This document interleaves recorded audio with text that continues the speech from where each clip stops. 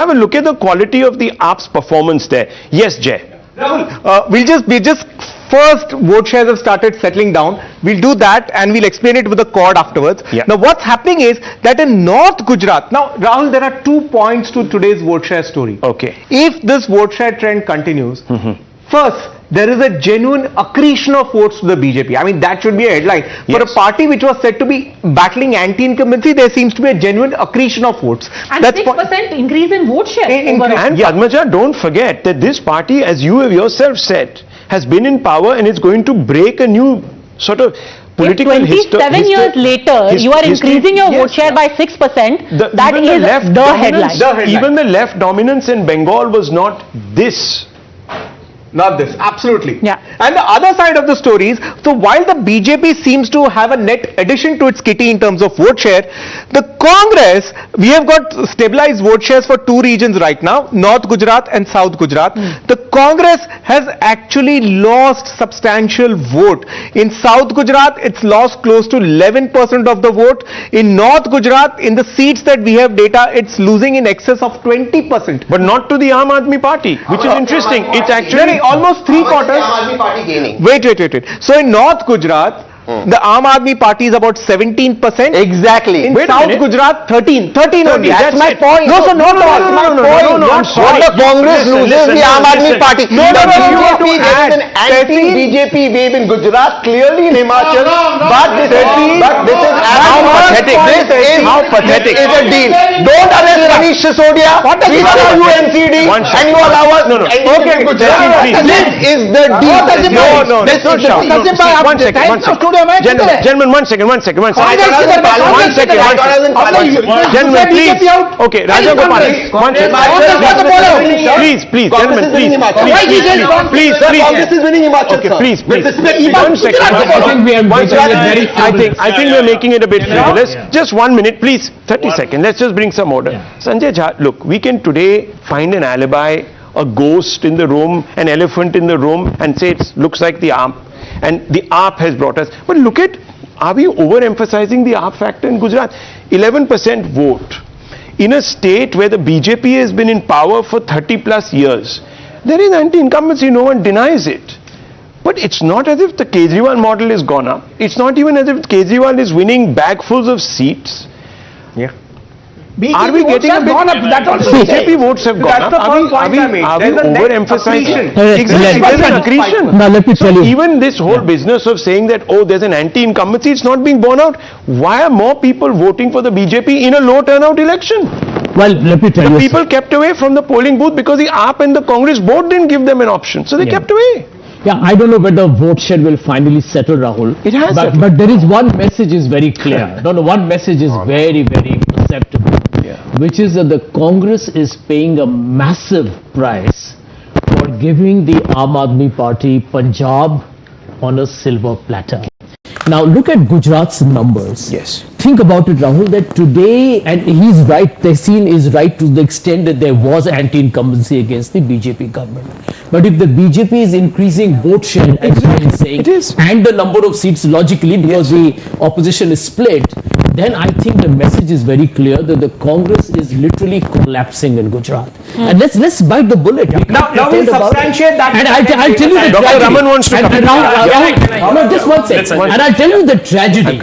The tragedy is that the Congress actually went up to 77 with a vote share of 41.5% 5 years ago. Yeah. And then has allowed its house to collapse. Okay. That's unforgivable. Okay, as far Dr. as Raman, Gujarat, the Aam Aadmi Party is not a burst out party. It's doing very well in Delhi, fair enough. Let's give them credit for that. In every other state except for Punjab, where there was a different set of factors, it's imploding.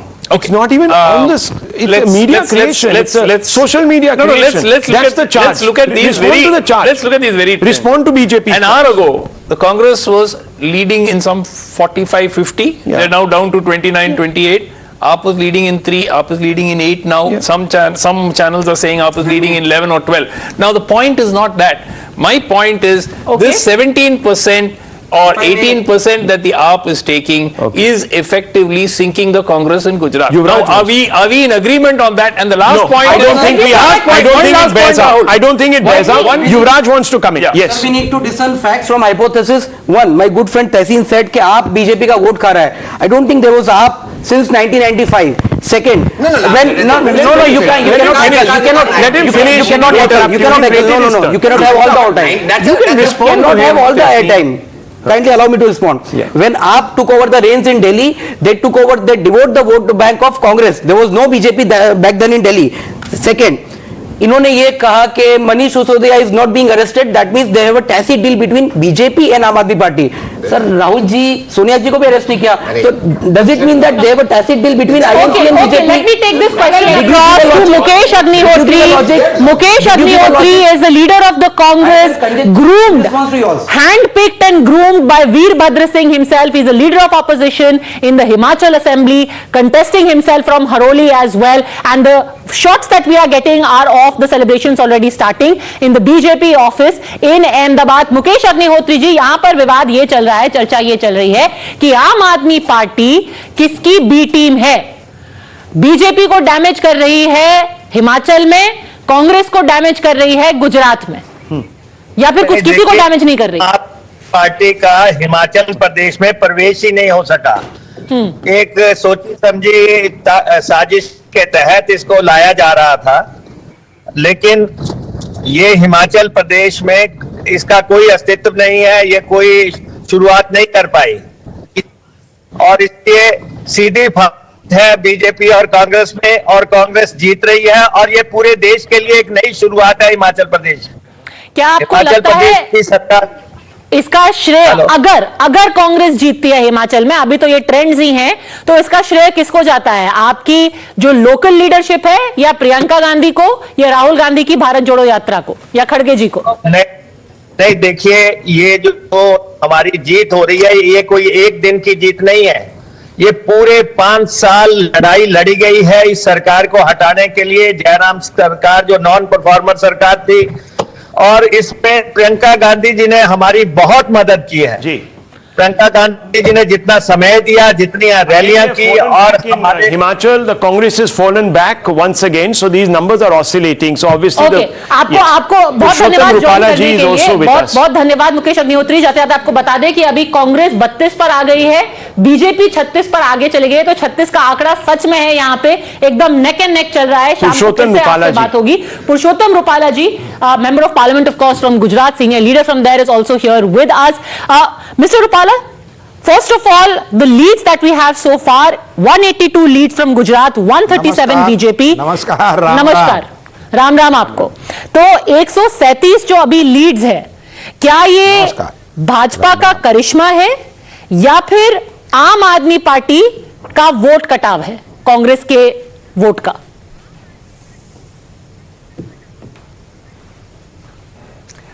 नहीं, मैं उसको श्रेय Bharatiya Janata party के हमारे प्रधानमंत्री जी के द्वारा जिस प्रकार से हमारे इस देश को नेतृत्व दे रहे हैं, हम गुजरात के कार्यकर्ताओं का नेतृत्व कर रहे हैं, और गुजरात भारतीय जनता पार्टी प्रदेश की इकाई ने जिस प्रकार से बूथ से लेकर राज्य स्तर तक के कार्यकर्ताओं को श्रम में लगाया था, इन तीनों चीजों का मिला जुला असर इस परिणाम के पीछे कारगर है. अमरेली में, क्योंकि आप खुद उस रीजन से आते हैं, अमरेली में आप थोड़ा स्ट्रैटेजी के बारे में बताएंगे, क्योंकि हमने देखा है कि अमरेली क्यों, डिस्पाइट द फैक्ट कि परेश धनानी वहां पर इतना बड़ा फैक्टर थे और सारी सीटें 5 की 5 सीटें पिछली बार कांग्रेस को गई थी, इस बार बीजेपी ने वहां पर इनरोड्स बनाए हैं. We'll let Mr. Rupala complete himself, but look at it in Amreli. All these states, the Congress is losing. Congress to BJP. तो 5 की 5 सीटें कांग्रेस से बीजेपी में जा रही है. All across the district, Amreli, Dhari, Savarkundla, everywhere we are seeing. क्या ऐसी स्ट्रैटेजी थी या आपको लगता है कि पाटीदार आंदोलन का इफेक्ट एकदम खत्म हो गया है कि 5 सीटें जो अमरेली की पूरी कांग्रेस के खाते में थी, अब बीजेपी में जाती हुई दिखाई दे रही हैं? नहीं, अभी तो उसकी वजह सिर्फ ये ही मैं कहना चाहूँगा कि पिछले चुनाव में जो सोशल डिस्टर्बेंस था, ये इस बार था नहीं. सारे उम्मीदवार नए तरह से नए और युवा उम्मीदवारों का चयन किया गया था। पार्टी एकजुटता से लड़ी और पूरे गुजरात में जिस प्रकार का माहौल था उसकी असर अमरेली में भी थी। तो इसलिए अमरेली में भी भारतीय जनता पार्टी और हमारे सारे कार्यकर्ता बहुत उत्साह से काम में लगे थे। आपसे आखिरी सवाल मैं पूछना चाहती हूं, आखिरी सवाल पुरुषोत्तम रूपाला जी। बहुत लोग बोलते हैं कि ये जो शक्ति केंद्र वाला जो पूरा आपका कॉन्सेप्ट है कि एक एक वोटर को बूथ तक लेकर के आना है, आप बाकी पूरे देश से अपने कार्यकर्ता बुलाते हैं, हर बार हम इस बारे में सुनते हैं कि पन्ना प्रमुख है, शक्ति केंद्र है। अगर वो गुजरात में काम करता है, यूपी में काम करता है, तो फिर हिमाचल में काम करता दिखाई क्यों नहीं दे रहा? बंगाल में क्यों काम नहीं किया?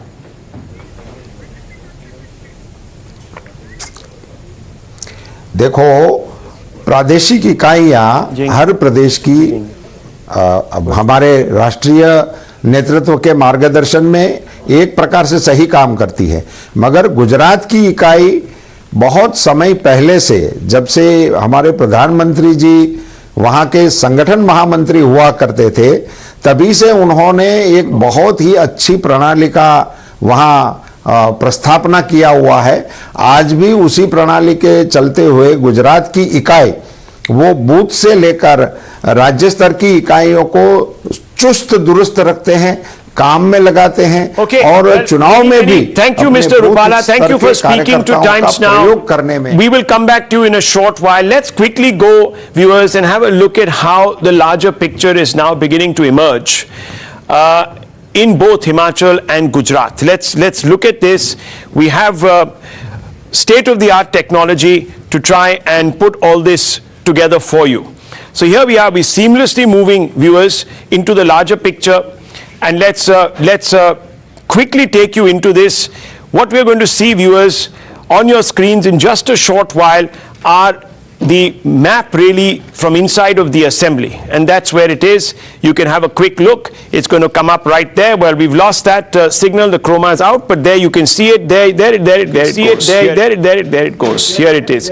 It's very, very clear, viewers, from what we are seeing, that you have a complete domination right now of the manner in which this particular assembly is looking. 139 is the number there. As you can see, it's very, very clear that this is a saffron sweep. It's gone straight across. It is cut deep into the Congress, and not only has it cut deep into the Congress, viewers, the Aam Aadmi Party also sort of opening a few of its accounts there on a few of the seats, but not really making the impact that Kejriwal would have hoped for at all. So none of that is actually happening. None of that is looking as if it is going to lead to a big upset. In fact, the election there is over by the shouting. So that's pretty clear. Let's have a look now at the Himachal. Himachal is an evolving election, viewers. We don't quite know if this is going to be a victory for the Congress or the BJP as things stand, because Himachal is a tight contest there. You can see the BJP in the lead there at 39, but the Congress, these trends are sort of changing hands. Every 20 minutes you suddenly find the Congress at 32 or 33, the BJP proportionately coming down 1 or 2. So let's hold back on this, but definitely the Aam Aadmi Party here again not in the race at all. So it can't be anyone's business that the Aam Aadmi Party decided strategically to leave Himachal and then go straight into Gujarat and put all its eggs in the Gujarat basket. Political parties don't work that way. They know that perceptions and optics really count, and they don't want to be seen to be weak in any one particular state. So the story here, the big three takeaways is that the BJP is increasing its vote share in Gujarat, which is a massive vindication for its leadership there. It also suggests that the BJP beyond the left in Bengal is showing the kind of dominance that no other political outfit has shown in Gujarat. It's historic in its own right. Number two, most importantly, the second big takeaway is that the Aam Aadmi factor that was overhyped in this particular election looks like to have been a bit of a non-starter. The AAP in totality, apart from Punjab, Punjab and Delhi is not growing in any other state. The green shoots in Gujarat in some of the constituencies have come about because, agreed, the Congress party was not providing the kind of alternative to the BJP. So perhaps a little bit of that vote has drifted. We'll have to see where the minorities have actually gone. We'll have to also see where some of the other social minorities in other denominations have actually gone, and assess with more depth the quality of the AAP's performance there. Thirdly, the Congress is in the doldrums. It was expecting to do better in Gujarat than the 70 odd seats it had in 2017. It was hoping that the Bharat Jodo Yatra of Rahul Gandhi would take it somewhere. Unfortunately, that did not happen, and the Congress is very quickly now resiling on its position, saying the Bharat Jodo Yatra is about creating a perception. It is not about winning elections. So very quickly that narrative has also sort of been resiled upon, and there are motherhood statements being made by the Congress, even though this morning we showed you pictures of outside the Congress headquarters, a big board with a countdown clock that said in 4 hours or 5 hours the BJP will be wiped out of Gujarat. So it has to reconcile itself to that. So that's really what it is. Let me go back to the data center now. Let's go straight back to the data center. Here we have a couple of big stories and a big news that is coming in. All three bypolls in Uttar Pradesh. The Samajwadi Party is leading, and it has taken quite a sizable lead now. Dimple Yadav leading at 10,000 votes. BJP candidate is at 6,216 votes. So you've got a lead. A lead is of 10,000 votes of Dimple Yadav, and in Khatholi and Rampur also they are leading on both of these seats. But all right, so Jairam Thakur's house, you also have a BJP strategy meeting starting. But before I go across to my colleague Manoj there, I want to show our viewers along with Jay the big story that is emerging in Gujarat. Absolutely. Remember in the morning we had said this is the area to watch out for. Yeah. Saurashtra Kutch will decide this election in Gujarat, and look at the trends that we have. This area of Saurashtra, all green almost, with the exception of about 15 seats in 2017, and look what has happened, the transformation. You know, Padmaja, we are seeing the same trend in central Gujarat. Large swaths of green now becoming completely saffron. So we were just trying to get some humor around on the leads of the AAP in Saurashtra. Can I come back to you, Jay, and ask you, let's now look at the quality of the AAP numbers. Let's go straight to the AAP. Let's look at the vote shares. There is a story that we want to tell here in Saurashtra. Let's focus on Saurashtra for just a second. We'll get a story on the AAP numbers. Yes. Okay, so it's first thing, okay, I'll give the qualitative breakup. Yeah. AAP is either Saurashtra, 4 seats here, or tribal, the complete eastern edge of the state. Yeah, so that's here you all see that AAP is. This is not good. The headline is, as of now, even in Katargam, Mr. Gopal Italia is not there. He's trailing. Even in Khambalia and Saurashtra, Mr. Islan Gadvi is trailing. So here's the thing. Now look at the seats which have turned blue, and all of these seats which have turned blue from 2017 were green seats. So it is Congress seats which have turned into Aam Aadmi Party seats, and that's how they had played it. So no AAP seat, no AAP candidate has defeated a BJP candidate. So is that far, happening? So far not. No. So far not. Yes, go on, sir, go on. I have counted on the official election website, there are at least 20 constituencies where the BJP is leading, where the Aam Aadmi Party is currently in second position. I'm I think that is significant. So Dr. Raman, I think That we is significant. We'll get to the I think More we than heard us. 20 seats What? where the Congress is now third. Dr. Raman, we are all saying the same thing.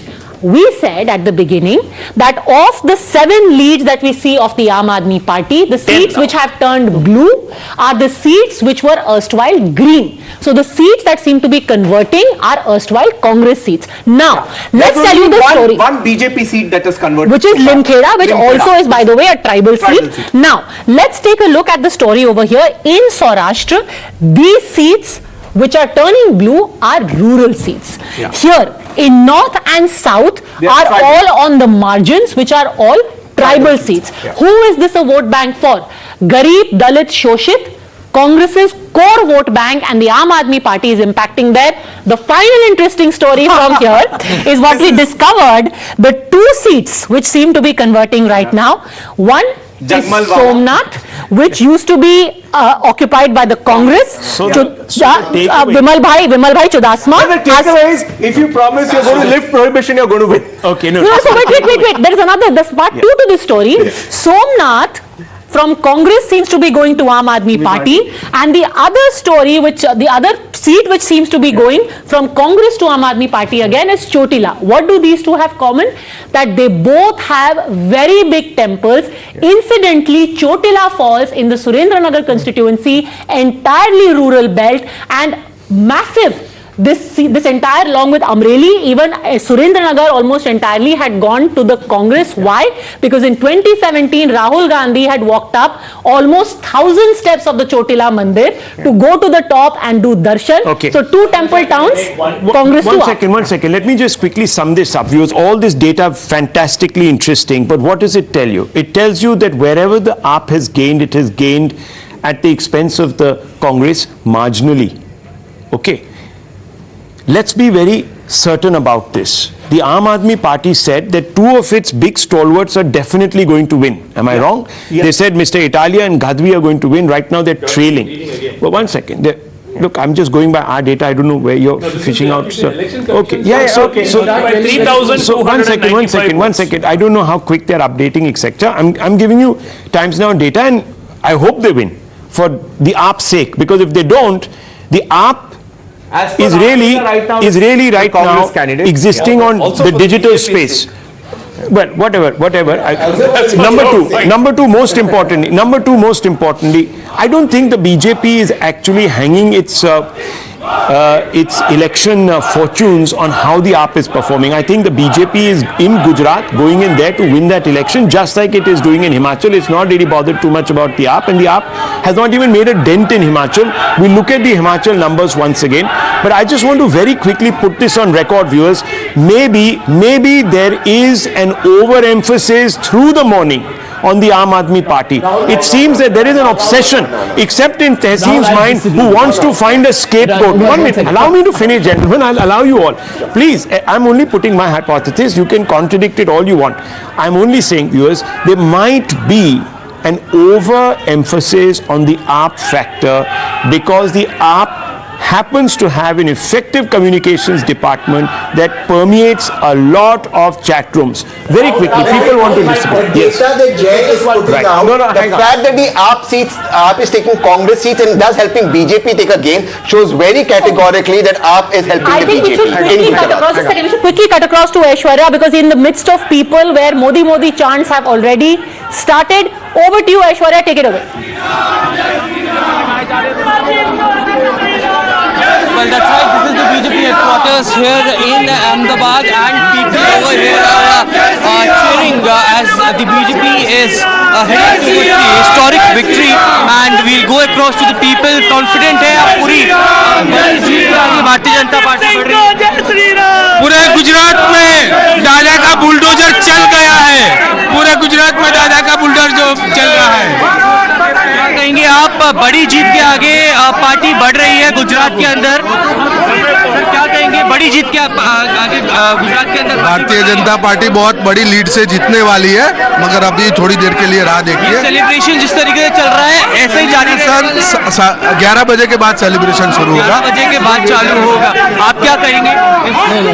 11 बजे के बाद full result आ जाने के बाद लोगों ने लेकिन यहाँ पर सेलिब्रेशन करना चालू कर दिया है. So people around here gathered, as you can see, a lot of people over there are also dancing, and they are saying that it's just the early trends that they are focusing on, but the celebrations will go on till evening, as Chief Minister Bhupendra Patel and C.R. Patel are also expected at the BJP headquarters. But a lot of Karyakartas over here are gathered over here for the celebration.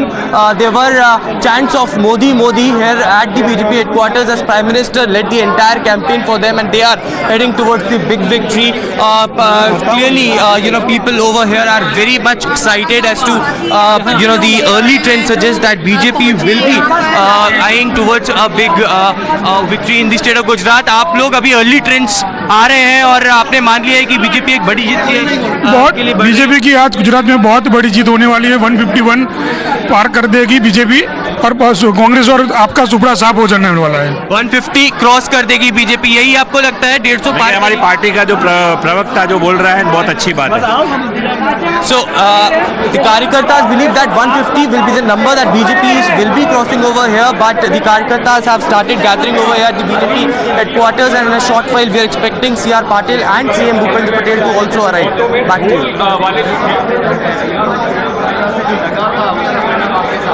Chauhan, he is the MOS communications, joining us live. Devu Singh ji, मेरे को याद है कि अभी 2-3 हफ्ता पहले आपसे पूछा गया था कि क्या आपको लगता है महंगाई का असर और महंगाई का खामियाजा भारतीय जनता पार्टी को चुकाना पड़ सकता है, पर क्या वो सारे मुद्दे एक मोदी जी के नाम के आगे फीके पड़ गए? अभी अगर आपको 142 लीड्स मिल रही हैं तो उसके पीछे एक वजह बताइए।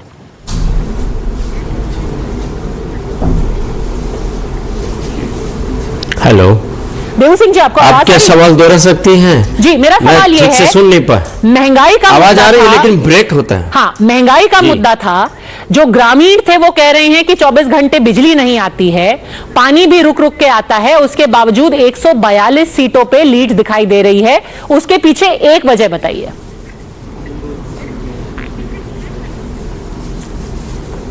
आपका शुरू में आवाज आती है, महंगाई की कुछ बात कर रहे हैं आप ग्रामीण क्षेत्र में, जो आज में आवाज नहीं आ रही है, पता नहीं। देवू सिंह जी, we'll just try and fix the audio and come back to you in just a second. 2 minute में ऑडियो फिक्स करके आपके पास आते हैं। But Rahul, for Himachal, there is actually a story in the data. Though it's a neck and neck fight, in terms of vote share, the BJP is 3 percentage points ahead. 3 percentage points ahead. So again, viewers, there's growth both in Gujarat of the BJP by 6% and in Himachal, where it has been in an incumbent position in a state that usually throws out the incumbent party every year since 1985. This has been no, but happening. Rahul, the BJP is ahead of the Congress, Yes. but their vote share has gone down in Himachal. So 3% vote share ahead of Congress, fair But enough. overall But it vote has share overall gone come down by 4%. And the Aam Aadmi Party is at 1%. 1%. 1%. 1%, viewers. I'm just putting it out there for you. Yes, Sanjay Jha. Rahul, my point is on Saurashtra. Now, Jay, you know that in the last elections, the Congress did better than the BJP in Saurashtra. Okay? Today, if the Aam Aadmi Party is doing well in the place where the Congress was formidable just 5 years ago, it tells you that there is a significant impact happening for Congress's decimation, and where AAP, by the way, will treat this election as a semi-final. You see, AAP is now a player. You can't ignore it. But Sanjay Jha, let me just tell you, that hypothesis would have stood, and I'm not denying it. And but that is true. but that is true. One second, please, 1 second. That is true of the Congress in a large number of states where they've lost to a third alternative, usually a regional party there. Right. I think where we are making this mistake, and again, Raja Gopalanji, I don't know if you'll agree with me, Dr. Raman, where you agree. I think we're over-analyzing the impact of the AAP on the BJP. We need to, it might have had an impact on the Congress, but not on the BJP. The fight between the AAP and the BJP is about models. Kejriwal says, my model is superior to the Modi model. Kejriwal model is better. That's not being borne out even in a state where the BJP is in power for 30 plus years. But Rahul, you are absolutely right. But the truth is that the Aam Aadmi Party sees the Congress as a low-hanging fruit. Naturally, but that they is are not treating the BJP. That is true of the TRS, that is true of the YSRCP, that is true of even the DMK, AIDMK, that is true of any political party. Rahul, one second, let me come. Aam Aadmi Party's takeoff or national picture about that takeoff is about that. It looks as if there is a problem. In Gujarat, it is Hindutva which played very well, not any other, Narendra Modi Hindutva. 2 chief ministers changed, Vijay Rupani and Bhupendra Patel. Still they won with 7-8% extra. How? What does it mean? It means. So what? Bhupendra Patel is there. This is a big breaking news. Bhupendra Patel is going to be changed. Okay. Hold on. No, I think that is very unlikely because the Prime Minister and Amit Shah before the elections have said unequivocally कि हमारे मुख्यमंत्री भूपेंद्र सिंह पटेल ही होंगे, भूपेंद्र भाई पटेल ही होंगे. Anyhow, I really want to go across. Dr. Raman wants to come. Cannot be magically won without having an organization on the ground. The Aam Aadmi Party has started its journey. It may work, it may not work. So But here's 5 years down the Let's line. go to the data center. Let's go to the data center. 1 second. Yeah. I think we are missing the biggest story that has emerged so far, because mind you, it is now close to 10 a.m. and I think by now round 1 must be over. Oh, definitely. And we have the BJP at 145, which means that it has already overtaken Mr. Modi's record of 2002, and now they are set to break the highest ever. If they get another 5 seats, they will break the record of the Congress that was held in 1985. Devu Singh Chauhan, MOS Communication, is with us now. He's a member of Parliament from Kheda as well. सबसे पहले आपसे यही पूछूंगी sir, आप शर्त लगाने को तैयार हैं कि 127 का तो रिकॉर्ड अभी लगता है कि टूट गया मोदी जी का, क्या कांग्रेस का भी रिकॉर्ड तोड़ देंगे? बिल्कुल, हमारी यह उम्मीद है कि इस बार हम कांग्रेस के 149 रिकॉर्ड को तोड़ेंगे। हाँ, ये जरूर है कि हमें शर्त लगाने की आदत नहीं है, इसलिए मैं आपसे शर्त तो नहीं लगाऊंगा, लेकिन मेरा ये संपूर्ण आत्मविश्वास बोलता है कि हम इस रिकॉर्ड को तोड़ेंगे।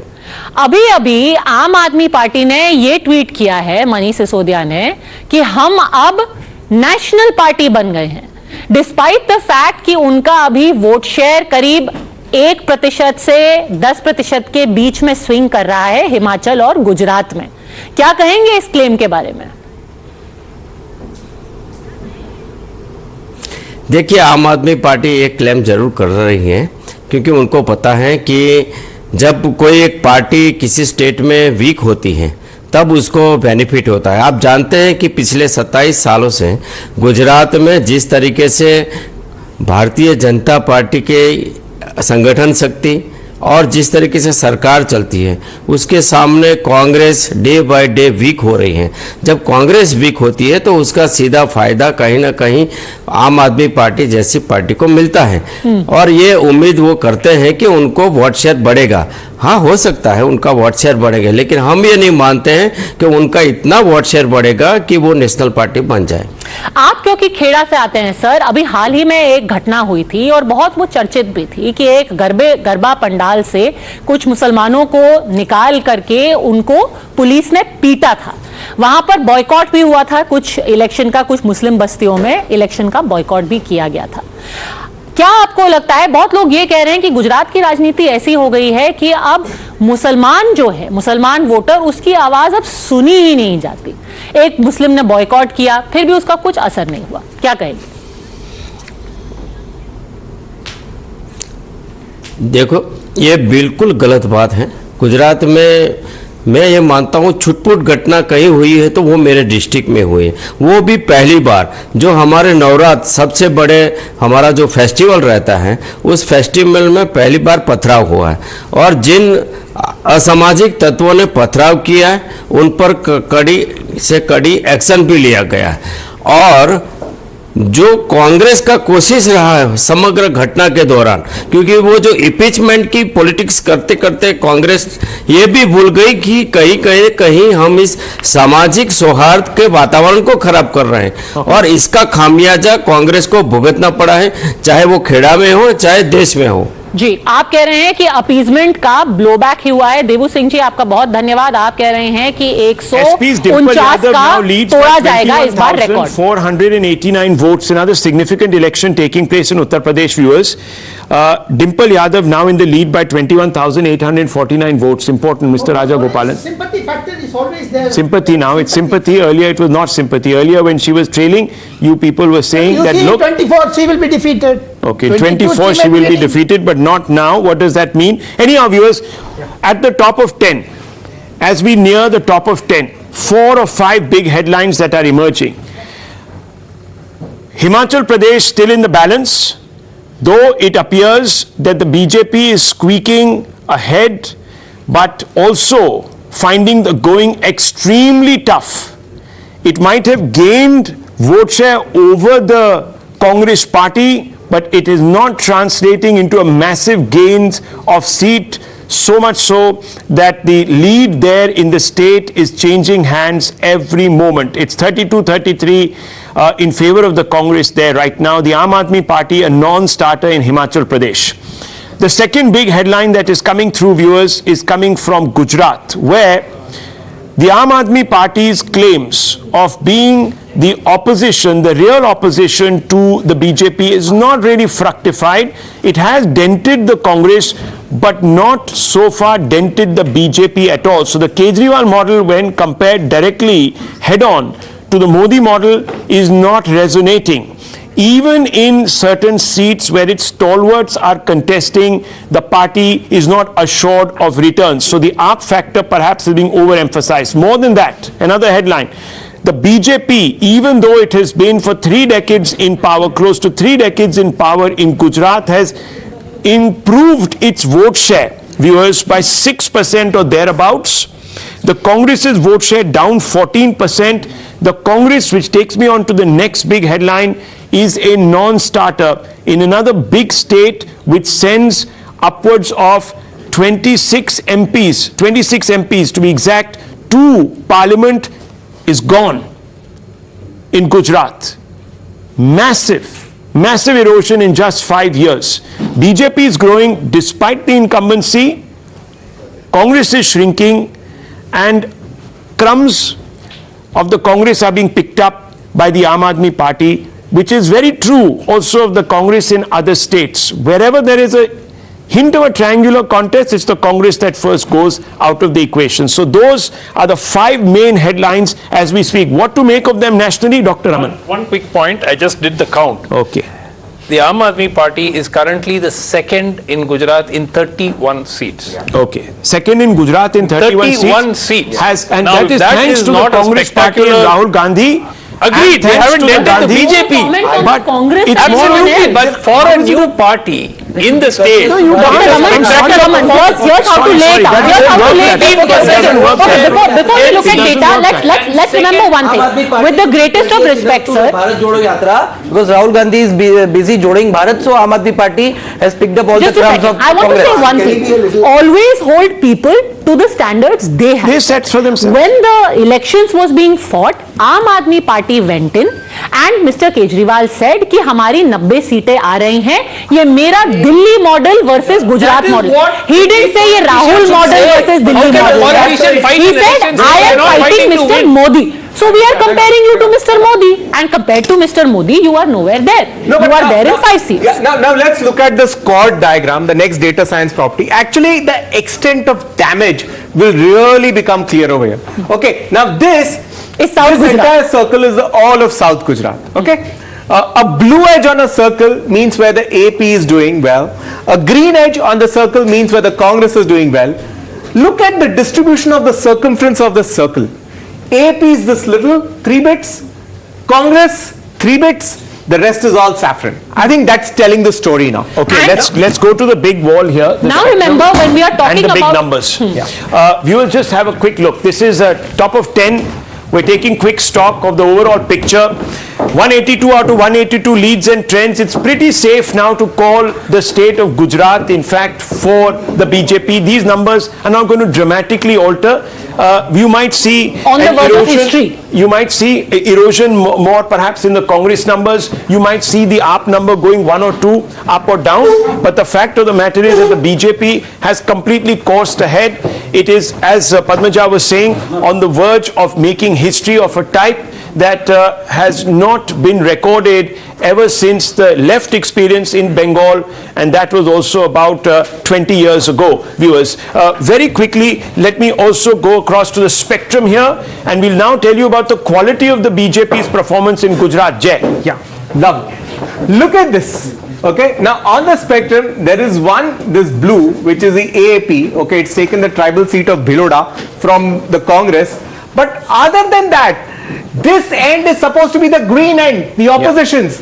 Look at the swath of saffron in the green. This must be all Saurashtra Kutch. All of Saurashtra Kutch, parts of north, central. I mean, we will load the cord immediately next. It's even lost in strongholds of Bharat Singh Solanki, tribal areas of central Gujarat. It's a complete disaster. And even the mild seats where the opposition had won by narrow margins, the BJP is just eaten up. Completely. It's like an orange cake here. Like so, one would have expected, the AAP to have held back the Congress here a little bit, and you can see some of the AAP gains are in the opposition mild seats. They are not in any of the BJP strong seats. None in the strong. Look at this. The BJP has retained its saffron almost verbatim as it is saffron. Yes. In the mild, it's lost 2. Yeah, that is the tribal seat that you're talking about, which is really party agnostic.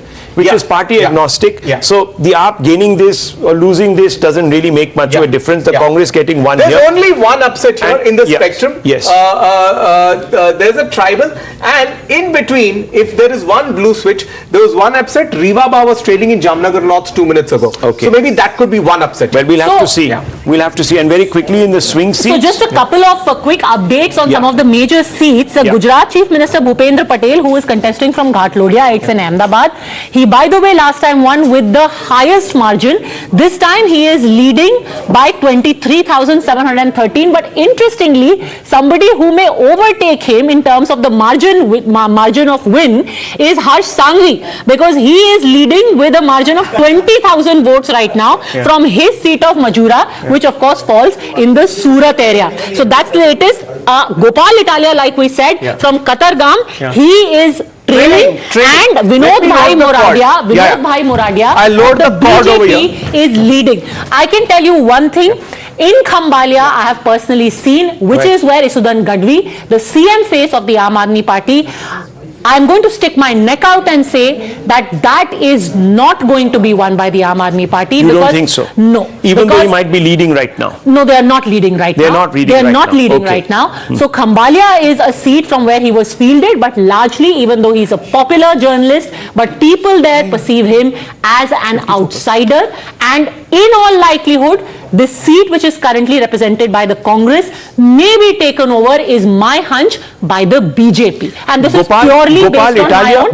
What is happening with Gopal Italia? There's a wonderful paradox here. What is happening with Gopal Italia? Gopal Italia also, I think, is trailing right now, and the BJP is leading in that seat. Okay, so very important. That's a Surat seat. So two of the heavyweights that the AAP was... The only one who is leading right now, remember, now if we have that graphic already, in that letter there were 3 names which were written by Arvind Kejriwal saying, मैं ये लिख करके आपको 3 नाम दे रहा हूँ, ये record margin से जीतेंगे. One was Alpesh Katheria, one was Gopal Italia, and the third was Ishudan Gadvi. And barring Alpesh Katheria, the other 2 are trailing. No, Padmaja, let me nuance it for the viewers. He added Alpesh's name after the journalist prompted. We just said that. That in all likelihood, if they just get another 2 seats going by these, they're already broken going by the leads. So I'm very glad that Ashutosh ji, you have come, because as I was saying in the morning, we have overanalyzed the AAP's influence in this election, and I was just putting out on record some basic statistics here. What do we know? We know that the BJP in Gujarat has increased its vote share by 6%. By 6%, doctor. After 27 years. After 27 years. It's amazing record. Even the left did not demonstrate this kind of dominance in Bengal. The Aam Aadmi Party has 12.3% of the vote share, coming at the expense of the Congress, but the Congress has shown that it is weak in a triangular contest against a third party.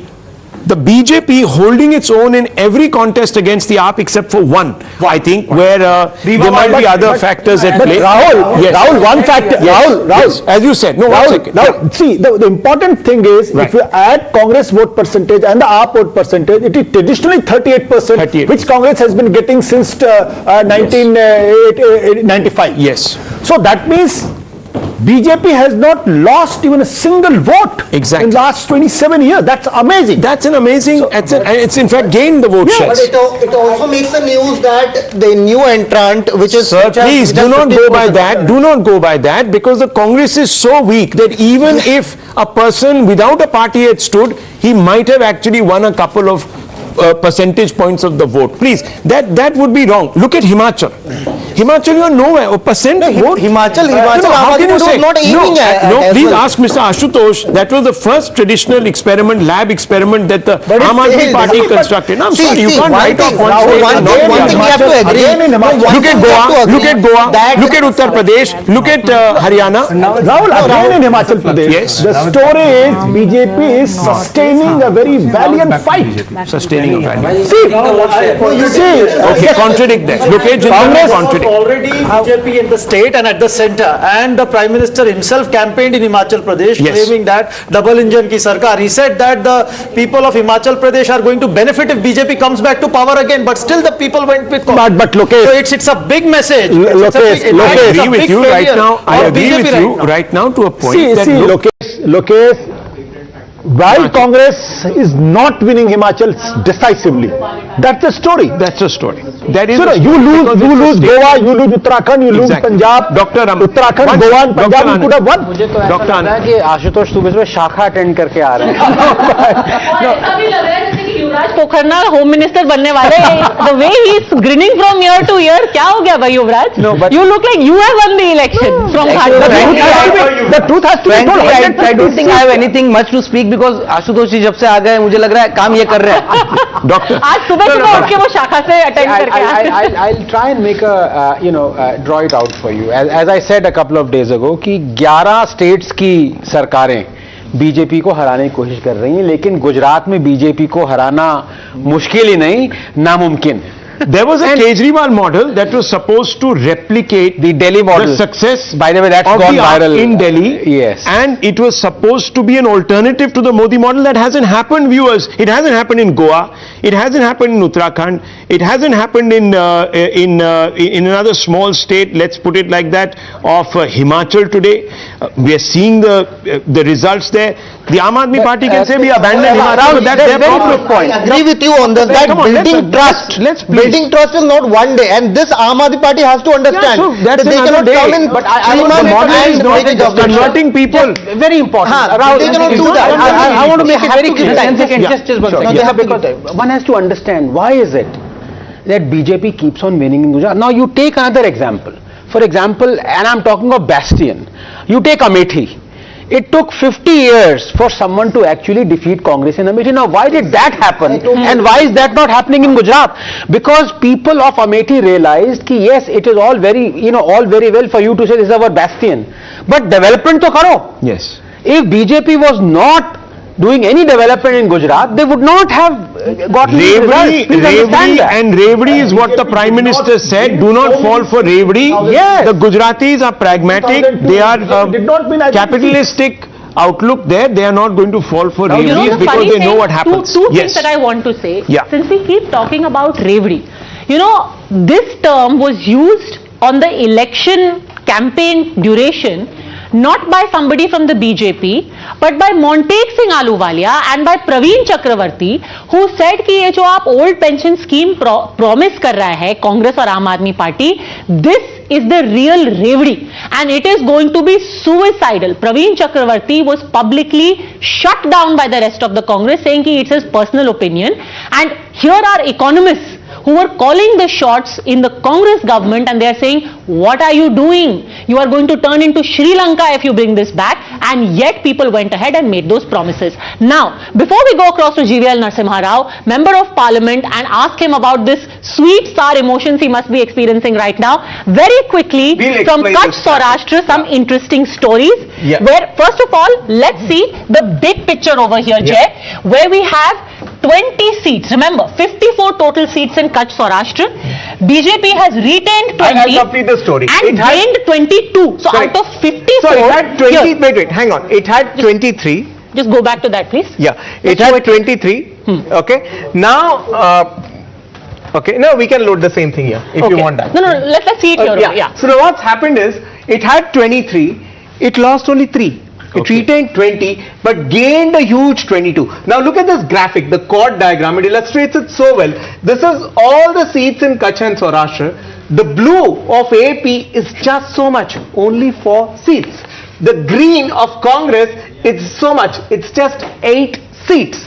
The rest is all saffron being plucked from all the other parties. You look at old Congress seats, Rapar, it's changing from Cong to BJP, Limdi, Cong to BJP. Huge. The entire patch that remains for green is so much, blue is so much. There was some story in the blue, something that Mr. Gopal Italia would regret. The Aam Aadmi Party is leading in his birthplace in Botad. He would have been better off to contest from here. And he has been taken away to a seat in Surat. Yeah, it's 154 BJP. Yeah. Yes. And if these trends hold out, this is, I know GVL Narasimha Rao, you are still not going to accept any congratulations for a possible breaking of a record in Gujarat, surpassing all previous records. The MOS home in Gujarat is saying, how's the Josh? So let me ask you, GVL, how's the Josh?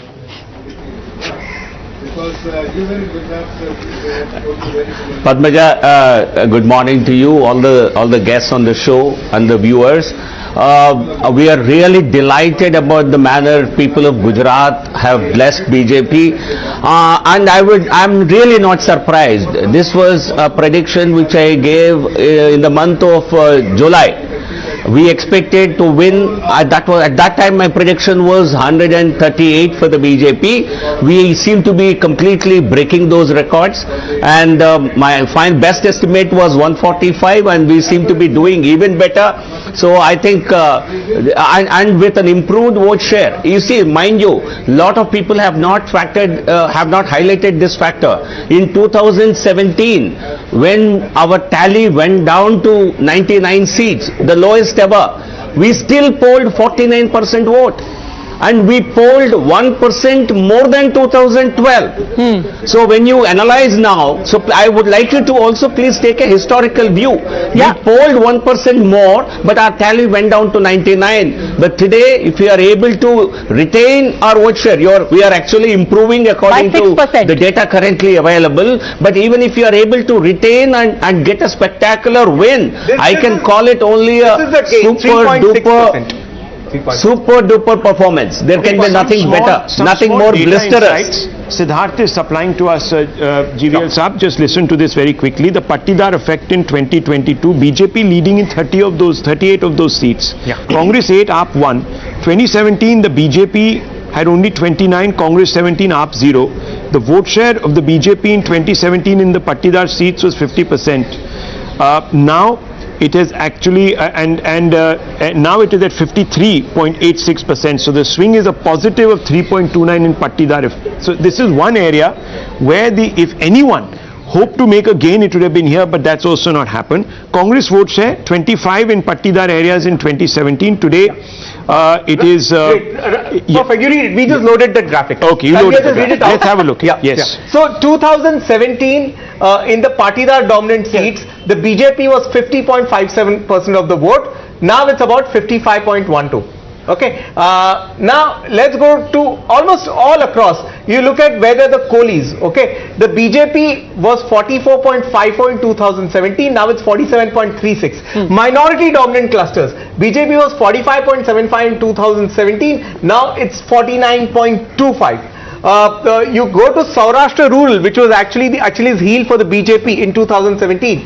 There it was 43.8, now it's 48.19. But here I want to point out two data points that we must take away. This is, classic. It may sound, people may mock it and say, oh, what a plug. But when you say a slogan like Sabka Saath, Sabka Vikas, look at these two sections here. SC dominant, the vote share of the BJP has gone from 54% to 60.76. So on one end of the spectrum, you've got the scheduled caste dominant seats where the BJP has gained 6%. This is one end of the spectrum. And on the other end of the spectrum are seats which are purely rural, whether it be Bharuch, whether it be Surat, whether it be Ahmedabad, whether it be Gandhinagar, Rajkot. There the vote share has gone from 60% to 67%. That shows that the BJP is carrying with it. You have gained 6%. Yeah, in urban seats, you have gained 7%. The most marginalized. Two ends of the spectrum. The most marginalized are today and socially dominant. And GVL Narasimha Rao raising his hand. Yes, GVL Narasimha Rao. Before I open this up, yes, GVL Narasimha Rao. why are you today raising your hand and saying this is a massive indication for us? Yes. Yes. No, you see, tell me, Rahul, as a student of politics and psephology, tell me which election in this country, or how many occasions in this country a party won a mandate with close to 50% vote? We could actually end up beyond 50. Most elections are won with around 35 to 45% vote share. So an election victory. So we have been overemphasizing the factor of the vote cutoff party, as you call it, or look at the BJP's vote share increasing and going beyond 50 is I think a history in Indian electoral history, is a record in Indian electoral history. I would like Jay or somebody in the studios to please look at all the assembly elections in this country so far and look at which elections have been won with 50% popular vote. You will hardly have a handful, not even 3-4 elections. So many years in power. It was not CPM alone. CPM was with an alliance with the CPI, Forward Bloc and others. True. That is it's one political party maintaining. One more significant numerical point. Rahul, one very simple numerical. So if there is an approval rating that is coming through for the Modi model, it is definitely coming from Gujarat, where viewers, if anything, the last election proved that perhaps there was weakness setting in. Moral victory is what the Congress claimed. But viewers, I don't know, maybe it was the handling of Corona, I don't know, maybe it was the handling of the economy in a very sensitive time, because this is a very sensitive state to the movement on both the economic as well as social. And Rahul, let's not forget it. Let's not forget it. A year back, the entire cabinet was changed, the new chief minister was brought in. And the gamble paid. Ruthless. And there's a number that's very significant. The point I want to make at Aam Aadmi Party is that Aam Aadmi Party have to, unless they are not intelligent. they have to change the, just 5 seconds. I don't think that's a gamble at all. It's not a gamble. Look at Elon Musk. He's taken over. He has sacked all the previous staff. He brought a seat. Let that sink in. Bhupendra Bhai Patel doesn't start tweeting like Elon Musk. नहीं तो सुबह उठ करके एक नया tweet आएगा भूपेंद्र भाई at this point in time. It was a gambit, not a gamble. One point I want to make that Aam Aadmi Party has to change its strategy. It cannot say that with schools and health. Everywhere it will be winning election. It has to change the strategy. Gujarat में उसको अलग strategy लगानी चाहिए. No, don't be I think that as a Aam Aadmi Party is good in schools. Okay, I want to quickly begin. Because Bilkis Bano's rapists were released or a Hindutva cut. What do you think the AAP has done? Has it not played soft Hindutva? Exactly. Why did you not get minorities in Delhi? What are you trying to say? Sorry, Doctor, you're being very mischievous tonight, and it's fine. You can be, but to suggest Padmaja, that one particular party is resorting to underhand means and dog whistle politics, and the other one that says notes must have the images of gods and goddesses, you keep strategic silence on certain issues. They are not. That is why I am saying that's today, what. I think when the lesson needs to be learned, Gujaratis were secular. I am really sorry to interrupt, but we have Darshana Jardosh ji. She is the member of Parliament, MOS Railways, and she has to go to Parliament. So let's quickly get her in at this point. आपसे मैं specifically पूछना चाहूंगी सूरत के बारे में, क्योंकि सबसे ज्यादा अगर कोई डर था कि पाटीदार आंदोलन का रेमिनेंट आपको नुकसान हो सकता है, वो सूरत के इलाके में था. माना कि पिछली बार भी ऑलमोस्ट सारी सीटें बीजेपी के पास गई थी, पर इस बार एक और पार्टी मैदान में थी जो कि वोट काट रही थी पाटीदारों के, पटेल कम्युनिटी के. आज जो रिजल्ट्स आ रहे हैं दर्शना जी, खास तौर पर सूरत के बारे में, आप उनके बारे में क्या कहेंगे?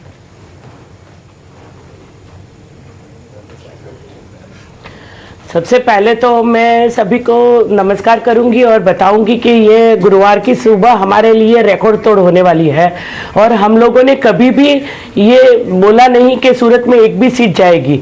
हम लोग 100% श्योर थे कि ये पूरी सीट हमारी रहेगी, क्योंकि जो कॉरपोरेशन के चुनाव के बाद के हालात हुए थे, पटेल आंदोलन के बाद के हालात हुए थे, हम इसके ऊपर हमारी पूरी नजर रहती है, क्योंकि हम लोग जितने भी नेता है, या तो सांसद है, मंत्री है, एमएलए है, कॉरपोरेटर है, सब लोग जमीन पर रहते हैं, ना तो राजनीति करते हैं और डेवलपमेंट करते हैं।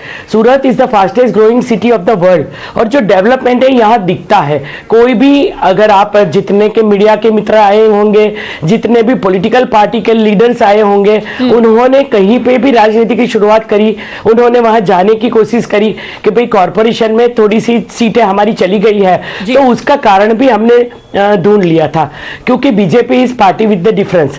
तो हम लोग हमेशा ये चर्चा करते रहते हैं कि ये क्यों हुआ, और इसके बाद में उसके सॉल्यूशन में लग जाते हैं। तो पूरे 2 साल हमें मिले कॉरपोरेशन के चुनाव के बाद। जी, 2 साल जो आपको मिले हैं उसमें आपने कई फेरबदल किए। एक चीज ये भी की गई थी, और ये 2017 में जो हुआ था जीएसटी जी बोलिए।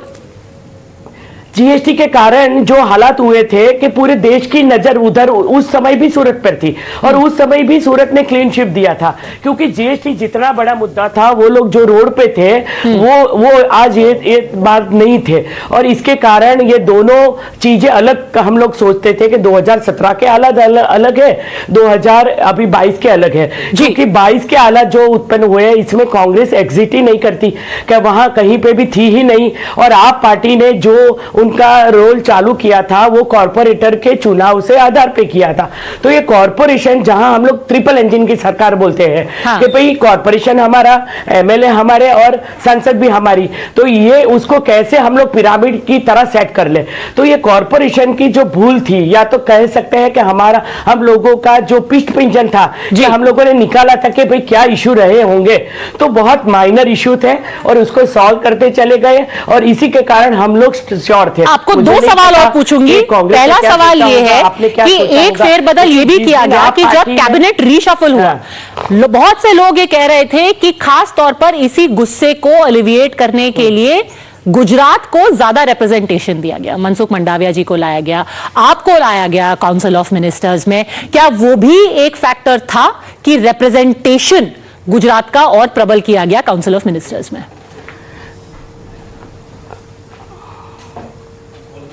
हाँ, वो हो सकता है नहीं हुआ भी है, क्योंकि कहीं न कहीं ऐसा होता है कि राज्यसभा में जो हम लोगों की मंत्री होते हैं और जो सांसद से चुने हुए मंत्री होते हैं, तो ये दोनों के साथ में मिलकर लोगों का मेलजोल जिस तरह से बढ़ता है, जो मिनिस्ट्री मिलती है, क्योंकि रूरल मिनिस्ट्री में भी और जो मिनिस्ट्री, जैसे साउथ गुजरात में मेरे से पहले जो मंत्री थे उसके पास टेक्सटाइल था, साउथ गुजरात हमेशा बीजेपी का बेल्ट रहा है, और वहां कई सालों से कोई मिनिस्टर नहीं था, तो ये रहा है कि लोगों के well, let me tell you, the minister here is within her rights to talk up the Modi model in Gujarat, because just look at the number 157 seats there. You are now talking of a 87% strike rate. 87% strike rate. Let's pull out the strike rate. Let's pull out that strike rate chart. Quickly Let's have a look at show the numbers. दर्शना जी, आपका बहुत धन्यवाद, बहुत धन्यवाद हमसे जुड़ने के लिए। जब आखिरी फिगर्स आएंगे तो हम दोबारा आपके पास जरूर आएंगे। अब आपको पार्लियामेंट के लिए देर हो रही है। धन्यवाद। 6.26 is the strike rate. That means of all the seats that the BJP contested, it's 186 point. Now, if someone is saying that the AAP was going to dent the BJP, viewers, that's not happening. Rahul, no, today the story is very clear. It's not AAP versus Congress. The story is the BJP's accretion. Absolutely. There is no other way of saying this. The EVMs have been hacked. You must immediately head to Jantar Mantar, even as we speak. Immediately troop out, head to Jantar Mantar and sit on an anshan. But he may not be the only one. There might already be a race there. Some people might. Are you going, Lokesh? Lokesh, are you going, Dr. Muni? No, come on. I want to make a point over here. I mean, the story here is that it's the BJP that was contesting against the BJP, really. Rahul, I want to just make a point over here. Whenever we are talking about a political party contesting the elections, it all depends upon the organization. No, let me tell you, the Aam Aadmi Party and the Congress are letting down Indian democracy. It's very clear. We need an opposition. That's not fair. Because of course I'll tell you one thing. Where are you? I'll tell you one thing. At the grassroots level, congressmen they put up the best they could As do. an Indian patriot, I want the health of my democracy. You see, the only Himachal, way you can have a Himachal- healthy democracy is when Himachal you have Congress is the going to form opposition that government. They can have stand up performed really well. on 244 feet and ask some questions. एक second. When you say the party is about the organization, as an organization, you are much older than the BJP. The BJP was formed in the 1980, the year 1980. You have been around since independence. Point number one. Point number two, ये सारे states हैं, इसमें आपकी सरकार थी. BJP तो कहीं नामो निशान नहीं था. दिल्ली की बात कीजिए, पंजाब की बात कीजिए, हिमाचल की बात कीजिए, गुजरात की बात कीजिए, ना सिर्फ आपकी सरकार थी, आपकी uncontested सरकार थी. What are you talking about? The result, the record that the BJP claims to have broken today, sir, was created by your party, not by the BJP. And the BJP so far hadn't been able to do it, so let's not blame the organization for the faults of the leadership. Even the Congress, I am supporting you. Even the Congress, I know his point. Even the Congress is going to break the record because the last time it got the lowest number of in seats Himachal was Pradesh. 33. Let him speak at least. No, I won't let him speak because I. No. Let him finish. Okay, Dr. Ranganathan, finish. The actual democracy is going to show that BJP, which was ruling the state and at the center also, Prime Minister himself came up with double I'll engine tell you sarkar, something, but the viewers, people in did not Latvian vote. studios, in a large number of Latvian studios, there is the conversation that, well, look, the Congress has got dented by the AAP in Gujarat, and that's why we are seeing this landslide victory. That is not true, viewers. The BJP's own vote share is increased. It hasn't decreased, it has increased. It has not lost one seat. Massive. It's not massively. 7% almost now. And the overwhelming number of seats that it has got and lost almost zero to anyone else tells you that this is a pro-incumbency wave. This is a wave for the Modi model. Now, why has it come? We can debate that, viewers. And you know, one name that we have to mention in all of this is that of C.R. Patil. Not really somebody who is on screen much, who talks to the media much, but what was said about Amit Shah in Uttar Pradesh when he was camped in Uttar Pradesh before 2014 and was doing a man-to-man marking Rahul is the same thing that C.R. Patil has done for all of Gujarat. And a lot of these changes which were said कि अरे ये तो BJP डूब जाएगी, ये rebel हो गया है, from telling people please stand down to choosing the candidates to calling up. There is, for example, a man called Vipul Chaudhary. He is somebody who would be in jail. Very strong following among a community which has got the dairy cooperatives. Unofficially, Amit Shah picked up the phone and talked to this man. He was planning to stand as a rebel or, you know, go to the Aam Aadmi Party. So many people who could have rebelled otherwise. C.R. Patil called up, said, "Kya kar rahe ho?" And this is how it was. Well, very good insights, Padmaja, very informative. It's 10:30. 1 second. Give me 30 seconds. It's 10:30. Let's just take our viewers through the larger picture. So you've seen just the beginning of the lovely tools that we have to try and show you the numbers and how they stand right now. Now we are going to show you what the assembly looks like in Gujarat at this point. This is mandate 2022, and of the 182 seats in the Gujarat Assembly, and it's a rather majestic building. Here is what you have the makeup of the building like. 157 at present is with the Bharatiya Janata Party. The Congress is at 16. This really could be the kind of record that the Congress does not want to ever hold. The Aam Aadmi Party at 6. I'm just saying, is this a situation where there is going to be a race to the bottom between the Congress and the Aam Aadmi Party in Gujarat? Can you imagine a situation, and this is the Sheila Dikshit kind of situation in Delhi, where a party that was almost unchallenged for years altogether is now reduced to 16 seats out of 182. 10%, less than 10% of the seats as per these leads are with the Congress party. It's a very, very serious figure that the Congress will have not just to think about, but also to explain to their cadre. This is not about the cadre. The Congress has a very strong cadre. It's a very old party in Gujarat. It will have to explain why its leadership has let down the cadre. 16 with the Congress, 150 plus with the BJP and about 6 with the Aam Aadmi Party right now. Back to you, Rahul. And you see here the autos are coming in. The auto community, by the way, mostly one thought, thanks to the Delhi example, is a very strong proponent of the Aam Aadmi Party. However, they are still strongly behind the BJP in Gujarat. At least Himachal numbers, you've got still a very neck-to-neck contest where 32 Congress, 31 BJP. I sense that Vinod Tavade is going to have a very busy next few hours. He is already there in a meeting with Jairam Thakur in Shimla. I am being told even as we speak that meeting is taking place. So here is what our election bus tells us about Gujarat, and our election auto tells us neck and neck. It's like two autos racing side by side. Very Jo Jeeta Wahi Sikandar type of scenario. Okay, let's very numbers and let's go back to the plasma. But before that, let's go back to the data center with Jay. Jay, you wanted to show us some numbers behind you. What are these numbers? And then we'll go to the big wall and look at Himachal and focus on the Himachal. Yes. Here is the seat with the Chaudhary influence. Yeah. Right. So there were about 10 seats that the BJP had last time in the Chaudhary zone. They actually increased it to 15 in spite of all his antagonism. So that was the management. He was jailed for corruption. There you go. His supporters staged protests against the BJP, and 5 seats have been gained by the BJP. By the way, also very quickly, since we're talking about rebels, there were seats where key BJP rebels were contesting. Last time they had 11, they increased 2. They got 13 this time. Let's have a look at now the Himachal, the scenario there, because the Gujarat election, viewers, is throwing up a record perhaps which is going to be unparalleled for a long time in India's political history. Ashutosh, you're of course been a very close observer of politics.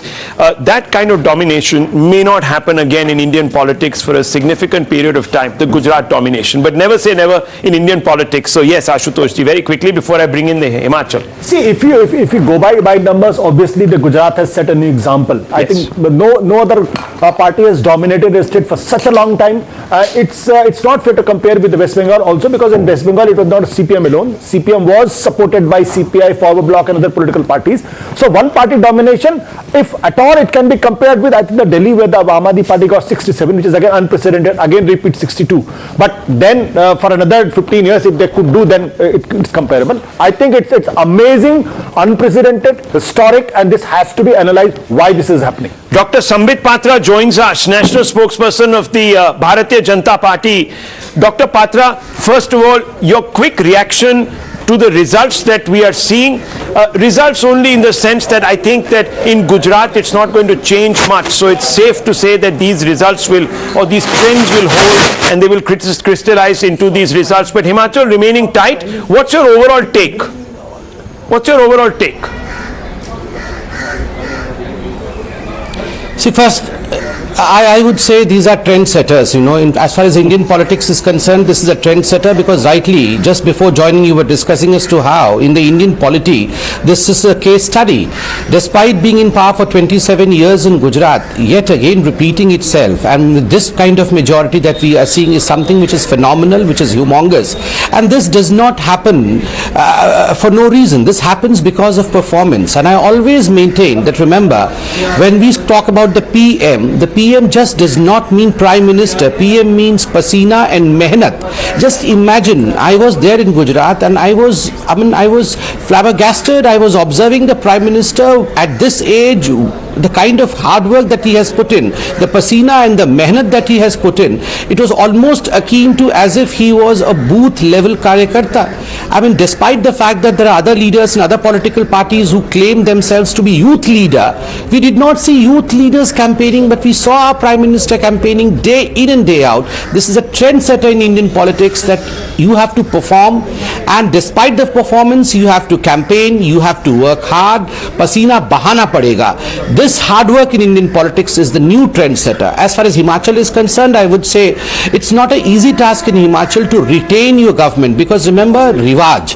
In Uttarakhand and Himachal, the Rivaj is every 5 years the government has to change. That is the trend. But despite that, BJP doing so well, and I'm confident that by the time everything settles down in the evening, I firmly believe that we will form the government in Himachal as well. Let's wait, because the margins in Himachal are very less. There are seats in which we are sliding by 7 votes. There are certain seats in which Congress is ahead by only 100 votes.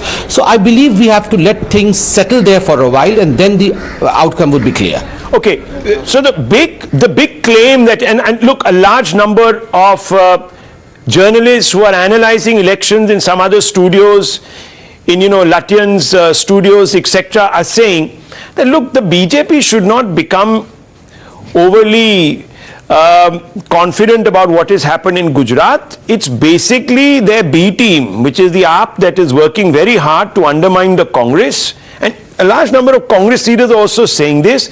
We have lost to the AAP, we have not lost to the BJP. How do you respond to this, that you are working in tandem with X force or Y force? Someone will say the AIMM also was engaged, is that the other?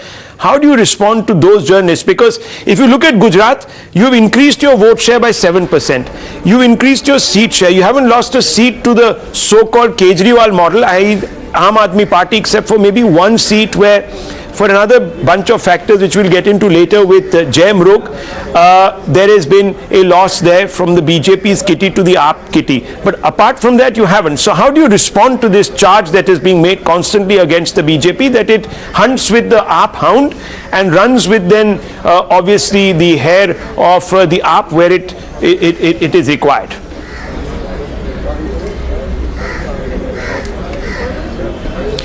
See, I believe that we should not even respond to these kind of queries which have been put by quote-unquote the Latvians journalist, because, well, they have to criticize Mr. Modi, they have to criticize politics based on performance, and they have been doing that since, I would say, time immemorial. Right from the very beginning they have been doing this.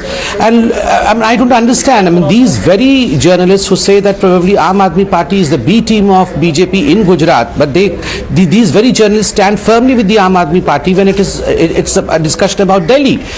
So I don't think we have to respond to them. Remember one thing, it is about the time period over which BJP has shown its dominance in Indian politics by performance. A huge time period, 27 years plus adding 5 more years. So if the Aam Aadmi Party has to showcase itself, it's on a scale of the time. It cannot be on 1, 2 or 3 performances. It has to be on a scale of time, whether they would be able to retain their performance in Delhi, which they claim to be a kind of model in itself. And I should compliment Anand Ranganathan, who is present over here. He said that the only last model from Delhi was Neha Dupia and no one else. So I firmly believe this model of Aam Aadmi Party carries no wind with it, and over time we would be able to know whether really there is a model of Aam Aadmi Party or not. A team, B team, I don't have to respond to them, because let me bring in Dr. Arshdeep Muni. This is some kind of game which always will continue. AIM is a... Rahul, you can say that the Delhi model failed in Gujarat and everything, but of course it failed. Of course it was unable to communicate this 9 paper leaks that happened in 7 years. Of course the education, it was unable to communicate the poor education quality of 700 schools having 1 teacher. Of course these things Aam Aadmi failed to communicate. But one thing I want to tell to Aam Aadmi Party, that they have to stay on ground, and of course in the next elections Aam Aadmi Party may come second or even form a government in Gujarat. As per the data we are seeing, the voting percentage is good, 14% to 24%. There is a very good margin for new entrant. Remember, Kejriwal Patel and the others failed to even get 3%. 14% is a very good margin. Till now, it may increase in coming times, of course. You were talking, Jay, about triangular contests and how they haven't really worked out in Gujarat. Can you just elaborate on that? And we'll also go over this data, which is the firewall data, very important. Yes. So I think I was just checking the latest vote shares there at the data center. The BJP has, even at a conservative estimate, it's fluctuating, but even at a conservative estimate has gained 4% of vote. So it's currently at 53. Okay, the Congress is down to something like 26, and the Aam Aadmi Party is there between 12 and 13. I think the story is the very theory of triangular contest holds water if the leading party is at 35-40 and it's taking a benefit of the Westminster model. That's not happening now. First past the post model. Now at 53 or 54%, you're not dependent on the Westminster model to scale your seats. So clearly, it's surprisingly that is being borne out. Look at these firewall breaches that have taken place. Just talk us through this. Yeah, this is Gujarat, it's Dani Nimda. They should talk about the Congress firewall breaches. This is a Congress firewall grain. Yeah, now breached by BJP. Yes. So, look at it. 14,658 votes. Dani Limra is actually a Muslim and Dalit dominant seat in the heart of Ahmedabad. Now, over there, it was treated on par with other Muslim dominant seats like Daryapur and Kazipur. You know, another one coming up. Yeah. Talala. Now, this Talala is in Saurashtra. It is a heavily Patidar dominant seat. The Congress won it with a very handsome margin last time. Look at what's happening now. The BJP has taken it up. That means, you know, on a theoretical level, when the BJP leaders claimed, Mr. Rupala himself claimed that the social discomfort of the Patidar agitation had actually calmed down. He was right. So very quickly, I want to quickly bring in again Dr. Muni and Dr. Patra. Dr. Muni, had this been an AAP-driven election, had the AAP done very well, then in these seats where there was a certain resentment amongst Patidars against the BJP, you would have done fantastically well. You would have taken the position of the Congress and perhaps breached and won those seats, but you haven't. And that's what you have to look at. And you can't keep saying that seats, but even in the South Gujarat, Aam Aadmi Party was really hopeful in the South Gujarat to get a huge margin there, but not able to getting it shows that the Aam Aadmi Party especially failed to communicate their actually model to the Gujaratis, and Gujaratis really did not acknowledge. Now you can say about Delhi model and Gujarat model. Yesterday, so the communication failure, Dr. Patra. It's a communication failure. That's all. We'll get our communication right, says the Aam Aadmi Party, and this is a party that excels at communication. Here's a thought. Let's take a look at this map. Dr. Patra to finish his question. Sorry. Dr. Patra, quick response to what Dr. Akashdeep Muni has said. Yes. Yeah. Akashdeep Muni has put it very simplistically. You know, he says that this is a communication failure by AAP. Just imagine to say that this is a communication failure from the AAP. Aam Aadmi Party is all about propaganda. It is all about communication, nothing else.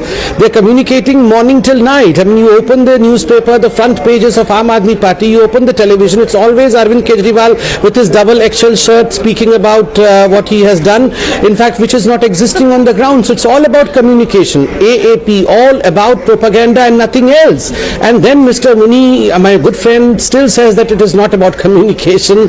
Let me tell you one thing, people did not buy what the Aam Aadmi Party was trying to sell. That's, okay, wait, Ashutosh ji will respond. You cannot fool us.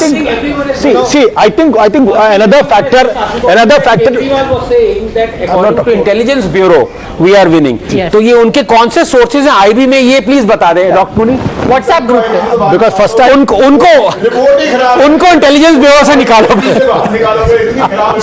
नहीं रघुनाथ जी, कल तो सुबह बहुत लोग बोल रहे थे MCD में सरकार भी नहीं बनाने वाली है, और आज सुबह बोल रहे थे जीरो से. नो आज सुबह इसी चैनल पे बोला जा रहा है जीरो से आगे नहीं बढ़ पाएगी. जीरो से आज सुबह, अरे भाई साहब आज सुबह बोला जाता है जीरो से आगे नहीं बढ़ पाएगी. अभी तो 6 पे है, जिसमें नोबेल वाली खबर है. See, another important factor which has to be understood and analyzed, and I am saying, because this has always been said that there is always a gap between the state election and the national election. In Gujarat, the BJP has been getting more than 55% vote share in parliamentary elections. And is it this, now in the state election, if they are getting more than 50% vote share, if this model is replicated in assembly election, in coming Karnataka, in Madhya Pradesh and Chhattisgarh, then there is a serious trouble for the opposition. I think, because this has been said, Modi, when Modi is the issue, he sweeps. When the Modi is not an issue, then the Congress wins and opposition wins. Akash If the ji, Gujarat could you model is respond to replicated this? at the Double state level, XL there is short a सी serious problem. Arvind ji की और double XL result आ गया BJP का। नहीं, आप shirt पे focus कर सकते हैं, मुझे कोई प्रॉब्लम नहीं। मैं नहीं कर रही, बट नहीं, पात्रा साहब शर्ट पे फोकस कर सकते हैं, पैंट पे फोकस करते हैं, मफलर पे फोकस करते हैं, पर आम आदमी पार्टी एजुकेशन पे फोकस करती है, हेल्थ पे फोकस करती है, रोड पे फोकस करती है। ये मेरा 700 स्कूल्स में एक टीचर है साहब गुजरात में, ये कम्युनिकेशन नहीं हो पाया। कोई बात नहीं, ठीक है, अगली बार होगा। Doctor Patra.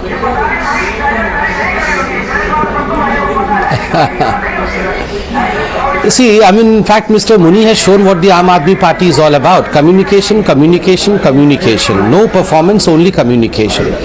See, remember, let's not consider people as fools. People are Janardhan. That's what we call in Hindi. You know, Janardhan means God. They are the ones who can see through everything.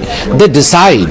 And it's a decision of the people of Gujarat. Remember, it's a state in which people have a third eye as far as business, as far as economy, as far as development is concerned. They are aware, and that's the reason as to why when you say that it is a failure of communication of Aam Aadmi Party, I would say please continue with your communication. No issues. Bharatiya Janata Party has set its record with 155 and going strong. It is that it's actually a case study as far as Gujarat is concerned. We may debate here till the cows come home, but we have performed, we have shown. You have performed, you have been but very cruel, I think. It's okay you defeated AAP, it's okay you defeated Congress, but what will happen in Lutyens Studios? How will they say if the opposition had come together, you would have lost? Why have you breached 50% threshold? How will the Lutyens media have a debate today? I want to ask you. This is very cruel. This is very cruel. This is very cruel. Remember in 1984 Indira Gandhi won, but in 1984 also Rajiv Gandhi won. So it happens in election. Why are you so bothered about Lutyens media? I didn't even say anything on AAP. People can I didn't even say anything on AAP. Why are you so bothered about the media? This is why you are so bothered. BJP's model. One at a time, gentlemen. Why is Modi's model not acceptable in Himachal? Why did Himachal Pradesh it reduce the seats? Okay, on that note, let's go across to Himachal and give you the fresh numbers from here. That's our cue. BJP is at 29 here. Congress is at 34. But I want to give a very important data point that we have at present of these 68 seats. While the Congress has 34 and the difference between the two is of 5 seats, there are at least 7 seats that we have identified where the lead of the Congress is extremely narrow. Let's name them and then let's first put out the names. Jay, let's first put out the names, then you can analyze it one by one. First seat, Lahore and Spiti, where the difference is 733 votes. 733. 733. Okay. Chaitanya Sharma from Gagrate, 809 votes. How many rounds do we know? We don't know that yet. I think by now the second round also should be over. Okay. Usually at around 10:30, that is what happens. Ajay Solanki Nahan leads by 628 votes.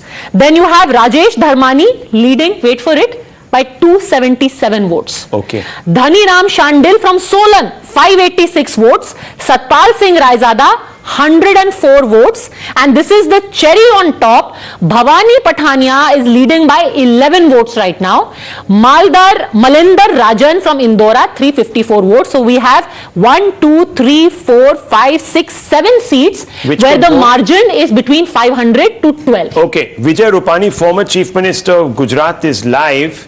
Mr. Rupani, thank you for speaking to Times Now. Very quickly, आपको अभी जो गुजरात से जो खबर निकल रही है, इस पे आपकी टिप्पणी क्या है?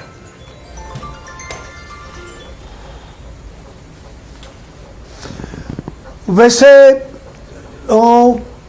नरेंद्र मोदी जी के प्रति गुजरात के मतदाता और गुजरात की जनता 7वीं बार एंटी इनकम्पेंसी की जो चर्चा करने वाले लोगों को एक रिसर्च करना चाहिए कि गुजरात में क्यों इतनी नहीं, आपने इतिहास तो बनाया रूपानी जी, मगर कई लोग कहेंगे ये इसीलिए बनाया गया क्योंकि जो प्रभारी हैं वहां के और अमित शाह जी हैं और नरेंद्र मोदी जी हैं जो भारत के प्रधानमंत्री और होम मिनिस्टर हैं, उन लोगों ने सोच लिया था कि जो करंट लीडरशिप है उसको रिप्लेस करना पड़ेगा, नहीं तो हमारा कुछ नहीं होगा. सो जीत तो मोदी मॉडल की है, देखिए, but unfortunately state level leaders ने बीजेपी को थोड़ा. जी जरूर. यस, आप उसका जवाब दीजिए.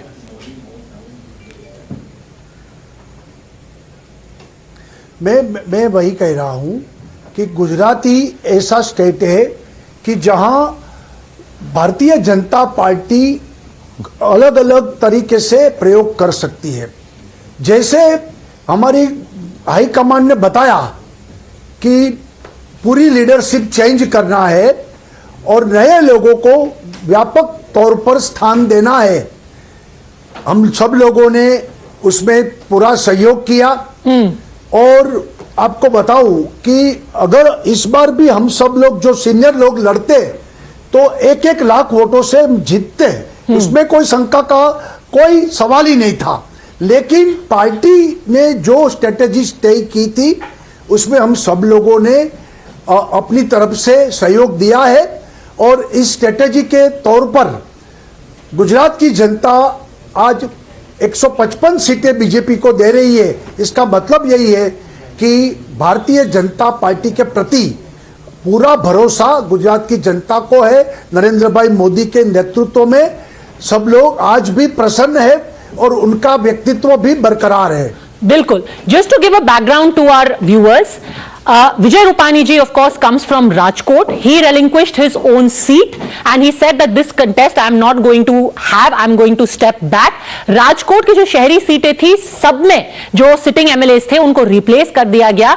और ना सिर्फ वहां पे आपकी जीत हुई है, जो रूरल सीट्स उस वक्त कांग्रेस के पास थी वो भी अब बीजेपी के खाते में आती हुई दिखाई दे रही हैं. Because it appears that the party has won not in spite of the leadership there, but despite the leadership, which, and perhaps the question can be asked to Mr. Rupani, this is not a great reflection on the second rung or even the perhaps the first rung that he belongs to. Which is what I was coming to. कि अभी रूपानी जी सबको बदल दिया, तो कहते हैं कि सब बदल डालूंगा. नरेंद्र मोदी जी वहां पर सबसे प्रबल चेहरा रहे भाजपा का. ठीक है, मोदी जी के नाम पर वोट पड़ा, 150 से ज्यादा सीटें आई, पर 10 साल के बाद क्या जो लोकल लीडरशिप है वो डेवलप क्यों नहीं हो पा रही है? 3 मुख्यमंत्री बदले गए, पूरा कैबिनेट बदल दिया गया, थोक के भाव में कैंडिडेट्स बदल दिए गए. 10 साल के बाद क्या स्ट्रैटेजी रहेगी भाजपा की?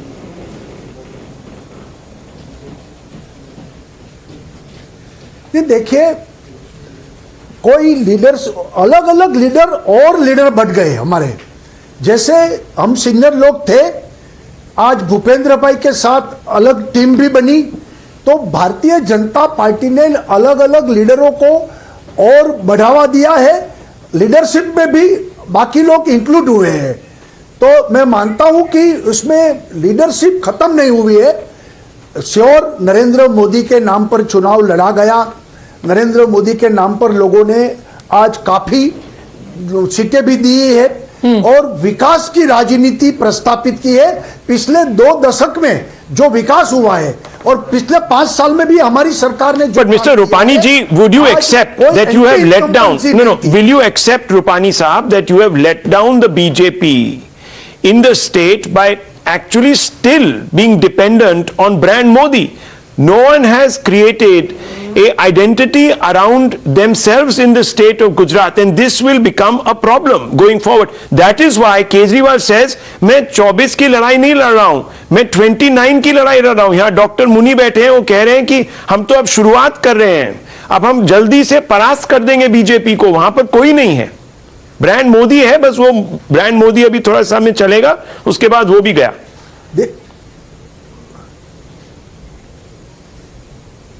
नहीं, देखिए, हमारे पास मोदी इतना बड़ा नेतृत्व हमारे पास है, वो हमारा सौभाग्य है. दूसरी बात, आज तक इंदिरा गांधी का नाम पर कांग्रेस ने बरसों तक काम किया. नेचुरली इसका लाभ मिलता है. मगर वहां तो गांधी डायनेस्टी थी, यहाँ डायनेस्टी नहीं है. मतलब ये नहीं है कि लोकल लीडरशिप, यहाँ कोई मोदी डायनेस्टी नहीं है. आप लोगों को भी थोड़ा अपनी तरफ से you will have to redeem your own pledge to the voter.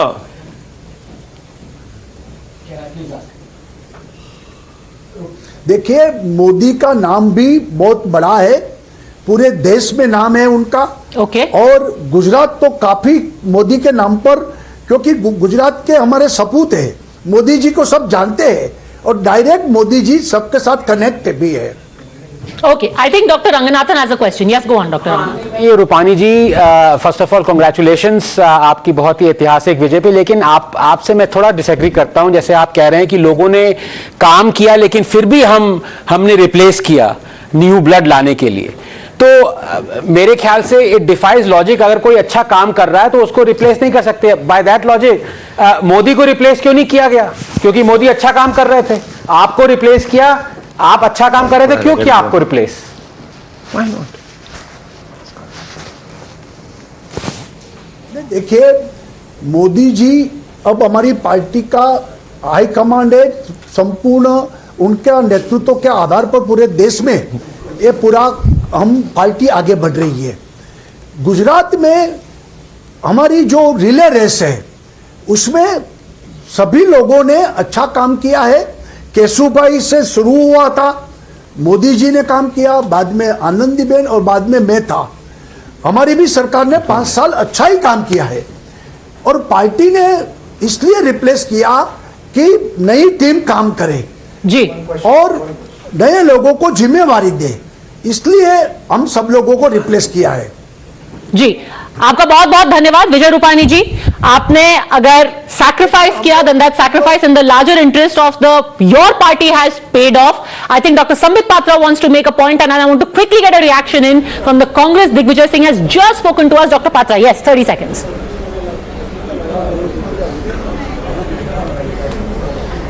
See, I have been listening to Vijay Rupani जी। मैं पहले तो विजय रूपानी जी को नमस्ते कहूंगा।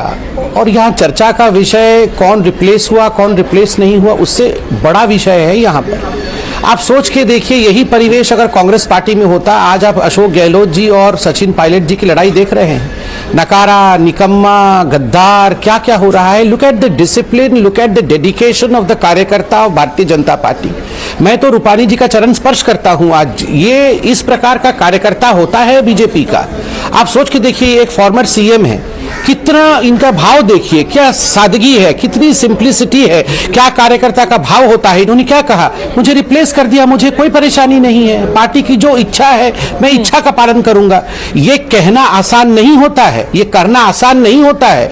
लोग पीछे भीतरघात करते हैं, लोग पीठ पे छुरा चलाते हैं, लोग हराने के लग जाते हैं। मैं सैल्यूट करता हूं भारतीय जनता पार्टी के ऐसे नेताओं को जिनके कारण भारतीय जनता पार्टी की जीत होती है और जिनके अंदर कार्यकर्ता का भाव होता है। मतभेद का नाम ही लोकतंत्र है। आप जिसे कह रहे हैं कि चुपचाप स्वीकार कर लेना और आदेश का परिपालन करना, इसे डिक्टेटरशिप, तानाशाही कहते हैं। अरे सर, मतभेद का मतलब अपने डेप्यूटी को गद्दार थोड़ी ना बुला दोगे। वो गाली गलौज होता है, वो मतभेद नहीं होता है। कारा बोलना होता है। मतभेद है तो वे आपस में डेमोक्रेसी की भाषा में अरे उस बात का निवारण करते हैं। डेमोक्रेसी कौन बात हो रहा था? कारा बोलना, निकम्मा बोलना, ये भी डेमोक्रेसी होती है। इस तरह का कोई भी लोकतंत्र में नहीं party member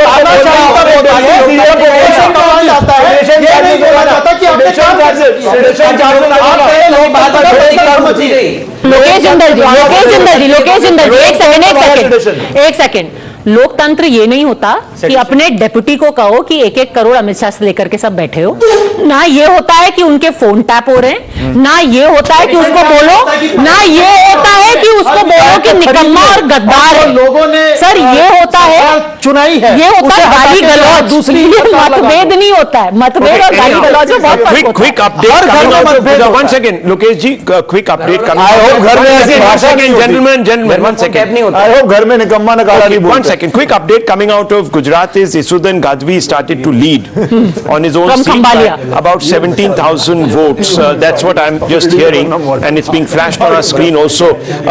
Yes, Jay, you wanted to come in with a data point as we open up this conversation actually, further. Himachal is much more narrower than we are assuming. Okay, let's open Himachal. There are about 16 seats which are currently less than 1,000 votes. So, we are looking at, the situation completely changing in the next half an hour in Himachal. Interesting. Yeah. For who?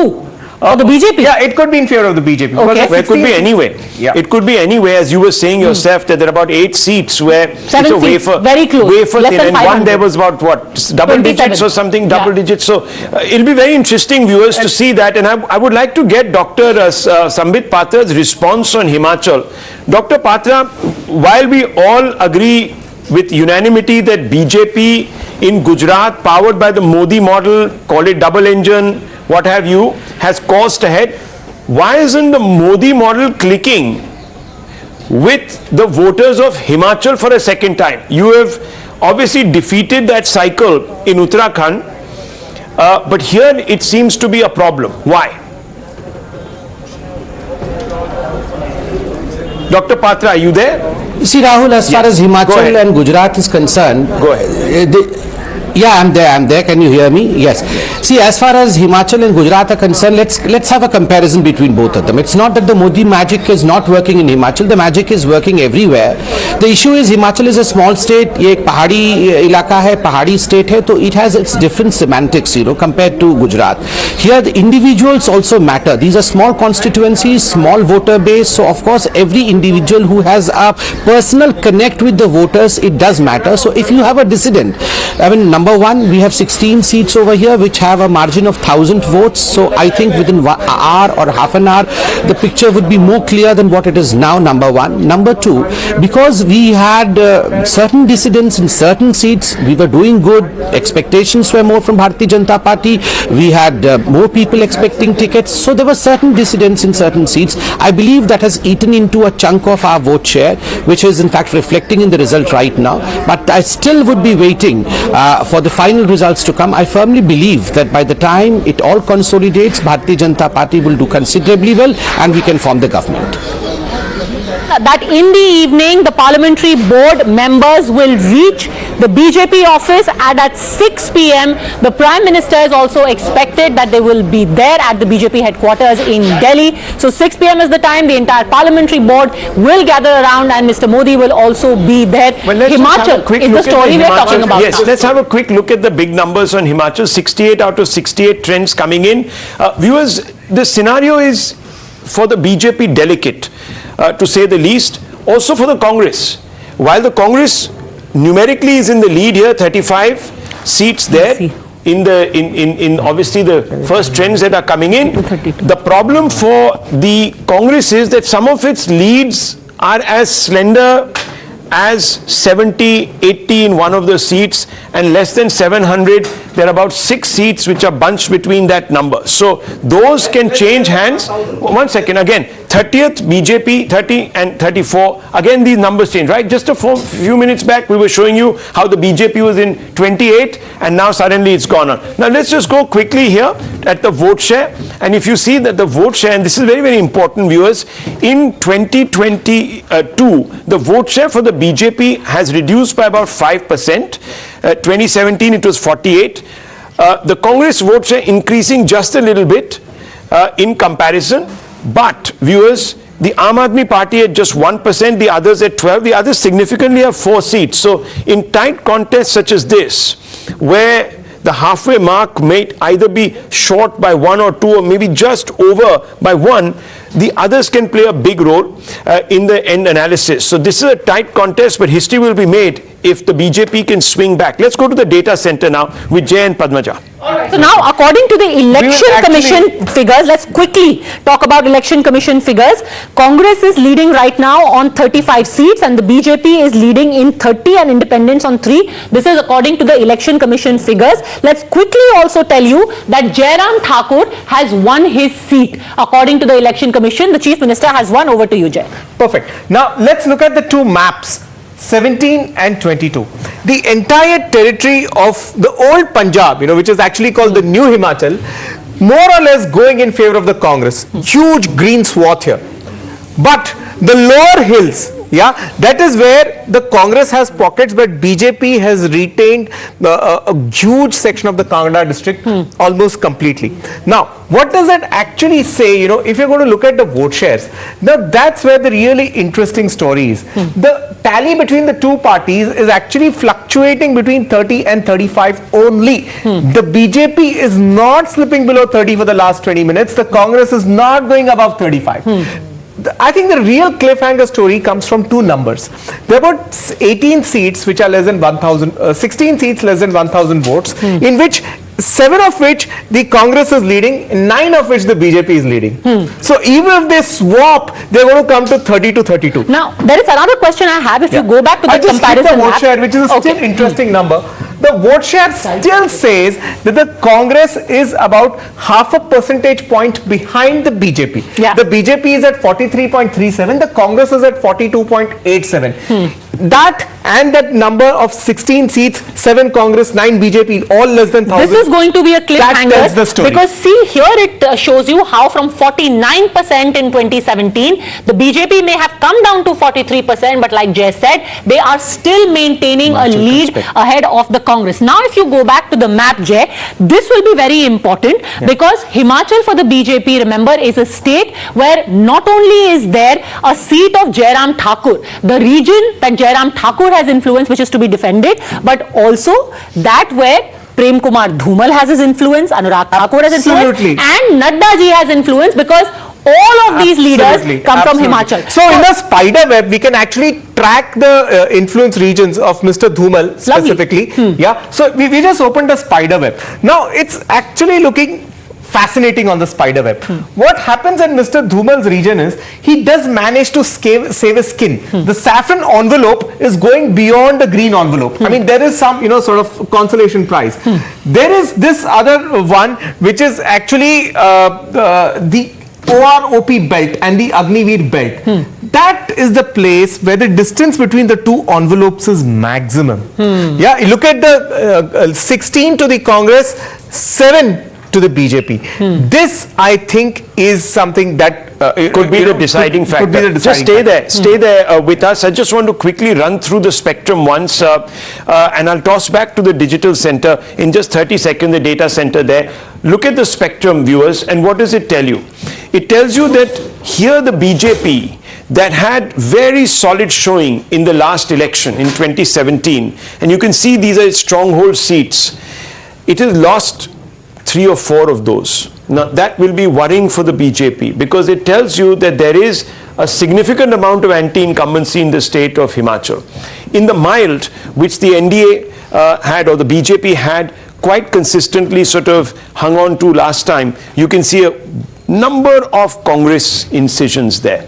The swing seats are also sort of changing hands. The BJP coursing ahead in some of them, but as Padmaja was telling us that these swing seats are swinging actually quite wildly because the leads there are changing hands very, very often. The Congress, on the other hand, in its bastions has only really lost 1 seat to the BJP, which says that there is some sort of a deep-seated resentment against the BJP in this particular election, and therefore the Congress, while it hasn't lost some of its traditional strongholds, is in a better position, that's why, at this moment in the state, and therefore perhaps it's even improved on its vote share. Over back to the data center. Perfect. All right, so here was the Agniveer factor that Jay was talking about, and this is the one factor which, at least from the plotting of the seats, seems to have done the maximum damage to the BJP. I mean, now let's look at the vote share in the Agniveer belt.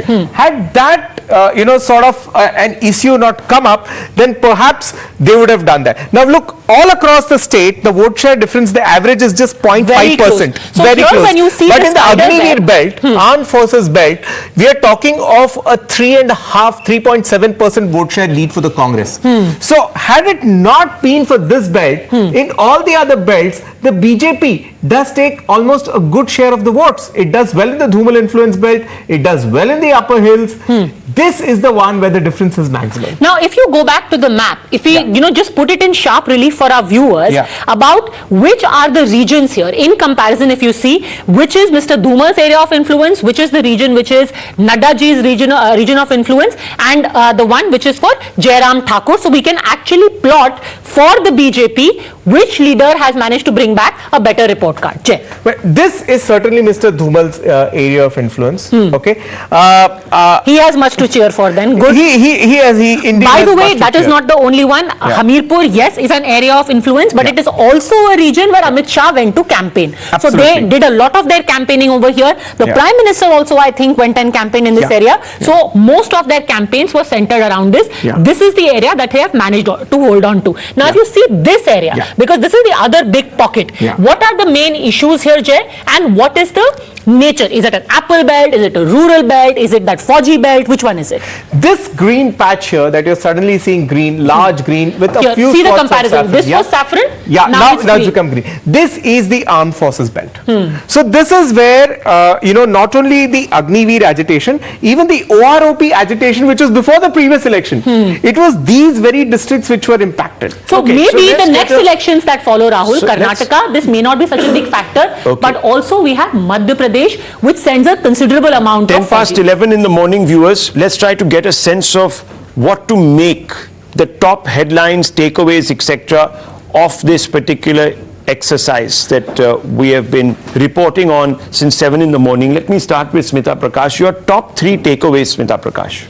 See, as far as being a reporter or a journalist, I think I will always look at where the upset is. So I think one is seeing a predictable thing in Gujarat, so nothing much of interest there. I mean, everybody knew that the BJP is going to sweep, but then of course the numbers. But what people didn't know, Smita Prakash, was that it was not going to happen because the Congress party was going to implode.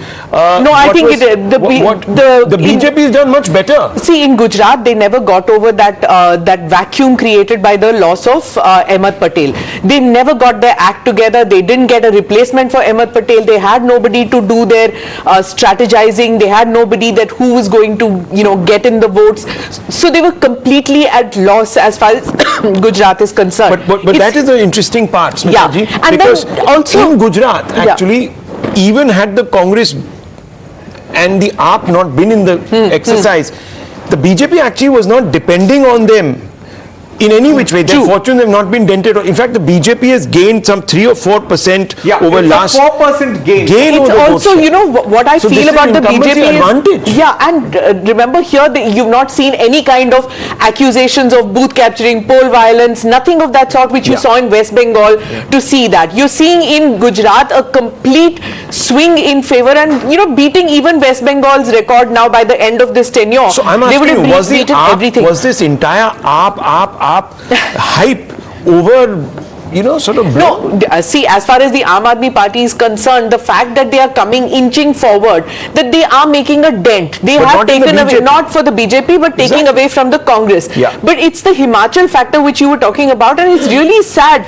that, the Fauji belt, which was completely in favor of the BJP, now seems to be disgruntled and has voted against the BJP. And now the BJP trailing behind the Congress. I mean, let me bring in Sudhanshu Trivedi on this point. This is an important point. That is a sad thing that one is seeing. Sudhanshu ji, good morning to you. Congratulations. Records being shattered by the BJP in Gujarat. Perhaps we haven't seen dominance of one particular state like this since the left years. But very, very quickly coming to you, what is your first impression of what has happened in Gujarat? Give us your assessment and then we'll talk about Himachal also.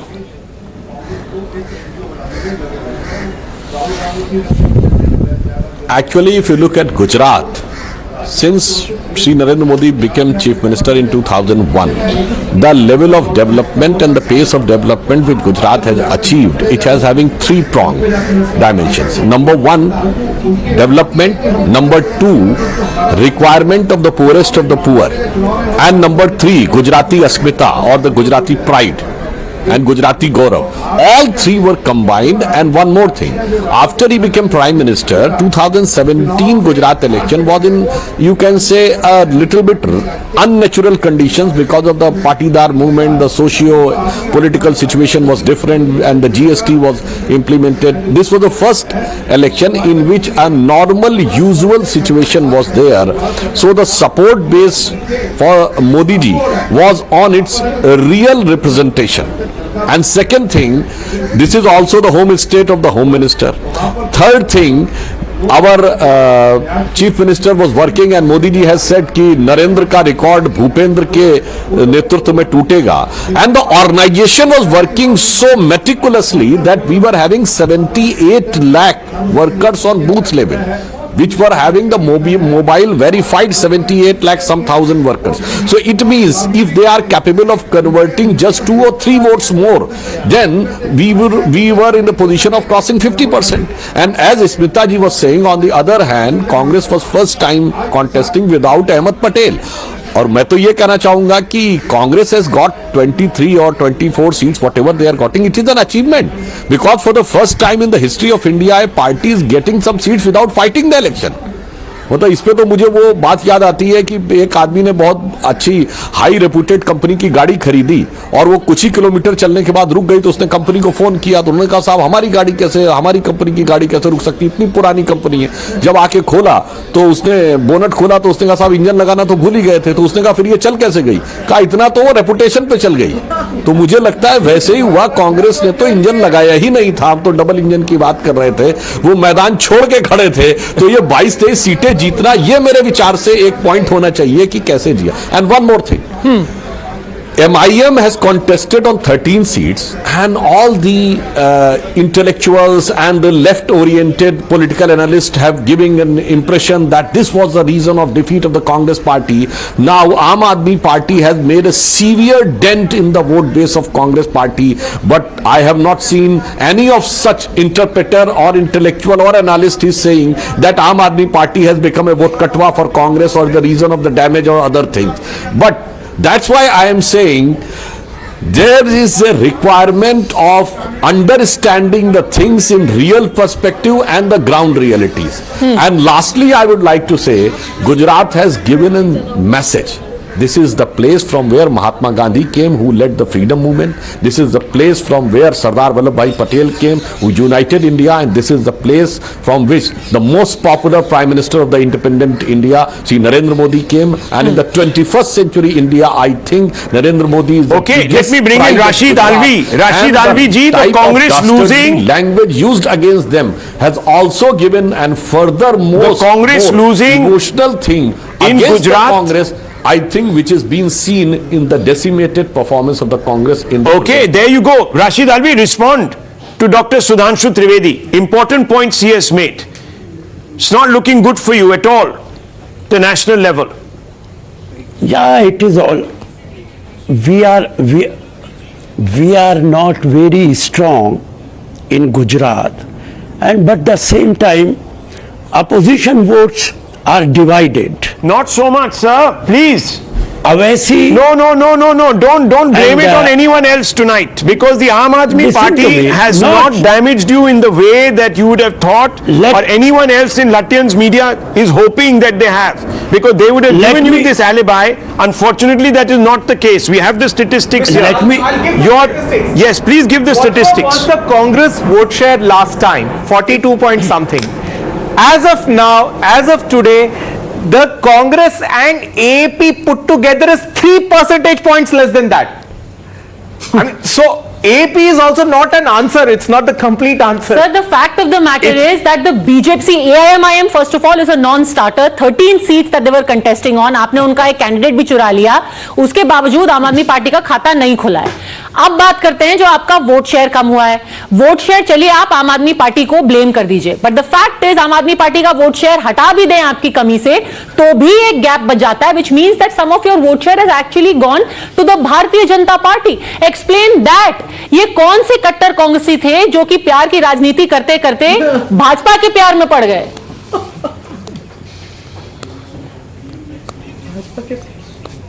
If you don't allow me to speak, how can I speak? Go on, sir. All please. of you are speaking.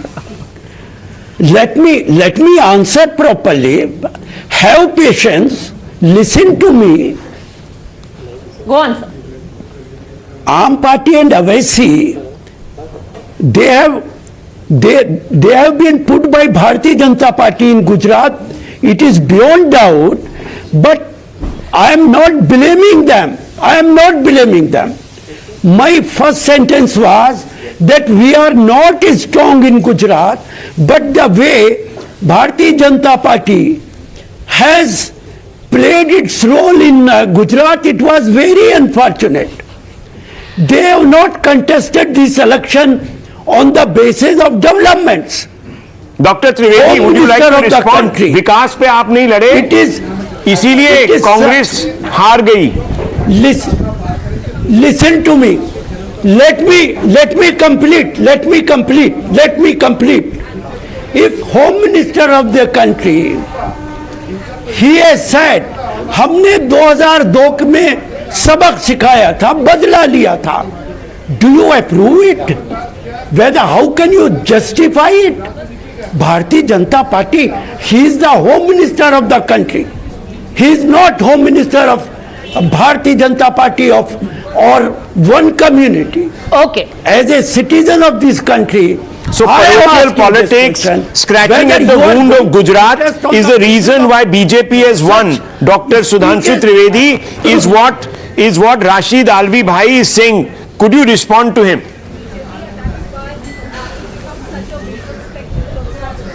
Can you repeat your question? Because Sir, Rashid Alvi Bhai is saying कि आपने you resurrected Godhra, you opened the wound of Godhra. Amit Shah talked about how आपने सबक सिखाया, इसीलिए आप जीते हैं. आपने विकास की कोई बात नहीं की, आपने वो ब्रेकडाउन की बात की, आपने हेट की बात की, इसलिए लव स्टोरी नहीं है, ये हेट स्टोरी है, इसलिए आप जीते हैं. आप इनको जवाब दीजिएगा. Rahul ji, since last 20 years of Godhra, I challenge you, you take all the documents of media and all the documents available in the digital domain. How many times Congress has taken name of Godhra from 2002 onward? Every election. 2007, what was the meaning of that sentence, Maut ke Saudagar? Remember, sir, 2007 Banerjee Commission report. For the first time, you have seen that riots have been judged by a committee of the railway, and they have given a conclusion that it was locked from inside and it was fire from inside. I challenge, it is 1:100 when we have taken the name of Godhra, when they have taken the name of Godhra in the last 20 years. आज हालत ये हो गया है, तब गोधरा कहते नहीं थकते थे, आज गोधरा कहने से बचते और डरते हैं. उसका कारण ये है, now the people of country has become wise enough to understand what was the reality. The reality is, in the last 20 years, there is no riot in Gujarat. Total peace, law and order, on the pace of development. ये वो दौर था जब 6-6 महीने curfew रहता था सूरत में, 6-6 महीने, 7-7 महीने, 100 लोग. वडोदरा में सिचुएशन ये होती थी, एक इलाके में लोग जाते थे, सोचते थे दूसरे में पता नहीं कर्फ्यू ना लग गया हो. पोरबंदर में ये सिचुएशन थी लेट 80s में कि जेल बंद कर देना पड़ा. The jail has to be close because the government was unable to hold the jail because of the law and order problem. अब वो चीजें सारी खत्म हो गई, इसलिए ये चेंज आया. इसीलिए मैं कह रहा हूं, आपने गोधरा का जाप किया और गोधरा के जाप का ताप आपको अब दिखाई. राशिद अलवी साहब, simple data point, Naroda, Godhra दोनों जगह बीजेपी का कैंडिडेट बहुत आगे है. क्या दिखाता है? We have never talked about Godhra. We have never talked about Godhra. Sir, you just talked about Godhra. Bharatiya Janata Party, in every election, they talked about. They always talk about Godhra. They always talk about communal lights of 2022.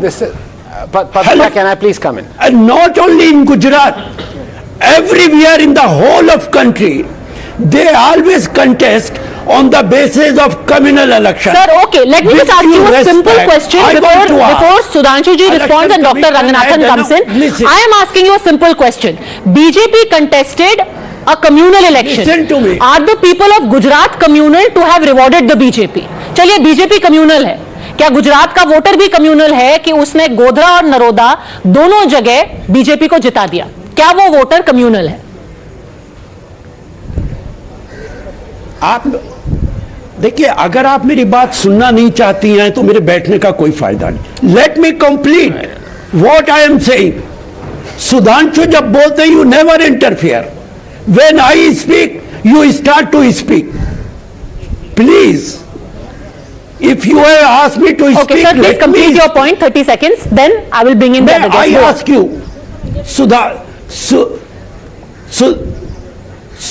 Sudhanshu ji से भी पूछना चाहता हूं. पूछिए. Election commission ने हिमाचल की dates ऐलान की थी, गुजरात की क्यों नहीं की थी?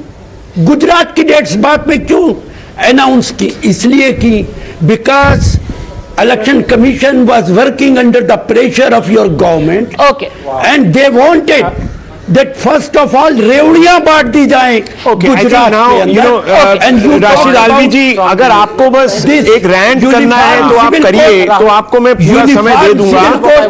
आप हमारे डिजिटल वहां पे चले जाइए, वहां पर जितना बोलिएगा. But let's be on relevant point. You see, in Himachal the same election commission is obviously not playing a partisan role. Right now the Congress has 38 there, the BJP has 27. Is it schizoid? Is everything schizoid? Let's just quickly go down this. Yes, because I wanted to make a point, and this is where, you know, my good friend Tehseen has been saying this for a very long time, that there seems to be a disconnect. They are almost like what, you know, under George Bush he said, there's old Europe, new Europe. There is old Congress and there is new Congress. Now, you know, what Mr. Alvi is saying is actually what he's doing is he's insulting the Gujarati voters. Yeah. I told 5 days ago as well, and I stick by that. They are the most unemotional, non-emotional people when it comes to voting. I am telling you, and I vouch for it. If the unemployment rate in Gujarat was 25% like it is in Rajasthan, and not 1.7% like it is in Gujarat, Modi and Gujarat and BJP would have lost this election. Rahul, can I add one more point? I think one factor, if the Congress ends up winning Himachal Pradesh, that we need to discuss at some point, is the rising importance of Priyanka Gandhi Vadra in the Congress leadership stakes. Because this is because of Priyanka Gandhi Vadra and not because of anyone else on the ground. Just hang on. Let me finish my point. So you're saying that he's winning because of Vadra, not Yatra. Hear me out, Rahul. Uttarakhand was also a swing state that the Congress lost. And the odds were heavily stacked against the Congress in this particular election, because as we all know, the Bharat Jodo Yatra has diverted a lot of Priyanka Gandhi Vadra was the Prabhari of one part of Uttar Pradesh, the most electorally significant part of Uttar Pradesh. There's a difference in that. There's a difference in that. The difference in that is the Congress did not have resources or an organization in Uttar Pradesh, yet she fought. The fact was in Uttarakhand. You have to make a complete disclosure to the viewer. You are a relation of the Vadras. You have to make that disclosure. I'm not. So let me please. Anand just talked about the old Congress and the new Congress, and after listening to Sanjay and Tehseen giving all the credit to Priyanka Gandhi for this, or some credit or whatever credit to this victory, and it's the Gandhi family all over again getting the credit. It's the same old story. You know, when Gandhi mein ladki hu lad sakti hu bombs, Gujarat will never be Gandhi's when main ladki hu lad sakti hu bombs, then it is the ladki's problem. The ladki who contested. When Himachal does well, she took Uttar Pradesh. No, I'm sorry, hold on a second. Why aren't you giving credit to Pratibha Singh? Why are you giving it to Priyanka Gandhi Vadra? You have to give Pratibha Singh is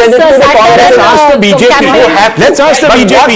Let's ask the BJP. Dr. Trivedi, अगर हिमाचल प्रदेश में कांग्रेस जीतती है तो हमारे यहाँ कांग्रेस वाले कह रहे हैं कि Priyanka Gandhi Vadra, Priyanka model is now coursing ahead. Okay, Vadra model की जीत है, तो आप इस पे जरा रिस्पॉन्स दीजिए। रिस्पॉन्स पहले केजरीवाल था, अब वाड्रा मॉडल भी आ गया। वाड्रा मॉडल पे आप बताइए, you are losing even to the Vadra model. That they are doing much better in Himachal, though we want to refrain to give a final conclusion till the final results come, because around 12 to 13 seats are in a range of less than 500, but still it is very clear that the Congress is improving, and to their surprise they are getting more seats in Himachal than in Gujarat, which they might have not thought. But for this, what they want to give a credit to the presence of Priyanka Gandhi or the absence of Rahul Gandhi, or the consequence of this presence and absence.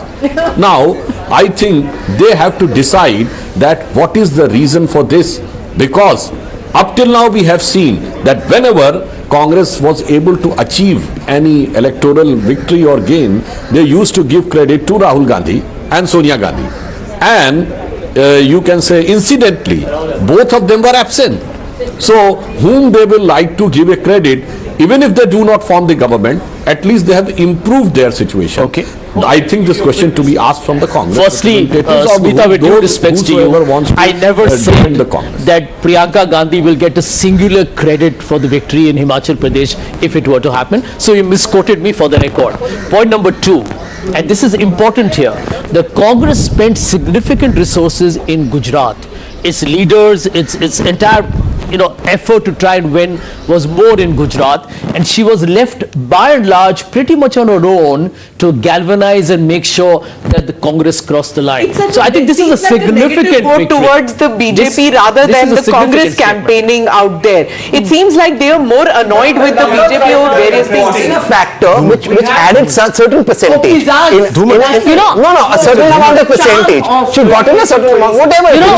Since we're talking about, let's go across. Prem Kumar Dhumal ji is here with us. He's through with us.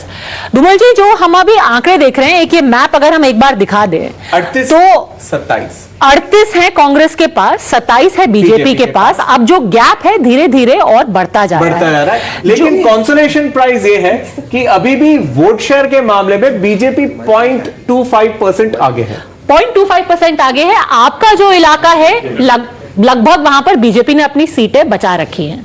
जो बाकी 2 इलाके हैं उसमें नुकसान क्यों हुआ है आपको? क्योंकि सबसे ज्यादा जो आपको नुकसान हुआ है अपर हिमाचल के इलाके में हुआ है। क्यों? अभी तो चुनाव परिणाम पूरे आएंगे तभी एनालिसिस होगा, क्योंकि अभी तक तो ट्रेंड जा रहे हैं और आप देख रहे हैं कि हर कुछ मिनट के बाद ट्रेंड बदल रहा है, हर राउंड के बाद लीड बदल रही है।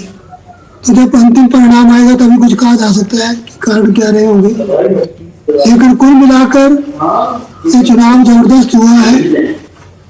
साधारणतः 5 वर्ष के बाद यहाँ सरकार बदल जाती थी, इस बार हम रिपीट करने जा रहे हैं, तो नया इतिहास रचेंगे। एक फैक्टर ये था कि बहुत दिग्गज नेता हैं जो कि हिमाचल से हैं। जब आपकी सीटों का बंटवारा हो रहा था, टिकट डिस्ट्रीब्यूशन डिसाइड किया जा रहा था, तो कई खबरें आई थी, लोग खुश नहीं थे, प्रोटेस्ट भी हुआ था, ओपन रिबेलियन भी हुआ था। क्या ये too many cook spoil the broth वाला सिचुएशन हुआ है भारतीय जनता पार्टी के साथ कि बहुत बड़े बड़े नेता टिकट डिस्ट्रीब्यूशन में थोड़ा सा झगड़े की वजह से सही तालमेल नहीं बैठ पाया? इन सब बातों पर चर्चा होगी जब प्रत्येक सीट की चर्चा करेंगे, पूरा परिणाम आने के बाद ही। धूमल जी, रूपानी साहब से हमारी थोड़ी पहले बात हुई थी और उन्होंने बोला था कि वहां पर जो सीनियर लीडरशिप है, they sacrificed everything for the party. उनको बोला गया कि आप लोग अपने जो पोस्ट हैं उनको आप छोड़ दीजिए, आपको हम टिकट नहीं देंगे। वहां पर सब बहुत डिसिप्लिन्ड पार्टी फर्स्ट मेंटालिटी लेके आगे गए। यहां पर जिससे भी हमने बात की है हिमाचल में, ऐसा लग रहा है कि बीजेपी खुद ही बीजेपी के साथ लड़ रही थी। इसीलिए आज की डेट में आप लोगों ने कांग्रेस को इतना बड़ा एक एडवांटेज दिया है। इस पे आपकी क्या टिप्पणी है स्पष्ट तरीके से? मैं तो निश्चित तौर पे मानता हूं कि हमें जब भी जो कहा पार्टी ने वो किया है। मैंने तो स्वयं इस बार चुनाव नहीं लड़ा, तो वहां अगर जो गुजरात में छोड़ा तो मैंने भी छोड़ा यहाँ पे। ओके धूमल साहब, आपका बहुत बहुत धन्यवाद।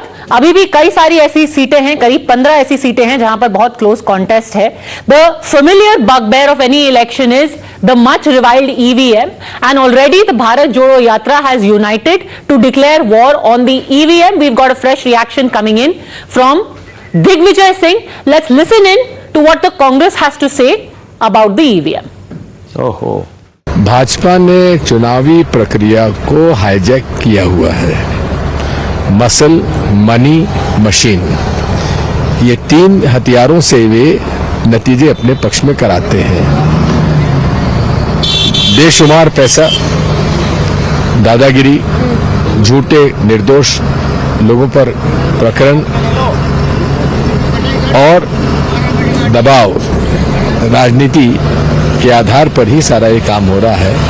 दोनों जगह भाजपा की सरकारें थीं और दोनों जगह पर उन्होंने जिस प्रकार से पुलिस, पैसा और प्रशासन को दुरुपयोग किया है, वो उसके भी कारण है. हताश होने वाले लोग नहीं हैं.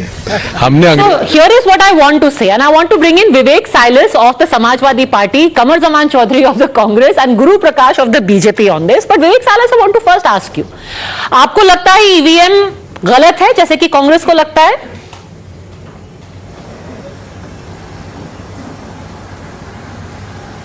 Ma'am, as far as the Samajwadi Party is concerned, very good morning to all the viewers and the panelists, and to you. Good morning. We have always opposed the EVMs. Okay. And even today we say that the Okay.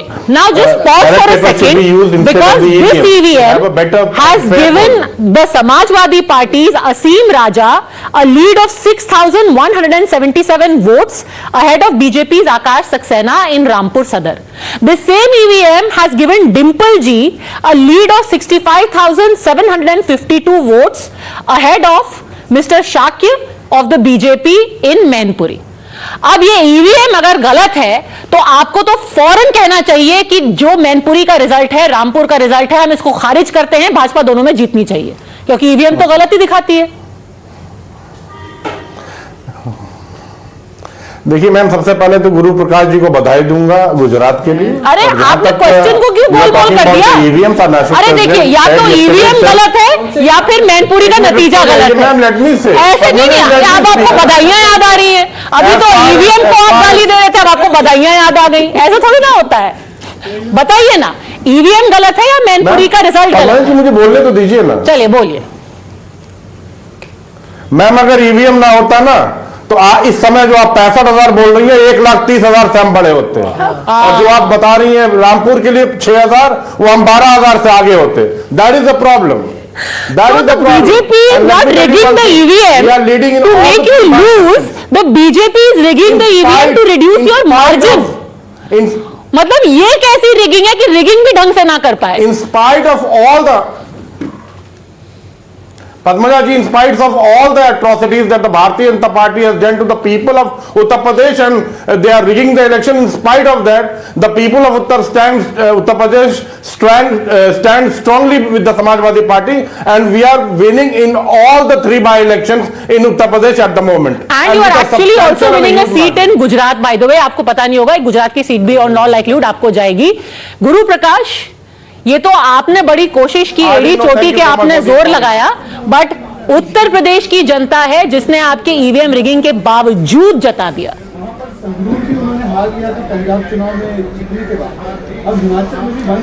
Padmaja, कुछ बातें समझने जैसी है. पूरे साल जब जब चुनाव नहीं चलते हैं, every time the opposition plays on a narrative. Democracy खतरे में है, लोकतंत्र खतरे में है, लोकतंत्र बचाना है. Now when you have the opportunity to save the loktantra, to go to the people, to go to the elections, you are running away. लोकतंत्र क्या है? लोकतंत्र की परिभाषा क्या है? What is democracy?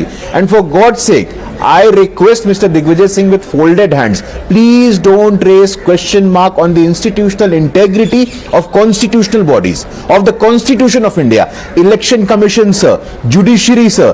These are some very crucial and critical institutions that hold democracy on their shoulders, and you're raising question mark on them. This is a very dangerous trend. But we have to understand, the so-called Bharat Jodo Yatra, since its outset, has been questioning those very factors that have united India Okay. We'll quickly get a rebuttal from Vivek Silas, then Kamar Zaman Chaudhary. Please, these gentlemen have waited very patiently. Gentlemen, you're in the studio. You're in the studio. Don't silence the poor people who are outside. Yes, Vivek Silas, respond कीजिए, then Kamar Zaman Chaudhary.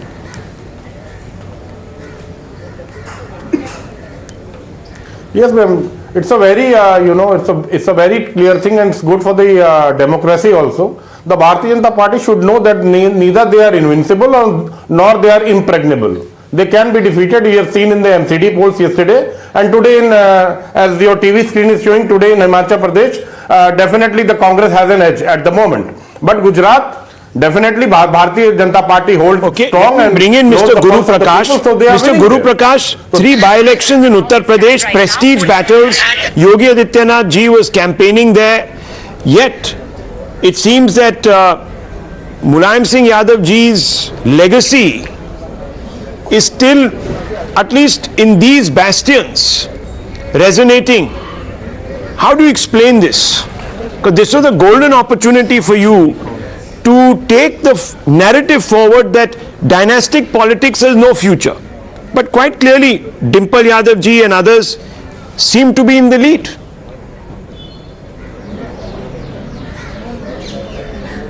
No, certainly, Rahul ji, that is a very interesting observation, and I tend to agree with you that by-elections across have shown as a trend.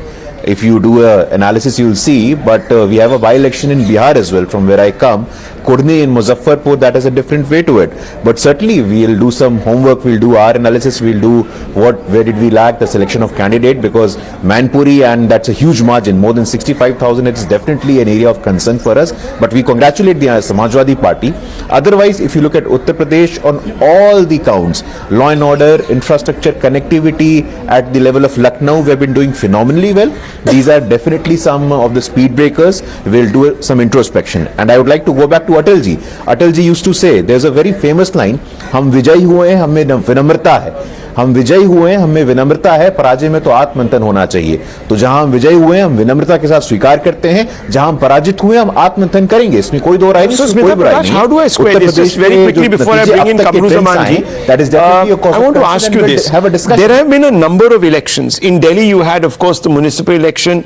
The BJP did creditably quite well in holding the AAP back. Otherwise, if history had repeated itself in the way it did 2 years ago, you would have had an AAP run. You have had a situation where in Himachal, the BJP, at least at this moment, is trailing. Gujarat, of course, record for the BJP. In the 3 by-elections in Uttar Pradesh, problem. Bihar, I'm not very certain right now. I was reading that the RJD was actually leading there, but I don't know if it's changed now. Guru Prakash seems to suggest it has. How do you look at this if one was to just take a step back and look at the larger national picture emerging? If one were to consider by-elections as a barometer? Like the BJP, like Guru Prakash just said, that it's time for Atmachintan. This is what the BJP specializes in. They don't like losing one bit. If there's one party which hates losing, it's the BJP. So they are going to do a lot of introspection, and they're going to reassess where they've gone wrong. Because see what they've done in Gujarat. Literally every street, every map, every home has been mapped, and they have been in touch with every voter and seen what are the issues. They've done a rejigging. They got their entire leadership changed. They got more representation at the center. They keep there's a dynamism in that. Because Uttar Pradesh is electorally very significant. So they will do that in Uttar Pradesh too. They will see where they have gone wrong, and they will rejig, and they will see where and quick response is coming, and I want to bring in Kamruji. One short point. Yesterday, AAP decimated the BJP here in the Delhi. Decimated? It's too heavy a word. No. Let him finish. I will. 1 minute. Okay, 1 second. I'll come to you. I'll give you examples of this. No, 1 minute. Let him finish his point. You can't. Guys, we can get into the semantics later. But hang on. Decimated. Okay. It's been a 15-year in power, and they have not lost for a long time. It is a decimation of sorts. Number 2, you have a Congress probably wresting Himachal Pradesh away from the BJP, and don't forget Mr. Modi himself invested a lot of his political reputation while campaigning. And point number three is even these by-elections, you can't ignore them. So and I agree that Gujarat probably has once again gone the BJP way because the opposition is divided and the Congress did not really campaign the way it should have. The situation is politically extremely fluid. Okay. And I can tell you something, it's actually a fluid. tailwind. The situation is fluid, Guru Prakash. It's a tailwind for the opposition. There is a tailwind for the opposition. Guru Prakash. Even Doc Sumatraman is laughing. Come on, look. Let's. There is a tailwind for the opposition. Things are a bit In Bihar. I think at some point everybody needs to wake up, particularly the opposition, and smell the coffee. Yes, But Himachal Pradesh. Coffee is decaffeinated. Yeah, I know, but Himachal Pradesh, yes, has been a good result so far for the Congress. Of course, it remains to be seen whether they will still form the government. Why do you disagree with Sanjay Jha? Why are you busting his balloon? No. My point Well, is. it looks good at the moment. No, one moment. Sanjay Jha, on a lighter note, I hope this tailwind is not going to take the opposition ship straight into a reef or something. So let's just hope that this tailwind is giving I think we should quickly go to some data because we've been talking for a bit. Some very interesting data is coming. One second. He was just making an important point. Okay, sorry. Disagreeing with Sanjay Jha, I want to understand why. Disagreeing in the sense that, look, what has happened in Gujarat is a debacle for the Congress. I mean, if they can't see, if they don't see that, I think it's going to be very difficult for them to come back in the near term. 24, forget it. 27 also is going to be difficult. The point I'm trying to make is the by-election results, which are being touted as some kind of a referendum, green shoots for opposition revival. Where is it so? I mean, Congress is ruling Rajasthan, they are holding the seat in Rajasthan. They are ruling Chhattisgarh, they are holding a seat in Chhattisgarh. Except, one or two seats in UP. Again, Maipuri is a Samajwadi Party seat. It's a family bastion. It's more than a party seat. It's a family bastion. So I can't see this. What I do see, however, is that if you run a good campaign and in a sustained manner, at least the state level Congress did run it. Mr. Modi was not as involved or invested in Himachal as he was in Gujarat. I'm sorry. He said the rapist for me. He said the rapist for me. He said the rapist for me. I'm sorry.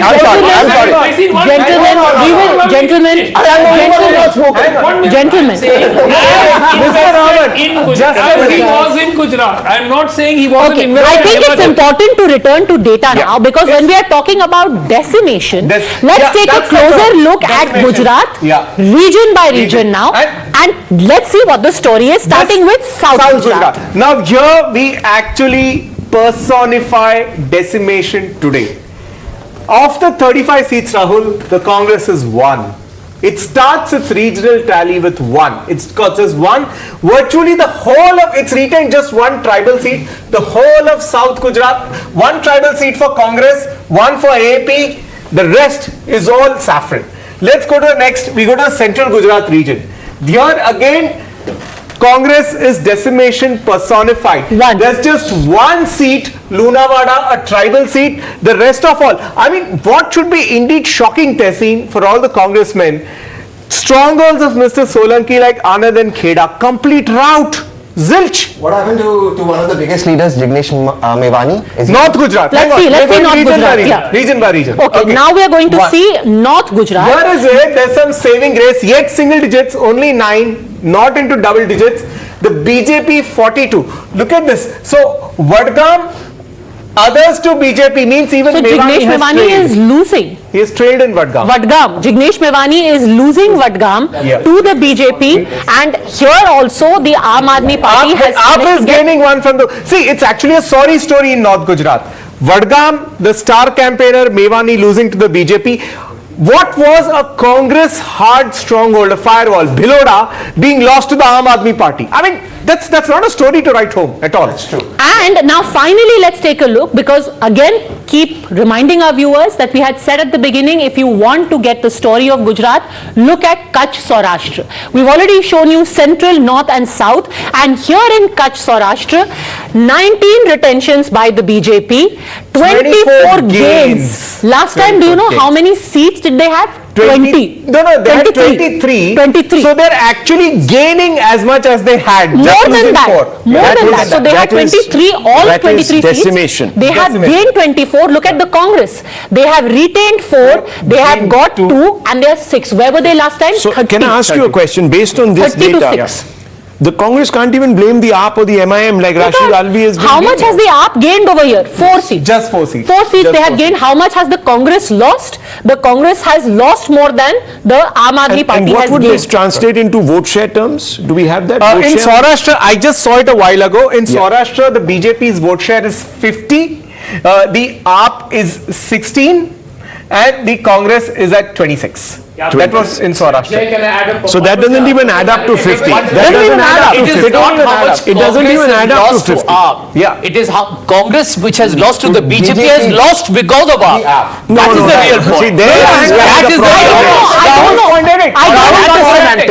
don't know if you can say that exactly. That is the vote share factor. If you add 26 of Congress and 16 of AAP, you are 42, which is still way short of 50. That's his point. So how is the Congress was losing, was fighting a losing battle from word go. The AAP has only taken away what, academically speaking, a few of the votes because it's no longer even an option against the BJP. But one second. What this also shows is that the Congress voter has not come out to vote but not shifted his allegiance to the BJP or the Aam Aadmi Party.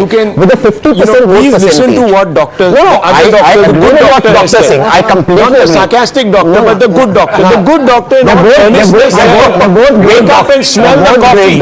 Wake up and smell the coffee. He said it was decaffeinated, that's why you're not waking up. Okay, doctor. That's why I called him the sarcastic point. This one, that's one. And Rahul, just by the way, I'm not spoken only.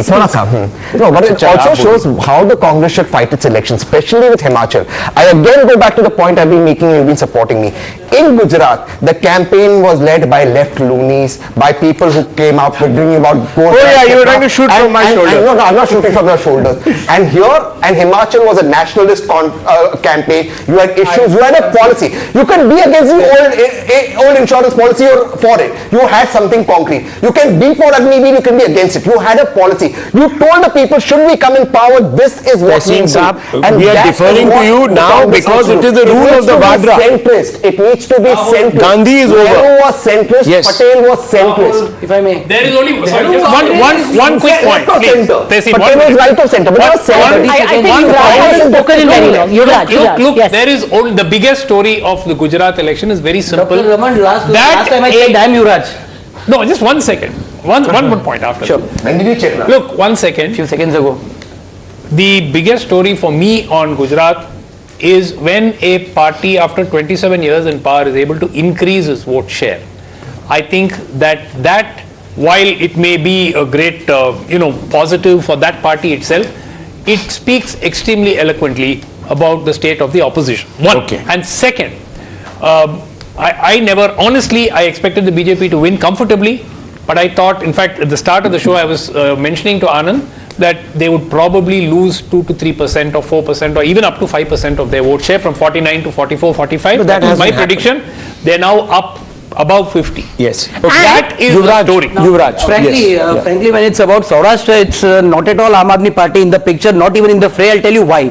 The defections that BJP managed, somewhere 20 to 21, out of which 14 to 15 defections were of Patidar leaders, and that too from Saurashtra region. So I predicted it a couple of months ago that this is going to be the best rally in Saurashtra that BJP is going to have this time. Okay. Doctor, very small point. पहले तो अपना नाम change करो because युवराज का आज band बजा हुआ है. Number 2, I want to make this very important point because Tehseen on your show, Rahul, 3 days ago, he said the voter turnout is 5 to 7% less in Gujarat, so BJP is going to lose. Will you please concede now? No, please. Congress is going to lose. You think I'm some leftist cephalogist like Mr. Yadav who's not a... No, come on, please don't. You have to accept that. Tehseen, you really have a huge axe to grind with the people you call left loonies. He's taken on Medha Patkar. He's taken on Swara Bhaskar. What is the point he's making? Let's listen. What is the point, Doctor?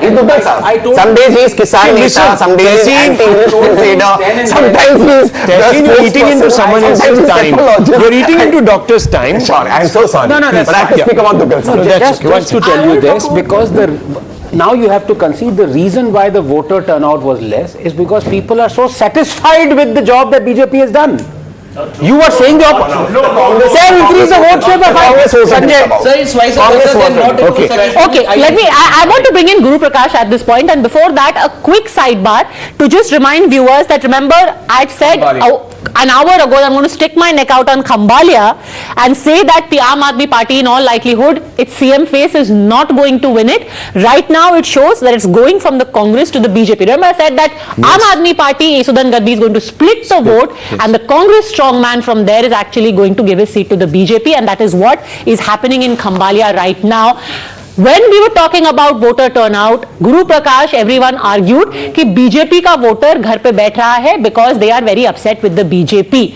How do you, in hindsight now, as a professor, analyze किसका voter disgust होके, disillusion होके घर पे बैठा?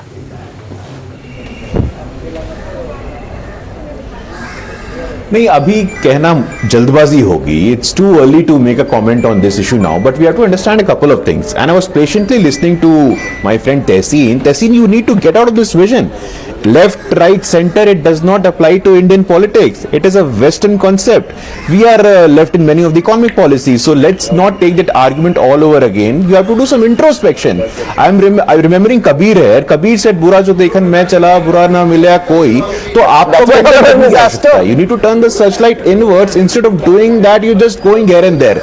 Do some introspection, do some Atmachintan. I think that will give you the answer. We are accepting in Himachal. Let's give it some 45-50 more minutes, and you will see there are more than 10 seats where the margin is less than 500. Either Congress is leading or the Bharatiya Janata Party is leading. So the clock can shift anywhere. So let's be patient when it is coming to Himachal, and let's welcome the verdict of Gujarat after 27 years. As a student of politics, as a student of democracy, this is nothing short of a miracle, Padmaja. Let me make this very clear on the show. More than 150 seats. That's phenomenal. That's magical. That's faith in democracy. That's faith in the strong leadership, faith in governance, and faith in the delivery of welfare mechanism. क्योंकि संत कबीर की बात हो रही है, maybe एक दोहा also replies, you can tell your leadership, since you have such an axe to grind about the people who walk in Bharat Jodo, निंदक न्यारे राखिए. They should keep you closest to them because you are the biggest critic of the kind of people who are in Bharat Jodo. And the sanest voice. But to Guru Prakash ji, I just want to say, no, I meant culturally right and culturally left. Culturally, economically, all are left. Everybody knows it. Abhijit Iyer Mitra said it on your show, and that's why your government economically is a disaster. That I'm not getting into. I am right of the center economically, and I'm very clear on that. Sir, the UPA government had all the leftist economists, and right from your planning commission to your kitchen cabinet. The same left loonies, along with the rowdy right, wanted to destabilize the government to not allow the nuclear deal. This is how. Sir, this is the same left loony concept that wants to bring back old pension scheme in Himachal Pradesh. No, I think the old pension. It's the same economy model. I think with the old pension scheme, they also have a certain economic model of how to fund it, and I think that we are a welfare state. I do agree with the fact that we have to be a welfare state. left अब ये क्या है? अभी you said left are loonies, now you are welfare state. Yeah, thank you, please. Okay, please. Okay, one by one. Who will go first? 1 minute. After you. After you. अभी एक और बात, you just said कि युवराज का bat बच गया. युवराज का bat नहीं बचेगा. He will continue to do the Bharat Jodo Yatra. He will continue to do it, and everybody will say that what a phenomenal. Smita, ये बहुत डीप बात है. आपका देश का कल्चर है. आप इसको समझिए. Since there is a lot of left bashing happening, including by my friend here, in a country where 300 million people live below the poverty line. We should one minute. If anybody sitting out here believes that to have a left of center economic policy let me finish. I mean, I can see a lot of people who are free market fundamentalists sitting across the table. I just want to make one point. This really escalated. They're not fundamentalists. But with the greatest respect, this is not about left economic model or otherwise. 30 seconds, Dr. Ranganathan. I really must bring in the latest visuals that we have, and of course some more data. 30 seconds, please. Yes. Yes, I am a fundamentalist because I believe in the fundamentals of science and economics. You can't go wrong there. The reason why we still have 300 million people living on 30 rupees a day is because of the left policies. Sanjay, I am not against welfare state, but a welfare state cannot be sustained in a social Okay, the latest that we are getting is from the BJP office in Ahmedabad. The celebrations have started. We in fact even had MPs of the BJP from Gujarat today in the Lok Sabha who were distributing sweets. The speaker said आज लोक सभा का माहौल बहुत अच्छा है. We spoke to them. We'll play that out in just a bit. But if we can go across to our colleagues who are there on the ground in the BJP office, this is the very latest visuals that we are getting from Ahmedabad to talk about the data point now. Since everyone is saying what exactly is happening in Himachal, what's the very latest in terms of vote share? It's very interesting. For the past 20 minutes, 37 to the Congress and 28 to the BJP, that tally has sort of stabilized. We still have about 9 to 10 seats which are below 1,000 votes, but this tally is stabilizing. In terms of vote share, finally the Congress has taken its moral lead over the BJP. It's got 0.26% votes more than the BJP now. Okay, so from 42% vote share earlier, the Congress has climbed up to 43.24%, and from 49, the BJP has gone to 42.98%. 0.26% lead, a sort of a moral lead over the BJP. All right, now quickly let's take a look at Himachal and the different regions, and just as a map, see what really is the story that we are getting out of Himachal Pradesh. The comparison that I want to show you is of last time and this time around, and the earlier trend that was emerging has pretty much held. The fact that new Himachal has, these are the areas here, the old Himachal areas. Punjab, the new Himachal. The new Himachal, right? Yeah, the new Himachal area is where the Congress has made maximum gains. So you see, even a seat like Lahaul Spiti has gone to Ravi Thakur of the Congress party. The major seats, Manali has gone to the Congress party, as has Baijnath. These are the larger seats, Keval Singh, Shahpur and Banjar. All of these seats, Kinnor, these are seats which have changed over from the BJP to the Congress, and that is why, Guru Prakash, this should also be something that should be studied by the BJP, and there need to be answers, Mr. Tom Vadakkan. What went wrong over here? It's not like Modi ji did not campaign here. It's not like Modi ji did not go here and say ki mujhe vote dalo. But was the bad performance of the past government and infighting something that the BJP or even the Prime Minister's charisma could not overcome? Well, there are certain things you have to admit. We'll have to go back to the drawing board and examine what went wrong. There are very many factors that you have mentioned may have been obstacles for us, but believe me, we will study it very closely and address these issues and bounce back in an organic manner. That is what I have to say at this juncture. These certain factors, already you've got a meeting that has gone on for at least 3 hours, Mr. Raj Gopalan. If you have such a spectacular history being made in Gujarat, then why is there a come down in Himachal? Something doesn't add up. You wait and watch, Himachal will go to BJP. You wait and watch, because others, rebels, Nota, Kota, सब कुछ है. Wait. Don't jump to any conclusion, Padmaja. It is neck to neck, and let us not. I meant actual results. मैं independence और NOTA की बात नहीं करी, मैं actual results की बात कर रही हूँ. Whatever the results, तो वो हो गया भाई, आम आदमी पार्टी जीती but मेयर हमारा होगा. will be BJP. She meant trading, not horse trading. Yeah, take it. Okay, so how is the assembly looking right now? Let's take a look at a virtual assembly. First, let's start off with Gujarat.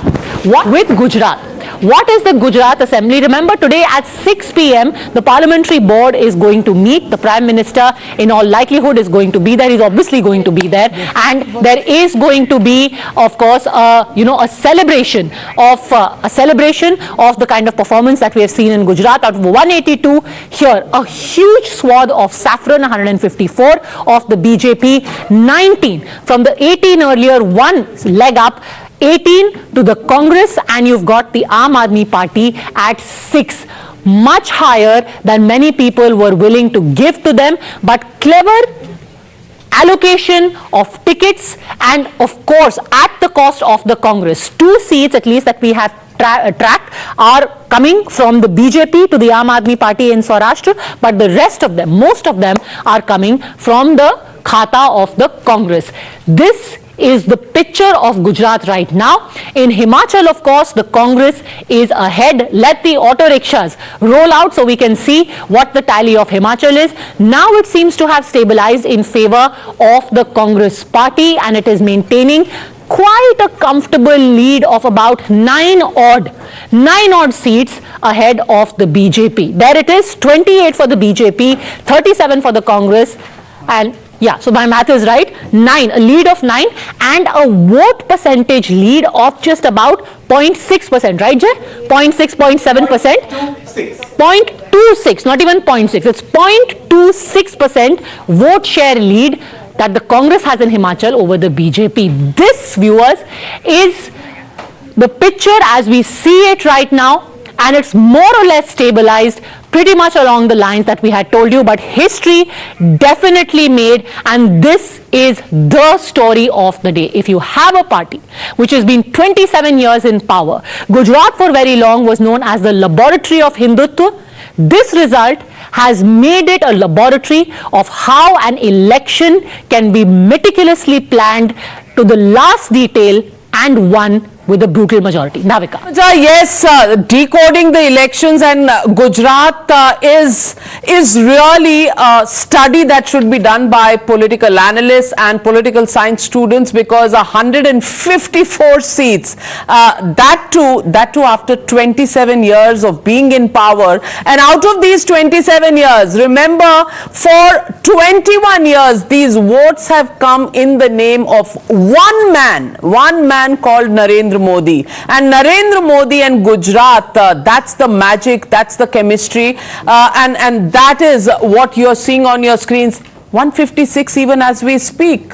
Is it Hindutva alone, or is it because, and Jemrug, I want your views on this, because 19, and those were the seats which we discussed yesterday, 19 seats which held the key, 19 were Muslim dominated seats in Gujarat.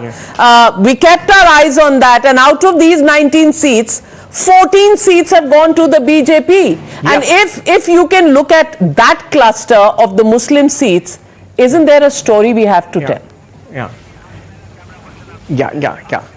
perfect, Navika. In fact, see, the story is astounding actually. If you look at how the maps are comparing, look at this.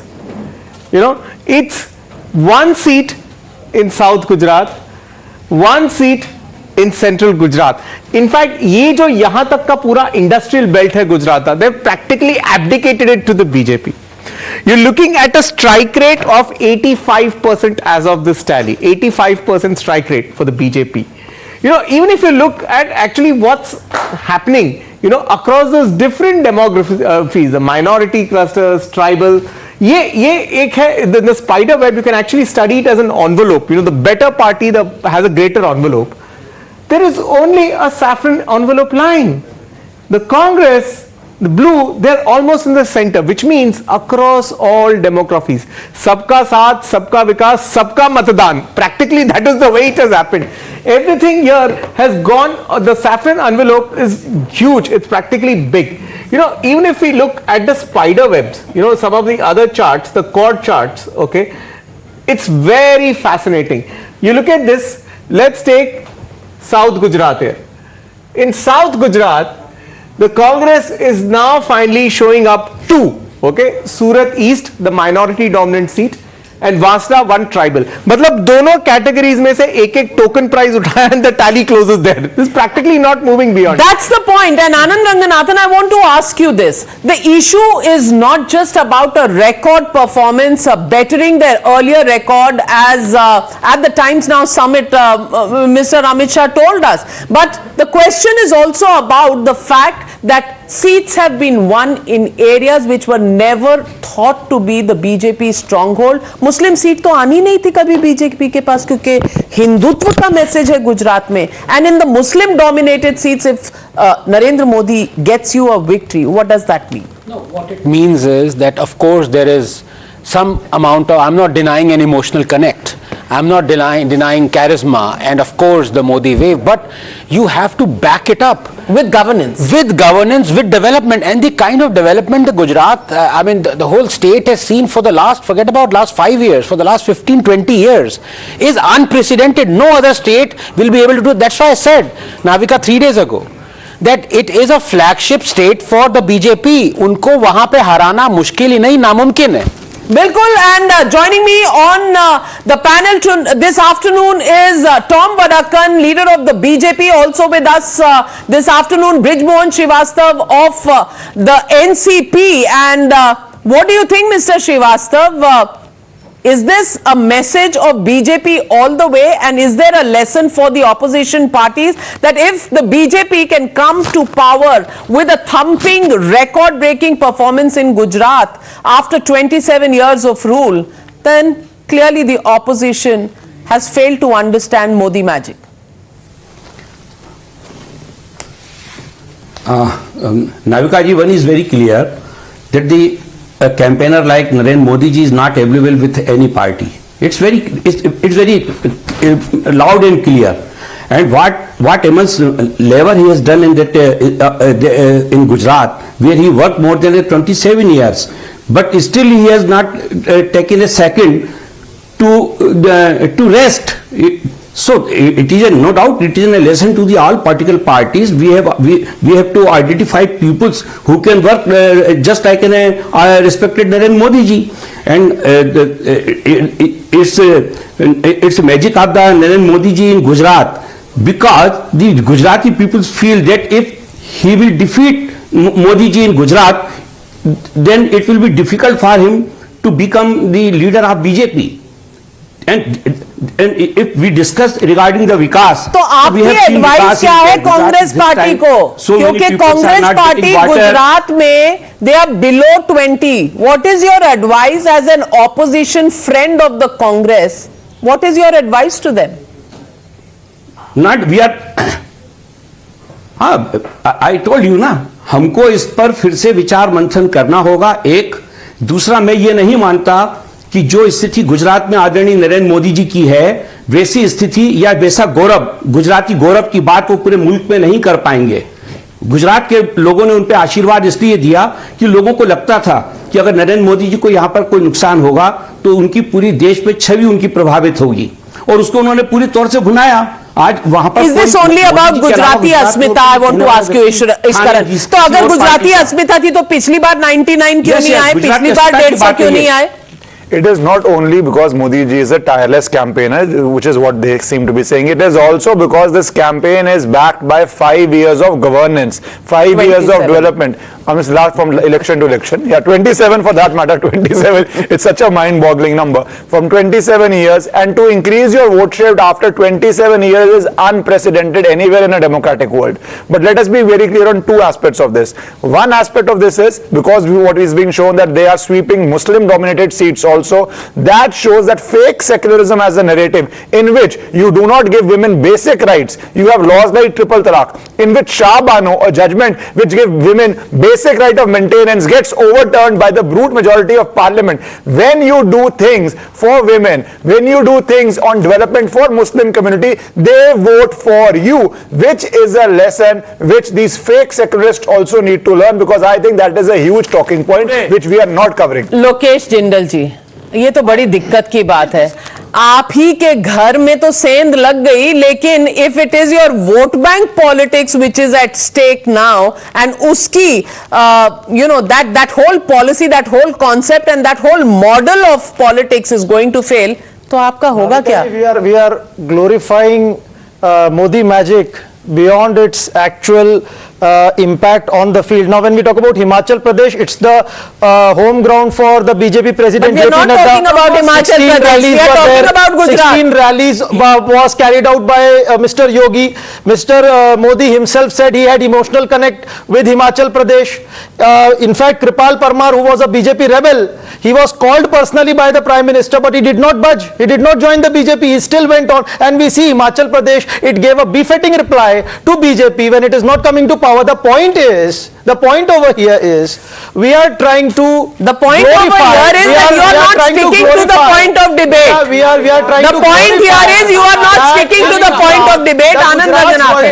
Is basically some form of a large message that Modi is invincible. I would say Prime Minister Modi is invincible. That's not the scenario. Rahul Gandhi is invincible. If BJP worked in Gujarat, it did not work in Himachal. Okay, Anand Rajanathan, respond to that and then I get in Tom आज के Badakan. Result से बहुत लोगों को धक्का लगा, लेकिन मेरे गुड फ्रेंड लोकेश जी को इतना ज्यादा धक्का लगा है, ये किसी और लटेंस चैनल में पहुंच गए हैं, जहां पे Navika, believe it or not, and I am on cue here, they are not talking of Gujarat at all, they will talk of Himachal. तो आप टाइम नहीं है. Is Himachal not a state of India? आपने क्वेश्चन गुजरात का पूछा था. The point is, आप कह रहे हैं elections, we are talking about politics. Both the elections that have happened, the result is out today. So why not Himachal? Why only Gujarat? The point is, why should not why are we ignoring Himachal? Tom Badakan, Congress's problem is they want to discuss Himachal today, they don't want to discuss Gujarat because उनके narrative को suit नहीं कर रहा है. And Acharya Pramod Krishnam on Times Now Navbharat just 5 minutes ago told me that the Congress party today is going to do more samiksha, they will set up more committees, and he said that Rahul Gandhi is walking on the path of Vinoba Bhave and Swami Vivekanand and Mahatma Gandhi. Do you think that's the disconnect between the Congress's political existence and Mr. Rahul Gandhi? Well, I don't want to say anything about Rahul Gandhi at this juncture because the results have shown his political acumen. What Gujarat has shown after Ahmed Patel, the situation in Gujarat is so miserable that I don't want to go into it. Now, the only fig leaf they have is Himachal Pradesh. The situation in Himachal Pradesh can be compared because it is not. Now, look at Gujarat, for example. You have a strong presence of the minority, and why not have that as a flagship? Because that's where the magic has worked, not just with the majority community, but also with the minority community. That's the message that this is going out. And Himachal Pradesh, we have our problem. We will address it. And believe me, it's a little too early to come to any conclusion at this juncture as the Congress is jumping the wagon right now. Well, Mr. Rajagopalan, the Aam Aadmi Party won MCD elections and there were hopes that they will do spectacularly in Gujarat. I want to ask you, they've got the vote share that has been given up by the Congress party. The BJP has increased its vote share. Do you think the statement as far as national politics for the Aam Aadmi Party is as clear as it should be ahead of 2024? Aam Aadmi Party is like PSLV. From Sriharikota, it takes off, suddenly aborts. and Aam Aadmi Party aborted. And they try. Why are you laughing? I say, I'm seriously telling you. I'm sorry. I'm sitting next to a scientist. He understands the well very well. So I speak politics. Why are you smiling? He yourself is laughing. I asked him not to do that. But every rocket has three stages. Let me be serious. Every rocket has 3 stages. What were the 3 stages of AAP? Politics are science and rocket science. And the Aam Aadmi Party's trial balloon burst because of his double standard. Aam Aadmi Party speaks 4 tongues, not 2 tongues. Because Aam Aadmi Party is a political party. They started with anarchists. They went to Hare Ram, Sri Ram. They came to Inshallah, and now they go to Bharat Puja, Ganapati Puja, like that, Diwali Puja. Therefore, Aam Aadmi Party is a failure. Aam Aadmi Party cannot take off in Indian politics. No, you can write off Aam Aadmi Party. Definitely you can write off. Write off. Himachal Pradesh written off. Written off. They cannot go beyond the Delhi. 40% vote share. Aam Aadmi Party did not go beyond Aam Aadmi Party. Navika ji, 1 minute. I just want to come back to one point raised by Jindal Saab. I disagree with Jindal Saab in a small point. I think that this vote is from Narendra Modi ji. Because he said to the Gujaratis that vote for me. And I totally disagree with Ishkaran ji that this vote is for development. You know one thing. Not a आपको जिसमें खुशी मिलती है आप वो मानिए. आपको जिसमें खुशी मिलती है आप. After 27 years, a party winning an election you think is not a vote for development, then you don't understand the voter, don't you understand the sentiment of the voter, you don't even think the voter has basic common sense. You believe that the voter after 27 years don't be disrespectful of the voter. It has given you also 14%. Please don't disrespect the voter. Absolutely. It's always an emotional connect, and it's always delivery on the ground that will matter to the people of India and the voters today are very smart, whether you give them that credit or not. But let me go across to my colleague Aishwarya, who's joining me live from the ground in Gujarat, Ahmedabad, headquarters of the BJP, where celebrations are on in right earnest. And also the Prime Minister has just spoken to the Chief Minister of Gujarat and C.R. Patil. Both of them have been congratulated by the Prime Minister. C.R. Patil, the in charge, and Chief Minister Bhupendra Patel, who led this election, and the BJP, and the Prime Minister speaking to both of them. Going across to Aishwarya. Aishwarya, कितने लड्डू बंट गए?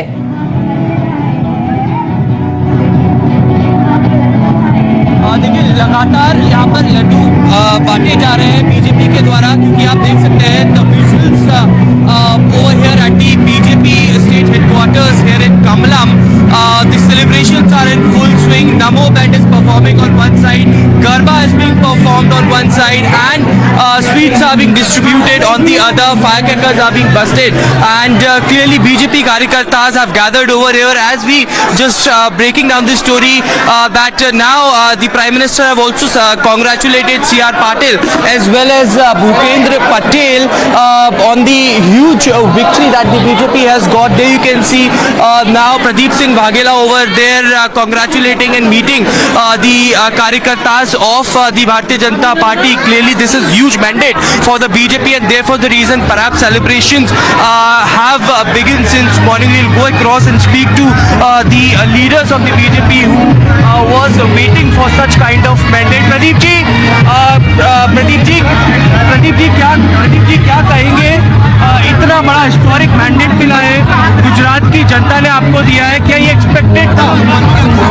बिल्कुल, जिस तरह से मोदी जी ने गुजरात का विकास किया है, वो विकास के आधार पर और विकास की राजनीति करते करते आज देश भर में जो भाजपा की स्थिति बनी है और गुजरात में मोदी जी के लिए जो जनता का प्रेम है, ये परिणाम गुजरात के जनता के आशीर्वाद से मिला है। आज सभी रेकॉर्ड टूट चुके हैं।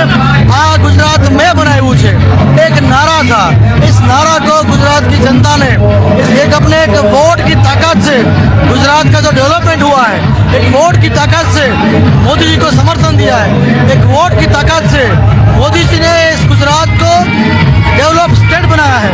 आज उस डेवलपमेंट पॉलिटिक्स को एक मजबूत मोहर। Let me get in Ashutosh ji. Ashutosh ji, we were discussing whether this vote is for Narendra Modi and the governance model, or is there a separation between the two? And of course, the Aam Aadmi Party. The Aam Aadmi Party, has its performance been up to the expectations or the sound and fury that had been created, or is it a little underwhelming?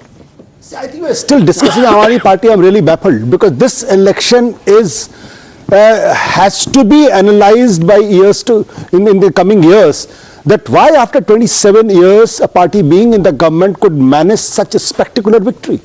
Getting more than 150 seats is something which is magical. Everybody has been talking about that 149 seats which the Congress got in 1985 under Kham and the Madhav Singh Solanki was unbeatable. 1 minute, let me interrupt you. Those are visuals coming in of the Gujarat Chief Minister Bhupendra Patel leaving from the Gandhinagar Chief Minister's residence going to the BJP headquarters in Ahmedabad. Let's cut across. Okay, so those were the shots coming in. Go on. I'm saying that this victory, does it have any reflection? I don't see. I'm not an astrologer who will say this, because listen. Why I'm saying so? In 2017, in 2018, That year, if you look at, the BJP was loser in Karnataka, and Madhya Pradesh, Rajasthan and Chhattisgarh, and unexpectedly Congress won Madhya Pradesh, Rajasthan, Chhattisgarh, and in Chhattisgarh, BJP Congress won by 2/3. Look at what happened in the parliamentary elections. So we should always have a separate opinions about the assembly election and the parliamentary election. In another 3-4 months time, there will be a Karnataka election. Can BJP repeat the same magic there? No, BJP could not repeat the same magic in Himachal Pradesh also. So it will be unfair to compare just because of this. Are you saying that the state elections will have no bearing on the central election? Is that what you're saying? If the Gujarat had a bearing, then Himachal Pradesh, why BJP is losing? Why BJP lost MCD election in Delhi? There are the 3 results. It's not only the Gujarat. Gujarat BJP won massively, amazing results. Himachal BJP lost. BJP also lost in MCD election. That means the 3 elections have 3 definite meanings. If you are working hard, the narrative that we were talking about, the narrative setting is on point. That's the point. Why point मिल गया? Point मिल गया. The lobby is back. The lobby strikes back. The lobby strikes back. One thing with the opposition should learn is simple. They lost MCD, but they did not lose miserably. They fought, and they fought well. They should have lost Himachal Pradesh badly. But again, they fought and fought well. So, this is the point everybody should learn. The BJP gives everybody a run for their money even in their victory. And that is the point. Lobby se midway to aa gaye hain. Anand, you should congratulate. He is out of the lobby and he's come in the waiting room of the right lobby. मैंने कहा ना सुबह आशुतोष ऐसा लग रहा था शाखा attend करके आ रहे हैं, इनको कॉल आ गया बीच में, क्या कर रहे हो भाई? तो अब थोड़ा सा यू टर्न लिया है. That is the reason Navika. No, please. I'll have to interrupt all of you because I'm just going to go across to Union Minister for Water Resources Gajendra Singh Shekhawat, but in the meanwhile the lobbies are being dismantled. As I was saying, there is a reason why I asked this question specifically, because Ashutosh, I am old enough to remember when you were heading a channel and were a journalist. Every time a state election BJP lost, you said this is going to have a massive repercussion for the central general election. Now you are saying it has no. अभी उनको याद नहीं आ रहा. आप video निकालिए. Without evidence, you can't make us. Video निकालिए. आप video पुराने वीडियोस आशुतोष के होंगे भी नहीं ना. No, to fellow journalists you cannot say this because video निकालना पड़ेगा, एविडेंस देना. उसको बोल देंगे मॉब कैसी है वैसे भेजो. उसको कौन सा मानेंगे? He wrote a book on RSS. I did not write a book on RSS. I wrote a book on Modi government's 5 years. Well, let me go across to Mr. Gajendra Shekhawat joining me this afternoon. And Mr. Shekhawat, unprecedented victory for the BJP in Gujarat after 27 years. Of course, a Herculean job, and the vote percentage also rising up. What do you think is the message, not just to the people of Gujarat, but to the entire country as far as the opposition parties are concerned, Congress and the Aam Aadmi Party?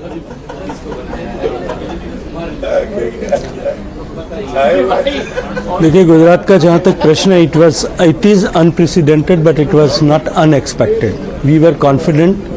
Honorable Prime Minister, Honorable Graha Mantri ji, the party president, everybody was confident, and we have already stated many of the times that we are going to create a new history this time in Gujarat. And the people of Gujarat have stamped once again the developmental politics of Modi ji.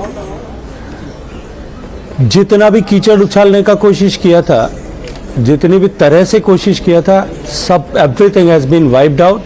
Gujarat is with BJP, Gujarat is with development, Gujarat is with it a developmental agenda of Modi ji.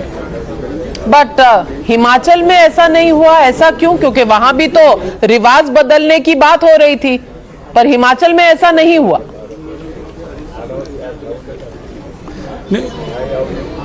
देखिए, हिमाचल का अभी पूरा परिणाम आ जाते दीजिए, थोड़ा सा इंतजार करिए, एक बार पूरे परिणाम आ जाते हैं उसके बाद में. और भारतीय जनता पार्टी हर तरह के परिणाम से, सकारात्मक परिणाम, नकारात्मक परिणाम, ऑल टाइप सॉर्ट ऑफ परिणाम से हम आगे समीक्षा करके उससे आगे बढ़ने के लिए काम करते हैं, फिर करें। लेकिन गजेंद्र शेखावत जी, लोग कहते हैं कि भारतीय जनता पार्टी के पास एक ऐसा फोन है जिसमें ऐसा स्पीड डायल लगा हुआ है विपक्षी दलों के विधायकों का कि आप हारी हुई बाजी भी जीत सकते हैं और बाजीगर बन सकते हैं। क्या ऐसा कोई अंदेशा है हिमाचल में?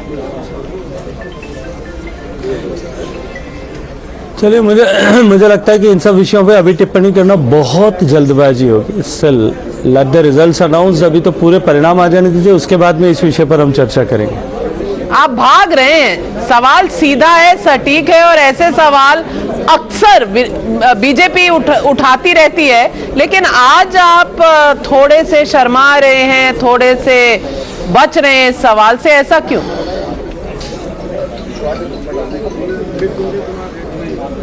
नहीं, ऐसा नहीं है। मैं ये कह रहा हूं कि अभी वो समय नहीं आया कि इस प्रश्न का उत्तर दिया जाए।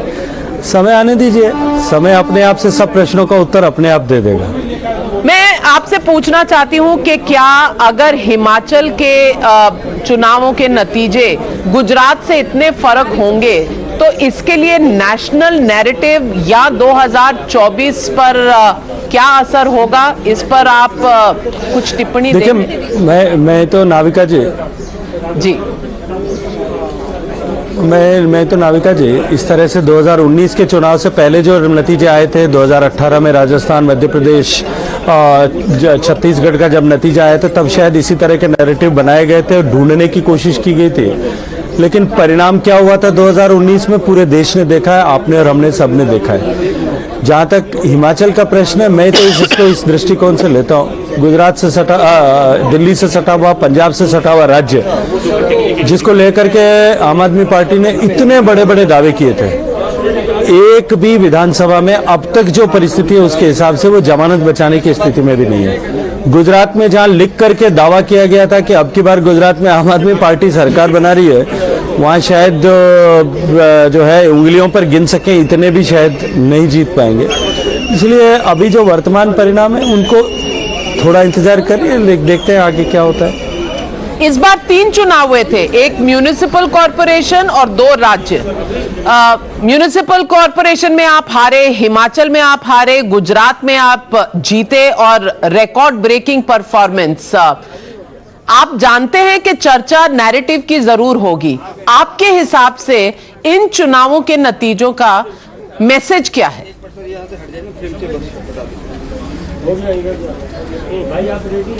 देखिए, दिल्ली के नगर निगम चुनाव में भारतीय जनता पार्टी का वोट शेयर बढ़ा है। हिमाचल प्रदेश के चुनाव में जिस तरह के वादे और बातें की जा रही थी, उससे बहुत अच्छी परिस्थिति अभी तक वर्तमान तक है, परिणाम आने अभी शेष है। गुजरात का मैसेज देश के सामने क्लियर है। मुझे लगता है कि अब इसके बाद में इन सब विषयों पर चर्चा की गुंजाइश ही समाप्त होगी।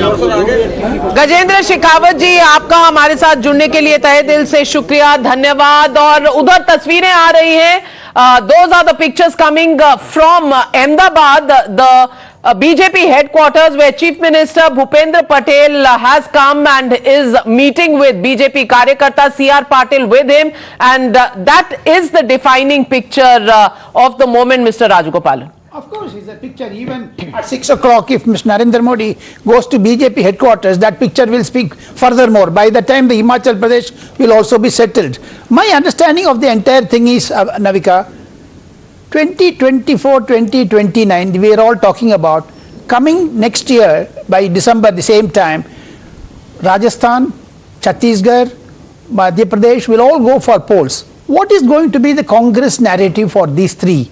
And will the Aam Aadmi Party give trial there also? So 24 को पहले 23 में problems है बहुत. Even for BJP, BJP takes every election seriously to win and defeat the opposite candidate. But Congress does not have that strength. Padyatra निकला है, महिला पादयात्रा पर Himalaya padyatra. Then this narrative was all to say that he is a frequent foreign traveler. To demolish the scheme, he is taking a padayatra. What is that padayatra is going to help Congress? We do not know. Well, Acharya Pramod Krishnam, Lokesh Jindal ji called it the Padayatra of Vinoba Bhave. तो he also said that Digvijay Singh and Jairam Ramesh spoiled it. In fact, if you look at Himachal Pradesh and the outcome, No, Gujarat, he Delhi. is fixed on Himachal. Gujarat, Delhi. I'll come to Gujarat and Delhi also. No. Gujarat is not in India. See, Gujarat, when we are talking about, it's an urban state with a sizable number of population dependent upon trade and commerce. It has got a huge coastline. So when I'm talking about BJP and its policies, especially after the COVID times, it has been pro-trade and commerce. However, it had been negligent towards the agricultural communities and sector. And that was one of the major reasons why in Himachal Pradesh, BJP is losing out. And this is going to happen elsewhere as well. Because when we talk about, wait a minute, let me complete. See, when we are talking about the entire India, the post-COVID crisis, there is a rise in unemployment, there is a rise in inflation, there are economic troubles glaring up. In fact, right now the government is trying to embark upon a narrative that the World Bank have improvised its economic growth rate to 6.9%. However, they are not understanding the fact that it is in fact in a slowdown. So what will happen is in the entire 2022-23, there is going to be... I just beg your indulgence to all my panelists, and I want to congratulate you. I want to congratulate you. 20 हो गए हैं, 19 और 18 पे चल रहे थे आप गुजरात में, आपके 20 सीट हो गए हैं. I take this congratulation because 38, 39 हो गए हैं हिमाचल में, और हम सरकार बना रहे हैं. आपका बहुत बहुत धन्यवाद, बहुत बहुत धन्यवाद. हम हिमाचल में सरकार बना रहे हैं. अरे बाप रे बाप, ये 39, लेकिन 20 हो गए, 39 हो गए हैं, 39 हो गए, 19 18 से आगे नहीं बढ़ रहे थे. आनंद रंगनाथन, आप बहुत कठोर दिल के हैं, थोड़ा सा आप कांग्रेचुलेट कर दीजिए कि 20 इज मोर रिस्पेक्टेबल देन 90. बिल्कुल, बहुत ही एकदम कांग्रेचुलेशन. पहले लीडर ऑफ ऑपोजिशन बनने के लाले थे, वो नहीं होंगे अब. ये नहीं कांग्रेचुलेशन कह रहे हैं, ये बता दीजिए अभी जो ये अभी जो ये यात्रा निकली है, ये अभी नेक्स्ट स्टॉप क्या, थाईलैंड तो नहीं है इसका? देखिए, आपका ज्योग्राफी बड़ा अजीब है. अब मेरे को Anand Ranganathan ji, is a scientist, somebody show him the map of the world. Rajasthan के बाद थाईलैंड कहां से आएगा? अब आप मुझे ये समझाइए. नो यात्रा थाईलैंड आएगा. भारत जोड़ो यात्रा, भारत जोड़ो यात्रा पद यात्रा है. हमारे प्रधानमंत्री की यात्रा नहीं, हवाई यात्रा हो कि थाईलैंड जाए, फिर जापान जाए. राज्यवर्धन राठौर पद यात्रा है. Rajyavardhan Rathore joining us from the BJP. आप इस चीज की फिक्र मत करो. देखिए, जब आपको मुबारकबाद दो, आपसे पछता नहीं है. You cannot digest, you cannot digest when we say good things to you.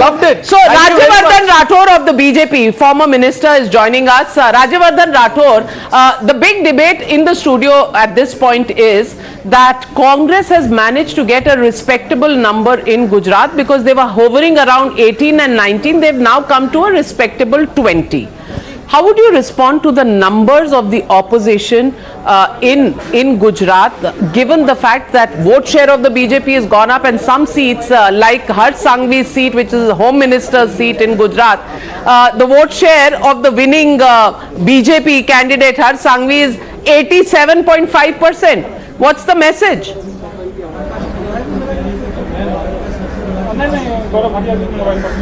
See, as regards the vote share and the presence of certain seats of the Congress that are winning in Gujarat, see, the whole point is that, and understand this whole electoral process from the point of view of multiple parties. Now, Congress has always been there in Gujarat in the earlier times. It's been there in the entire country, and gradually, as corruption crept into their system, as they were unable to deliver these schemes, as the dynastic politics became more stronger and stronger. Gradually, they are now not finding their feet anywhere in the country, and wherever their government comes in, it doesn't get repeated. Now, because of the past politics that they've been doing in Gujarat, there are certain segments, certain pockets where Congress is still existing. Mind you, my words, this is not because of their present policies, it's not because of what Congress is capable of doing, but because of existing pockets earlier, existing loyalties of people earlier, or those few people who are perhaps doing well in their constituencies. Now, in Himachal, if this Congress party is doing well right now, we are still waiting for the final results, of course, but the problem is that they do not fulfill their manifesto, and Rajasthan is a glaring example in this case. They are constantly bickering, constantly fighting amongst themselves, unable to deliver any schemes, unable to create an ecosystem where people can develop along with the other states. That's not happening. And if 18 states in the country have reposed their faith, Rajasthan is a demonstration of how you get power and still you fritter it away, because Ashok Gehlot and Sachin Pilot are at loggerheads from the day the victory was announced. It's laughable. It's laughable. Before that, the Himachal MLAs have to go to Rajasthan. Congress decided to send them to Chhattisgarh. They don't have confidence in Gehlot. No, sir, you are missing the larger point.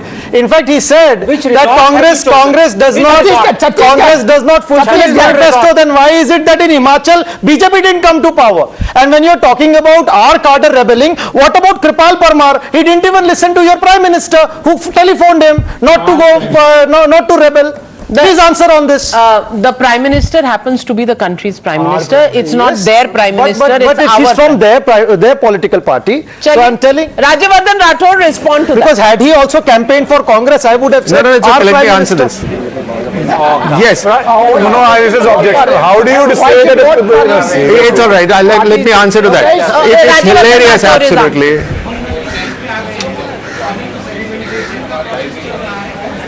Yes, it's absolutely hilarious when they come up with these one odd example here. They really find it very difficult to pick up these examples, but they finally do come up with these examples. Now listen to me. You have two people who are supposedly your biggest leaders in Rajasthan. For the 4 years they have been fighting with each other. You cannot even compare any other state, any other example with this. And the entire state is suffering. What about you do not have a name in your entire Congress cadre who has a vision. There is nobody who has a vision. The entire Rajyavardhan Rathore, the question to you is, आपके जो बागी नेता थे, have they done you in Himachal Pradesh? Simple question, respond to that.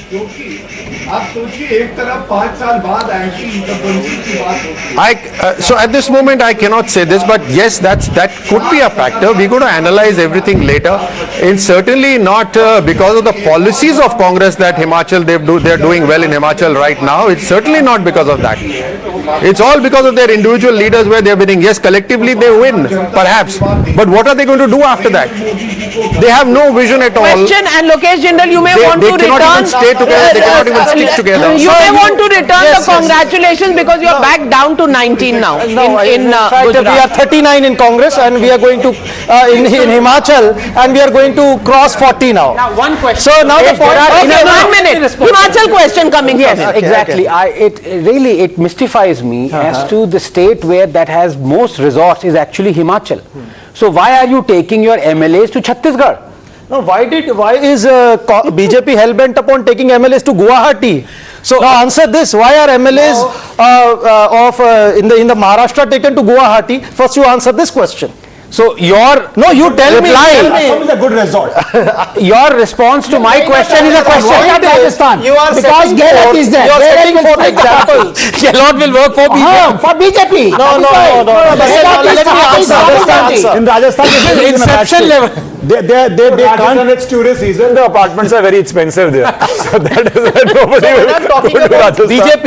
After the COVID crisis, rather than increasing social security net such as MG Narega, increasing the food subsidy, coming up with some form of a relief measure, BJP, it reversed the entire policy. The outlay for MG Narega was reduced in the national. We can't let this. 2022 budget I'm talking about. We can't. 2022 budget I'm talking about. Anand Ranganathan is fact checking you. Anand Ranganathan is fact checking you. On fact, we will never compromise. No compromise on fact. Anand Ranganathan is objecting to the facts you have stated? Anand Ranganathan, what are your facts? I did not object to your saying whatever you were saying, your opinions and all, but please do not lie on a national channel. Manrega funds have been increased. Please apologize. No. And on the floor of the house will back me up. You may be Nitin Patel, former Deputy Chief Minister of Gujarat.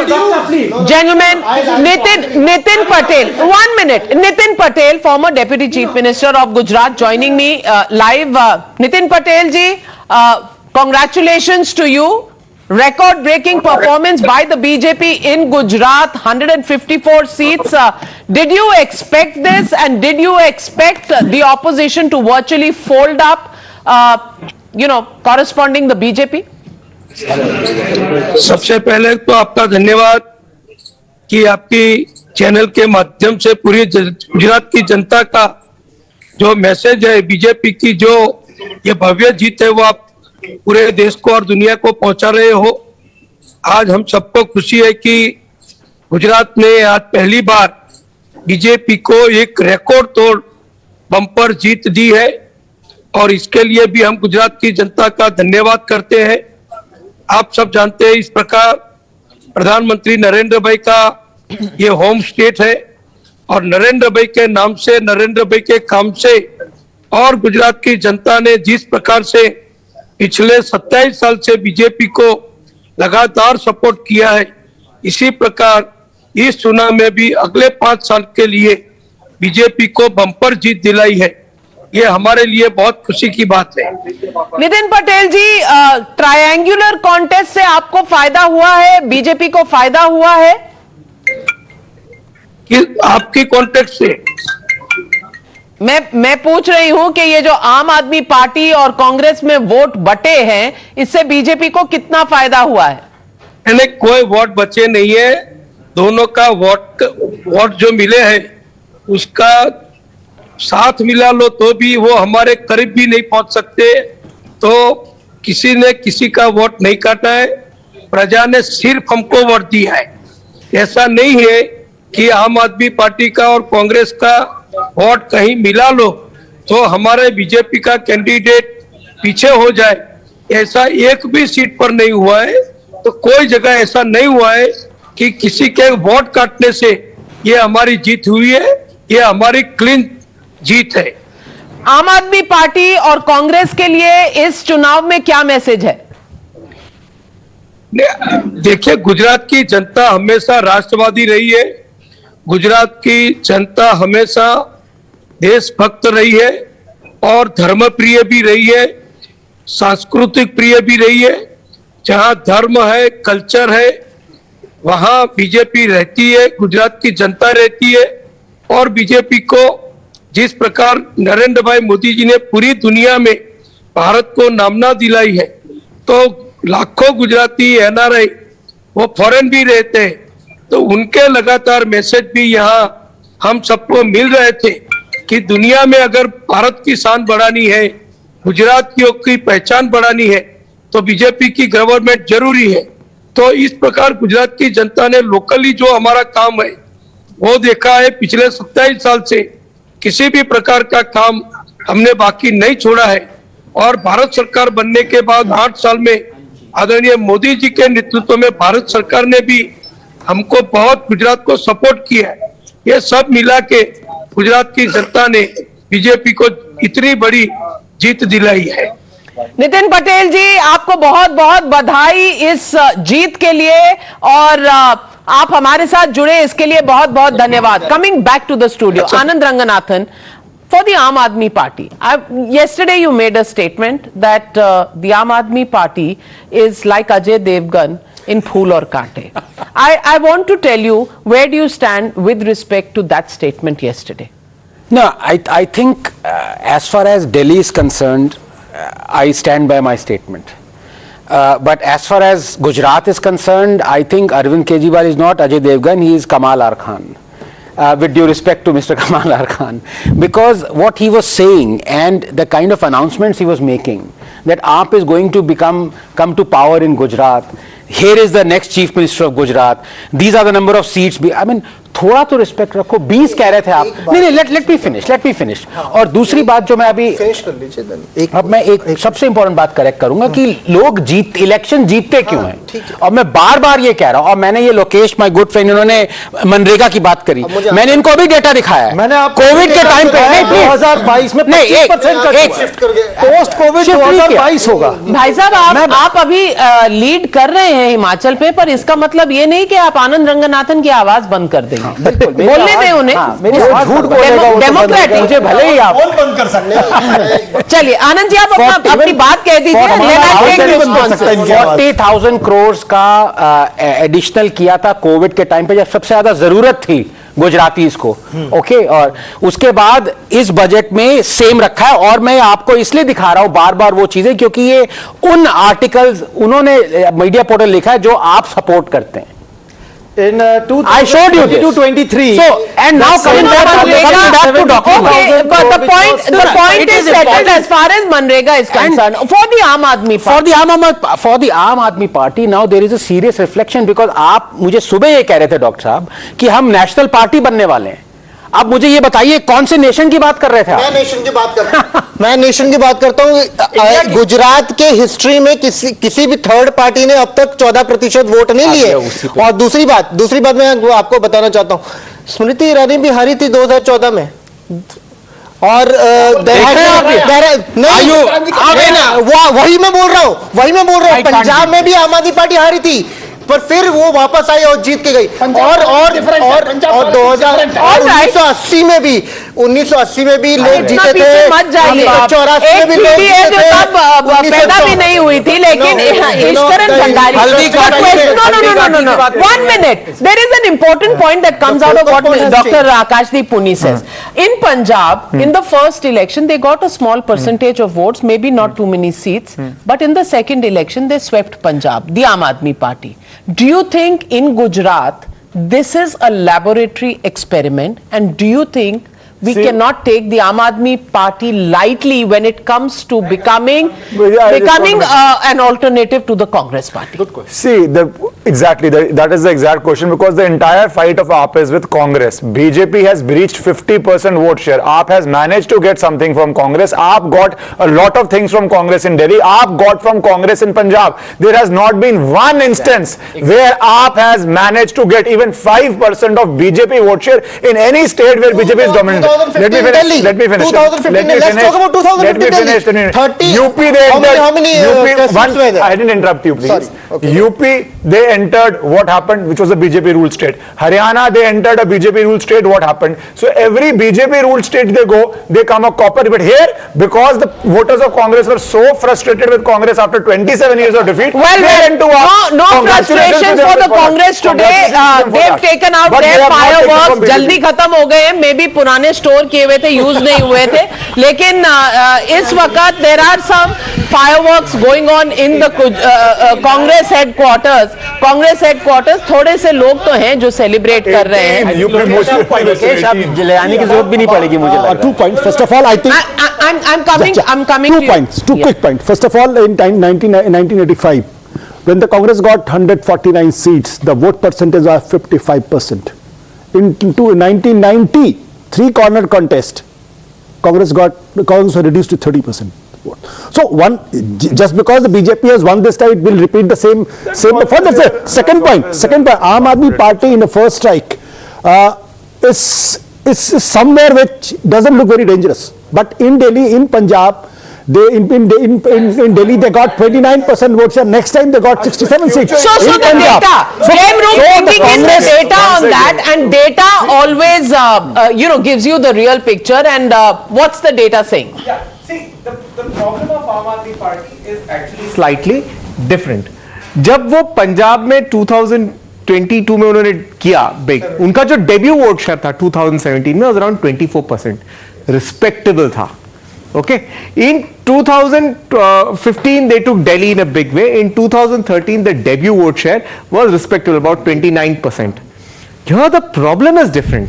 Gujarat में जो debut vote share है वो 12.7% है. Navika, we don't know if this can scale to 2024. तो debut vote share में problem है। Important point, कितने vote, कितने एग्जिट पोल्स में आपने दिए थे नंबर? अरे ये अभी ये reality हो गई। exit polls will not determine your political strategy, Akash. ये real data हो गया।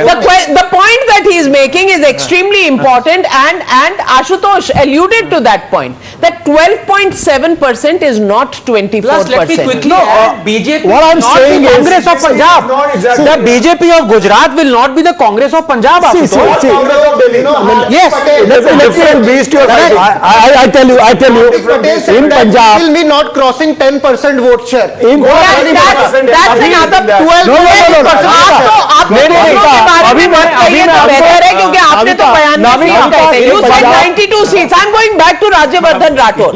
Rajyavardhan Rathore, from 2001, when Mr. Narendra Modi took over the reins of Gujarat till today, Gujarat has voted again and again and again for the BJP, and many people, and this was a question we asked the people in our survey, how do you vote for the BJP in Gujarat? And they said Narendra Bhai doesn't even need to come. 54% of the people of Gujarat said that they will vote regardless of whether he campaigns there or doesn't campaign there. For any leader to have that kind of a hold in his home state for 21 years, is that unprecedented?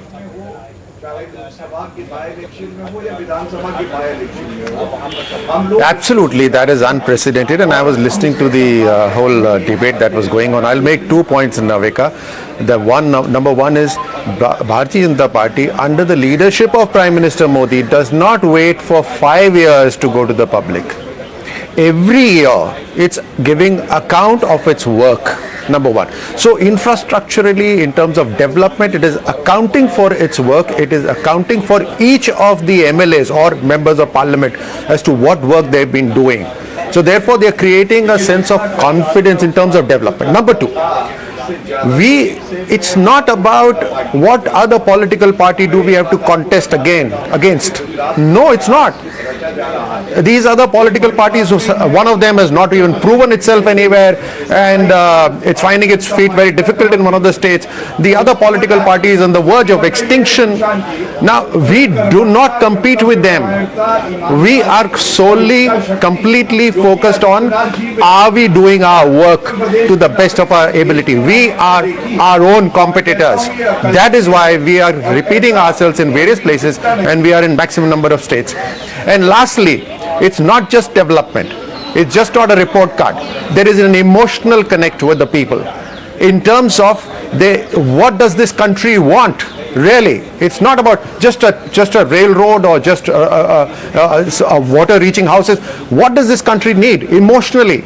We are even doing that. So these are the reasons why Bharatiya Janata Party, under the leadership of Prime Minister by Modi, Rajyavardhan Rathore and Brijmohan Srivastav. Historically, I want to ask you this question because the opposition always makes light of the fact that यहाँ तो MCD चुनाव हो या state चुनाव हो, प्रधानमंत्री campaign करते हैं. I want to ask you, isn't it a big risk that the Prime Minister takes every time he steps out, for campaigning? He takes a risk because there is always a risk on whether or not that seat will be won. He goes, gives the account. There is a risk that, people may not give him the kind of welcome that should be given to a Prime Minister of a country. Yet, Narendra Modi takes that risk, campaigns, doesn't shy away from campaigning, goes and does the direct conversation with the people of the country, and that phenomenon is unprecedented, unparalleled in this country, and that is the USP of Narendra Modi. Will you agree with that or not? Yes, I totally agree with you. Ki Narendra Modi is a political robot, and he works only for the politics, not for the welfare of the peoples. We have seen it in Gujarat. Is one possible without the other, Rajyavardhan Rathore? Is one possible without the other? There were, listen, Navika ji. You asked this question to me, then please listen also. We have seen this time there was no roads in Gujarat. There was a problem of the drinking water. There was no schools. We have seen it, but because people are interested to bless the Narendra Modi ji being a son of soil. So people have given support to him, and he is doing that thing only. Chaliye. Very Then good. why he has asked Rajavardhan Himachal Rathod, Pradesh, people he's have having given so medical 154 seats Then to why you lost- then because why you are lost only Gujarat? politicking, you are only interested in politics, Then why and you he have no lost in delivery Himachal systems. Pradesh? Rajavardhan Rathod, Oh, it is respond to answered Mr. question, Srivastav.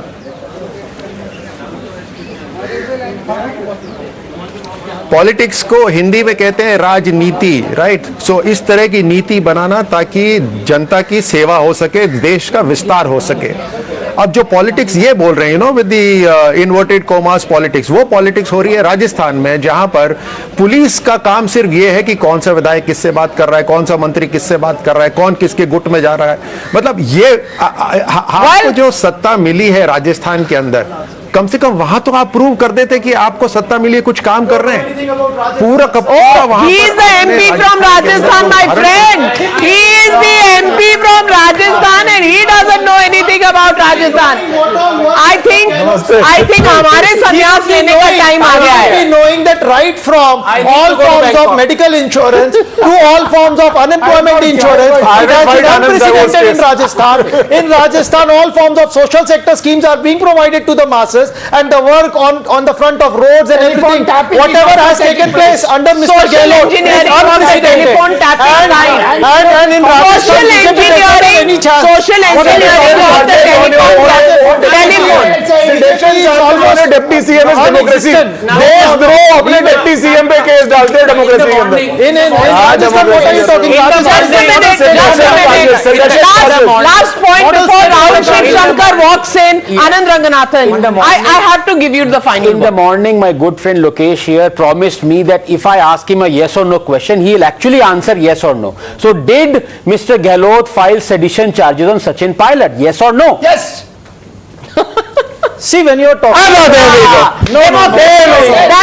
you want the answer. No, you have to give me time to speak. How much time does yes or no take? Bhaiya, your time is limited to the assembly strength of Himachal Pradesh. It is an institution where there are disagreements, where there are fights. Fair to him. BJP is equally divided in Rajasthan. Of course, correct. Vasundhara Raje Scindia But they are not in power right now. But they are not in power right now. If the Congress is divided, BJP is equally divided. अरे भाई, but they are not in power. No. Power में एक divided है. How can we say that? In Bharat Jodo Yatra, you have Rajesh Pilot Sahab. The point is something like Sachin Pilot Sahab. Well, I just want to say one thing. Mr. Lokesh Jindal, you need to return the congratulations back because you are at 19 in Gujarat. 39 in 19 in Gujarat. 39 in Himachal down Pradesh. from the 20 for which I congratulated you. But I'll keep that while you chew on that, while you chew on that, Rahul Shiv Shankar, over to you. Thanks indeed. Navika, you're always where the debate is happening and hot. So I am going to bring you back to the reality of the numbers for just a few moments. It's 12 o'clock, time to take stock, viewers. Let's have a look. 68 trends out of 68 from Himachal, and the Congress very comfortably placed, would you say? But there's a hidden story here. Hidden story. The Congress's vote share is only 0.74% greater than the BJP. Okay. So it's, again, the first past the post model gifting them something. Oh, you're not being charitable, are you? Are you being charitable? Are you being charitable? No, I'm just being technical. 39 seats. You're being technical. Okay, so this is a technical victory that the Congress is scoring, says Jai Mrug. Let's have a look here at Gujarat. 182 out of 182 trends. Some of them are crystallizing now into results. But look at this, 154. This is record-breaking, viewers. This kind of dominance was last seen only in a state like Bengal, where the CPM for at least 28 years was in power, if I'm not mistaken. No, Rahul, even in Bengal, their best tally was about 227 or 230 on 294. That is close to 80% strike rate. This is an 84% strike rate. 84% strike rate. So what Jay is telling us is that the BJP has outperformed even the machine that was the left. The machine which was treated as the gold standard machine for winning elections. Gold standard machine for winning elections. Viewers, thank goodness these days we call that the EVM, because democracy is of course flourishing in our country. That's the real gold standard machine on which you must win your election. But fundamentally speaking, when you are talking about party organizations, the left at one time boasted perhaps the greatest ability to organize its cadre, and the BJP is outperforming that. This is the story. Now, even this story now, there is something that needs introspection. There's always a talk that if in one election AAP gets into a state, the next election is the winner. What the people forget is that when it did a debut in Punjab in 2017, it was 24% of the vote. A debut in Delhi in 2013, about 29 or 30% of the vote. And then in the next election, it leapfrogged. Here we do not know if 12.7 is even a quantum threshold to be able to leapfrog to the next level. I'm so glad that you're saying that because, Jay, I've been hearing Congress spokesperson after spokesperson, Congress sympathizers, a large number of editors and journalists in Latvian studios. What are they saying? They're constantly emphasizing the point that the Congress has been done by the Aam Aadmi Party.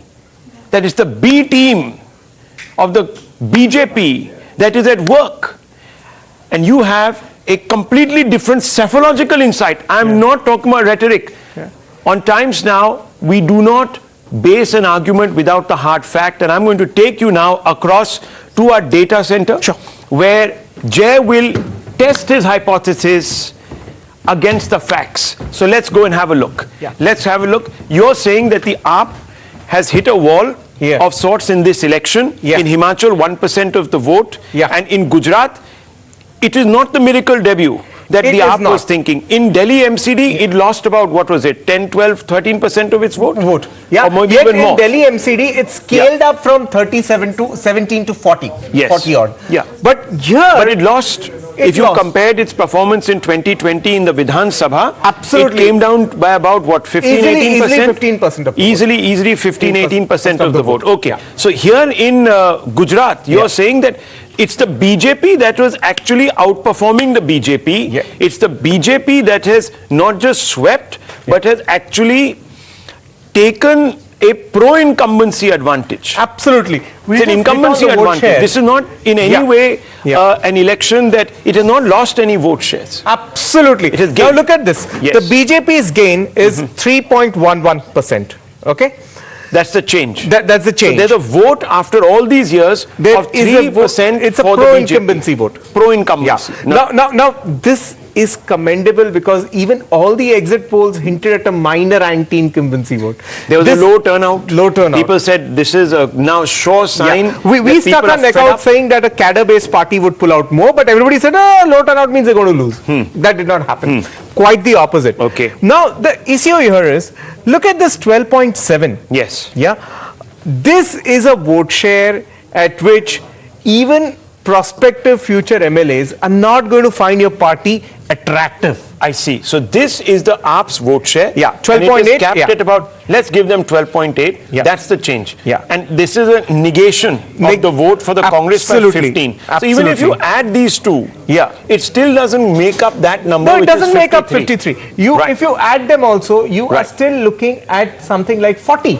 You are 13 percentage points behind the BJP, both of you put together. Both of you put together. That's why, viewers, that's why we are constantly telling you that let us not, and I've been saying it since the morning, I'm not being uncharitable. I am by no means taking away from the performance of the AAP, which today has very much the right to feel that it is the only party that's growing beyond its traditional two bases of Delhi as well as now There is Punjab. another problem that the AAP faces. See, in Delhi, AAP was born out of the India Against Corruption movement. So it already had an organic momentum. cadre. An organic cadre. In Punjab, also the fact that they were growing post 2014 Lok Sabha, they were growing. People were joining, the cadre was growing. So when they hit that threshold election in 2017, they had an organic cadre. The problem here is twofold for AAP in Gujarat. One it's not hit that threshold vote share of 2024 to look reasonably, a challenger. Yeah. The second problem is, here even the cadre is not organic. What we've been saying repeatedly, or what I've been jokingly saying, it's a BCD cadre, Bhajapa, Congress, Dharamshala. They're going to go back. So neither the vote share nor the cadre, it might just face an existential crisis after having pumped in so many resources. And let's just flip that. Yes, Dr. Ranganathan. Dr. Ranganathan. Very briefly, you're absolutely right about the credit where it's due and to give it or not to give it to AAP. But let me tell you, can you name any other opposition party other than the Congress and the AAP that are ruling more than one state in India? There aren't, if I'm not mistaken. Yeah. So there is credit due to AAP, there is no denying that fact. And they were trying desperately to emulate Congress, but it's just almost impossible because, I'm sorry, they chose the wrong state. Is it really the wrong state? I mean, don't forget, there is another opportunity. If you were really looking to dislodge the Congress, you would have been looking very hard at Himachal, which is where, by all accounts, we were told easier to make a cadre in Himachal than it was to make it in Gujarat. That's the strategic but mistake. They should, That's the strategic mistake. And we had Ashutosh who told us, 30 seconds, we had Ashutosh who told us that actually the initial investment of the Aam Aadmi Party began with Himachal. Why over the last 10, 12, 15 years they haven't been able to build is a question that must be answered. Rahul, there is, sometimes you make a mistake by assuming that a small state is a much easier capture. But look at Aam Aadmi Party, it struggled in Goa for a long time, right? So there is no guarantee that just Karnataka, because you have in urban areas, it was looking as the breakout party. So I think Aam Aadmi Party was playing for big stakes in Gujarat. Remember, they have got massive headlines. That is the state from where the Prime Minister comes. The Congress has been struggling. And I think Aam Aadmi Party's move was strategic. It's a smart move. It may not have worked. It might work in the future. Please remember that 6 times in a row, Congress has lost to the BJP in Gujarat. And each time the BJP's vote share has been around 47 to 48%. Also, so they saw an opportunity. While credit to AAP for getting in a 10-year journey, it's a good credit. But the problem they face is they get votes from Congress. Delhi was a Congress government, they swept it. Punjab was a Congress government, they swept it. Gujarat was a BJP government, they are 13%. The problem that AAP faces, it gets Congress vote. In Gujarat, it got the vote because the voters were fed up with Congress, those who don't like BJP. That 27 years Congress cannot displace. Last time was the entire effort. 3 big caste andolans were going on. They gave their all. Still, it was 9% below BJP. So probably the voter fed up with Congress. Can I play devil's advocate? Not that I'm wanting to take away anything, Dr. Raman. Not that I'm wanting to take away anything from the Aam Aadmi Party. Neither am I trying to be, in any way uncharitable. I just want to ask you a question. Apart from Delhi, where the BJP is a factor, where has the AAP outperformed the BJP? In which other state? Punjab, the BJP was never really a factor to the B team of a incumbent called the Akalis. It was always a junior partner. And they didn't have the confidence to project, neither did they have leadership, neither have they had the confidence to go it alone in some ways. And when they did, you've seen the response. So can you explain this to me? Because Dr. Ranganathan is right. Obviously, on paper, the party looks to be growing, but let's analyze the quality of the growth. Let's look at the normal strategy that any political party that wants to grow would adopt. Yes. You look for the low-hanging fruit. You look at places where you can make inroads. Now, for the Aam Aadmi Party, as they have said many times, both the BJP and the Congress are their political rivals. They have not differentiated between the two. If they feel that they can grow faster by taking the Congress vote rather than, and then saving or building up a kind of an army to take on the BJP later, you can't blame them. But in Gujarat, that might be failing for the reason that Jay is pointing out. He says, had the threshold vote share been as much as the vote share that accrued to the Aam Aadmi Party when it began in Delhi, in the first failed experiment, when it couldn't make the government, or it did. No, I'll tell you. Or in Punjab, the reason for that is very simple. There was. The reason for that is very simple, and Jay knows it too. Look, in a smaller state, with a smaller amount of resources, and with a smaller organizational structure, you can make a bigger impact. He's in contradicting Gujarat, you. if Amit take Malviya some- also there there are with seats us. where Yes. Aam Aadmi Party candidates are getting 2,000 and 3,000 seats votes. No. Your problem is similar to that of Goa, actually. Exactly. Before the election, you pull in a lot of people. You try to create, a sort of a steroidal cadre. You just pumped in some injection. Yeah. Moment you don't perform to the threshold, the cadre pushes off, which is what happened in Goa. Now that is the risk you have in Gujarat. Yeah, but The cadre one will push point, also. one Because bigger there is point no in stake. Gujarat, in Goa also did the same thing. The Rahul. TMC tried to build a cadre, they moved away. It didn't Let me listen get to now it. BJP perspective. I also want to say, Go on. one second, gentlemen. One Yes. second. The biggest risk for the Aam Aadmi Party, as I see it, is a reverse migration to the Congress at some stage. We saw it in Delhi yesterday. saw it. Happened You're in making that MCD. point. It's already happening in Delhi. That's You exactly were what I talking said. about that. That Now, is. can I make one point? Yes, I want to bring in Amit Malviya. Just one point very quickly. Yes. Aam Aadmi Party can see this reverse migration that he's talking about in the Lok Sabha elections. I believe with this kind of a vote share in Gujarat, when it comes to Lok Sabha in 2024, the voters who have left the Congress to go for AAP in the Assembly will probably return to the Congress in the Lok Sabha. Possibly. And It's the possible. AAP has not been able to register the impact in Lok Sabha even in Delhi. But after precisely, forming an that's what I'm saying. Data of MCD is showing that Muslim votes and Dalit votes have gone back to Congress from AAP. So AAP runs the risk of voters going back to Congress if AAP cannot defeat Okay, and BJP. I want to open this up because this is an important conversation, and we must also look at the BJP in an objective way, viewers. We're talking at a time when we have analyzed 2 election state results, but there are a whole lot of by-election results also, which are very significant because every election is a barometer of the public sentiment. Let's not forget that. So you've had 6 by-elections today. Yeah. Out of which the BJP had a stake only in one of them. Yeah. That also, Yeah. it seems to be losing today. Yeah. The others, two seats in Uttar Pradesh, which it could have gained out of the Samajwadi Party, it's not. It's not, yeah. So in all the 3 Uttar Pradesh seats, no gains for the BJP. In Chhattisgarh, it goes back and the Congress retains. In Rajasthan, where the Congress is perhaps right now at its weakest organizationally because of a tussle between the 2 most visible faces there, the Congress still retains. While Gujarat has been a resounding record-breaking success in Himachal, the BJP hasn't done well. And if you look at the MCD election, problem there also. This points to, I just need 2 minutes of an intervention. I think this is also pointing to a deeper problem with Mr. Gandhi's style of management. Let's look at the chronology. Where is the Okay. management? Wait. Let's look at the chronology. Where Let's is look the at the management? Let's look at the chronology. Hardik Patel brought in. But aren't we talking about the BJP right now? I'm just talking about Management the what? BJP. The bandobast of the And let's yatra just- you're talking about. Let's just focus on the BJP. I want to bring in Amit Malviya. Mr. Malviya, very good afternoon to you. Lovely to see you. Congratulations about Gujarat. No doubt about it. The BJP outperforming itself, its own expectations.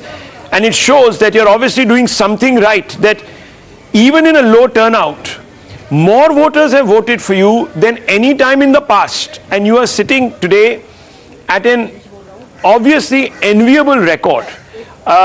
In Gujarat, perhaps, I don't know if this feat will be replicated by any political party for a while to come. But very quickly, there have been a series of other setbacks also.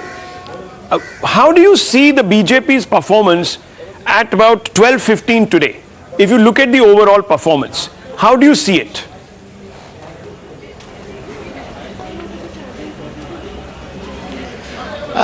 First of all, Rahul, I think if you go beyond the numbers in Gujarat, the vote share, the size of the mandate, I think it's about the trust of the people of Gujarat in Prime Minister Modi's leadership and the work the BJP has done in the state for last 27 years. I think that is the significant message coming out of Gujarat. And if Gujarat's lesson were to be imbibed by India, and you were to take Gujarat election as a referendum on Mr. Modi's leadership, as a lot of commentators and opposition parties had tried to make it out, clearly the path for 2024 seems to be a smooth one, where the opposition will have to perhaps do a lot of thinking and come up with a credible challenge, or perhaps a challenger. Because this election was also about looking for a challenger, and it seems that they have found none. Now, coming to the overall picture that you are speaking about, let's look at Himachal Pradesh. We know that the state has the tendency to rotate power. It has done so for the last 7 decades. And despite our best efforts, it seems that the Congress might have a little edge, though the counting is still on and it's a small state with small seats. So the numbers will eventually be finalized once all results are out. So we'll have to be patient and wait it out. If you're talking about the Delhi MCD election that were declared yesterday, we've been in power for 15 years, and despite that, and despite all exit polls writing us off, the BJP has come back very strongly. So yes, winning election is the final milestone, and we must win all elections. We fight all elections to win. But then if we do not, or if we finish second, we do take lessons from there. There are learnings from each election to be taken, and that's what we do quite seriously. And that is why you see the BJP coming back strongly in state after state where they have probably not been in power. I mean, look at Rajasthan, for example. The last time when the assembly elections happened, it was said that we were just 0.5% behind the Congress and we could not form government because, again, Rajasthan is a state that rotates power. Perhaps this time when we come to power, we will ensure that we break this cycle and we continue to govern the state so that the process of development goes on uninterrupted. So there are these learnings, there are these efforts that we make as a political party, and we do it quite seriously. But if I can take you back to Gujarat, for example, this entire discussion about the Aam Aadmi Party, and it was the X factor, and they would probably dent the BJP. So from forming government in Gujarat, eventually commentators came down to giving them 20% plus vote share, and it seems that they have managed just about 12%.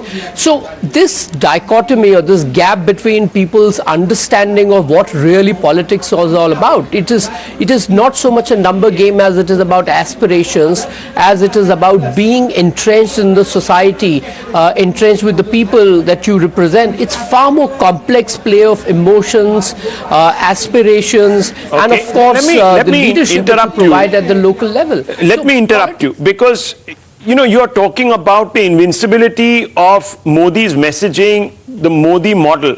Now, what is it built on? Let's very quickly ask you this, because it's built on visible performance demonstrated through obvious vikas, as you yourself have said, Sabka Saath. Most importantly, you have always made it about putting service before self. So dynastyism, etc., all of that doesn't come into the equation.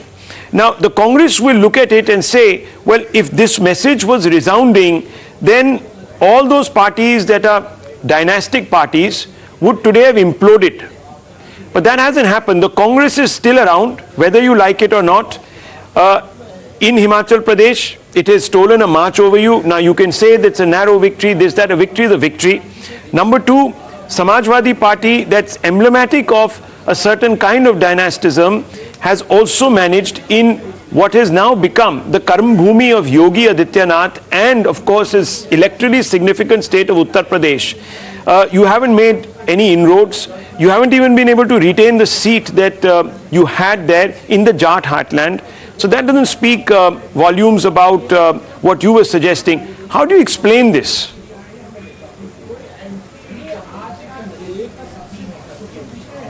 Well, first of all, political parties do not disappear overnight. Okay. So you're right that the Congress is still around despite 4 generations of the Nehru-Gandhi family presiding over it, but it is a much weaker force today. You speak about the Samajwadi Party, but it's not even a patch on what it was under Mulayam Singh Yadav. You look at other dynastic parties, whether it is the Telangana Rashtra Samiti, beyond the KCR family, there is just no leadership. And clearly at some point in time, and the phenomena that I call as gene pool deterioration, it kicks in. The Gandhi family is seeing that. Let me get Mr. Moily into this conversation. But generally world over, 3 generations. Let me get him. Okay, so you're saying that there is intrinsic strength in certain parties, and from time to time they will leverage that strength. Mr. Moily, how do you view the results today. The Congress party decimated in Gujarat, and you can't blame, if you just look at the statistics, you can't blame the B team, so-called B team of the BJP, which is the Aam Aadmi Party, because it's not been a factor, to be very honest. You've done fairly decently in Himachal. You probably had wanted many more seats, but nonetheless, it looks like it's going to be a victory for you there. How do you see, 18 months before the general elections, the Congress party, how is it placed right now?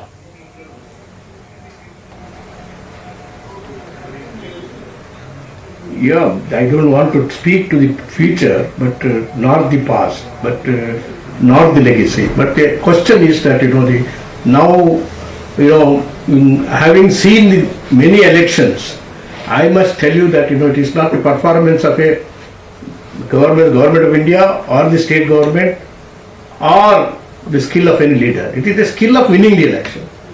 I think in that, the BJP has really mastered the skill of winning elections. And this is what the counter that we need to build in the Congress party. And every seat will have to be fought, every vote we have to gain after fight. And nothing comes on a platter for any political party through speaking on legacy or anything. But the question is that we have large number of cadre, and people are large number of voter base for the Congress party. That is not just enough. I think we need to work on the skill of how to win elections, how to fight elections, and put appropriate managers to manage it. The grand old party of Indian politics is saying that it doesn't have the skill. That's a very important point that Mr. Moily is making. Let me quickly bring you in, and then yes. Yeah, I think what Mr. Moily is saying, it's quite a pointer to say that the cadre is not enthused enough to win an election, doesn't have a plan in process in management to win, and to call it a skill that the BJP has to win an election. The point is, it's not a skill. You win an election because of what you do, your track record, your messaging, your track record of providing the wherewithal to win an election, not because of a skill. And in your Hindi channel, Acharya Pramod Kishan said कि आप राहुल गांधी को राजनीति में मत घसीटिए. He is beyond all that. He's beyond politics.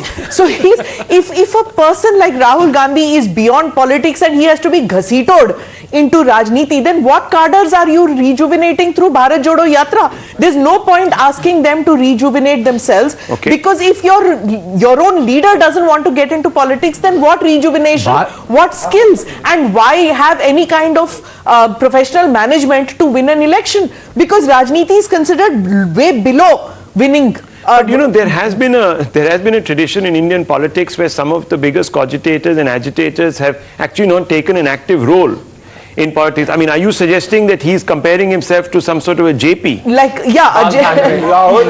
Mahatma Gandhi. That's very, Mahatma Gandhi. Okay. See, Mahatma Gandhi was, sorry. Mahatma Gandhi. I'm not comparing. I'm never going to compare. I will not compare. I now demand Rahul's face on our currency notes now. Rahul's face on our currency. But Rahul, I wanted to make one very small point. Go on, let him. Very just 30 seconds. Dig.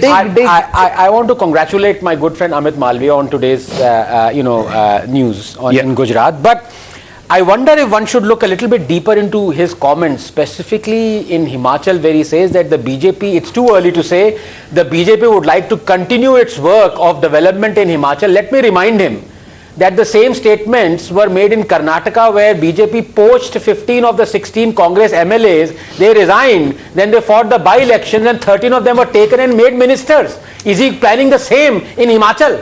Okay, one quick question coming to you, Mr. Malviya. There is an apprehension the Congress is already booking hotel rooms, this, that, the other. That's what we are hearing in Himachal Pradesh. Are we going to see a return of the kind of politics we saw in Karnataka, says Dr. Anand?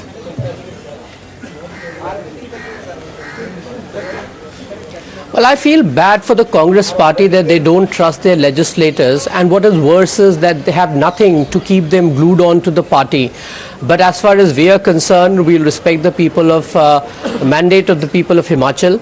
And being out of power does not mean that you cannot contribute to the development. Unfortunately, the opposition that we have at the center is the petulant one, which is nothing but destructive and obstructionist. I believe that opposition parties have a very important role to play, and we will play that role if the mandate of Himachal suggests so. Okay. Before Tehseen comes in, I think in the Gujarat Congress performance in Gujarat, 2-3 points to note. You, way before the Aam Aadmi Party even steps into Gujarat, you engage Hardik Patel, you empanel him, but then you don't engage him meaningfully. I think that's something for which responsibility should be fixed within the Congress. Second point, you have senior leaders like Bharat Singh Solanki, everybody around. You engage Jagdish Thakur, who's actually more like a North Gujarat leader. And again, or even if they're of the same caliber, there is great dissonance. There is no effort by the Congress leadership to manage the dissonance. So, empanel useful people, no resource utilization, no dissonance management, and in the end, you walk away with a Bharat Jodo. I mean, does that even look symptomatic of a party which wanted to be a challenger? Forget the contender. I mean, Okay, Mr. I would agree with Jay completely. Okay, Tehseen Kunal. Yeah. You spoke about Alpesh Thakur. Specifically, you took that name. He was No. I refer to Jagdish Thakur, who is the state president. I refer to Jagdish Thakur. Okay, but let me come to Alpesh Thakur, because these are the youngsters on who the agitation was so-called made. Alpesh Thakur used the most abusive language against the Honorable Prime Minister. Most abusive language. He made the most nasty personal comments about the Prime Minister. I am referring to the Congress's management. Alpesh was not even my point of reference. I agree, but if I may, today is in the BJP, respectable member of the BJP, just like who? Naresh Agarwal, who said the most derogatory things about gods. No, you're not getting his point. You're saying it's about resource utilization. You have some good resource. If the BJP does it, it's Chanakya Niti. And it comes back to where Smita Prakash was making that point. Smita Prakash is talking about an erosion of skill, and we took that point out from where? From what Mr. Moily was saying. You have to have the ability to harness. Is there space within the Congress for other leaders to be harnessed? That's the fundamental point. Yes, Ishkar Bhandari. Two Congress spokespersons I want to come to you. Yes. Mr. Moily says there is a lack of skill management. Surprising for an old party. If it was AAP of 2013, maybe they could have said it. But also what Acharya Pramod Krishnan said. He said anytime somebody talks about Hindu in Congress, he is jodified with BJP. Now the problem is, anytime a citizen of this country talks on nationalism, talks on army, talks on Hinduism, talks on temple, he is immediately branded as a Sanghi or as a BJPite. That is the problem. In a country where Mr. Moily, that is the point. Mr. Moily, one second. Yes. Because the leader, the supreme leader of Congress believes in all this, believes in a very leftist viewpoint, you are condemning Congress to oblivion. Rahul, let me tell you, Mr. Moily has spoken the fundamental truths that all congressmen must accept, which is that you got talent, you got an organization, you got a base, but you don't leverage it at all. Exactly what Jay was pointing out. Okay, so and I believe Rahul, for a party that created a headline despite not winning the election in 2017, to allow itself to capitulate to this level, it is absolutely unforgivable. Okay, so let me question for Mr. Moily coming from Dr. Suman C. Raman. Mr. Moily, do you believe that the 80-plus-year-old Mr. Kharge is the man to revive the fortunes of the Congress across India?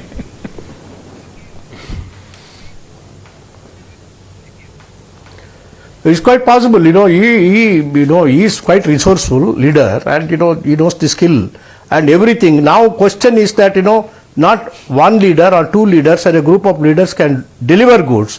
Say every worker and every leader, we have plenty of leaders in the Congress party. Only putting the people together and energy together and mobilize those resources with the appropriate skill. You have leaders, this is the but answer. Is there space and we have a challenge for leadership? We have a challenge in the parties like AAP. We have a challenge like challenge from the BJP, and we have to work out a counter challenge. And I don't think it requires but Mr. Moily, many more leaders. Who can stand up to the Prime Minister's charisma. Manpower, resources, leadership, every level, and broad-based party workers.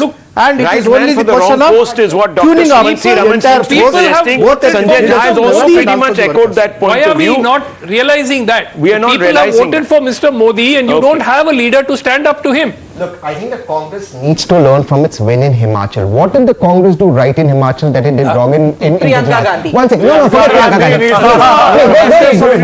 stand up to Modi or any other Congress did leader, not allow either in the BJP or the AAP. who ran Don't lack NGOs. it. Only question is energizing them, put them into action. That's all. Okay, energize and put into action, but that's the responsibility of your leadership, which it perhaps is not being able to do, as Jay has explained in the case of Gujarat. Yes, very quickly. You are right. You are right. Yeah. The Congress in Himachal did not give space to these NGO wala types, Jola wala types in Gujarat who minted money of the tragedy in 2002. Number one. Number two, in Himachal, the Congress is not seen as an anti-Hindu, anti-national party. It in fact fought on Agniveer as a nationalist issue. The BJP seemed compromising the country on bringing in Agniveer. I'm making a very important point. To defeat the BJP on nationalism and Hinduism on Devbhoomi and in Himachal is a very big thing for the Congress. Mr. The Moily, Congress must respond be- to Tehseen must be Poonawalla, a please. centrist party and must You have an can't be a agenda. party of left loonies, as he is saying.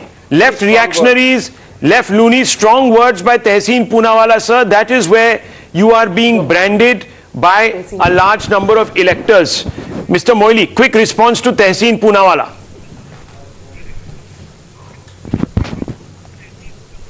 What is that? I did not catch his point. He's saying that the I did not catch his point. He's saying that the Congress Poonawalla's party point. has today got associated with the left lunatic fringe.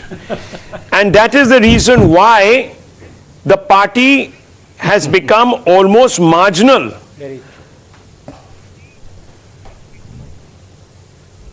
Yeah. No, such, that means he has not understood Congress or he has not understood the congressmen and he has not understood the fund of, the energy which the Congress has. But only question I told you that we have to energize it and it takes no time. And we have to put everybody on the job. If that is if the party is in the right hands, Mr. Malviya, Mr. Malviya, very quickly, I want to come out to you, and this is an important conversation we are having. How do you see the next 18 months? If we were to take all these elections as an agglomeration of little referendums, how do you see the next 18 months? Where is the BJP placed?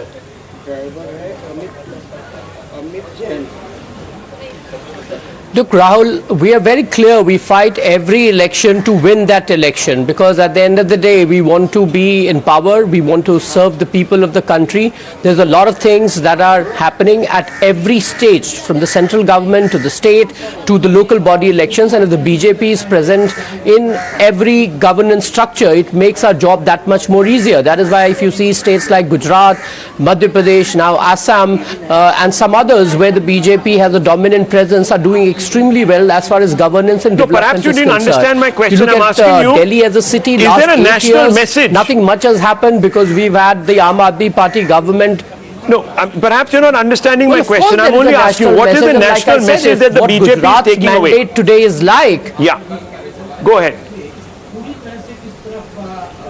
Well, the national message for the BJP very clearly is that if Gujarat can vote the way it has voted after 27 years of BJP being in power, there's no reason why India can't do that for several decades to come ahead.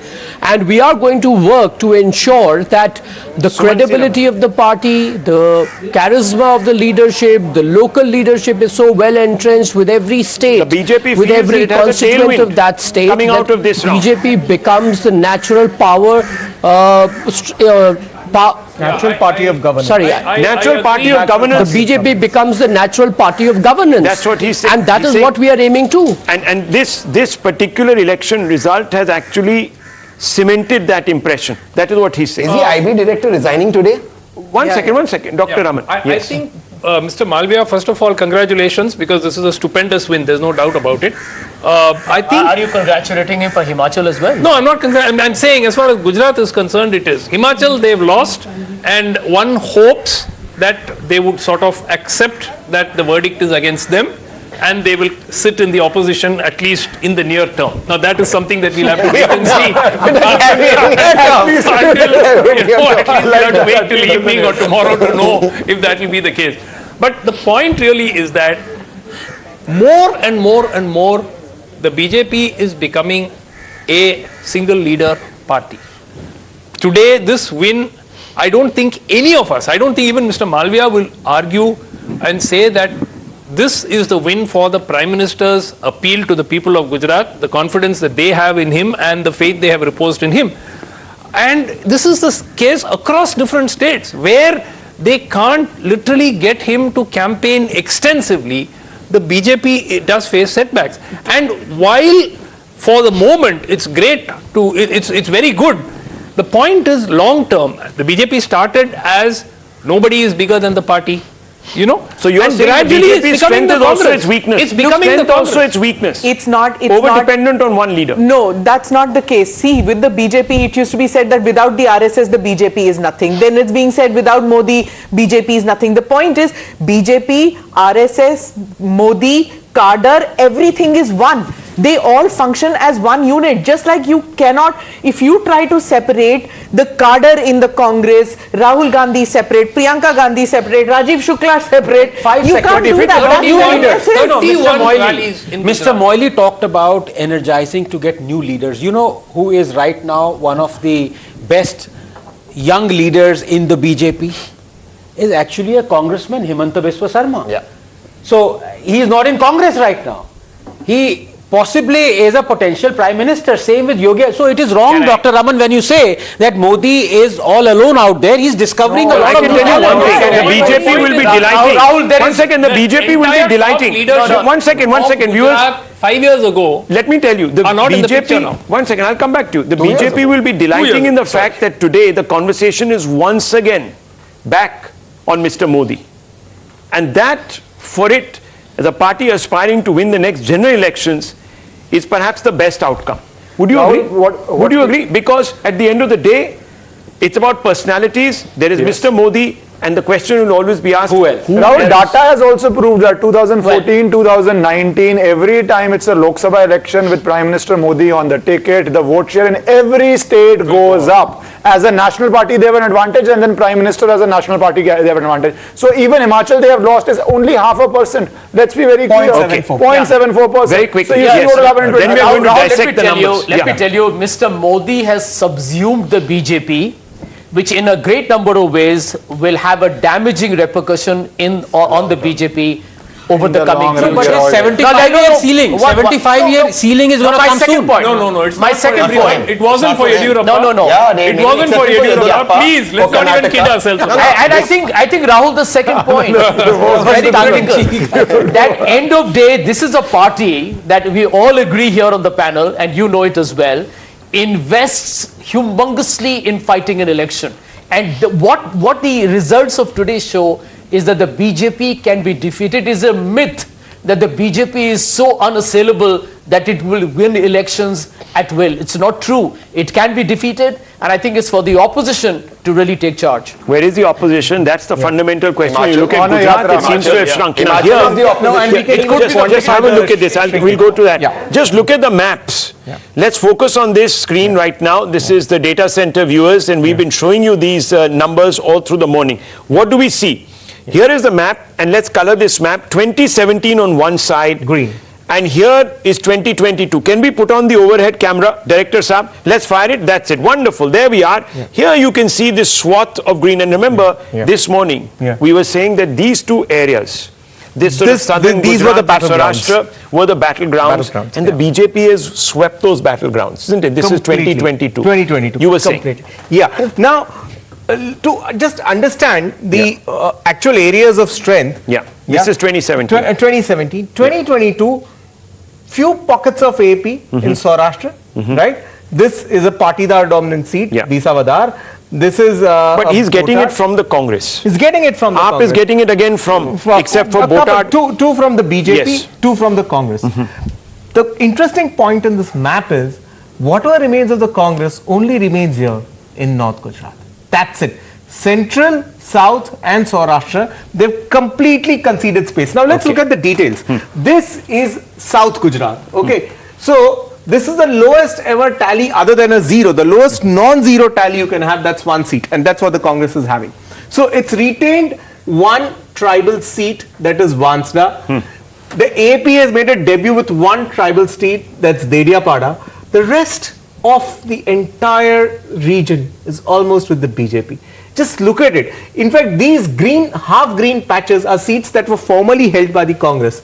Dangs, so Congress to BJP. Niger, you go to the next one, that's again Congress to BJP. If you just go back to BJP here, right? Niger is Congress to BJP. So it's fascinating. Almost reduced both of them to the lowest non-zero tally, and the BJP has like BJP ne jhadu mara. And let's have a look at the one second, give me 30 seconds. We're analyzing this victory for the BJP. Let's also look at the various denominations that have voted for the BJP to actually talk a little bit about just who is the BJP's voter this election in Gujarat. So let's open that. Here it is. Here are the clusters, viewers. We are talking about those that the BJP dropped, the sitting MLAs it dropped. And you know, this was a big risk. They dropped 48 on 113, which is 42%. I mean, 46 have won. 46 have won. So the new replacements won. 46 of them. So strategic as well as a very risky decision, but they took it. And these two are castes, important castes. These are important castes and economic groupings. So Charotar is the Patidar caste of central Gujarat that is rich in cash crops, tobacco, dairy, moneyed people. There again, overwhelmingly BJP. Overwhelmingly BJP. 12 out of 14. 12 out of 14. Koli caste, 19 out of 21. Key BJP rebels. There were 19 rebels that they were handling. And all lost. All lost. Barring 4. Barring 4, in 15, the BJP has pulled through. So BJP is full. So even rebels didn't hurt the BJP. Didn't hurt the BJP. You're looking at minorities in minority seats. Of 19, 14 the BJP. I mean, it's a 75% strike rate within the minority dominant seats. Okay, Patidar effect collapses against completely. the BJP. 47 such, the BJP walks with 43. So all those people who are agitating against the BJP are back with the BJP in a sense of speaking, in a manner of speaking, 5 years later. Hardik was in fact the last one to come. So if you were to talk about the message that the Prime Minister wove about Sabka Saath, Sabka Vikas, this epitomizes that. It's everywhere. And that of course is the spider which tells you the dominance. You just look, the green is the color of the Congress, blue. The biggest envelope belongs to the BJP. Yes. So the spider web, like one view and it tells you the biggest envelope is BJP. And if one were to look at, for 2 seconds, the AAP numbers here, what do these tell you? The AAP numbers tell you that it's done very, very marginally better in Koli dominant seats. That's the K. Okay, and in some of the rural areas. Okay. So little bit of. So let me go to Huda Zariwala of the Aam Aadmi Party. Huda Zariwala, the AAP was supposed to be a factor. Mr. Kejriwal was talking about sweeping the BJP out of Gujarat. Jhadu maar ke bhaga denge was basically what he said. That's not happening. In fact, there is a very real possibility that these green shoots, as Jay was telling us, might in fact dissipate over the next few, maybe even the next year, because it hasn't really pulled the traction, given anyone a stake. Well, thank you for finally coming to me. Aam Aadmi Party obviously has created, huge significant impact in Gujarat. I mean, we are talking about a party that is barely a decade old. No, but on what basis are you saying this, madam? Explain yourself. Okay, Aam Aadmi Party has created inroads in a BJP bastion, the gur of the likes of Modi ji and Amit Shah ji. So let's not reduce them to a party that cannot rattle both the BJP and the Congress. I mean, now we are a national party, right? And the huge MCD win after 15 years of the BJP in the MCD. Okay, you're a national party, you say. You're a national party. Okay, just hold your thoughts. Let's take this one at a time. Let's go across. Yes, doctor. National party says barely a decade-old party. Barely a decade-old. A decade-old national party. I do agree with Huda ji. AAP is a national party. Just that the nation has to be decided. कौन सा nation है? ये पता चल जाए उसके बाद मैं भी कह दूंगा कि नेशनल पार्टी है. Number 2, for Ms. Huda to say that we have made deep inroads, you just look at the statistics in front of you. AAP probably might not even get 5 seats. And even as And far yet- as vote and shares yet- are concerned. It's less 12.6. Right. Okay, and that is dissipated And yet, across Aam all Aadmi Party- 182 and seats. yet it managed to rattle both the BJP and the Congress. That certainly accounts for Rattle. something. Okay, I Tehsil mean, Poonawalla, it is the only party you're that no talks fan of about the AAP. issues. Sometimes you become a No, fan no, of I'm the never AAP. a fan of You're the never AAP. a fan of the AAP. Okay, so immense pride in National saying that Party, I've got- Congress can take a walk, can keep going and jodoing, but at the end of the day, the AAP is the next national party. So, Dr. so Ranganathan I said, will take over the role of a shire today. Dil ko khush rakhne ke liye Hudda ji ka ख्याल अच्छा है. So they can say that they're a national party, they're a national alternative. But the AAP is a party that is reduced to 1.5 states, Punjab and Delhi. Now that's not saying that their performance is not good in 10 years, but this is where it is. They won an NCD election and they thought that they're replacing the BJP. so it's hit a wall, you're saying. You're saying, okay. At the short term, it has hit a wall. It's the Kejriwal. No. Miss Huda is saying something. Let's talk about your performance in Gujarat. Let's talk about the lack of leadership from Congress. They're saying They just won Himachal.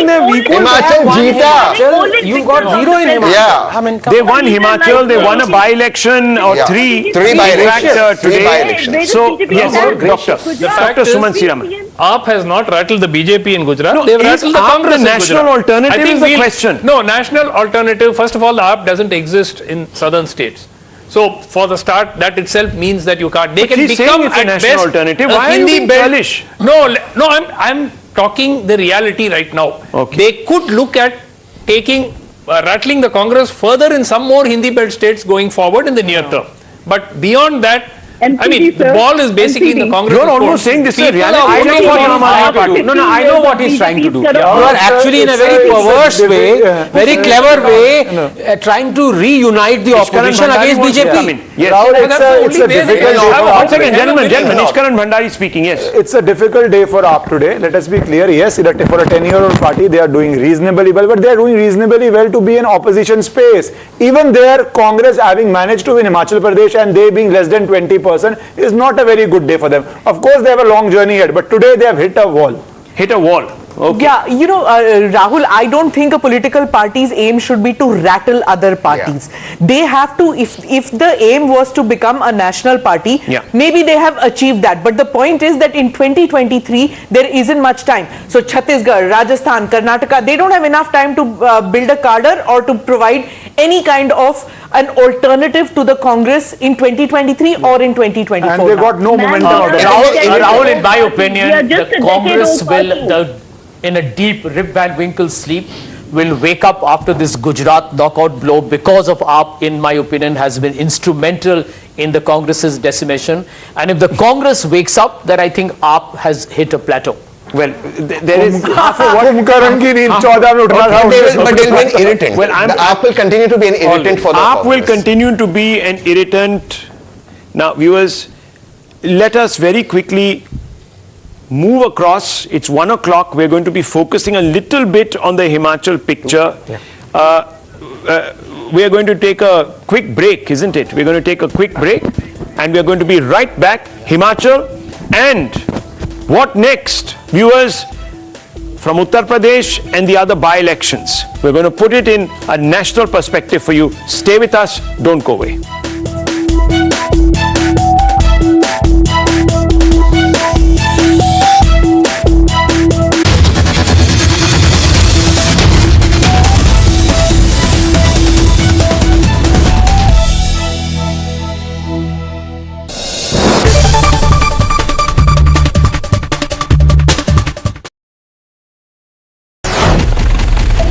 Never seen before poll tools. Decoding the votes, seats and swing. Groundbreaking TV coverage. Value for every minute spent. Result day live only on Times Now. Election News Headquarters. Savarkar पर, जिसे Veer Savarkar BJP मानती है, उस पर राहुल गांधी माफ करना, BJP नहीं पूरा देश सावरकर जी को वीर सावरकर मानता है। बिल्कुल वीर सावरकर जो हम सब के लिए हैं, उन्हें राहुल गांधी जी कहते हैं कि वो घुटने टेक कर चिट्ठी लिखा करते थे ब्रिटिश सरकार को, योर ओबीडियंट सर्वेंट, और इसके ऊपर बीजेपी ने गांधी जी की भी एक चिट्ठी निकाली। मैं पूछना चाहती हूं कि हमारे इतिहास का जो इस तरह से रोज डिबेट होता है पॉलिटिकल पार्टीज के बीच में, इसको एक ही बार सेटल नहीं करना चाहिए? सेटल करने की कोई जरूरत नहीं है, सेटल ही है। ये वीर और अकेले सावरकर और वीर सावरकर का जो अंतर है ना, वो अगर समझ ले तो सेटल है। ये कोई पद्मश्री, पद्म विभूषण, इवन भारत रत्न नहीं है जो देश की सरकार ने दिया है। 130 करोड़ लोगों ने सावरकर जी की देशभक्ति को वीर नाम से सम्मानित कर आजीवन एटर्नल तरीके से उसके नाम के साथ जोड़ा है, तब कोई वीर सावरकर बनता है। और ये जो लोग आज टिप्पणियां कर रहे हैं, 10 दिन सावरकर जी जहां 10 साल रहे वो जेल की कोठरी में रहकर बताएं। और समंदर के अंदर 600 किलोमीटर दूर से एक जहाज के अंदर से कूदकर आजादी के लिए जान दे देने का, आजादी के लिए जिंदा रहने का जो जज्बा था, इसके 10% भी किसी में हो तो सावरकर जी पर टिप्पणी करे। और देश में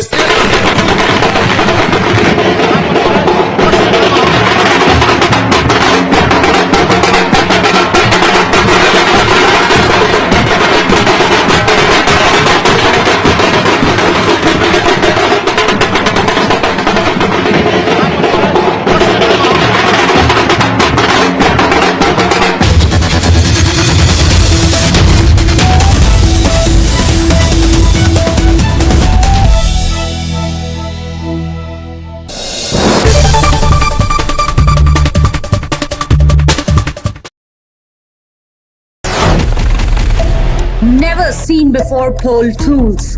Decoding the votes, seats and swing. Groundbreaking TV coverage. Value for every minute spent. Result day live only on Times Now. Election News Headquarters. As someone who comes from the south, the southern meal starts with the sweet. So let me start with a point of agreement with Mr. Verma. On the aspect of colonization and on the impact of colonization, I don't think I have anything to disagree with at all. That it has much more pernicious and far more, let's say, far-reaching effects than the use of the sword. I completely agree with on that. And I think we are still reeling from the impact of it, which is very clear. I don't think we are wearing the Mughal clothes, we are wearing the clothes of the British man for all practical purposes, at least some of us. So therefore, I understand that particular issue.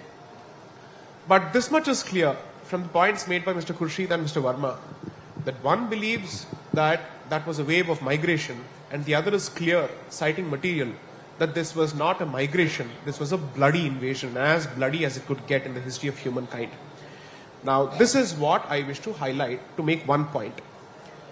To choose to observe a strategic silence in the interest of peace is very different from actively indulging in denial of history. And that's exactly where the problem starts.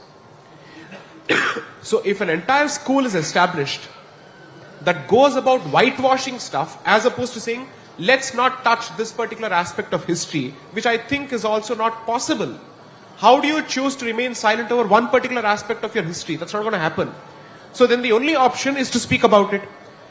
Now, why should the discussion with respect to something that has happened in the past result in acrimony in the present, unless someone relates to the invader even in the present and someone does not relate to the invader even in the present?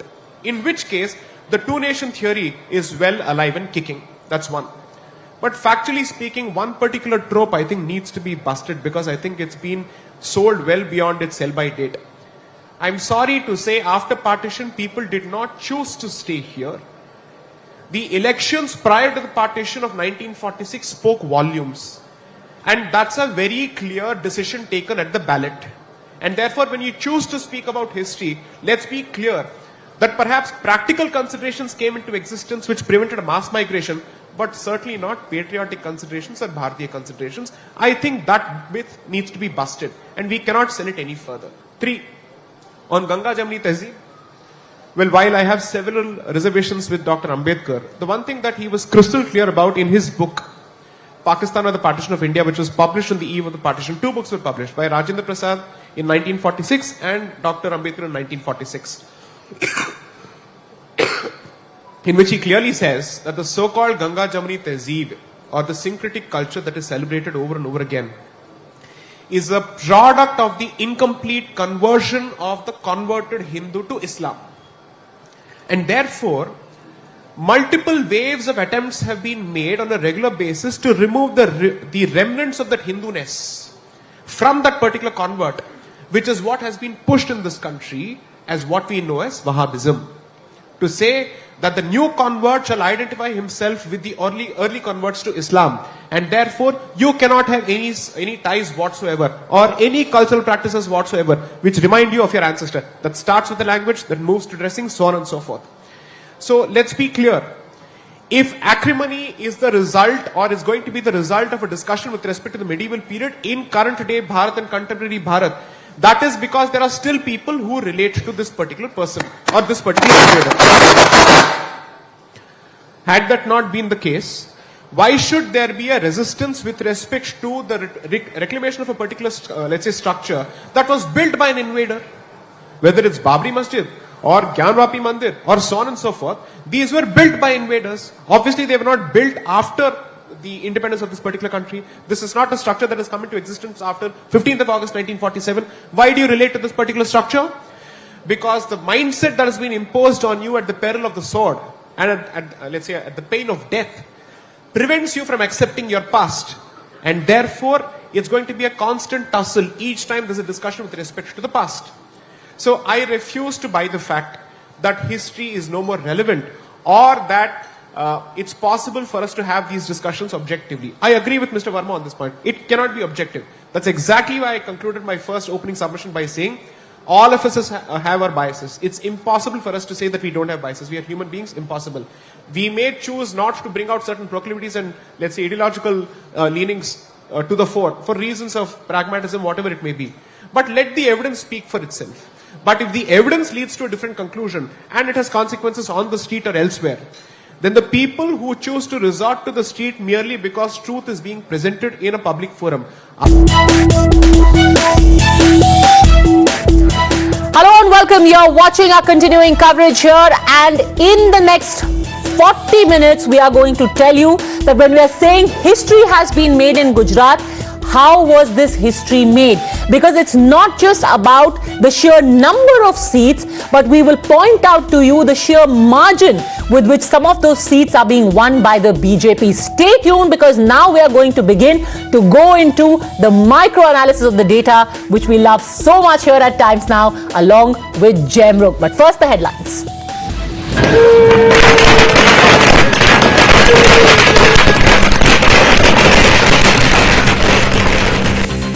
Gujarat responds to Prime Minister's "I have made Gujarat" slogan with a historic win for the BJP. All past records are broken. The BJP will now be in power for 32 years, the highest ever in India.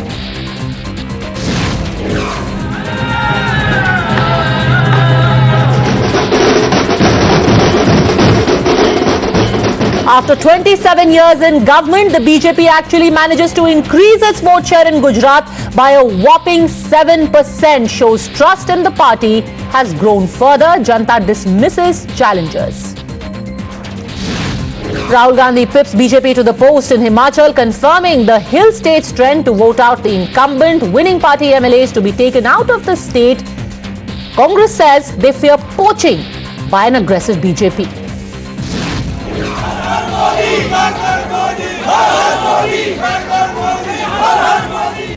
Saffron Party success largely goes to its biggest mascot, Narendra Modi. A vote for BJP is a vote for Modi. Modi magic neutralizes anti-incumbency in his home state, prevents BJP whitewash in Himachal despite infighting and rebels.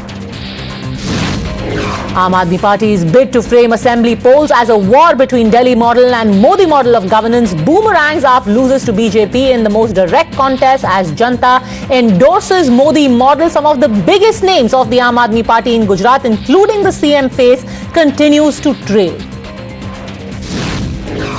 The magic Kejriwal's party promised in Gujarat and Himachal is a no-show so far. Aam Aadmi Party does emerge as third force in Gujarat with a chance to win at least half a dozen seats.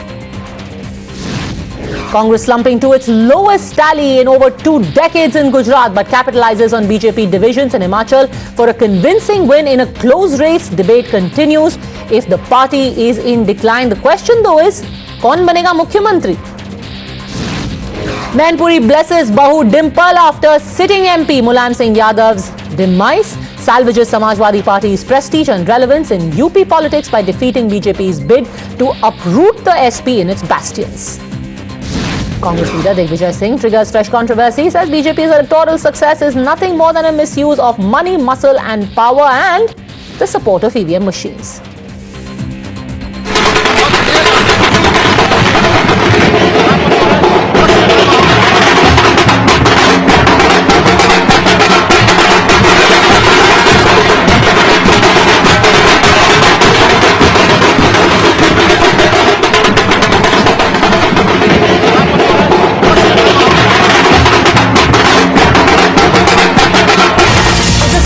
First broke to you on Times Now. Such was the level of confidence within the BJP that 4 days ago we told you that the oath-taking ceremony has already been scheduled. It will take place on the 12th of December. All the preparations have already been done. It will be done in the helipad. The Gujarat Chief Minister to take oath on the 12th of December. It promises to be a mega show with the Prime Minister and the Home Minister of India being present there, of course, along with all the senior leaders who hail from Gujarat. Today evening is a meeting of the Parliamentary Board and the beginning of the celebration that will take place on the 6th at 6 p.m. Pardon me. Already Amit Shah has now tweeted saying, "इस ऐतिहासिक जीत पर गुजरात की जनता का नमन करता हूं." One of the men who's supposed to be behind this massive win. But today the chorus was very, very clear. Even within the BJP in Gujarat, Modi है तो मुमकिन है.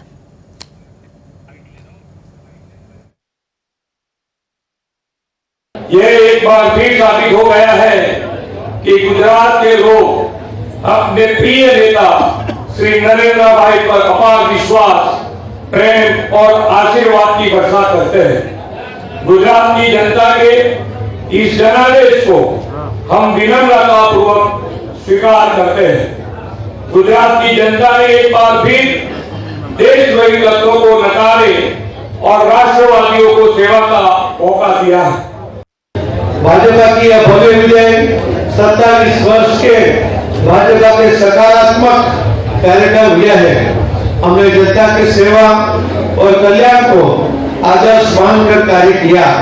हमने अपने प्रचार अभियान के दौरान सुशासन और विकास के हमारे जो वादे थे वो साकार किए, संकल्प को गुजरात के हर कोने तक पहुंचाने का प्रयास किया।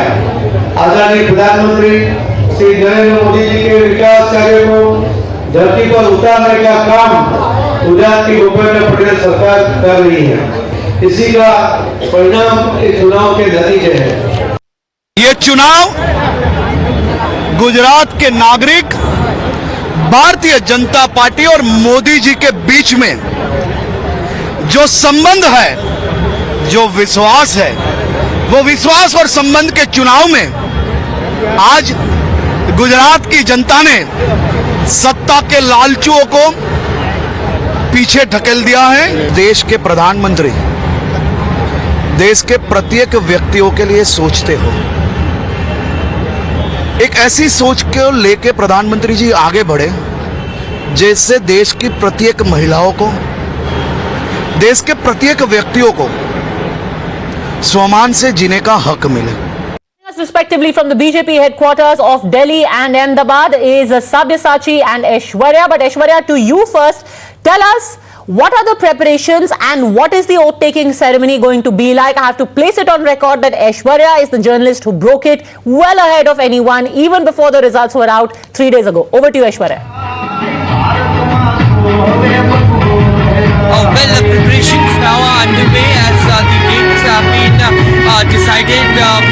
First that it will be 12th of December, most noon, and it will be huge as far as the oath-taking ceremony is concerned, because the BJP will be inviting Prime Minister, Home Minister and different Chief Ministers supporters of the Bharatiya Janata Party to this vote taking ceremony, which will be at the helipad ground at the Vidhan Sabha, and the celebration continues over here as the Chief Minister and the HCR Patil just went after addressing the press conference. You can still see a lot of Karyakartas over here dancing and distributing sweets over here amongst each other, because this is something which is huge in terms of victory. Once again BJP has come to the power in the state of Gujarat, and we can just go across to some of the people over here, the Karyakartas. कितनी बड़ी जीत आप मानते हैं Bharatiya Janata party की? ભારતીય જનતા પાર્ટીનો record તોડ્યો છે આજે ગાંધીનગર ગૌરવ ગુજરાત બની ગયું છે. कितनी बड़ी जीत मानते हैं आप? ये रिकॉर्ड जीत है, ऐतिहासिक जीत मानते हैं? हाँ, ऐतिहासिक जीत है बीजेपी की. इसी तरीके की जीत का विश्वास? हाँ, सबको विश्वास है. पूरे भारत में प्रचंड भगवा लहराएगा. ગુજરાતનું મોદી છે ને મોદીના ગુજરાત છે. અહીંયા કોઈનું કશું જ ચાલે નહીં. Only BJP, only Modi.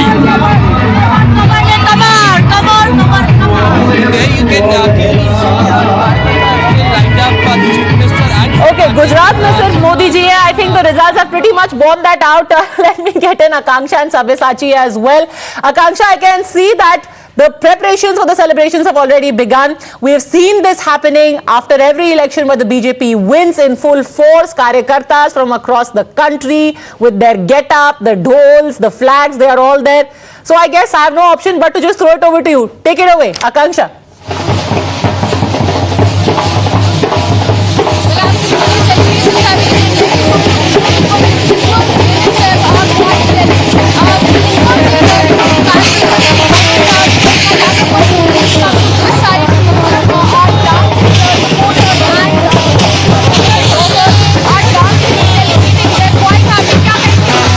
मैं ये कहना चाहता हूँ, देश भर नहीं पूरे विश्व में नरेंद्र मोदी के नाम की आंधी चल रही है.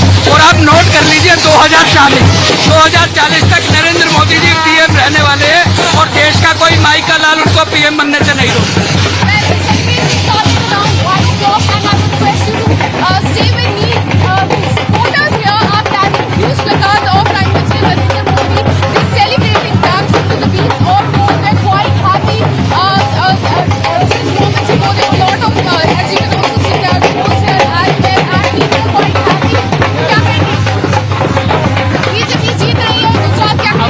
Modi Modi Modi Modi Modi. It's a victory of BJP development model. People have supported Prime Minister Modi ji's vision, and it has proven that people trust Modi ji and BJP and all other parties who are giving freebies or any kind of false propaganda. People are not buying into it. It is a death knell for the Congress and Aam Aadmi Party in Gujarat, and all the Karyakartas have worked hard for it. Showing you the visuals from here at the BJP headquarters in Delhi. The energy, as I said, in fact,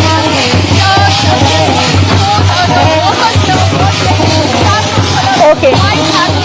One gentleman there wants Modi ji to be Prime Minister till 2040. Anyhow, Sabyasachi, interesting that in addition to all of the celebrations, the decorations, G20 logo there as well. What other kind of preparations are you seeing for the grand celebration in the evening? Sabyasachi.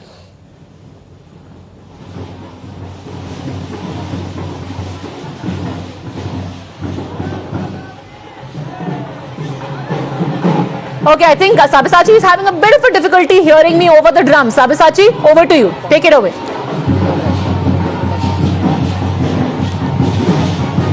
Well, behind me you can see the celebration has begun here at the BJP headquarters, and the party workers have started to come in, and the big poster here of Prime Minister Narendra Modi and JP Nadda has been put here, where they say that Bharatiya Janata Party, Gujarat, Himachal Pradesh और दिल्ली की जनता को धन्यवाद है.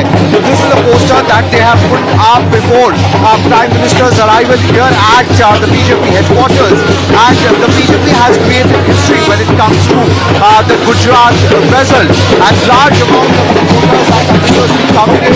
भैया क्या कहेंगे? भाजपा की जीत हुई है गुजरात में, बट हिमाचल में ये जीत प्रचंड जीत है. ये जीत मोदी जी जीत है. ये जीत आदरणीय अमित शाह जी जीत. ये होली का जो पर्व है आज ही मनाया जा रहा है. बड़ी खुशी हर प्रचंड जीत. So you can see the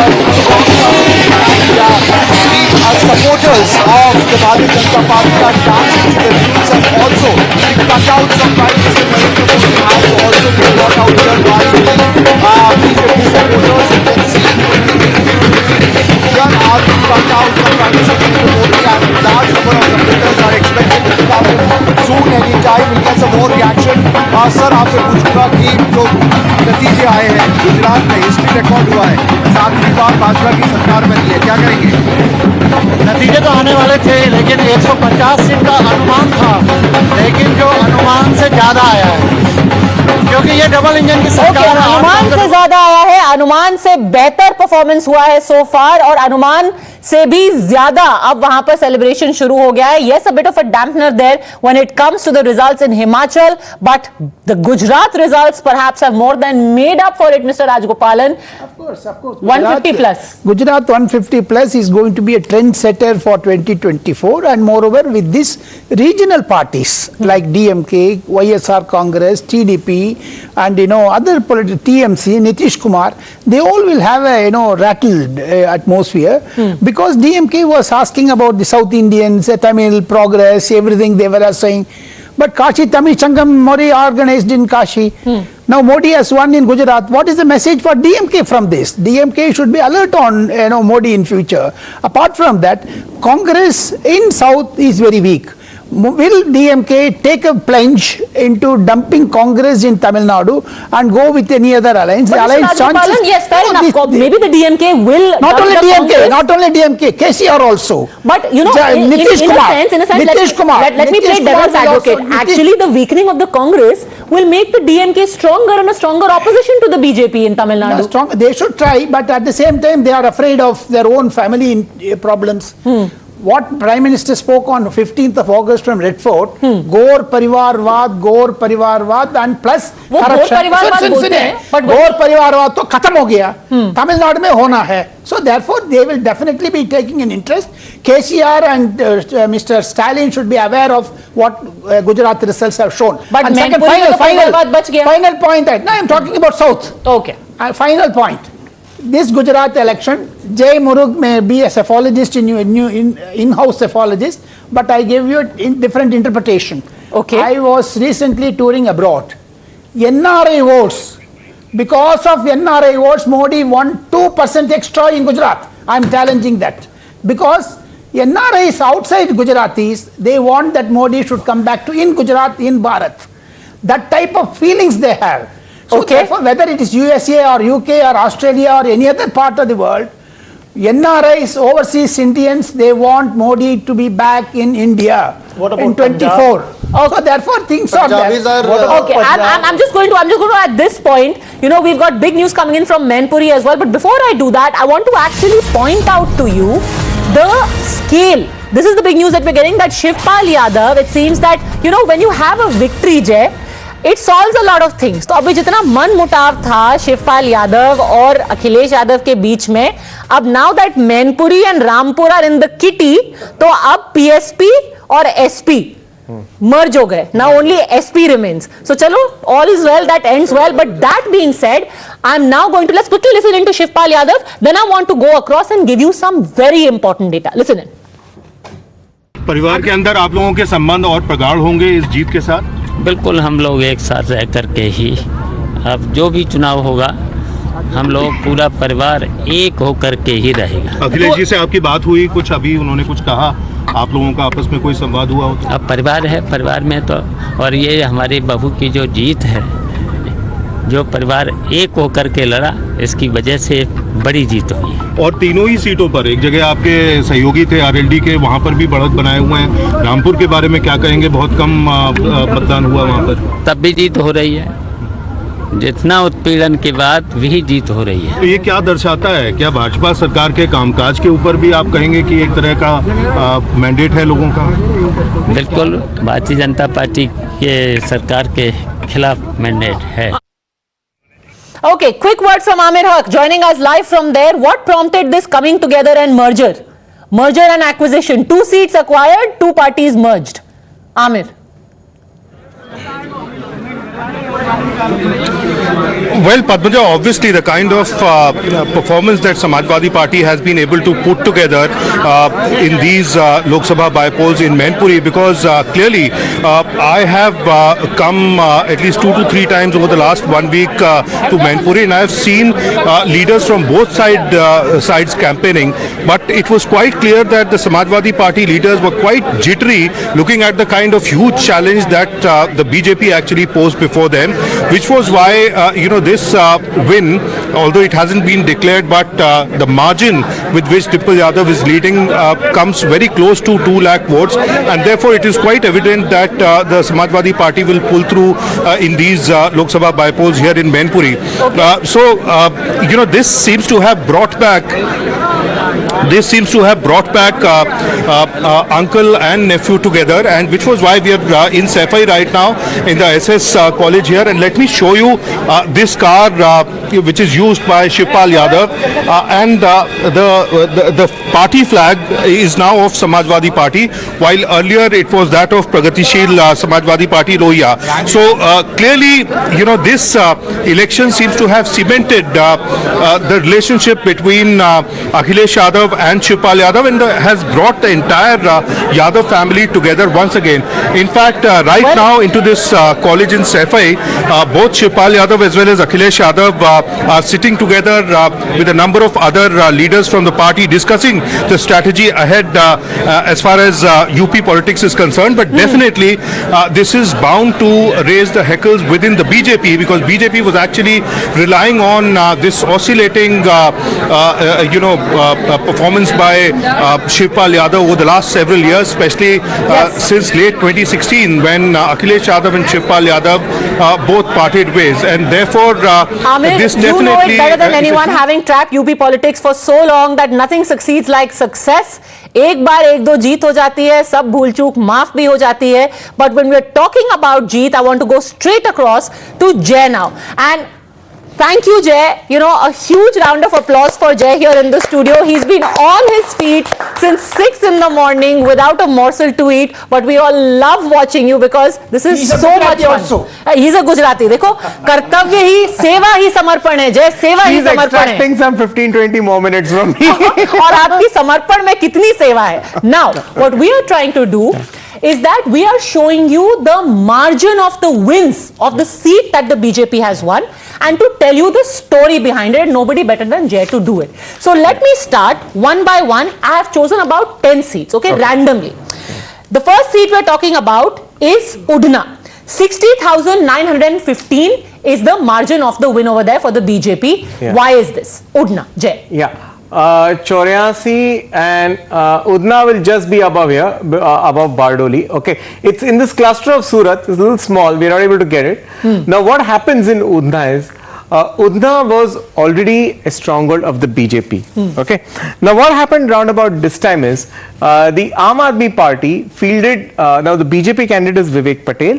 The Aam Aadmi field. It is very interesting. It became like a sort of a Patel versus a Patel contest. The Aam Aadmi fielded a Patel, Mahendra Patel, and he cut away some 13% of the vote. Effectively, what happened with this is that the top contender, the BJP, was left with about 69 to 70% of the vote, and both the AAP and the Congress were left far behind at 12%, 14%. So huge 56% margin. So since we're talking about the general area of Surat, let's talk about the other seats there. By the way, Surat has all been swept. All the seats have been swept, right? That is what I last heard. All Surat seats have been swept by the BJP. Now, just a small hack. Udna has been traditionally a BJP seat, and Udna, if you remember the name Narottam Patel, he was the water minister during the Gujarat floods. Despite of all that ill performance, anti-incumbency, still BJP has a strong hold on Udna, and the candidate is not Vivek Patel. Let me correct you. It's Manu Patel, Manu Fogwa. So that seat is dominated by the Mehsanis, not Gujaratis. Okay, so and Manu Patel is a defector from Congress and still is getting that much margin. Okay, so everyone who was saying that, the Patel Andolan, which had damaged the BJP, there's going to be remnants now. take Surat as an example, and it says a lot about where the Patidar agitation and the blowback is now. Shehzad Poonawala of the BJP is also joining us now, along with Kapil Madan, Lokesh Jindal here with us, Mr. Rajgopalan here with us, Yuvraj already I have introduced to you, a spokesperson of the Samajwadi Party is also here with us. Stay with me, Shehzad, because I want to get your reaction, but before that, 2 more Surat seats we'll quickly go through, since we're talking about the area. Surat West, 95,523, but here's the thing, Majura, which is the seat of Harsh Sanghvi, 85% of the vote share, and I think this is the largest margin so far, which is 1,16,675. That is the margin which she is leading right now. Last time itself, Mr. Harsh Sanghvi's vote share was 73% in the 2017 election. That is in the wave of the sort of anti-BJP sentiment in Surat at that point of time. So right now, with that sentiment ebbing, actually he has augmented that 73% to 85%. This has been the case with a lot of other constituencies also down, like Umargam, and Valsad, where the BJP has augmented its existing vote share. In Umargam, it was 58%. Valsad, since Jay mentioned it, Valsad, the margin is 1,03,776. Absolutely. You have to realize one thing. All these seats that we are talking of, they're up here. I don't know what's happening. I'll keep my hand a little far. They're up here like this. Umargam is here. Pardi is here. Valsad is here. Jalalpur is here, and then you have all the Surat seats here. So basically, South Gujarat has not only given itself to the BJP, but with a massive margin. Not only that, the BJP has augmented what it had. See, this is a railway and industrial corridor. Now, Umargam is technically a ST seat, but to tell you, it has a huge shopping complex, a cinema and everything. I mean, we have a different perception of an ST seat. So these are areas that even if they have an ST label, they are hugely developed. Shehzad Poonawala, were you able to blunt the effect of the Patidar agitation largely because you got Hardik Patel only in your fold?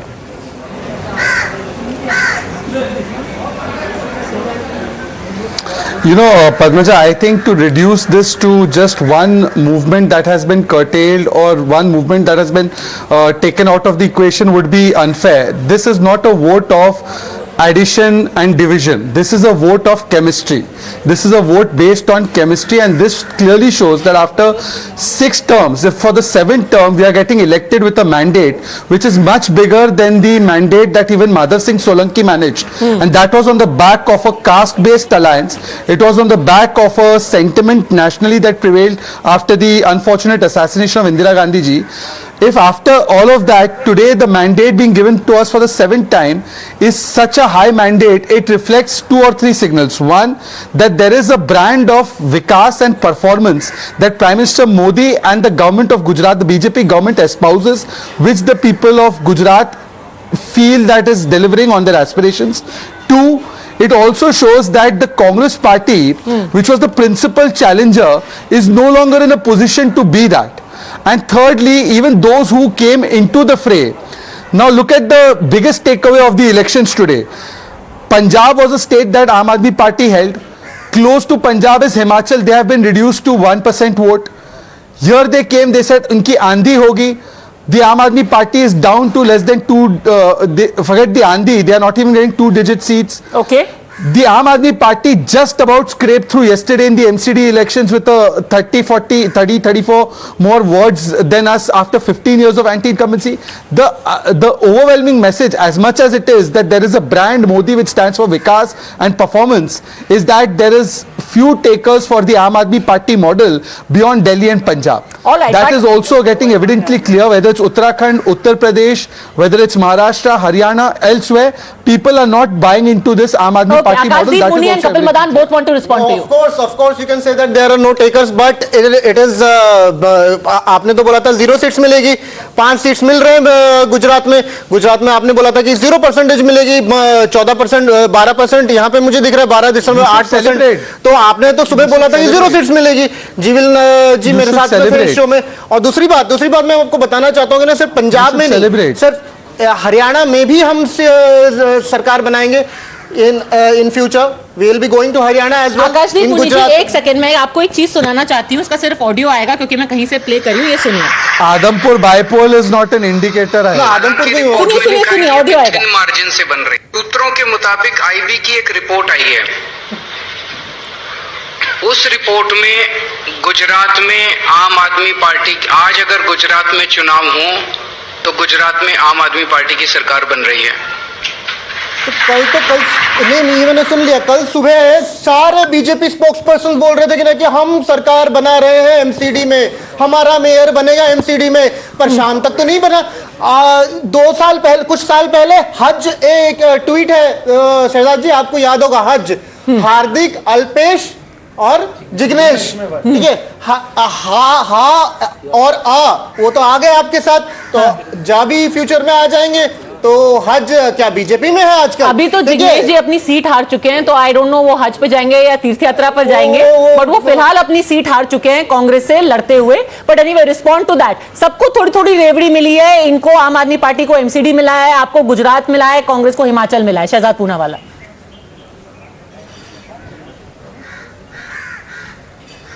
Look, Padmaja, we can have a serious discussion, and the serious discussion should be that when we are talking about various models of governance, today those who feel that the Delhi model of governance has been endorsed across the country, even though they've tested it in Uttarakhand, lost their deposits, Uttar Pradesh lost their deposits, Goa lost their deposits, Himachal lost their deposits, and now in Gujarat too they've not been able to make a dent. But here you have a Gujarat model which has been endorsed 27 years, and now for the 7th time you have an endorsement which is the historic mandate never given in the history of Gujarat. And yet if somebody wants to believe one simple question, Shehzad ji, one simple question with all respect, then they are free to feel that. Sir, if you allow one simple question, go ahead. I hope that from now onwards, as your government has got such a mandate, I hope that 700 schools can get one more teacher, because there is only one teacher in 700 schools in Gujarat. I am not saying that, your perspectives are saying that, your reports are saying that.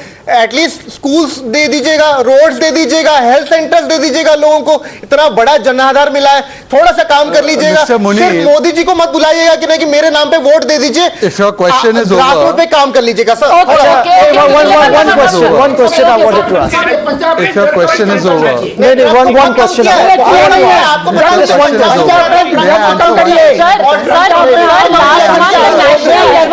Sir died of a drug overdose. He was 23 years old and he died of a drug overdose in Punjab. So let's not even go there. But anyway, I think Kapil Madan wants to come in. Yes, Kapil Madan. I want to ask one question to Shehzad. Okay, go on. Okay, yes. Shehzad, just about 2 to 3 hours before, you told us that there is a secret. You have to let me answer it also. Himachal Pradesh. Questions work when you allow the answer also to come. Can you please tell me why didn't BJP form government in Himachal? You told me about some secret message that you got. Okay, Shehzad. Now can I respond to that? Yes, Thank please. you. Padmaja, as far as my information goes, what I can see is that the percentage of vote share for both BJP and Congress in Himachal is almost neck to neck, and there are at least 10 seats where the competition is going on, and it's less than 1,000.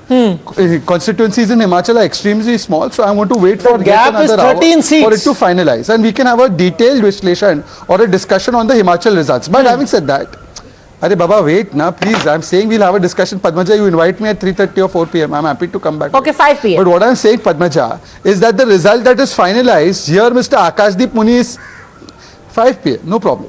But here a result which is clear and finalized, where you have 157 seats sweep by the BJP, there Mr. Akashdeep Muni is still saying that the people of Gujarat have not voted for Vikas. They have voted for some other factor. Okay, since we're talking about the margins, I want to quickly, Jet, you'll also help us out with this. Since we're talking about margins, let's put some data out there. Interestingly, that there are about 12 seats, around 17 seats actually, where a very close contest is happening. One of them is Bhoranj, where Dr. Anil Dhiman of the Bharatiya Janata Party is leading from the Indian National Congress by a mere 68 votes. That is the level of the kind of competition that is still underway in Himachal Pradesh. Another seat is where there is a difference of 987. Puran Chand of the Bharatiya Janata Party is ahead by 987 seats. seats. So 17 seats where the margin right now is less than 1,000 votes right now. How do you explain this, Jay? I will get into... And it's 230 right now. Yeah, I'll still say this can get into some sort of a law of averaging. So, the parties may swap seats because now the number is substantial. When you're talking of 17 seats, you're talking about 25% of the strength of the assembly. So you don't think there is some major upset that is going to happen anymore? Yeah, I mean, they can swap and more or less maintain the tally. That's what I feel. All right, more or less it is going to maintain the tally. Shekhar Iyer, thank you very much for waiting so patiently. How do you explain this? Most people say that on the one hand, you have a Gujarat where all records have been broken, 150 plus, 157. Imagine 2002, Mr. Modi had 127. और he said कि नरेंद्र का record Bhupendra के under टूटेगा and straight 30 seats more have come, but they lose in Himachal. What explains this? Well, Padmaja, Himachal is completely a different kettle of fish because in Himachal there were several anti-incumbency issues, number one. Number two, Congress managed to play up issues like old pension scheme, Agniveer scheme, and there are other things. And Jairam Thakur has had problems with his colleagues, and the fact that so many people did not get ticket and many of them became rebels also is a factor. But in spite of that, if BJP has managed to reach a point where at least that there are possibilities about the government formation, that's largely because of the Prime Minister's campaign. Without the Prime Minister's campaign, it would have been even a bad result. But the fact that the Prime Minister went there, it has helped to shore up the BJP's tally as we are seeing today. And even now, I'll tell you something, Padmaja. Within the Congress, there are certain problems. Okay. Because there is a talk that Suku may be made the Chief Minister. If he will be the Chief Minister candidate, then there may be a revolt in the party. There may be a revolt in the party. That's the kind of situation Congress is, the BJP is waiting for. Can I reply? The High Command has to choose their parliament, legislature party leader very, very carefully. Okay, before you reply to this, let me again give you a little more data. You have 2 more seats in Himachal Pradesh, Shillai, where the Congress is leading with 382 votes, and Rampur, where the Congress is leading by a mere 143 votes. And here's the funny thing, as we speak of Rampur in Himachal Pradesh, there is news coming in from Rampur in Uttar Pradesh, where the BJP's Akash Saxena has overtaken Samajwadi Party. And that's a good time to bring in the Samajwadi Party. It's still too soon. आपने SP और PSP का merger तो कर लिया, but Rampur अभी भी is an open game. Sir.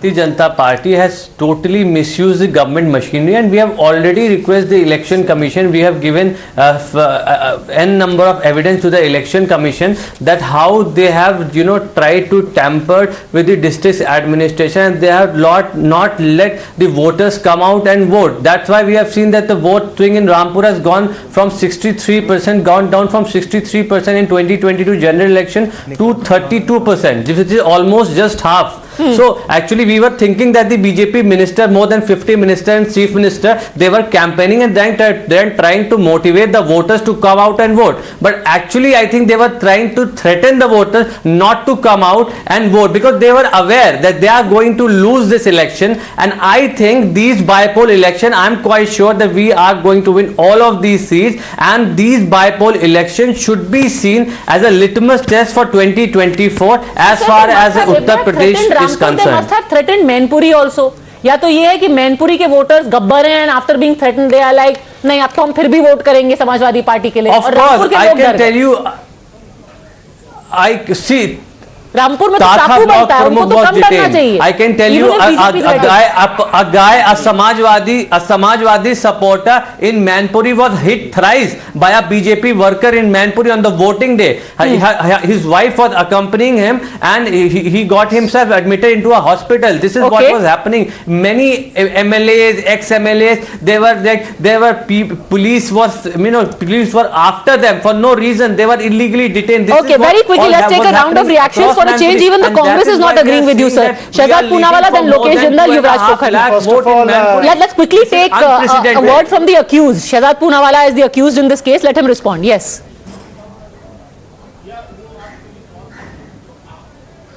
No, I heard one of their other spokespersons in the morning, they were leading. That time they said that this is a resounding defeat of the BJP and they were giving all kinds of statements. The moment they start losing, then they start doubting the election commission. Election commission जो है बहाना है, अब हार से किसी को बचाना है, इसीलिए ये सब बहाना है. I mean, can you take this argument seriously that in Mainpuri it's all okay because you won, and in Rampur now that you are losing, we are doubting the government. Now it's not and okay. We are not just doubting; it is evident.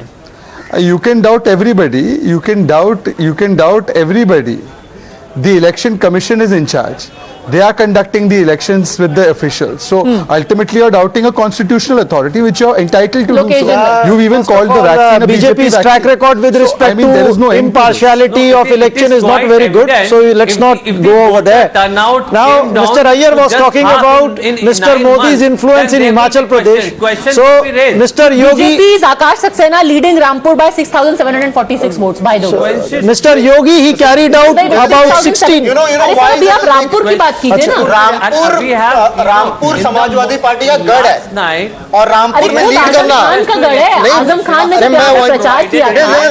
He was crying. He said that एक वो जमाना था जब किसी माँ के पेट से निकलने से पहले बच्चा परमिशन लेता था और अब ये हालत हो गई है कि मेरे को जेल में रखा हुआ है. रामपुर में Hindus vote for Azam Khan interestingly, but you know, if BJP wins, this will be big. This is a very big news.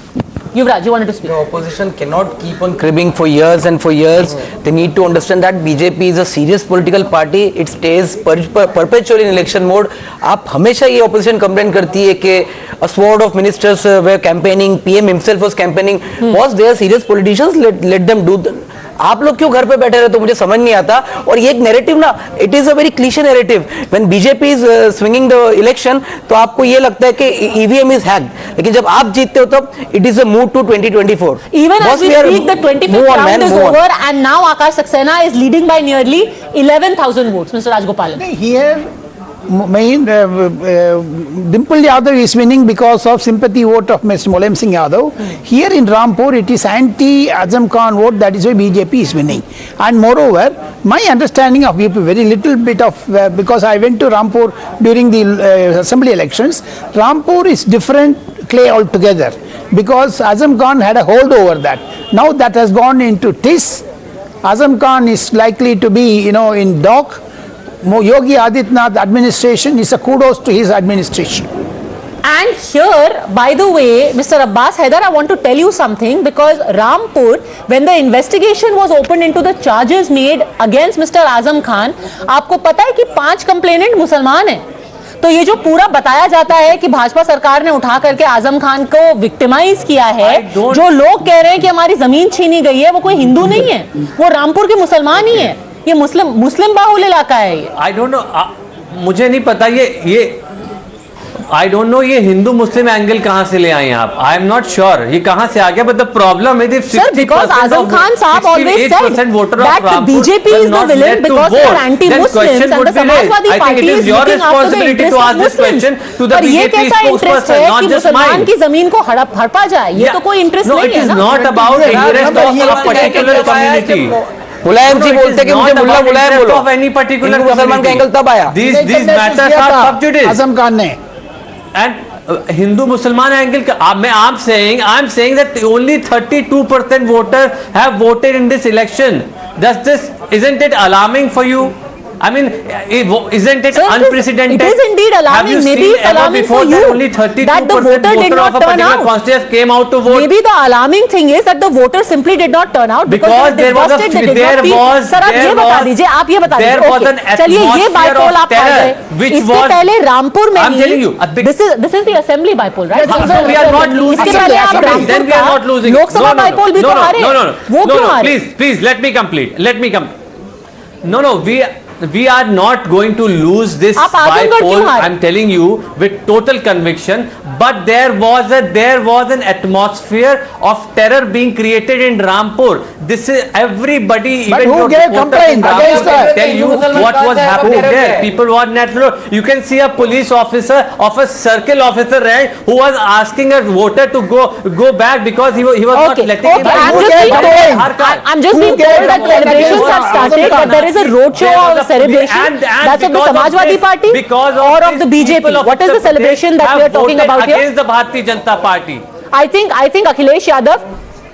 All right, Reeva Ba Jadeja. Now here's a very interesting story. Let's talk about Reeva Ba Jadeja. She is all of 32 years old.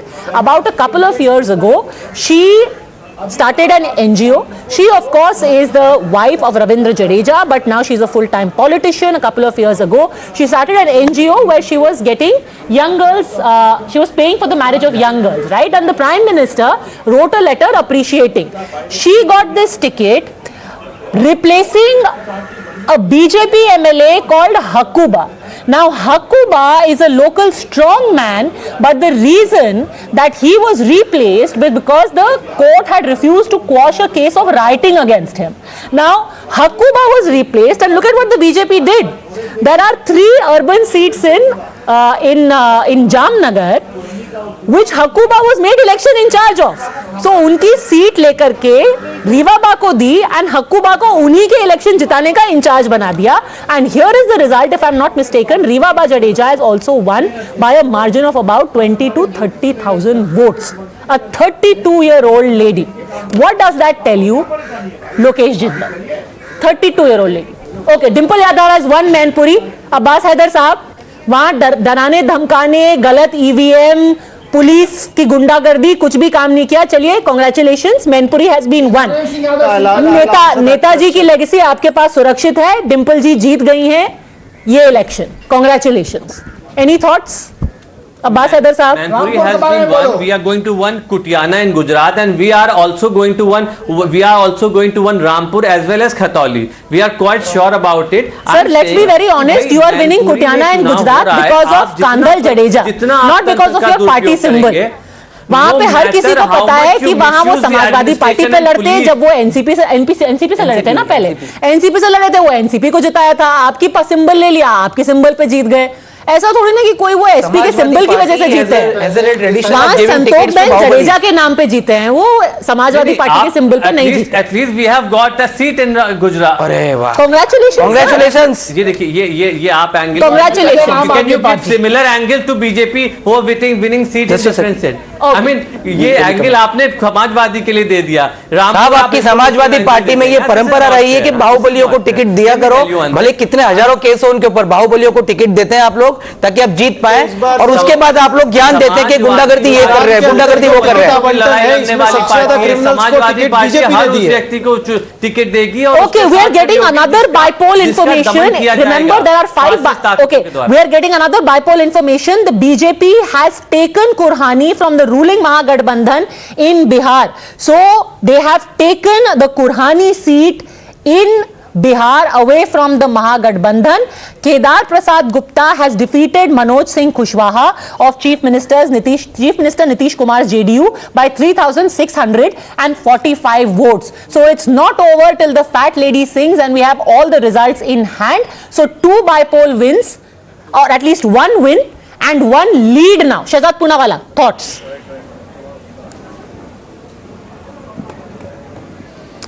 Padmaja, what we need to analyze here, and let's have a serious discussion, is the fact that BJP wins handsomely. Even where BJP is in a position where traditionally it is not going to win, say the MCD or Himachal, because history stands against that kind of victory. Even there it puts up a fighting spirit and a fighting show, unlike the Congress. We must spend some time discussing that people had don't give these forms of qualitative analysis of what kind of can I please, I don't think there's something so controversial that I can't hear. Yes, go on. Padmaja, can I at least complete? Yes, go on. I may be completely wrong, but I can be wrong in my own time. Padmaja, look, many people wrote us off for the MCD election till yesterday. They said 25 nahi aayegi inki. But we came to 104. I'm not saying it's a moral victory. Himachal Pradesh, traditionally, it's Congress's turn to come to power. But look, here we are still fighting them, and we may probably, who knows what may happen in the next 1 hour. What I'm trying to say is that the BJP has become a force to reckon with because it stands for certain values in politics and certain deliverables in governance. And we can't escape that. Be it the bypolls, be it the Gujarat election, be it the Himachal election, be it the MCD, it stands for something. Okay, now the Congress doesn't, and the Aam Aadmi Party's balloon has burst in 8 years. This is the point I'm trying to make. मैं थोड़ा सा data दे दूंगी, so let me give data. Now Shahzad Poonawala, let's listen to the Himachal numbers. In Himachal, and remember, this is the backdrop of where always it's said about the BJP कि traders आपके साथ होते हैं, शहरी लोग आपके साथ होते हैं, urban seats आपकी एकदम strong होती हैं. गुजरात में बिल्कुल 100% सही बैठता है वो. But look at where your vote share has dipped the maximum in Himachal. It has dipped in urban and semi-urban seats, and it hasn't dipped by any small margin. In urban seats, your vote share has dipped by 6.3%, and in semi-urban seats, you have dipped by a massive 11.2%. Urban and rurban seats हमने 2014 के बाद ही सुनना शुरू किया, क्योंकि Modi ji when used to go out, used to be like A cities ही नहीं, B, C, D cities में भी आप अपना बीजेपी का पुश करो. Urban, rurban have rejected you in Himachal. Shehzad.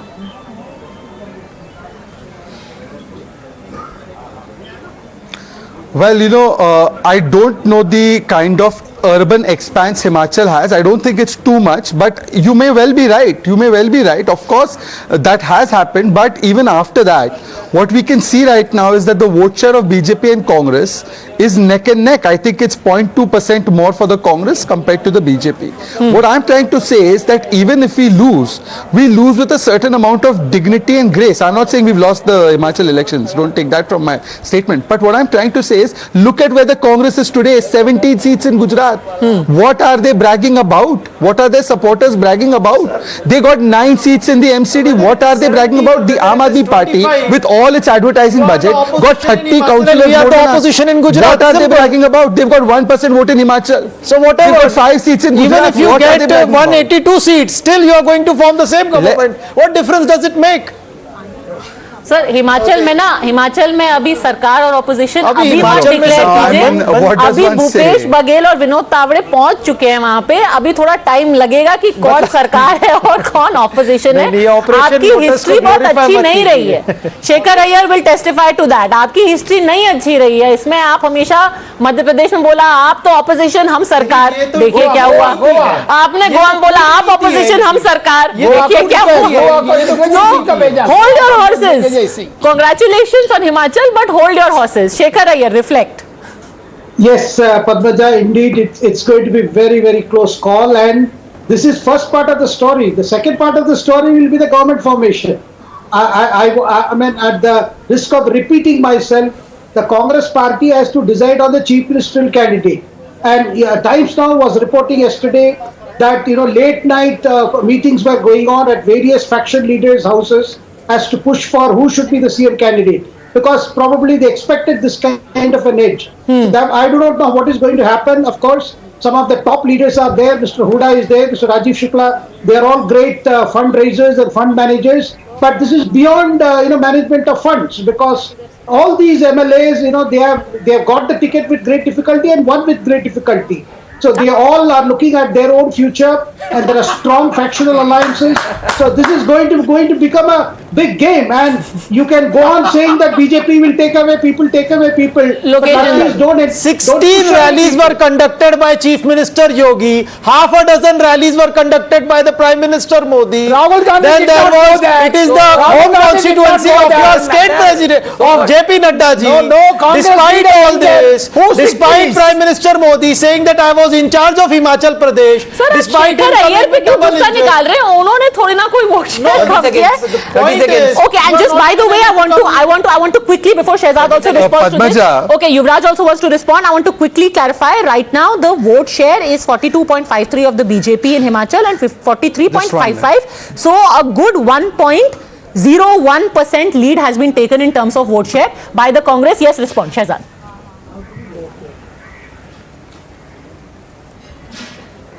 Padmaja, but I don't know who the Congress supporters are trying to embarrass. If Rahul Gandhi has done 0 rallies in Himachal and they seem to be doing 1% better than us, are they trying to say, keep Rahul away?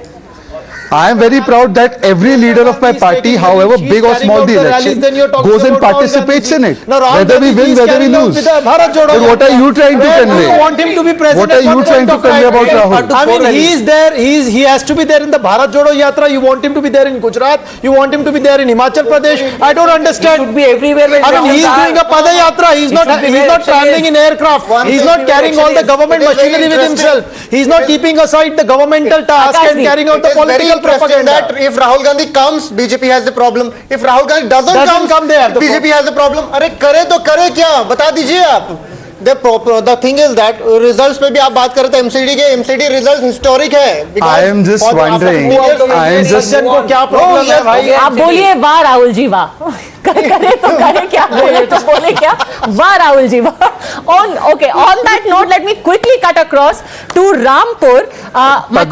My colleague Mayank is there. Okay, Shahzad, just a second. I want to quickly take an update from Rampur. Now I'm a little uncertain if it is the Himachal wala Rampur or if it is the Uttar Pradesh wala Rampur. Okay, it is the UP bipole Rampur. By the way, small piece of trivia, I got intensely confused because there is a Srinagar and I had no idea. There is a Srinagar in Uttarakhand and there is a Srinagar obviously in Jammu Kashmir as well. So there is a Rampur in Himachal and UP. We are cutting across to the UP Rampur, and now we are learning that Akash Saxena of the BJP has widened his lead even further after the 29th round. Mayank, where does the figure stand right now? Mayank.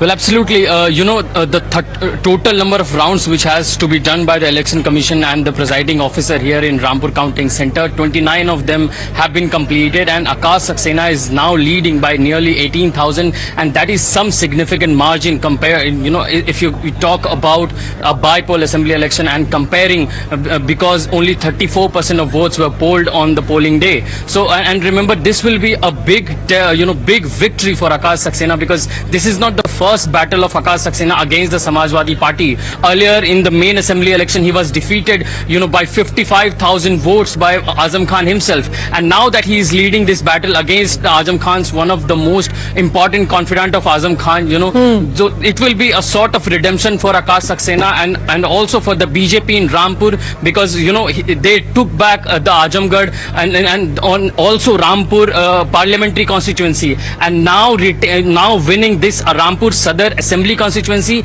it will strengthen, the presence of BJP in the Rampur, which was earlier, considered to be the bastion of the Samajwadi big Party. Breaking coming in. Gujarat प्रभारी रघु शर्मा ने विधानसभा हार की जिम्मेदारी लेते हुए अपने पद से इस्तीफा दे दिया है. That's the big story that we are getting right now.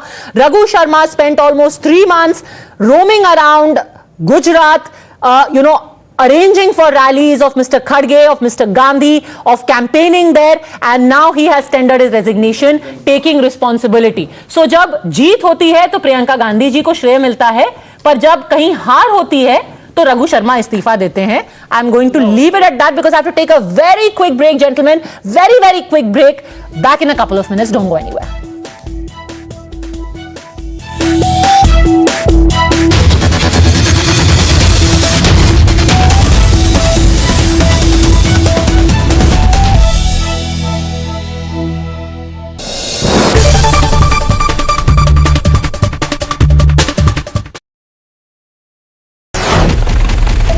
Never seen before poll tools, decoding the votes, seats and swing. Groundbreaking TV coverage, value for every minute spent. Result day live only on Times Now. Election News Headquarters. अगर star की fees है, which is happened, I mean we don't have to go who, it's quite common, उसका GST 18% है sir, 18% तो GST है उसका. अब आप कह रहे हो आपने 16, am I right? 16 crores is the number? Yeah, 17 crores में आपने पूरी पिक्चर बना ली. मैंने सुना कनाडा का रिलीज मिलके, कैमरा का वो कनाडा में जो किए हम लोग, हाँ, वो सब मिला के उधर हमारा रिलीज का खर्चा मिलके वो 16 करोड़. और कई लोगों के बजट ऐसे होते हैं. सर मैं एक YouTube चैनल चलाता हूं, उसमें मैंने किसी को बुलाना चाहा, उन्होंने कहा कि मेरी कंगी करने के लिए और ये करने के लिए 11 लोग आएंगे. उन सब ये जोक मेरे सामने मारना था, मतलब आप भी ले आओ सर 5-6. आपको कंगी वाला जोक मेरे सामने बोलना था. अरे वो तो मैंने सोचा ही नहीं सर, आप तो बियॉन्ड कंगी हो. पर और मैं देख रहा हूँ कि 90% लोग यहाँ पर बिना कंगी के वाले बैठे हुए हैं. No, so I'm just saying. But I agree with you. You are right. Makeup, not just कंगी. It was makeup. It was this. कोई पानी लाएगा, मिनरल वाटर होना चाहिए. मैंने सुना है लोगों की 4 वैनिटी वैन होती है. These are not. So these are cost structures which are so. और एक एंड पे आजकल ऐसे भी कंटेंट बन रहा है. 15 करोड़ में आपने पूरी पिक्चर बना ली. यूट्यूबर्स तो बेचारे और भी कम में बनाते हैं, some OTT. So what is it like? क्या ये बॉलीवुड कोई, जो बॉम्बे है, हम भी वहीं रहते हैं मुंबई में, वो कोई और ही दुनिया में चल रहा है?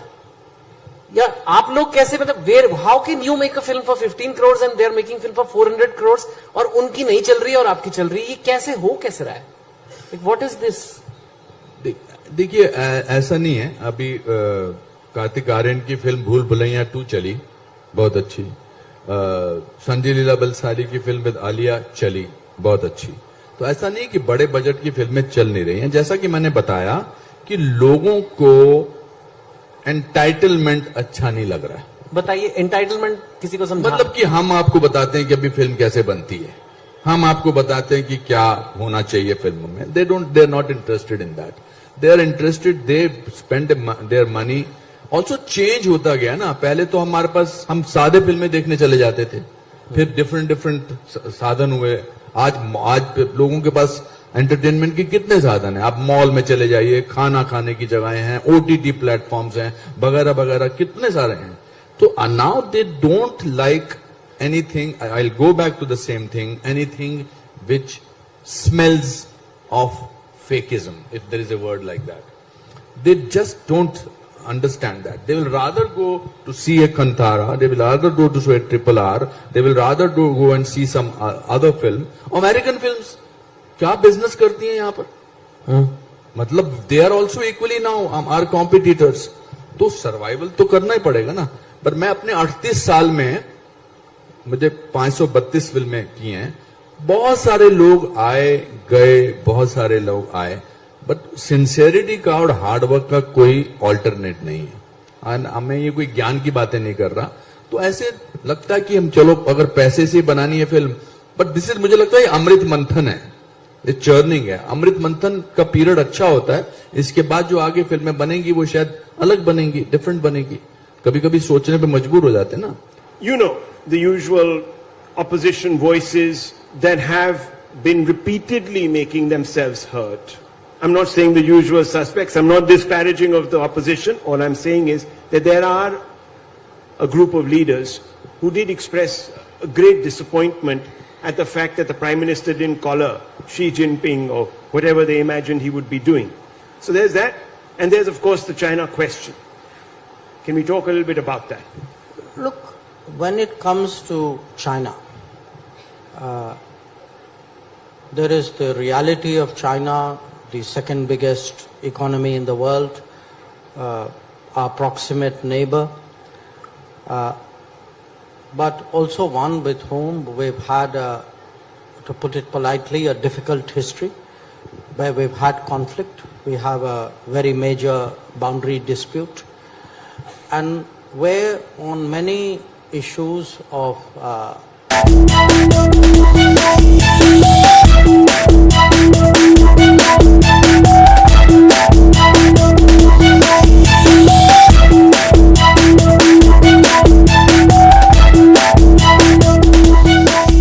Let's go straight away to Himachal Pradesh Chief Minister Jairam Thakur's news conference. कार्य करने के लिए आए, उन सबका हृदय से आभार व्यक्त करता हूं. अब नई सरकार बनेगी, मेरी ओर से उनको बहुत बहुत शुभकामनाएं, और उम्मीद करता हूं जो वादे उनने किए हैं उन वादों को वो पूरा करेंगे. और हिमाचल प्रदेश आगे बढ़े, हिमाचल प्रदेश में विकास की गति तेज हो, हमारा अंतिम लक्ष्य यही है. और उस दृष्टि से हिमाचल प्रदेश में हमारी सकारात्मक भूमिका सदैव रहेगी. जहां हिमाचल का भला होगा वहां निश्चित रूप से हमारा सहयोग होगा, राजनीति से ऊपर उठ करके भी. जहां हिमाचल प्रदेश के हितों की हमको लगेगा जहां रक्षा नहीं हो पा रही है, ठीक प्रकार से नहीं हो पा रही है, तो निश्चित रूप से उस बात को भी जनता के सामने भी, और चाहे वो विधानसभा के अंदर, विधानसभा के बाहर भी पुरजोर ढंग से रखेंगे. इस चुनाव में सबसे बड़ी महत्वपूर्ण एक चीज आप लोगों ने देखी कि बहुत सारी सीटें बहुत कम अंतर से आ रही हैं. 100 वोट से कम भी और 100-200 वोट के बीच में भी, 500 वोट के बीच में भी। और इसलिए चुनाव बहुत नजदीक का चुनाव रहा है।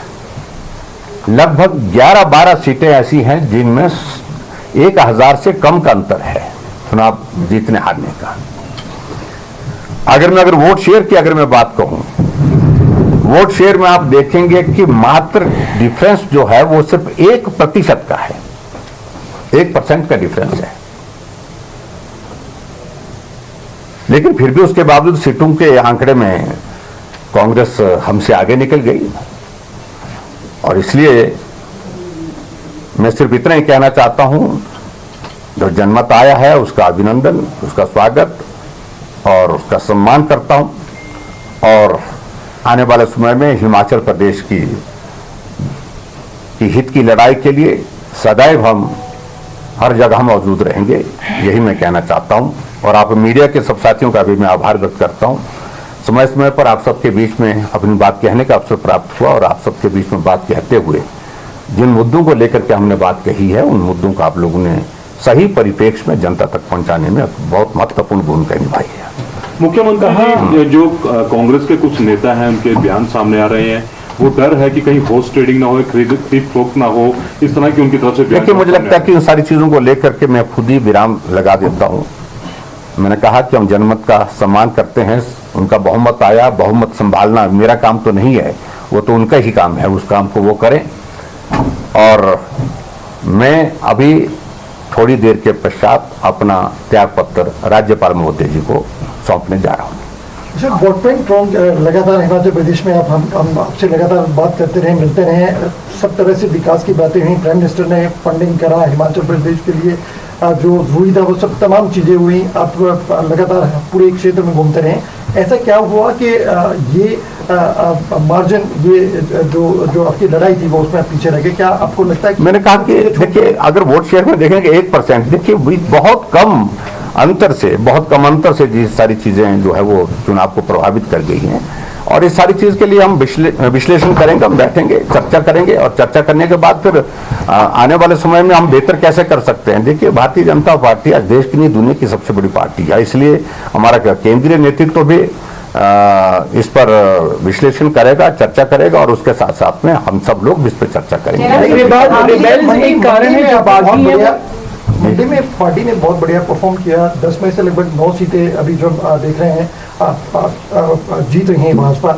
मंडी को लेकर या बाकी देखिए, मैं पूरे हिमाचल प्रदेश की जनता का आभार व्यक्त करता हूँ और मंडी के लोगों ने मेरी भावनाओं को सम्मान दिया, उनका मैं आभार व्यक्त करता हूँ और उन्होंने बहुत बड़ा समर्थन दिया। और ये भी मैं कहना चाहूँगा कि हिमाचल प्रदेश के इतिहास में उससे पहले 5 मुख्यमंत्री और भी रहे, लेकिन किसी का भी जीतने का अंतर इतना नहीं रहा जितना सराज विधानसभा क्षेत्र से भी, सबसे बड़ी वजह सराज विधानसभा क्षेत्र से अब की बात जो जीत का अंतर रहा है, लगभग 38,000 की जीत वहां पर दर्ज हुई है। और इसलिए मैं समझता हूँ ये मेरा दायित्व बनता है कि मैं सराज विधानसभा क्षेत्र की जनता का, जिन्होंने मुझे बहुत स्नेह दिया, प्यार दिया, सहयोग दिया, और मैं वहां पर चुनाव की कैंपेन के दौरान बहुत कम जा पाया। नॉमिनेशन के लिए गया था, उसके बाद आधे घंटे के लिए 3 कार्यक्रम मैंने किए थे और उसके बावजूद भी उन्होंने बहुत बड़ा समर्थन दिया। आज तक का सारा पिछला रिकॉर्ड सभी मुख्यमंत्री का क्या ओपीएस एक बड़ा इशू रहा आपको लगता है? इन सारी चीजों में हम देखिए, अब हम बिल्कुल तुरंत हम किसी निष्कर्ष पर नहीं जाएंगे। कारण क्या रहे ये हम बहुत जल्दी नहीं, और हम थोड़ा विचार करेंगे, चर्चा करेंगे सब साथियों के साथ और अलग अलग तरह से फीडबैक लेंगे। कहाँ बागियों को संभाल नहीं पाए? देखिए, मैंने कहा ना, कारण रहे और कारण रहे हैं तो उन कारणों पर हम चर्चा करेंगे, चर्चा करने के बाद विचार करेंगे। पार्टी में इस तरह की चीजें आने वाले समय में ना मिल पाए और हम बेहतर ढंग से काम कर सके हिमाचल प्रदेश में और पार्टी को सत्ता में लाने के लिए और भारतीय जनता पार्टी को मजबूत करने के लिए हम काम कर रहे हैं। देखिए, मैं इस पर कुछ नहीं, मैंने कहा कि इन सारी चीजों का हम विश्लेषण करेंगे, उसके बाद देखेंगे। कांग्रेस बात कर रही है वो सारे एमएलए को लेके चंडीगढ़ जाएंगे। मुझे मालूम नहीं है क्या मजाक बना रखा है और ये परिहास का विषय बना हुआ है। विधायक है, वो चुन करके आए हैं, और ऐसी परिस्थिति में इस प्रकार की बातों करने का कोई औचित्य नहीं है। और स्वाभाविक रूप से हमसे कम है, लेकिन उन्हें अंदर की बातें जो उनकी हैं, जिस प्रकार की उनकी अपनी पार्टी में मुख्यमंत्री बनने की जो होड़ में जो लोग लगे हैं, जो दौड़े हैं, उनको शायद उससे ज्यादा डर है। तो इतने मैं कहना चाह रहा हूँ, हमसे मत डरिए, खुद से डरिए। आम आदमी पार्टी ने कहीं वोट काटा? देखिए, आम आदमी पार्टी की प्रेजेंस ही नहीं यहाँ पर हिमाचल प्रदेश में हो पाई। अगर होती तो मैं सबसे परिणाम अलग तरह की राजनीति को कितना उपयुक्त मानते हैं? नहीं, मैं नहीं मानता हूँ, बिल्कुल भी। सर, गुजरात में लगातार बड़ी जीत हुई है, इसके ऊपर गुजरात को मैं बहुत बधाई देता हूँ, आदरणीय प्रधानमंत्री जी को और वहाँ के माननीय मुख्यमंत्री जी को और भूपेंद्र भाई जी को बहुत बहुत शुभकामनाएं। और गुजरात इतिहास बना करके 27 वर्षों का लंबा भारतीय जनता पार्टी के शासन के बाद 5 वर्ष के लिए और एक टर्म जो है वो जिस रूप में मिली है, उसके लिए मैं जयराम जी बधाई देता हूँ। आपने कहा कि जनादेश का आप सम्मान करते हैं, लेकिन भूपेश बघेल कह रहे हैं कि बीजेपी कुछ भी कर सकती है।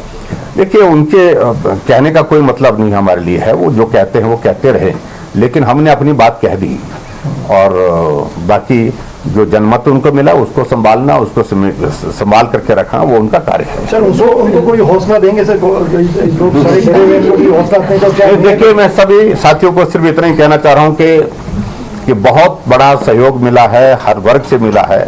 और मैं हिमाचल प्रदेश में जो लोगों का इन 5 वर्ष के कार्यकाल में जिस रूप में सहयोग मिला, समर्थन मिला, उनका हृदय से आभार व्यक्त करता हूँ। Thank you.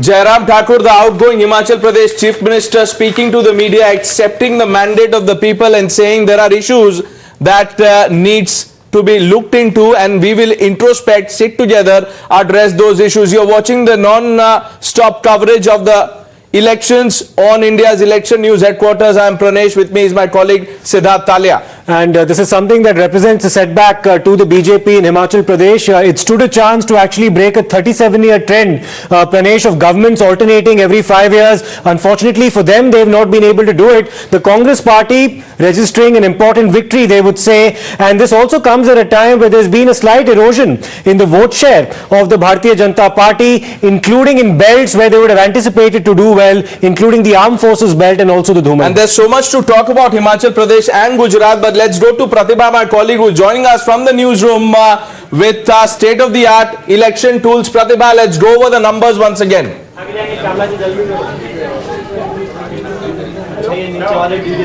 All right, we'll go to Pratibha in just a bit, but Siddharth, the point that I was making when I said that there's lots to talk about, you see, you were talking about a letter that the Gujarat in charge has written to Khadge. Yes. He is taking responsibility for the rout in Gujarat, but the Congress is crediting Rahul Gandhi for the win in Himachal. How does this work? Well, that's very strange if it's actually doing that, Pranesh. Rahul Gandhi did not campaign in Himachal Pradesh.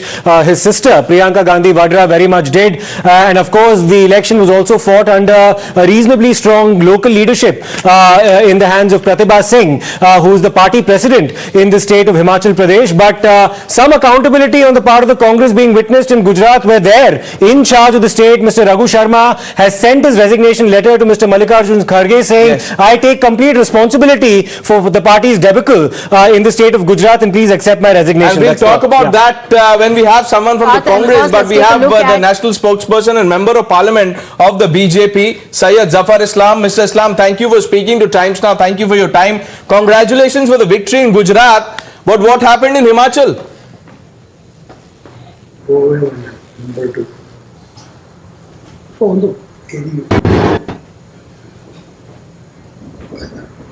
Something which we were anticipating. We were expecting that this time the trend will change. Historically, if you just do a back testing, you will realize that every 5 years another party gets the opportunity to serve the people. But this time we were expecting that people will give us the mandate purely because the connect we had in terms of the vote share also suggests that the percentage between us and Congress is merely 1%. That only suggests that we had the people had faith in our government, people had confidence in us, and they always appreciated our efforts to serve them. However, the end result looks slightly different than what we were expecting, and we just want to thank the people of Himachal Pradesh that they have supported us in a big way, yet the numbers are not stacking up as per our expectation, purely because the Congress has managed to win so many seats by a very thin margin of less than 1,000 votes, in fact less than 100 votes in many places, by merely 57 votes of about 186 votes in some constituencies. But the other observation which we have, the Aam Aadmi Party, which has just come into power in Punjab, and this is a bordering state, still even the bordering district, they have not been able to show any performance. Let's put absolutely, that's an important question that needs to be asked of Mr. Akashdeep Muni as well as the representative of the Aam Aadmi Party on the panel today. Himachal Pradesh is a state where the Aam Aadmi Party recorded a vote share of 1.1%.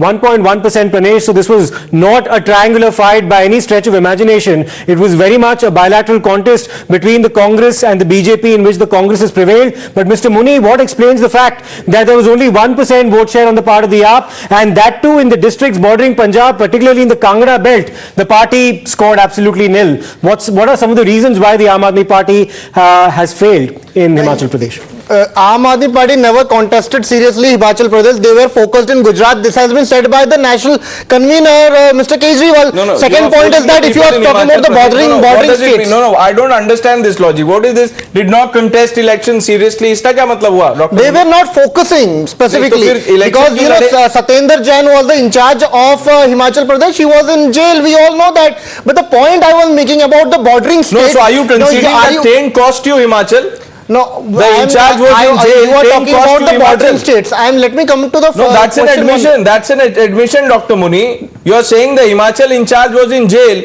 which is why this happened in Himachal. Because the party wasn't able to focus in Himachal. Why could you change the in charge? They are a small party, Pranesh. But Dr. Muni, small party. So why are you then putting up posters that the national party celebrating the national party status? If you are a small party, write small party. Why are you calling yourself a national party? You can't have it both ways, Dr. Muni. Nobody is having it both ways. The fastest growing party in this country is Aam Aadmi Party. There you go. You are saying small party, fastest growing party, national party. Resources. All together. And second point is that we're talking about the bordering states.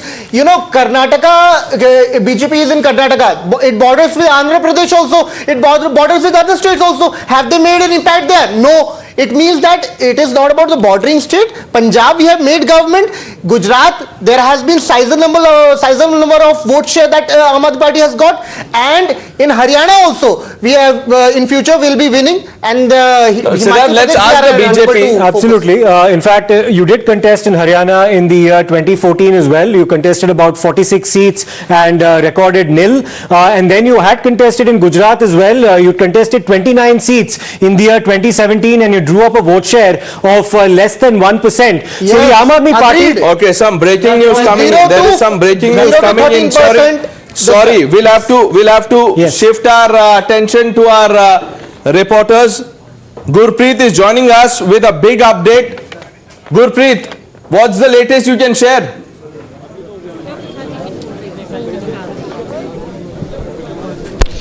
Well, yes, of course, we are reporting from Holy Lodge and we can see, I'll request my Vijay to show all the picture to our viewers that how the celebration is going on at Holy Lodge. This Holy Lodge belongs to Pratibha Singh, and few minutes ago we have seen she has also come out and very vocally she has said first they will hold a meeting with all the MLAs and after that they will take a decision on Chandigarh issues. He was saying first we will talk to the MLAs and after that we will decide whether they are going to Chandigarh or not. But one thing is very clear. She says that Veerbhadra legacy has worked very well in this election and the Gandhi family should not ignore that legacy. So we will also talk to some of the people who are present here.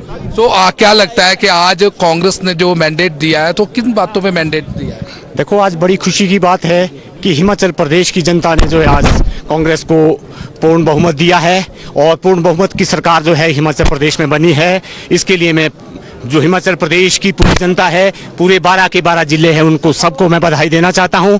और ये माना जा रहा था कि जैसे कि exit poll में दिया जा रहा था कि बिल्कुल कांटे की टक्कर है, लेकिन आज यहाँ पे देखने में आ रहा है कि कांग्रेस ने पूर्ण बहुमत से अपनी सरकार यहाँ पे बनाई है और पूरे हिमाचल प्रदेश में आज खुशी की लहर है। आज पूरा क्या लगता है कि एंटी इनकम्बेंसी, क्या बीजेपी के खिलाफ थे लोग, क्या कारण है, क्या रीजन है कि लोगों को कांग्रेस में वोट डाला? कि जहाँ ट्रेडिशन है यहाँ पे 5 साल बीजेपी, 5 साल लोगों ने बीजेपी के खिलाफ वोट डाला है और यहाँ पे हिमाचल प्रदेश के लोग शिक्षित है और ये सरकार को हमेशा बदलते आए और बदलते रहेंगे. So well, we can see that one side we have seen that most of the leaders say that they were able to encash anti-incumbency against the BJP. At the same time, OPS scheme has worked very well here in Himachal Pradesh, and that is one of the main reasons why the Congress leaders, they believe the people had shown a lot of trust. And we have seen Pratibha Singh, she has openly said that we are going to execute whatever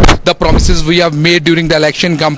And now let's see that who will be the CM phase from Himachal Pradesh. That is the biggest question at this point of time. We have that's a worry for the Congress now. That's for the Congress to decide. But before we talk about Congress and BJP, Dr. Muni made a point and Mr. Pokhran wants to rebut. Yes. See, you cannot run with a hare and hunt with a hound. At one end, Mr. Kejriwal and Aam Aadmi Party is busy in dog whistling, and simultaneously on the other end, they are busy sending virtue signaling. So it is a very clear thing. If you are a small party, so be it. जैसे हिंदी में कहते हैं कि भैया फिर अपनी चद्दर में रहिए. At one end, your party cadre props up candidates, your party props up candidates, and Aam Aadmi Party is in the business of, it is actually in the hobby of losing deposits. So क्यों आप ऐसे लोगों को खड़ा करके उनकी डिपॉजिटें जब्त करवा रहे हो? कार्डर नहीं है तो लिमिटेड रही है ना फिर. चलिए मैं रिप्लाई करता हूं. The point I am making is that you did not have कार्डर इन गुजरात. आप गुजरात की बात कर रहे हैं. Just 1 second. मैं रिप्लाई तो करूं. कार्डर इवन इन गुजरात. आप रिपीट कर रहे हो. पंजाब व्हीकल्स इन आप रिपीट कर रहे हो. आप व्हीकल नंबर देखिए. मैं क्या फोकस कर रहा हूं कि ना कि India fastest growing political party is आम Aadmi party, not Bharatiya Janata party. Bharatiya Janata party took years to get from 2 to 40 seats in parliament. You know, Aam Aadmi Party did not take such a long time. Right, Mr. Muni, I have to interrupt you there because we are getting an important piece of breaking news with respect to the latest developments in Himachal Pradesh and Pradesh. That is that tomorrow evening in Chandigarh, there could be an important meeting of the elected Congress MLAs from the state of Himachal Pradesh, presumably, of course, to decide on their chief minister. Let's go to Gurpreet for more on that. Yes, Gurpreet.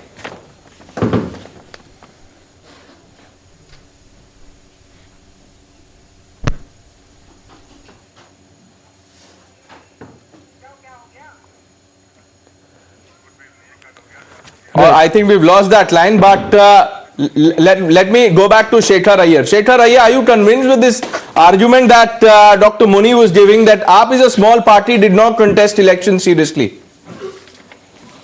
Well, I think definitely after Satyendra Jain's arrest, they lost an able manager of funds for the party in Himachal Pradesh. That is why, you know, it was in midway the efforts were given up. But definitely, if Satyendra Jain had been around, Aam Aadmi Party would have spent some more money and tried to register a mark. That did not happen. And I mean, there is no doubt when it comes to resources, this time Aam Aadmi Party has managed to, you know, when it comes to Dhanrashi, they have also sent a message that they are as good as any other party which is in the fray, whether it is BJP or Congress. So therefore, I think Aam Aadmi Party has definitely grown to an extent where today there is no dearth of resources. I mean, that's the thing we have to accept. And therefore, all claims being the fastest growing party, I completely agree, it's the fastest growing party. But at the same time, the damage that has also happened. Otherwise, they should have done very well in MCD. Because of this fundraising, fund gathering, fund resourcing, you are finding one minister is still in jail, and you are finding the excise scam which is reaching far and beyond the borders of Delhi. It is going to south also. So therefore, yes, it's like any other political party. This party has nothing to do with the movement that Anna Hazare had led once. This is a real politics. This is a functional, full-fledged party like any other party. I mean, that's come out clear with these elections. That's one. But number two, I think what is happening in Himachal is very, very interesting. We have to take note that the fact that the BJP is taking a back seat shows a strategy at work, because there are two main contenders. One is Pratibha Singh, who is the wife of former Chief Minister Veerbhadra Singh, the late Veerbhadra Singh, who is considered a legacy in Himachal Pradesh, and Sukhvinder Singh Sukhu. And I believe the Congress High Command, the Sonia Gandhi family prefers Sukhu, whereas Pratibha Singh is the PCC chief. This battle is going to be very interesting. How the BJP this time looks like will wait for events to unfold, for the factions to sort it out, who becomes the Congress chief minister, then look at those MLAs who may be happy with the outcome. This is going to be a very interesting phase of Himachal Pradesh. Now, Dr. Muni said, and I want to come back to what he said, Siddharth, and I'm coming to you for the data. Dr. Muni said that, look, BJP took years to grow from just 2 seats in Lok Sabha. Now, I don't want to sound uncharitable, Dr. Muni, but tell me, how many Lok Sabha MPs do you have? Come to this. I knew you will come to this. Interestingly, I'm talking about the assembly seats that really Aam Aadmi Party has got. Interestingly, for the first time we have come 10 years ago, and there are 2 states that Aam Aadmi Party has got landslide victory, Punjab and Delhi, and they have registered a mark in Gujarat also, which has gone to some 13% vote share. This is big, because last elections they had 0 vote share, 0 to 13%. You should acknowledge it, and they have taken space of Congress, and future is of Aam Aadmi Party. Let's get a response about the growth. Growth vis-a-vis the BJP. Let's get a response from Dr. Syed Zafar Islam.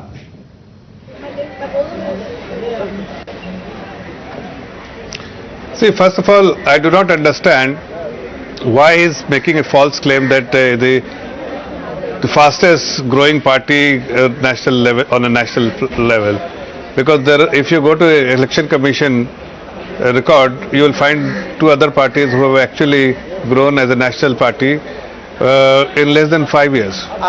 So I think they need to correct their record before speaking on national media. Secondly, they have a very dismal performance both in Gujarat as well as in Himachal Pradesh. However, they were claiming, particularly their supreme leader Mr. Kejriwal, time and again he was claiming that he will create a history. In fact, in Gujarat, he went ahead and showed the people that he is writing a number. A number suggests that he will get 125 or 130 seats. But result is for you to, it's so apparent, it's for you to see that he has not been supported by the people. He didn't get any confidence, win confidence of the people of Gujarat. Can I come in? And more particularly, as I had raised earlier, more particularly, I'm talking about Himachal Pradesh, where everybody was expecting that he will at least show some performance, purely because he has won the Punjab election less than 6 months ago, and it is a bordering estate. I'm sure that he will have enough clout for them to win at least few seats and perform better than Congress party. Just hold your thoughts. I'm being told that Pratibha Singh, the Himachal Congress chief and member of parliament, has spoken exclusively to Times Now. Let's play it out. Are you going to be a CM? Ma'am Chandigarh जा रहे हैं। ये मैंने तो नहीं decide करना है। सुनो, आप मेरी बात सुनो, मैंने डिसाइड करना है। No, ma'am. Are you going to meet the MLA and after that? Of course. हम सब MLA इकट्ठे होकर बातचीत करेंगे, क्या उनकी भावना है, क्या वो चाहते हैं, उसको तवज्जो दी जाएगी और वो बात हाई कमांड तक पहुंचाएंगे। फिर देखते अभी तो लोग। Ma'am, do you think Veerbhadra's legacy should work in Himachal Pradesh the way you have got the mandate? It is working and it will work in future also. Let's look at the data from Himachal. Siddharth with the hard numbers. Yes, Siddharth. So, Pranesh, what's very interesting here, of course, to notice is the fact that there's been a considerable erosion in the vote share of the BJP. This has actually fallen by approximately 6.5%.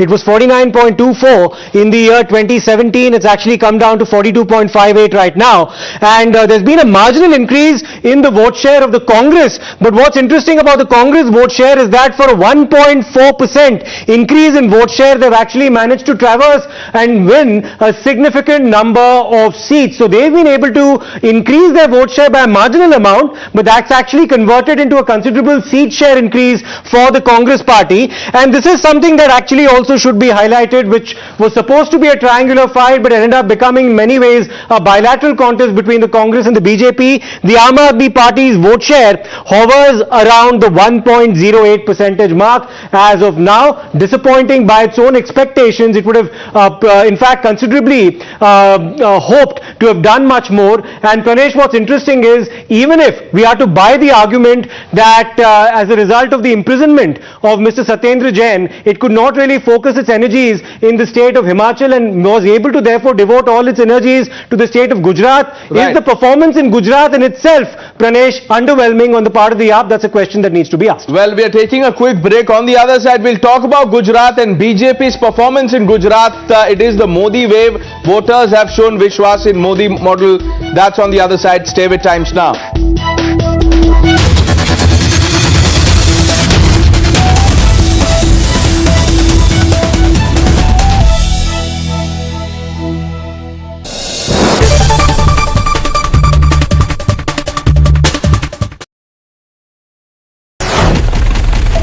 Never seen before poll tools, decoding the votes, seats and swing.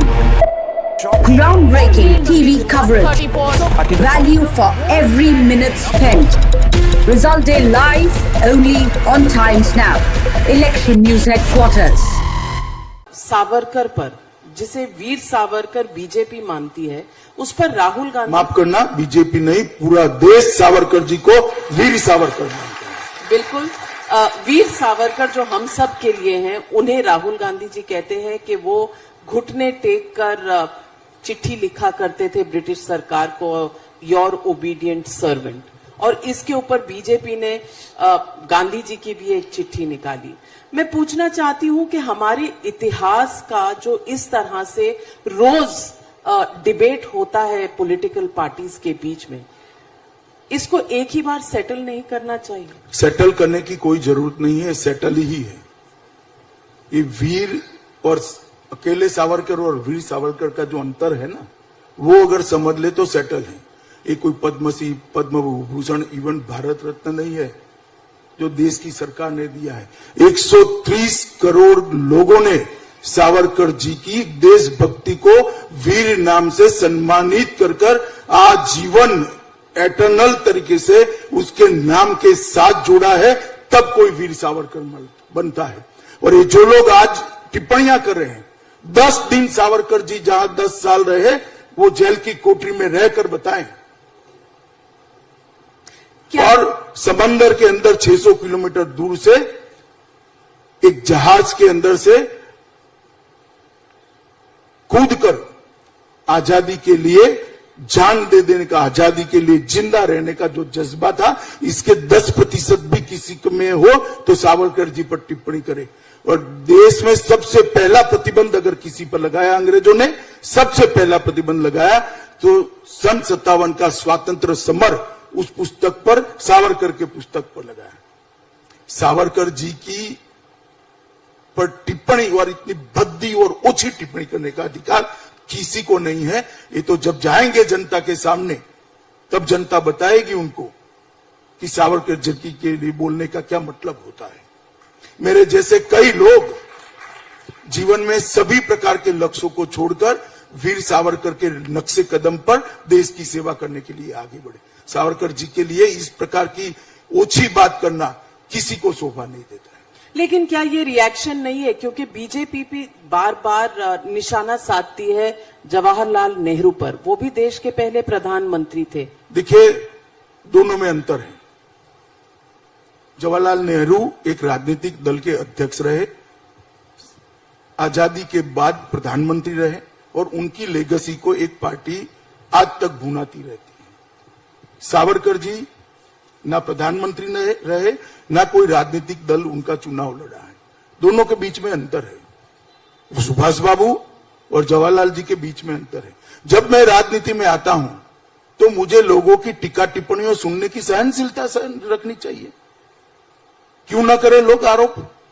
मेरे व्यक्तिगत जीवन पर भी आरोप कर सकते हैं, कपड़े पर भी कर सकते हैं, बोलचाल की भाषा पर भी कर सकते और करते भी है। जब आप राजनीति के अखाड़े में आते हो तो अलग बात है। सावरकर जी इस देश के पूरी देश ने जिसकी देशभक्ति को सर्टिफाइड किया है, स्वीकारा है, सम्मान किया है, ऐसे निसंदेह देशभक्त है। इस पर इस प्रकार की ऊंची बातें नहीं करनी चाहिए। Which foreigners? There are some foreigners and there are some Indians in foreign lands who have a slightly different view, more oblique view, more pessimistic view of our politics, for example, of what they now popularly suggest is a democratic backsliding that is happening. And you know, the attendant commentary that goes with it in various journals around the world. So there's that conversation also. Does that worry you that all this bad publicity might deter investment because there is continuous talk of a democratic deficit which is so essential to keep all these processes, these procedures, these policies on track? If India is sort of being torn asunder by so many vociferous political interventions, debates, social turmoil, what happens? Well, look, at one level, I shrug my shoulders and say, in a globalized world,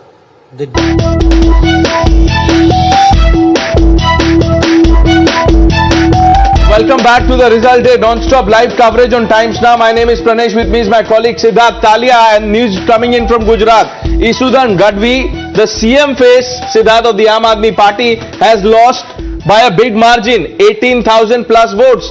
The good news for the BJP is that Hardik Patel has won his seat. Hardik Patel has won against a Congress stalwart. This is in Viramgam constituency near central Gujarat, of course, as part of the central Gujarat area. So a big win for Hardik Patel, who was previously with the Congress and of course crossed over to the BJP. Let's decode this with the state-of-the-art election tools. Over to my colleague Pratibha. Right, this is the biggest story of the day, really, if you talk about it, because it's the historic 7th term for the BJP. Remember, when the party was campaigning, it spoke about Mission 150, and look at this, look at the numbers here, Mission 150 and much more. That's what it looks like. Remember, in 2017, this entire region, especially the Saurashtra region, was dominated by the Congress party. But this time around, we're talking about the fact that the BJP has stormed through every single region. North Gujarat, South Gujarat, Central Gujarat, Saurashtra, Kutch, every region you look at it, it looks like the BJP has not just come to power in these constituencies, but has also ensured that it has breached several of the firewall constituencies of the Congress party. We're going to be talking about that, but there are so many stories, coming from it. Saurashtra region, yes, because remember, this was one of the biggest stories that in 2017, the Congress party had, taken over the entire Saurashtra region, and this time around the tribal belt as well, always known to be a stronghold of the Congress party. It has been breached by the BJP. In fact, BJP has won a majority of the seats, almost 26 seats out of the 27 SC dominated reserved seats, as well as the 2 ST dominated seats as well.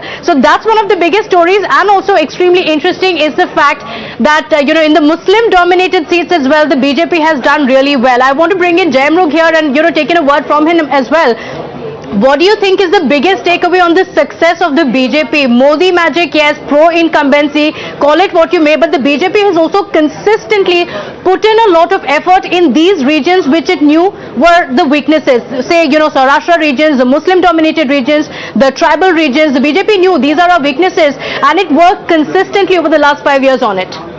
Siddharth, you wanted to make a quick point. Yes. So these are the regions, Pranesh, the ones that Pratibha mentioned, where the BJP would actually have been apprehensive following the 2017 elections. There were serious losses that it experienced in Saurashtra, where there is, of course, a strong Patidar population as well. It had also, suffered in the tribal areas of northern Gujarat as well, where the Congress party, for a very long time, has managed to hold on to a captive vote bank. A significant proportion of that, Pranesh, has now gone to the BJP. The BJP, in fact, sweeping as many as 12 Congress firewall seats. So basically, the seats that the Congress party had hold of for 15 years are now with the BJP, which goes to the extent of the pro-incumbency vote that's been witnessed. We have, of course, more inputs from Pratibha as well as Jay. Over to you.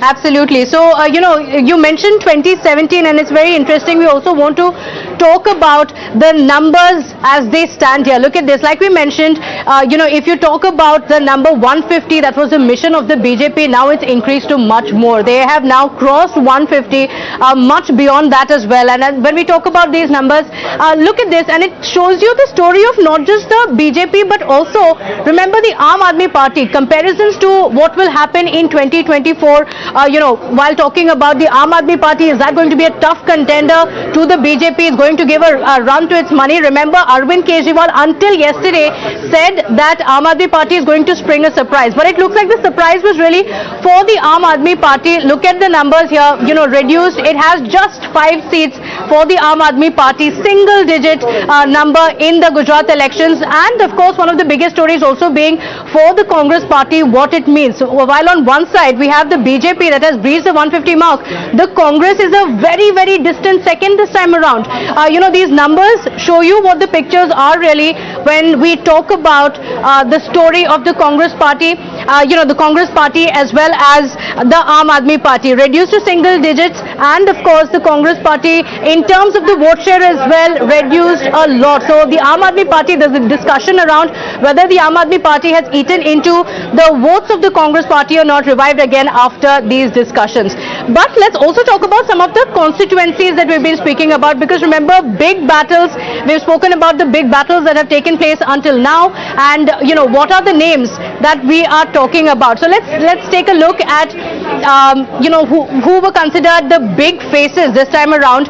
We're going to be talking about whether it is Isudan Gadvi, like you mentioned, the Aam Aadmi Party CM candidate, and of course talking about him, we're talking about how he has lost from the constituency as well. So the big faces of the Aam Aadmi Party, if you think about it, they were brought in as, in fact, just until yesterday as well, Arvind Kejriwal writing it down and saying that, in our battle, these are the people who are going to win. But clearly, look at this, they have not been able to win and not been able to make a mark really as far as the Aam Aadmi Party's big faces are concerned. I'm talking about Isudan Gadvi, the chief ministerial face, Arvind Kejriwal saying, I can give it in writing that he is going to win this time around. There's going to be a big surprise. Clearly, that did not happen at all. And, that's not it. Some of the other big faces as well of the Aam Aadmi Party as well have not been able to make much of an impact. Talking about the Congress, this is a very, very interesting battle if you look at it. Jignesh Mevani in 2017 won as an independent. This time around, he joined the Congress Party, lost from the constituency. So, the issue to talk about here is that when he's joining the Congress Party, are the people really losing confidence on him? When he was an independent, there was so much support for him. Now contesting on a Congress ticket, it looks like he seems to have lost out. Of course, it was a very big battle for him in the Vadgam constituency as well, because remember, this time around, we also had the AIMIM, in the constituency, the Aam Aadmi Party, the Congress Party. It's a Muslim-dominated constituency, so it was a very tough battle as well. So these are some of the biggest talking points from, of course, the big battle in Gujarat. Over to you, Pranesh and Siddharth. Thank you, Pratibha, for decoding all of that. Siddharth, Yuvraj wanted to make a point about Hardik Patel's seat, because the lead margin, I believe, is very high. Yes, Yuvraj? Yes. This is a very interesting seat. When Hardik Patel back in his days defected to BJP, he faced, in fact, the party faced a lot of heat from the ground. And now when I see that Hardik Patel is winning with a thumping margin of more than 56,000 votes, it only alludes, and it not only alludes, it only ratifies one thing, that the Modi juggernaut is indefatigable, it is indomitable, and nobody is beyond party lines. I have to interrupt you there, Yuvraj, just for a moment, because there's a very important update coming in from the series of bypolls that have been taking place in Rampur Sadar, which has been a guard of Azam Khan. The BJP has registered a victory. This is a big setback to the Samajwadi Party and its candidate in Rampur, Asim Raja. Let's go in fact to Mayank, who has more updates on this. Mayank, this is a big upset. Many would consider Asim Raja of the Samajwadi Party, of course, fighting the legacy of Azam Khan, so to speak, has now been defeated by the BJP. Well, absolutely, Siddharth. You know, the legacy of Azam Khan looms large over Rampur, and this bypoll also, Azam Khan's legacy was the main agenda. Remember when Yogi Adityanath came for a high decibel campaign, he attacked the overall legacy of Azam Khan, and today that has been defeated by the BJP. They have breached this bastion, as Akash Saxena, who was fighting against Azam Khan himself in the main assembly election in 2022 earlier this year, he has defeated Asim Raza by 33,702 votes. And that is a big margin, Siddharth, because there were only 1.34 lakhs vote which were polled on the 5th of December. So out of that, winning by 33,000 votes is like 25% of votes is the victory margin of the BJP candidate Akash Saxena, and that speaks volume about of this thumping victory registered by the BJP. And now they will feel confident. We had the opportunity to talk to some of the local BJP leader, and now they are saying that they are very hopeful of, you know, blooming lotus in Rampur, which was earlier considered as a bastion of the Samajwadi Party, because earlier in this year only, Siddharth, in the parliamentary bypoll election, Rampur main parliamentary election was also that's a great point you've made, senior editor. Birendra Chaudhary is also joining us on this broadcast. Birendra जी, रामपुर के बारे में बताइए दर्शकों को। देखिए, रामपुर के बारे में दो चीज जानना बहुत जरूरी है। वो एक तरह से सिनोनिम है आजम खान के साथ, लेकिन सबसे पहला धक्का तब लगा था सपा और आजम खान को जब लोकसभा उपचुनाव में वो हार गए थे। अब वही नहीं, जब आजमगढ़ का भी लोकसभा सीट हारे थे। आज तो समझिए एक तरह से जड़ उखाड़ के फेंक देना जिसे कहते हैं वो हुआ है, क्योंकि रामपुर विधानसभा क्षेत्र, ध्यान से सुनिएगा, 1952 से लेकर आज तक भाजपा पहले नहीं थी, जब थी तब भी कोई नहीं जीता। एक बात और साफ 52 से लेकर आज तक, आज का छोड़ के, मुस्लिम कैंडिडेट जीता है। और तीसरी बात, 1980 से लगातार आजम खान वहां से चुनाव जीते हैं। सिर्फ पिछली बार वो नहीं लड़े तो उनकी पत्नी जो प्रोफेसर रही हैं वो जीती थी। कहने का मतलब कि रामपुर का यह तीसरा बिगेस्ट सेटबैक है सपा के लिए और आजम खान के लिए, जहां पर सपा की हार हुई है। एक पहली बार हिंदू कैंडिडेट रामपुर से चुनाव जीता है। एक सवाल पूछ लेते हैं, समाजवादी पार्टी के राष्ट्रीय प्रवक्ता विवेक सिलास जी भी हमारे साथ। क्या हो गया इस सीट पे विवेक सिलास जी, क्यों हार गए आप लोग? Yes, I would just like to say we are talking about Rampur, okay, but it's very sad that we don't talk about Mainpuri and Khatoli. No, there has been a landslide. No shying away here. Samajwadi Party, more than 250,000 votes. Let me complete, na. If you have given me an opportunity, let me complete my verdict, please. So please stop playing victim. Go ahead. We should also talk about Mainpuri, where the Samajwadi Party has won. Okay, by a thumping margin of more than Danish Azad is now joining us on the phone line. Yes. Minister in the Yogi cabinet. Azad साहब, time stop पे स्वागत है आपका। रामपुर में BJP candidate की जीत हुई है। जी, रामपुर में भारतीय जनता पार्टी के प्रत्याशी ने विजय दर्ज की है और रामपुर की जनता ने पहले ही भाजपा के प्रत्याशी पे विश्वास की मुहर लगा दी थी, और आज जब नतीजे सामने आए हैं तो रामपुर में विकास की तरफ रामपुर ने अपने आप को आगे बढ़ाने का जो फैसला लिया, मैं तमाम रामपुर के तमाम सम्मानित जनता का, तमाम आवाम का शुक्रिया अदा करता हूं कि उन्होंने भाजपा के साथ कदम से कदम मिलाकर रामपुर को तरक्की की तरफ आगे ले जाने में जो विश्वास जताया है। हम पूरी ईमानदारी से रामपुर के तरक्की के लिए, रामपुर की उन्नति के लिए काम करेंगे। एक और सवाल सर आपसे कि रामपुर का जो कॉन्स्टिट्यूएंसी है वो समाजवादी पार्टी का पिछले 30 सालों से एक गढ़ रह चुका है। वहां पर मुसलमान मतदाताओं की संख्या अभी काफी ज्यादा है, और बीजेपी के जो मिस्टर सक्सेना है वो आराम से जीते हैं, तकरीबन 30,000 वोट से ज्यादा के मार्जिन से वो जीते हैं। What are some of the reasons you think कि इतनी बुरी तरह से हार हुई है वहां पे समाजवादी पार्टी की? देखिए, the reason behind this is कि आज भारतीय जनता पार्टी, उत्तर प्रदेश की योगी सरकार, ये सबका साथ सबका विकास करने वाली सरकार है, और जिस तरीके से सभी जनमानस तक और खास तौर पर हमारे मुस्लिम समाज के तरक्की के लिए उत्तर प्रदेश की योगी सरकार ने जो कदम उठाए हैं, जो कार्य किए हैं, इससे एक विश्वास, चाहे हमारे हिंदू भाई हो चाहे मुस्लिम भाई हो, तमाम लोगों के अंदर एक विश्वास है।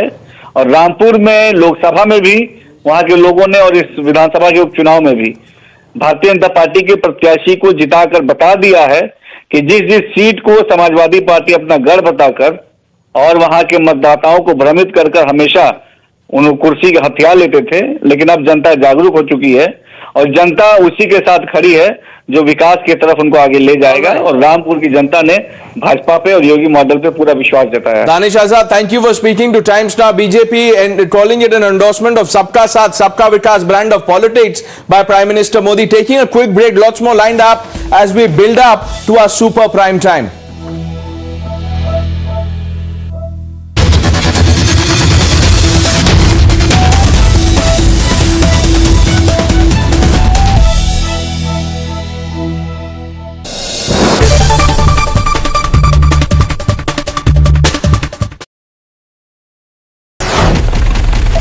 Never seen before poll tools, decoding the votes, seats and swing. Groundbreaking TV coverage, value for every minute spent. Result day live only on Times Now. Election News Headquarters. As someone who comes from the south, the southern meal starts with the sweet. So let me start with a point of agreement with Mr. Verma. On the aspect of colonization and on the impact of colonization, I don't think I have anything to disagree with at all. That it has much more pernicious and far more, let's say, far-reaching effects than the use of the sword. I completely agree with on that. And I think we are still reeling from the impact of it, which is very clear. I don't think we are wearing the Mughal clothes. We are wearing the clothes of the British man for all practical purposes, at least some of us. So therefore, I understand that particular issue. But this much is clear from the points made by Mr. Khurshid and Mr. Verma, that one believes that that was a wave of migration and the other is clear, citing material, that this was not a migration, this was a bloody invasion, as bloody as it could get in the history of humankind. Now, this is what I wish to highlight to make one point. To choose to observe a strategic silence in the interest of peace is very different from actively indulging in denial of history. And that's exactly where the problem starts. So if an entire school is established that goes about whitewashing stuff as opposed to saying, let's not touch this particular aspect of history, which I think is also not possible. How do you choose to remain silent over one particular aspect of your history? That's not going to happen. So then the only option is to speak about it. Now, why should the discussion with respect to something that has happened in the past result in acrimony in the present, unless someone relates to the invader even in the present and someone does not relate to the invader even in the present? In which case, the two-nation theory is well alive and kicking. That's one. But factually speaking, one particular trope I think needs to be busted because I think it's been sold well beyond its sell-by date. I'm sorry to say, after partition, people did not choose to stay here. The elections prior to the partition of 1946 spoke volumes. And that's a very clear decision taken at the ballot. And therefore, when you choose to speak about history, let's be clear that perhaps practical considerations came into existence which prevented a mass migration, but certainly not patriotic considerations or Bharatiya considerations. I think that myth needs to be busted and we cannot send it any further. 3.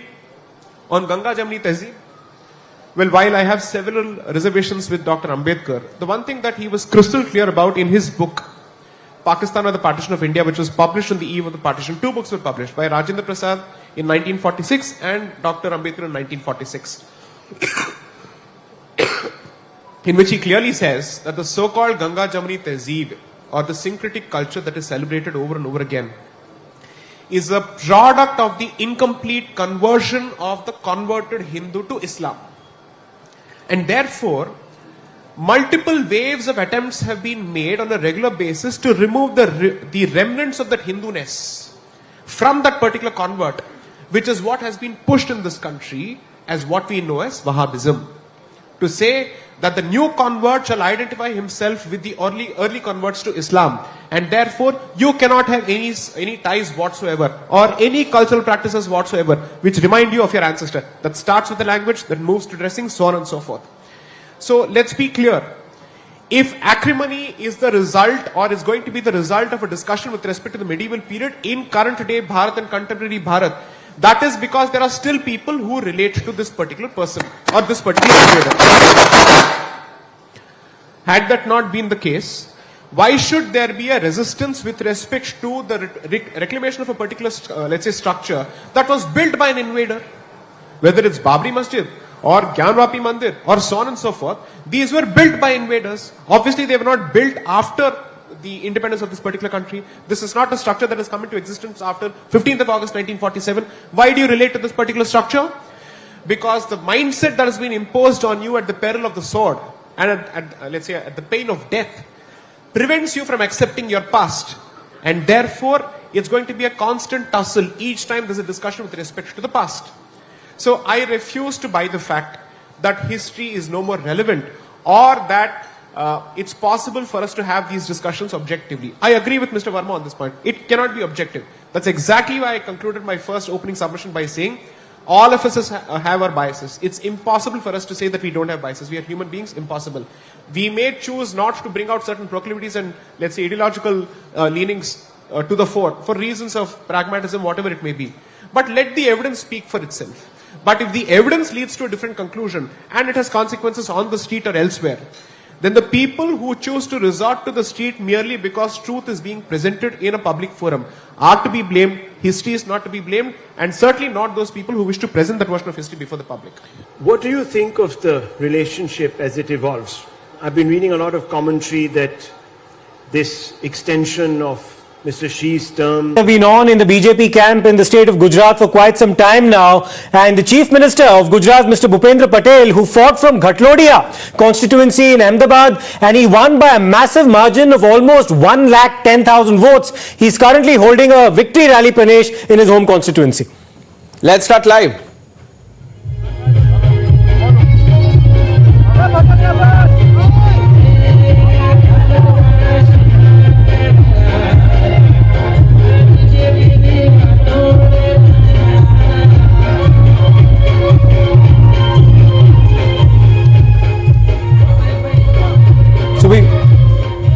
Rishabh is now joining us live from the BJP office. Rishabh, celebrations obviously because of the scale of this margin and the mandate. Definitely, Siddharth. Around 157 seats lead as well as victory already. This is a record margin, and this is the place where since morning it has been dhol, nagada, dances, crackers, laddus, everything. We have supporters here as well. Let's try and talk to few of them and understand from them what this victory means. Sir, ये जीत क्या मायने रखती है आपके लिए? बहुत बड़ी मायने रखती है. बीजेपी की बहुत बड़ी जीत हुई है अब तक की. अभी तक का जो रिकॉर्ड था वो कांग्रेस का था 149 सीटों का. इस बार आप 157 पे अभी चल रहे हैं, तो क्या मायने हैं, किस लिए ये इतनी बड़ी जीत कैसे हो पाई? So this is the biggest victory for BJP in the Gujarat, and this shows the work of BJP they have done till many years in the Gujarat. The development, the employment, and you see, you go to Ahmedabad and any road, you'll see the how infrastructure has developed in Gujarat, right? So this is this a vote for development? Yes, this is pure vote for development and what Gujarat model. Supporters here, Siddharth, who say this is pure vote for development. Let's try and talk to a few more people. Sir, we met you in the campaigning as well. You were with Mr. Nadda when he was campaigning. What do you think of this mandate? First of all, I would like to give credit to our Honorable Prime Minister Narendra Modi sir, because Narendra Modi sir, the one slogan here is written that hard work, you never be tired with the hard work, but it's give the purely satisfactions. Yeah. So Narendra Modi also taught the development and Narendra Modi. That's what it's resonating here, Siddharth, at BJP headquarters, Shri Kamlam. So over to you. Right, massive mandate, Pranesh, for the BJP, as of course Rishabh was capturing the celebrations in the BJP camp in Ghatlodia in Ahmedabad, which is where Bhupendra Bhai Patel, the Chief Minister of Gujarat, has won comprehensively. Let's take a quick break. Lots more lined up on the other side. We stay live in Himachal, from Himachal and Gujarat. Stay with Times Now.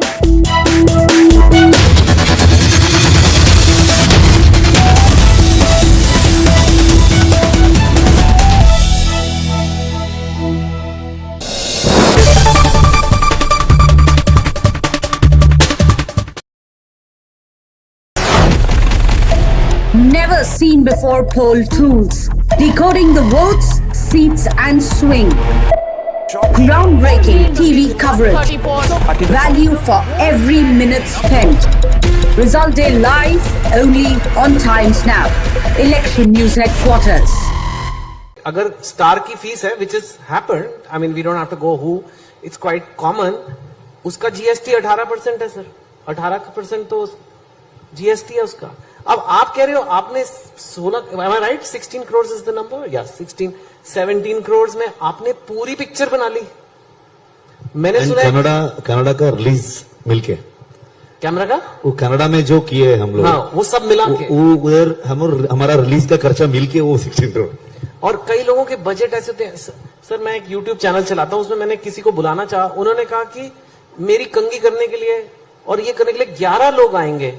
उन सब ये joke मेरे सामने मारना था, मतलब आप भी ले आओ सर 5-6. आपको कंगी वाला जोक मेरे सामने बोलना था. अरे वो तो मैंने सोचा ही नहीं सर. आप तो बियॉन्ड कंगी हो. पर और मैं देख रहा हूँ कि 90% लोग यहाँ पर बिना कंगी के वाले बैठे हुए हैं. No, so I'm just saying. But I agree with you. You are right. Makeup, not just कंगी. It was makeup. It was this. कोई पानी लाएगा, मिनरल वाटर होना चाहिए. मैंने सुना है लोगों की 4 वैनिटी वैन होती है. These are not.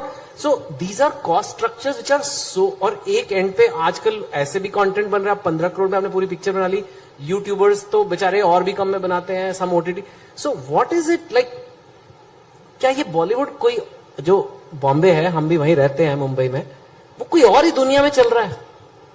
या आप लोग कैसे, मतलब where, how can you make a film for 15 crore and they are making film for 400 crore और उनकी नहीं चल रही है और आपकी चल रही है? ये कैसे हो, कैसे रहा है?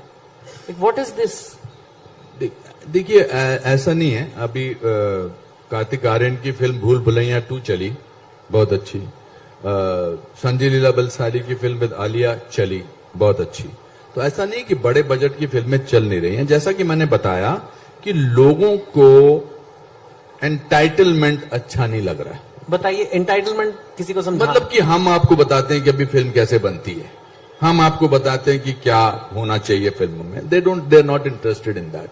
दे are interested, they spend their money. Also change होता गया ना. पहले तो हमारे पास, हम सादे फिल्में देखने चले जाते थे, फिर डिफरेंट साधन हुए. आज लोगों के पास एंटरटेनमेंट के कितने साधन हैं. आप मॉल में चले जाइए, खाना खाने की जगहें हैं, OTT प्लेटफॉर्म्स हैं, वगैरह वगैरह कितने सारे हैं. तो now they don't like anything. I will go back to the same thing. Anything which smells of fakeism, if there is a word like that. They just don't understand that. They will rather go to see a Kantara, they will rather go to see a RRR, they will rather go and see some other film. American films क्या business करती हैं यहाँ पर? मतलब they are also equally now our competitors. तो survival तो करना ही पड़ेगा ना. पर मैं अपने 38 साल में मुझे 532 फिल्में की हैं. बहुत सारे लोग आए गए, बहुत सारे लोग आए, बट सिंसेरिटी का और हार्डवर्क का कोई ऑल्टरनेट नहीं है. मैं ये कोई ज्ञान की बातें नहीं कर रहा. तो ऐसे लगता है कि हम चलो अगर पैसे से बनानी है फिल्म, बट दिस इज, मुझे लगता है अमृत मंथन है, ये चर्निंग है. अमृत मंथन का पीरियड अच्छा होता है. इसके बाद जो आगे फिल्में बनेंगी वो शायद अलग बनेंगी, डिफरेंट बनेगी. कभी कभी सोचने पे मजबूर हो जाते हैं ना. You know, the usual opposition voices that have been repeatedly making themselves heard. I'm not saying the usual suspects. I'm not disparaging of the opposition. All I'm saying is that there are a group of leaders who did express a great disappointment at the fact that the Prime Minister didn't collar Xi Jinping or whatever they imagined he would be doing. So there's that. And there's, of course, the China question. Can we talk a little bit about that?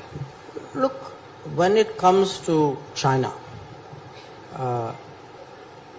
there is the reality of China, the second biggest economy in the world, our proximate neighbor,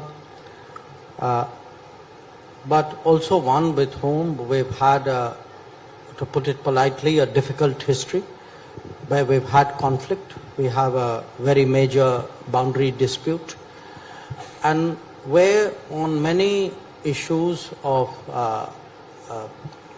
high importance to us, they have not been supported. This could be our quest for permanent membership of the UN Security Council and reform of the UN.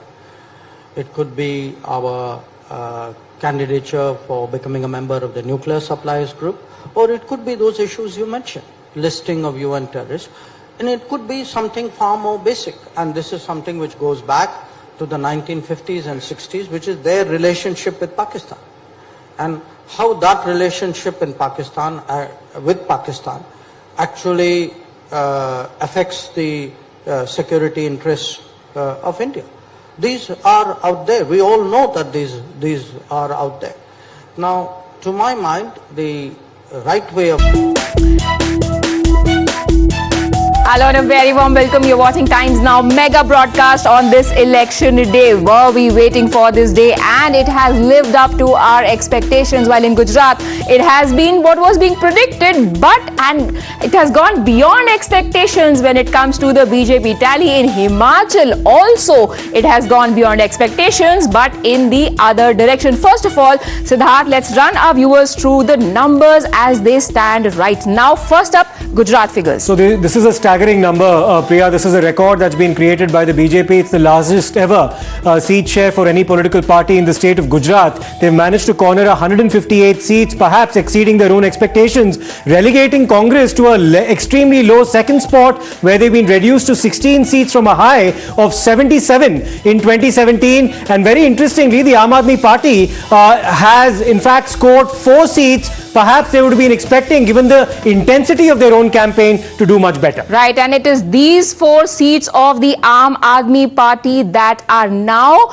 the bedrock of its jubilations, because remember, this makes it a national party. It was already registered in 3 states. It has seats in Punjab, in Delhi, in Goa. It only needed 6% vote share or 2 MLAs. It has, according to these predictions, remember, they are still leads. Final results will be out in some hours from now. It is all set to become a national party. But what about the existing national party? In fact, the grand old party, Siddharth, Congress has some very deep thinking to do. Absolutely, and remember that their erstwhile president, Mr. Rahul Gandhi, addressed just a couple of rallies in the state of Gujarat, and their party machinery in the state has now decided, following these results, to start taking accountability. In fact, Mr. Raghu Sharma, Priya, who happens to be the in charge of Gujarat on the part of the Congress, has already submitted his resignation to Mr. Mallikarjun Kharge, who's the current president of the Congress party. And then, of course, serious introspection is in order for the Congress, which was in fact the strongest contender against the hegemony of the BJP over a period of 27 years. Unfortunately, now its future in that particular state, at least for the near future, looks pretty bleak. Right, and viewers, you can see on my sides the comparison as it stands. Last time around, 77 seats for the Congress, 99 for the BJP. This time around, look at the gap. Look at 142 staggering seats behind is the Congress party. While the vote share last time, there was 49% for the BJP. Congress, if I'm not wrong, was around 6% behind them. And this time around, they're nowhere in the picture, if we can put it like that. And what exactly is it translating into on the ground? Joining me are my colleagues who've had a marathon run in this election. There is Mayank, who is with us. We also have Rishabh, we have Sabyasachi, we have Aishwarya. Birendraji joins us from the studio for his inside perspective. And coming to you first, Rishabh, tell us, what can you tell us? How is the mood where you are?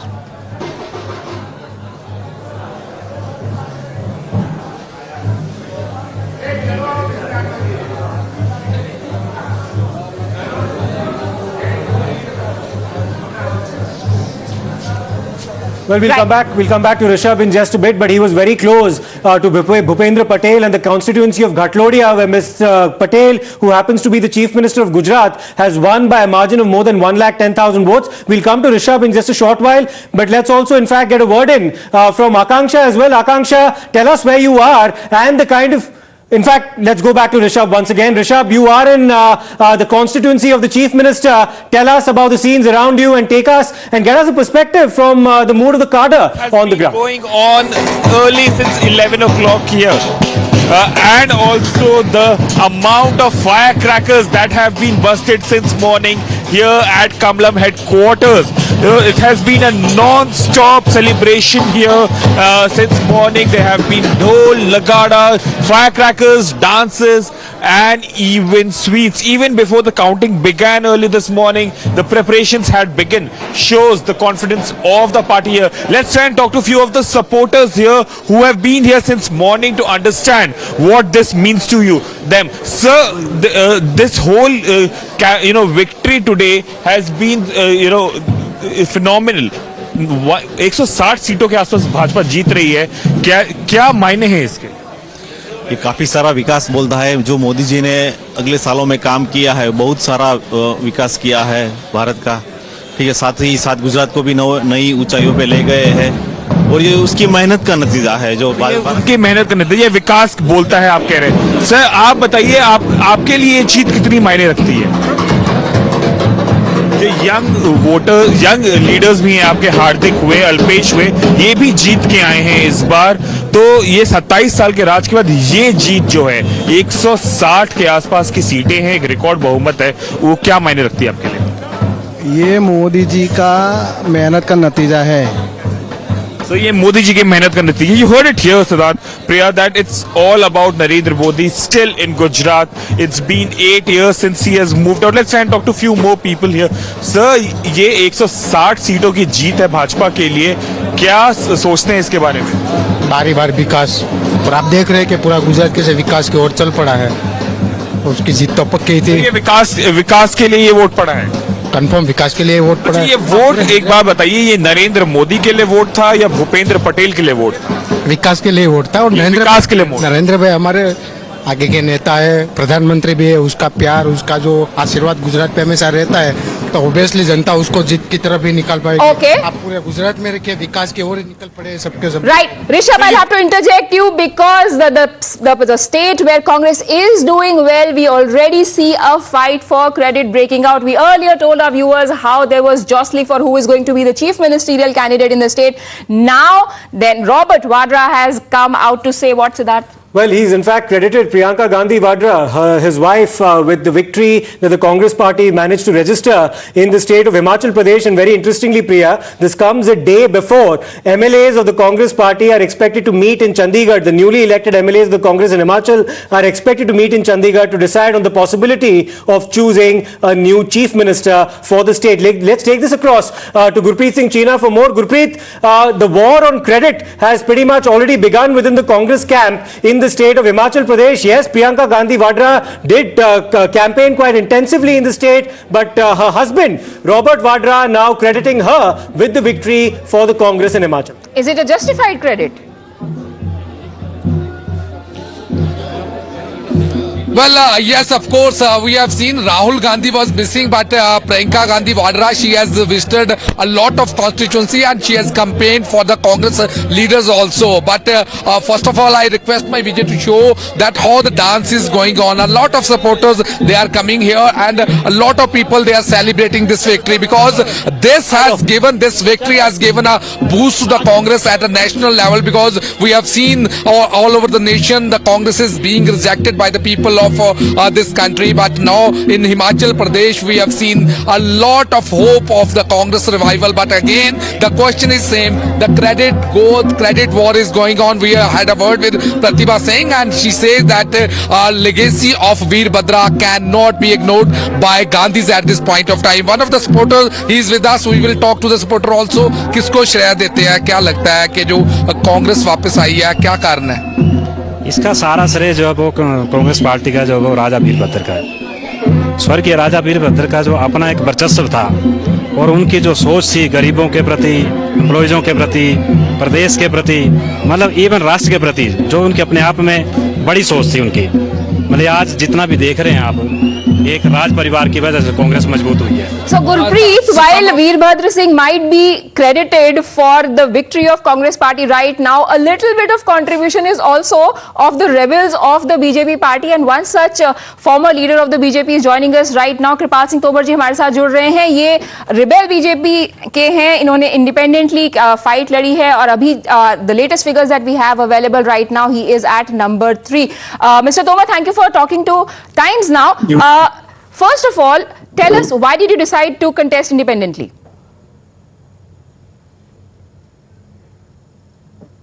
absolutely. Mr. Toma, can you hear me? Mr. Parmar, can you hear me? Hello, हाँ मैं आपका प्रश्न नहीं सुन पाया हूँ, please दोहराइए जरा। Mr. Parmar, we were just asking you as to why you decided to contest as an independent in the build-up to the elections in Himachal Pradesh. Was it because you were denied a ticket in the bypoll that took place in Himachal Pradesh about a year and a half ago? What are some of the reasons why you decided to contest as an independent, sir, and quit the BJP? मुझे माफ करें, मैं Hindi I'm so sorry to interrupt you there, Mr. Parmar. We're getting a response now from Ms. Pratibha Singh, who's the president of the Congress party in Himachal Pradesh. Let's listen to what she has to say. जाएगी, वो क्या चाहते हैं, वो क्या बोल रहे हैं, और फिर वो बात हम हाई कमांड तक पहुंच जाएंगे, और हाई कमांड क्या इस पे फैसला करती है वो हम सबको मान्य होगा। Was it incumbency of the previous government या फिर development of the Virbhadra Singh model of government? दोनों बातें थी। वीरभद्र सिंह जी का तो मैंने आपको नाम बताया कि उनका नाम ही और उनके काम ही लोगों को दिख रहे थे, और लोगों ने कहा कि ये जितने भी काम हिमाचल प्रदेश में हुए हैं डेवलपमेंट के, वो माननीय वीरभद्र सिंह जी के कार्यकाल में उन्हीं के द्वारा किए गए। उनका मानना यह है कि वो बेशक हमारे बीच में नहीं है, बट वो हमारे सभी के दिलों में निवास करते हैं, और हम उनको ही एक अंतिम श्रद्धांजलि के नाम पर उनको अपना वोट देंगे। तो चाहे वो पार्टी से ऊपर उठकर भी, not only Congress minded people, even BJP, उन्होंने भी कहा कि जी वीरभद्र सिंह जी ऐसी शख्सियत थी जिन्होंने हम सबकी मदद की है, तो उनके लिए, इनके नाम पर हम ये वोट डालेंगे। तो वो भी एक मुख्य कारण रहा जिसकी वजह से हमारे को इतनी बढ़त हर जिले में मिली है, हर कॉन्स्टिट्यूंसी में मिली है। You mean to say BJP के लोगों ने भी कांग्रेस को वोट डाला है? Many of them, because Virbhadra Singh ji ऐसी शख्सियत थी कि वो बीजेपी के लोगों का भी काम करते थे। इट वाज नॉट कि मैंने कांग्रेस का ही करना, वो हर बार ये बोलते थे कि मैं प्रदेश का मुख्य हूँ और मैंने सबको एक नजर से देखना है, चाहे वो बीजेपी हो, चाहे कांग्रेस हो, चाहे अन्य लोग हो, गरीब हो, अमीर हो, सभी के लिए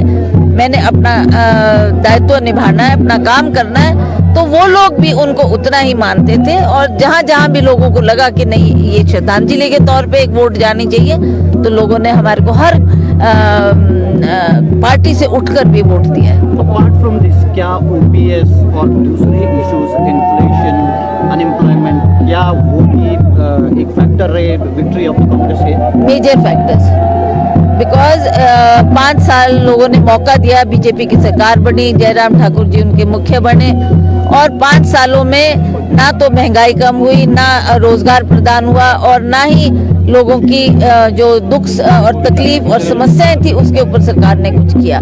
जैसा कि हमारे किसान हैं, बागवान हैं, वो जीएसटी से बहुत दुखी थे, चाहे वो खाद पे थी, चाहे स्प्रे पे थी, चाहे ट्रे पे थी, चाहे पेटी पे थे, हर चीज में आपने जीएसटी लगा दी, जो कि एक आम आदमी के पहुंच से बाहर होती जा रही बातें थी। उन्होंने भी पुकार की और बीजेपी ने अनदेखी उन बातों को किया है। हमने कहा है कि हम सरकार बढ़ाएंगे, हम आपकी मदद करेंगे। जो 10 कमिटमेंट कांग्रेस पार्टी ने की है, गारंटीज जिसको आप कहते हैं, पीपल आर होपफुल, क्या भरोसा दिलाएंगी एज कांग्रेस चीफ? देखिए, हमने तो माननीय वीरभद्र सिंह जी से यही सीखा है, और वो भी इस बात को प्राथमिकता देते थे कि जो कह दिया वो करना है, जो कह दिया वो पत्थर की लकीर होती थी उनके लिए। तो हम भी मानते हैं कि अव्वल तो हमको कुछ ऐसी बात कहनी नहीं चाहिए जो नहीं कर सके, पर जो कह दिया उसको करके दिखाना है। तो हमने ये जो बातें की है, चाहे ओपीएस देने की बात की है, चाहे महिलाओं को मदद करने की बात की है, चाहे युवाओं को रोजगार देने की बात की है, ये सारे मुद्दे हमने लोगों को तभी किए हैं जब हम आश्वस्त थे कि हम इन कामों को कर सकते हैं, और जैसे सरकार बनेगी तो हम अवश्य इसके ऊपर ध्यान देकर इन कामों को लागू करेंगे। Virbhadra Singh was a role model for state Congress, solid power centre माना जाता है। What are you looking forward? आज एक बार फिर से रौनक आई है, is the emotional moment? I mean, substance of what Pratibha Singh said there is the fact that the decision as to who is going to be the chief minister has been left to the high command, and if we go by the examples of what has happened in Punjab and other states, we pretty well know, Siddharth, what a decision left to high command means. It is not going to be a smooth ride, but हम वापस से कोशिश करते हैं एक बार कृपाल सिंह परमार जी से बात करने की। सर, आपको मेरी आवाज आ रही है अभी? जी जी जी, तो हमारा सवाल आपसे ये था कि आपने 2021 में बाईपोल पर जब आपको टिकट नहीं मिला फतेहपुर से तो पार्टी छोड़ दी थी। आज जब आप इंडिपेंडेंट की तरह से लड़ रहे हैं तो आप तीसरे नंबर पर हैं, ना तो आप जीत रहे हैं ना ही आपने जो वोट ले लिए बीजेपी को, इसकी वजह से बीजेपी नंबर 2 पर है। तो क्या आपको लगता है कि आप इनडायरेक्टली कांग्रेस की जीत के लिए जिम्मेदार हैं? ऐसा है जी कि मैं कांग्रेस की जीत के लिए जिम्मेवार मैं नहीं हूं, और ना ही 2021 में मुझे जब टिकट नहीं मिला था मैंने पार्टी नहीं छोड़ी थी, मैं पार्टी के साथ रहा था। लेकिन 2021 का जो बाई इलेक्शन था उसमें जिस तरीके से 4-0 की हार हुई थी उसका पार्टी ने कभी उस पर गौर नहीं किया, और मुख्यमंत्री जी लोगों के काम करने की बजाय अपने विरोधियों को सेटल करने में लगे रहे। और 4-0 की जीत के बाद मंडी उनका गृह क्षेत्र था। मंडी लोकसभा में हम लोग लगभग 4 लाख वोटों से पिछड़े, क्योंकि 2019 में रामस्वरूप जी ने जो सीट 4 लाख से ज्यादा वोटों से हारी थी और हम ये 7,000 से हार गए। उसके बाद भी पार्टी ने कभी उस पर गौर नहीं किया, और हम लोग ये लगातार पार्टी के अंदर जो दिखाते रहे हैं कि क्या क्या हो रहा है और क्या होना चाहिए, इसलिए हम लोगों को दरकिनार किया गया। हमसे बात करने के लिए mister Parmar, the import of what he said, Priya, is of course the fact that the BJP has not learned from the mistakes it made in the bypoll in Mandi and a whole host of other seats that it lost in Himachal Pradesh in the early part of 2021. That's one of the reasons for its defeat currently. We'll slip into a short break. We'll come back to our guests as well as our reporters in just a short while from now. Stay tuned.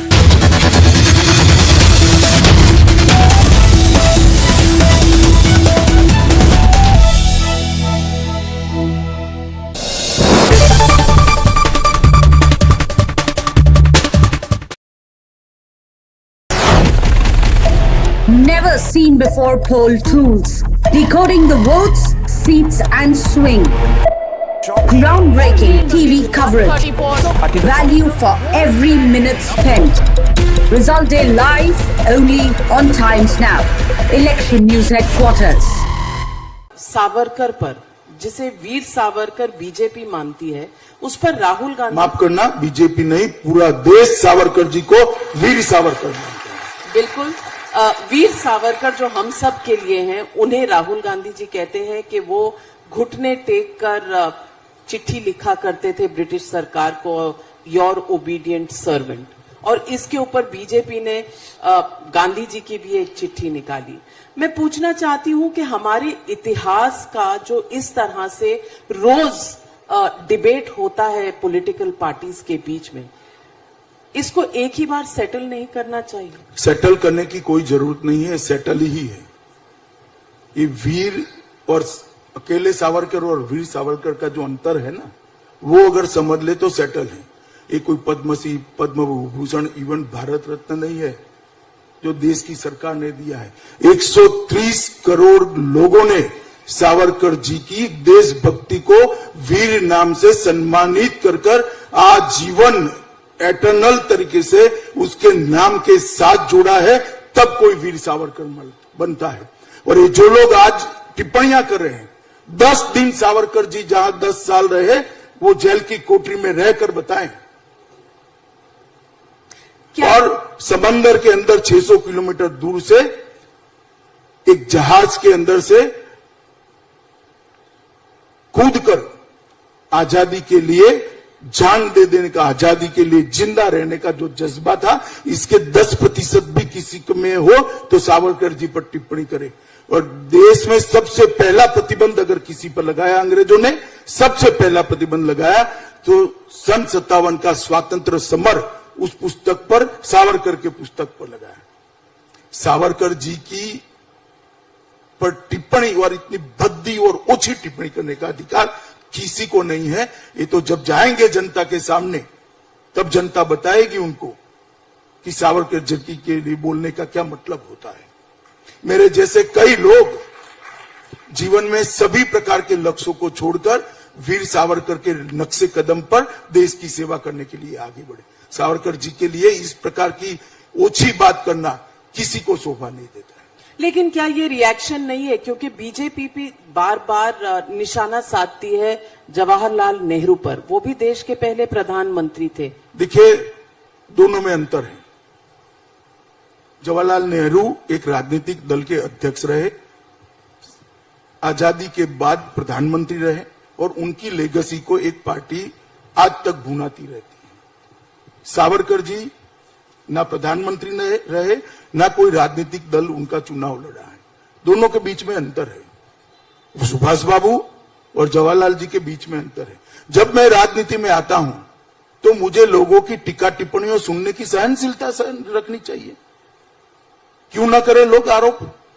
मेरे व्यक्तिगत जीवन पर भी आरोप कर सकते हैं, कपड़े पर भी कर सकते हैं, बोलचाल की भाषा पर भी कर सकते हैं और करते भी है। जब आप राजनीति के अखाड़े में आते हो तो अलग बात है। सावरकर जी इस देश के पूरी देश ने जिसकी देशभक्ति को सर्टिफाइड किया है, स्वीकारा है, सम्मान किया है, ऐसे निसंदेह देशभक्त है। इस पर इस प्रकार की ऊंची बातें नहीं करनी चाहिए।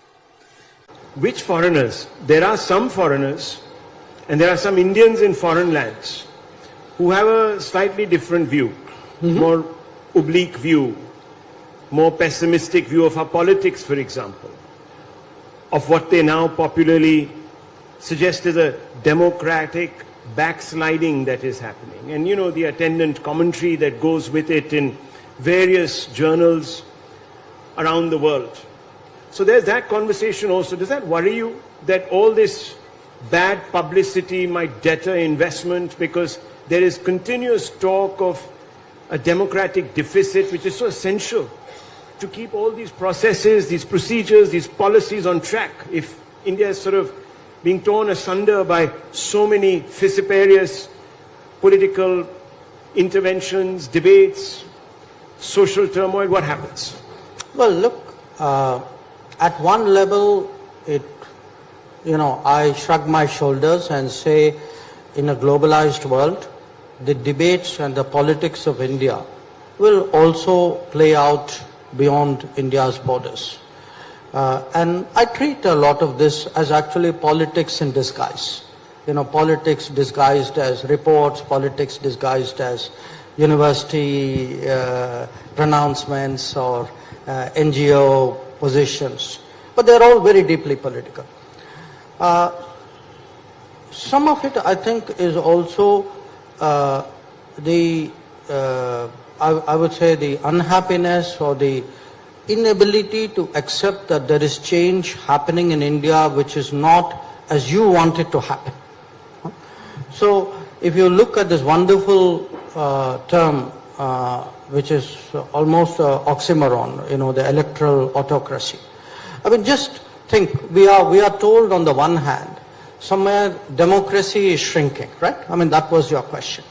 While all the spotlight might have been on the assembly elections outcomes, there is also bi-poll outcome that is closely being watched by the opposition, and one of them, in fact the most important one of them, was the one of Mainpuri, where now we can officially declare that Dimple Yadav has won by a decisive margin of over 2,88,000 votes. And this win, the immediate impact of it has been that Shivpal Yadav's party that split in 2017 is back in Samajwadi Party fold. So the unity that was being projected by the Yadav clan before this election has now only been cemented, Siddharth.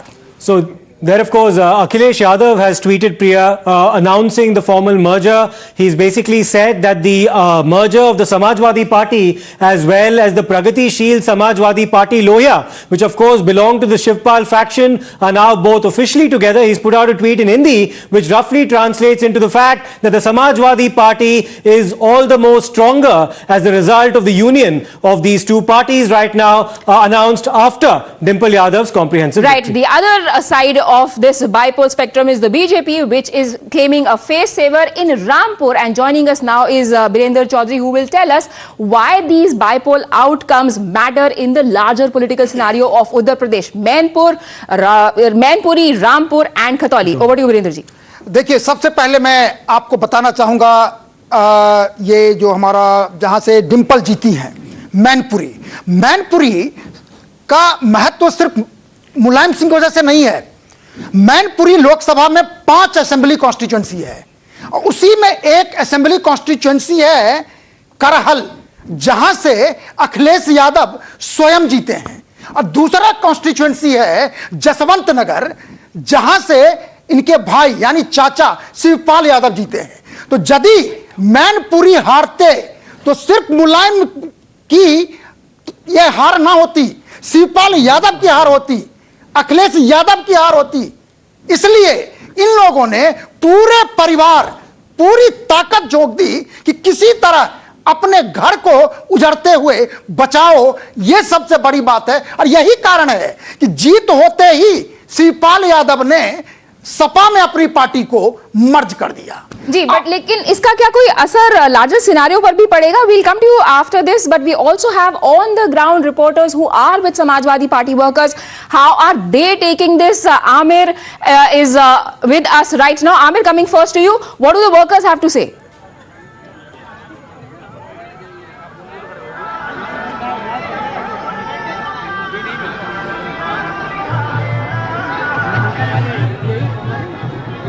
Amir, can you hear me? You can already see that there are songs of jubilation playing in his background, so there is no wonder that he can't hear us clearly. Amir, can you hear me? But yes, I can hear you, and in fact, this is the venue for Akhilesh Yadav and Dimple Yadav's press conference that is supposed to happen in a few minutes from now. And in fact, I'll show you the kind of crowd that has gathered here. This is the Mainpuri's Samajwadi Party's office, and a huge number of people have gathered, not just from Mainpuri, but also from neighboring Etawah, because remember, Saifai is a part of Etawah, and therefore, large number of people have also come in from the paternal village of Akhilesh Yadav and Mulayam Singh Yadav. And this is a momentous occasion for the Yadav family as well as for a large number of their supporters, because this is just 2 months after the party patriarch Mulayam Singh Yadav's demise, that this huge victory has been secured on his name, as well as the kind of campaign that went on over the last several weeks as far as the entire Yadav clan is concerned. And also this marks quite significantly the fact that Shivpal Yadav has come back to the party fold, while earlier he had supported in 2019 as well, he had supported Mulayam Singh Yadav's candidature here, openly campaigning for him, but he did not make things even with Akhilesh Yadav. But now, after Dimple Yadav's stupendous victory out here in Mainpuri with around 2,88,000 votes. Absolutely, it's a comprehensive victory, Amir. Like you mentioned, there's an important piece of breaking news coming in, which is that the Chief Minister of Uttar Pradesh, Mr. Yogi Adityanath, has put out a tweet congratulating Mr. Akash Saxena for the victory that the BJP has managed to register in the Samajwadi Party bastion of Rampur. Where he says, Uttar Pradesh में मैनपुरी, रामपुर एवं खतौली उपचुनाव में विजयी सभी प्रत्याशियों को हार्दिक बधाई। Bharatiya Janata party ने रामपुर की सीट पर पहली बार विजय प्राप्त की है। इसके लिए श्री आकाश सक्सेना समेत रामपुर के सभी कार्यकर्ताओं को बधाई एवं जनता जनार्दन के प्रति आभार। So this is a reaction coming in from Yogi Adityanath. Let me take this across to Mayank, who is in Mainpuri. Oh, I beg your pardon, who is in Rampur right now. Mayank, what's the scene on the ground? This is a massive victory for the BJP, breaking a 30-year-old stranglehold on Rampur on the part of Samajwadi Party, and this is a bastion also, of course, of Azam Khan.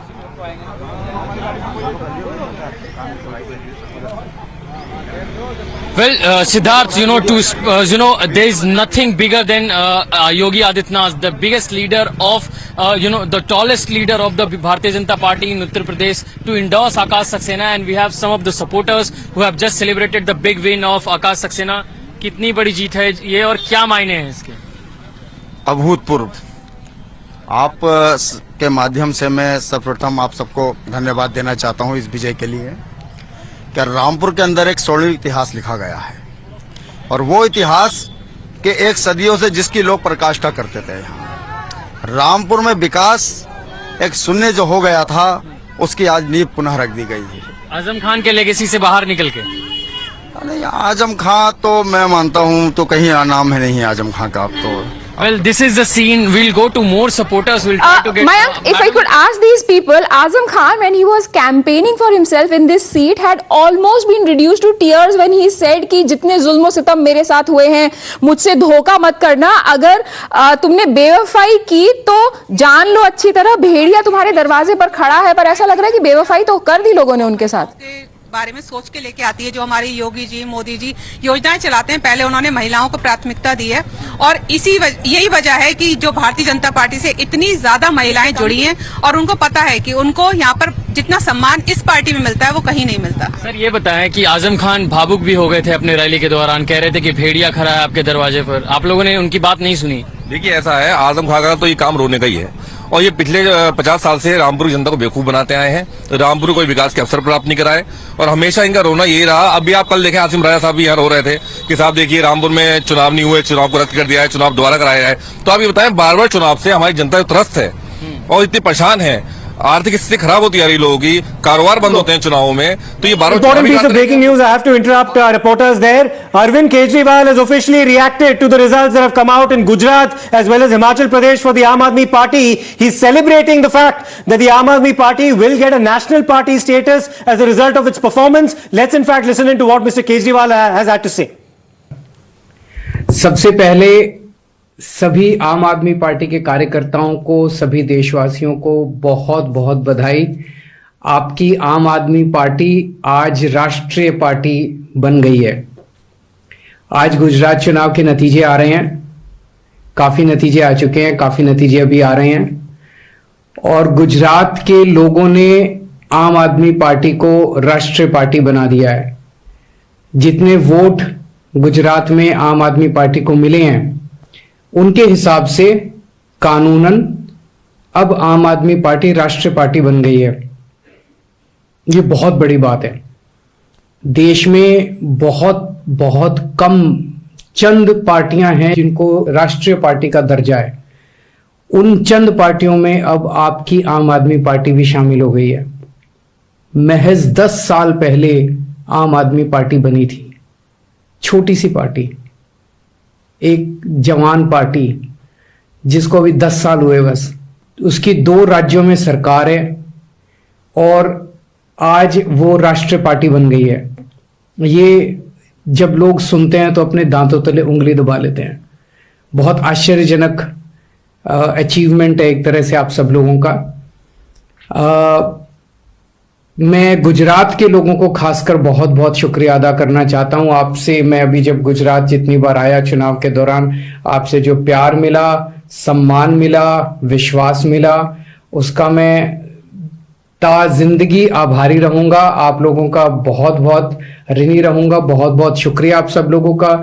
मुझे बहुत कुछ सीखने को मिला और गुजरात एक तरह से बीजेपी का गढ़ माना जाता है. उस किले को भेदने में हम सफल हुए. आज हमें लगभग 13% के लगभग वोट मिला है. अभी तक 39 लाख के करीब वोट मिल चुके हैं और अभी गिनती जारी है, अभी और भी वोट मिलेंगे. इतने लोगों ने हमारे ऊपर भरोसा किया, इतने लोगों ने पहली बार में हमें वोट दिया.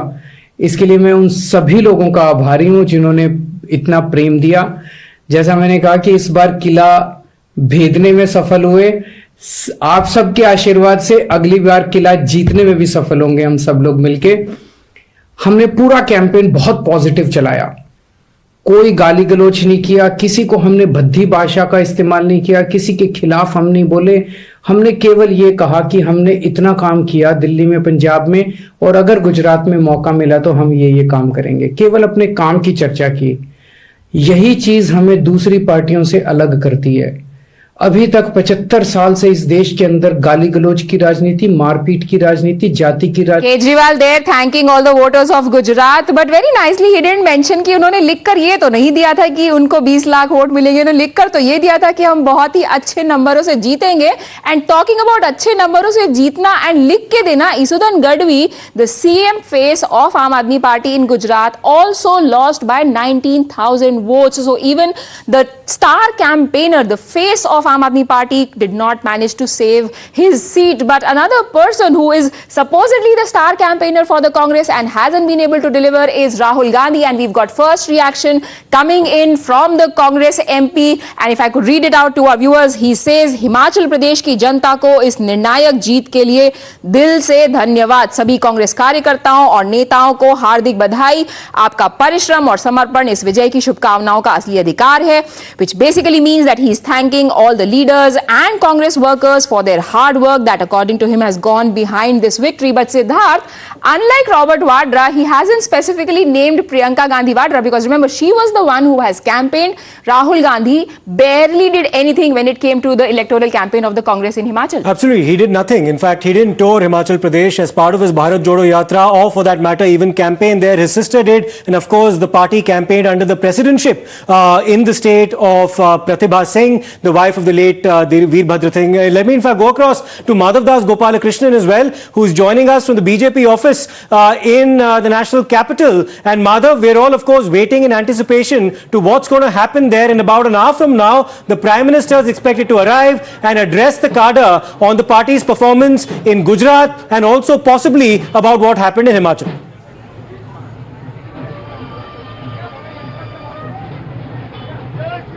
Well, absolutely. And Siddharth, despite whatever has happened in Himachal, it's a scene of absolute jubilation here as far as the BJP headquarters are concerned, where large number of party workers are present. You can see behind me the number of them who are over here. Very clearly, it is a record that has been set in Gujarat with over 150 seats. Let's just talk to some of the party workers here as to how big a day this is for them. आप क्या मानते हैं? बहुत बड़ी जीत हुई है गुजरात में. हिमाचल में तो उतनी सक्सेस नहीं हुई, कांग्रेस जीती वहाँ पे, लेकिन आज जो यहाँ पे पार्टी वर्कर्स हैं इकट्ठा हुआ है, कैसे देख रहे हैं आप इस जीत को गुजरात में? ये एक ऐतिहासिक जीत है.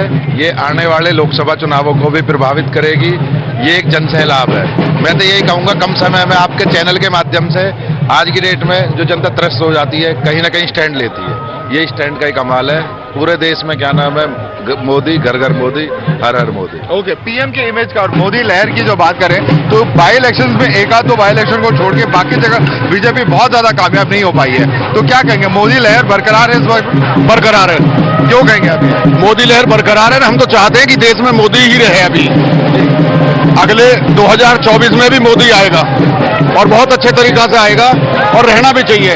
देश के लिए बहुत अच्छी बात है. Alright, so that's some party workers. You can see there's dancing going on. The dole is in fact playing right behind me, and that's the atmosphere as far as these BJP workers are concerned. In just about an hour from now, the Prime Minister is expected to arrive here at the party headquarters in Dildan Upadhyay Marg in the national capital. About an hour after that, he's expected to address along with the other past presidents, including the Home Minister and the current President JP Nadda, and of course Rajnath Singh and Nitin Gadkari. Right, it almost looks like that their fantabulous victory in Gujarat has drowned out their sorrows in Himachal Pradesh, because the workers barely seem to be thinking about their losses in that state. Madhav, we will come back to you. It is going to be a very important meeting once Prime Minister visits, because remember, JP Nadda is also going to be there. Some very critical thinking is going to happen. We take a very quick break. We'll come back to you with all the latest updates in just a few minutes.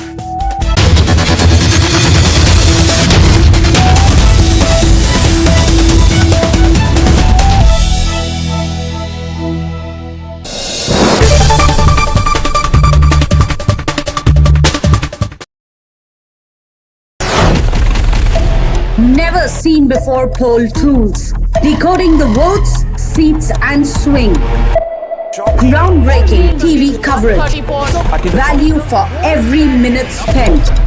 Result day live only on Times Now. Election News Headquarters.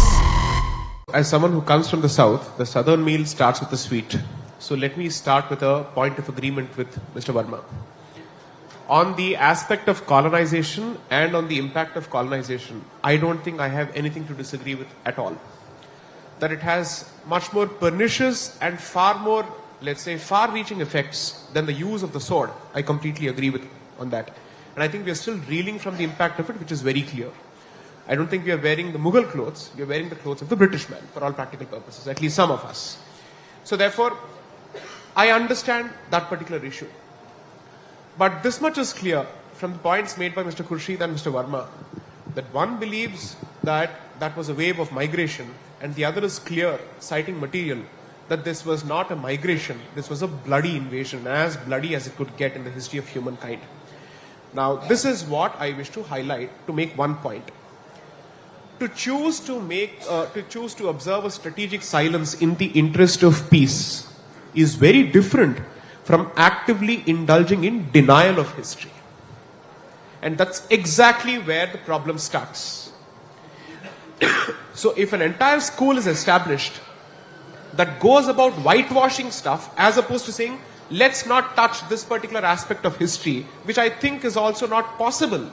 How do you choose to remain silent over one particular aspect of your history? That's not going to happen. So then the only option is to speak about it. Now, why should the discussion with respect to something that has happened in the past result in acrimony in the present, unless someone relates to the invader even in the present and someone does not relate to the invader even in the present?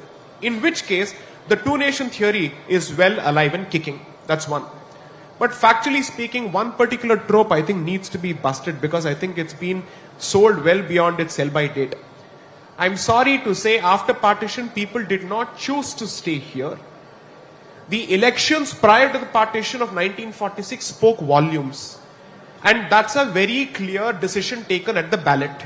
And therefore, when you choose to speak about history, let's be clear that perhaps practical considerations came into existence which prevented a mass migration, but certainly not patriotic considerations or Bharatiya considerations. I think that myth needs to be busted and we cannot sell it any further. 3. On Ganga Jamni Tehzeeb, well, while I have several reservations with Dr. Ambedkar, the one thing that he was crystal clear about in his book, Pakistan or the Partition of India, which was published on the eve of the partition, 2 books were published by Rajendra Prasad in 1946 and Dr. Ambedkar in 1946. In which he clearly says that the so-called Ganga Jamni Tehzeeb, or the syncretic culture that is celebrated over and over again, is a product of the incomplete conversion of the converted Hindu to Islam.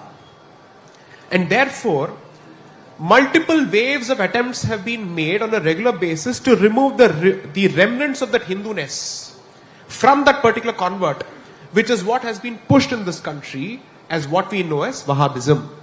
To say that the new convert shall identify himself with the early converts to Islam, and therefore you cannot have any ties whatsoever or any cultural practices whatsoever which remind you of your ancestor. That starts with the language, that moves to dressing, so on and so forth.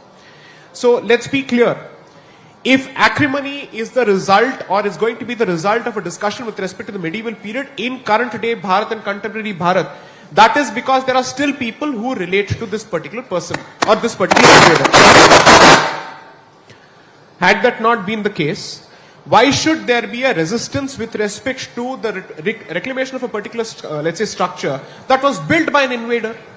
Whether it's Babri Masjid or Gyanvapi Mandir or so on and so forth, these were built by invaders. Obviously, they were not built after the independence of this particular country. This is not a structure that has come into existence after 15th of August 1947. Why do you relate to this particular structure? Because the mindset that has been imposed on you at the peril of the sword and let's say at the pain of death prevents you from accepting your past, and therefore it's going to be a constant tussle each time there's a discussion with respect to the past. So I refuse to buy the fact that history is no more relevant or that it's possible for us to have these discussions objectively. I agree with Mr. Verma on this point. It cannot be objective. That's exactly why I concluded my first opening submission by saying all of us have our biases. It's impossible for us to say that we don't have biases. We are human beings. Impossible. We may choose not to bring out certain proclivities and, let's say, ideological leanings to the fore for reasons of pragmatism, whatever it may be. But let the evidence speak for itself. But if the evidence leads to a different conclusion and it has consequences on the street or elsewhere, then the people who choose to resort to the street merely because truth is being presented in a public forum are to be blamed. History is not to be blamed, and certainly not those people who wish to present that version of history before the public. What do you think of the relationship as it evolves? I've been reading a lot of commentary that this extension of Mr. Xi's term in power, perhaps indefinitely, is going to create more friction between the two countries. He is in a different mold from his predecessors. Do you share this assessment? Welcome back. Important development in Himachal Pradesh after the defeat of the BJP. Jairam Thakur The outgoing Chief Minister has now officially submitted his resignation to the governor in Shimla, and he said that he'll continue working towards the development of the state. Let me go across to Gurpreet. Gurpreet, this happened a short while ago, but what's even more interesting is what's likely to happen in the Congress camp tomorrow when their MLAs meet in Chandigarh. Well, yes, of course, we have seen the Chief Minister of Himachal Pradesh, Jairam Thakur, he has submitted his resignation to Governor, and he has also spoken and saying that ye humse na dare, they should be careful for their own MLAs. So that means in fighting within the Congress is still going on, and there is a challenge for the Congress who will be the CM face for this hill state. That is the main issue at this point of time. We have seen the Pratibha Singh very vocally. She has spoken and saying that legacy of Veerbhadra should not be ignored by Gandhis and it should be recognized. At the same time, we have seen various leaders from the Congress. They are also aspirant to get a top leadership, and for that all the observers which have been appointed by the central leadership of the Congress, they are also in touch with all the Thakur MLAs. himself has said that there are certain things that they will need to analyze now. Here is what he told Times Now after submitting his resignation. Analysis करेंगे कहाँ कमी रही। बहुत अच्छी campaign, बहुत सारी हमारी योजनाएं हैं, बहुत सारे काम, लेकिन उसके बावजूद कई बार तो हो जाता है इस प्रकार से कोई एक दो इश्यूज ऐसे आ जाते हैं जिनके कारण चुनाव की सारी धारा जो है प्रभावित हो जाती है। देखो, पार्टी हाईकमान अपने स्तर पर करेंगे, दिल्ली वाले हमको बुलाएंगे तो जरूर अपनी बात जरूर कहने के लिए चाहिए। So all eyes now on what's going to happen in Himachal Pradesh in terms of who becomes the next Chief Minister now that you have Mr. Jairam Thakur having officially tendered his resignation. We'll slip into a short break for now. Much more lined up for you on the other side. Stay tuned.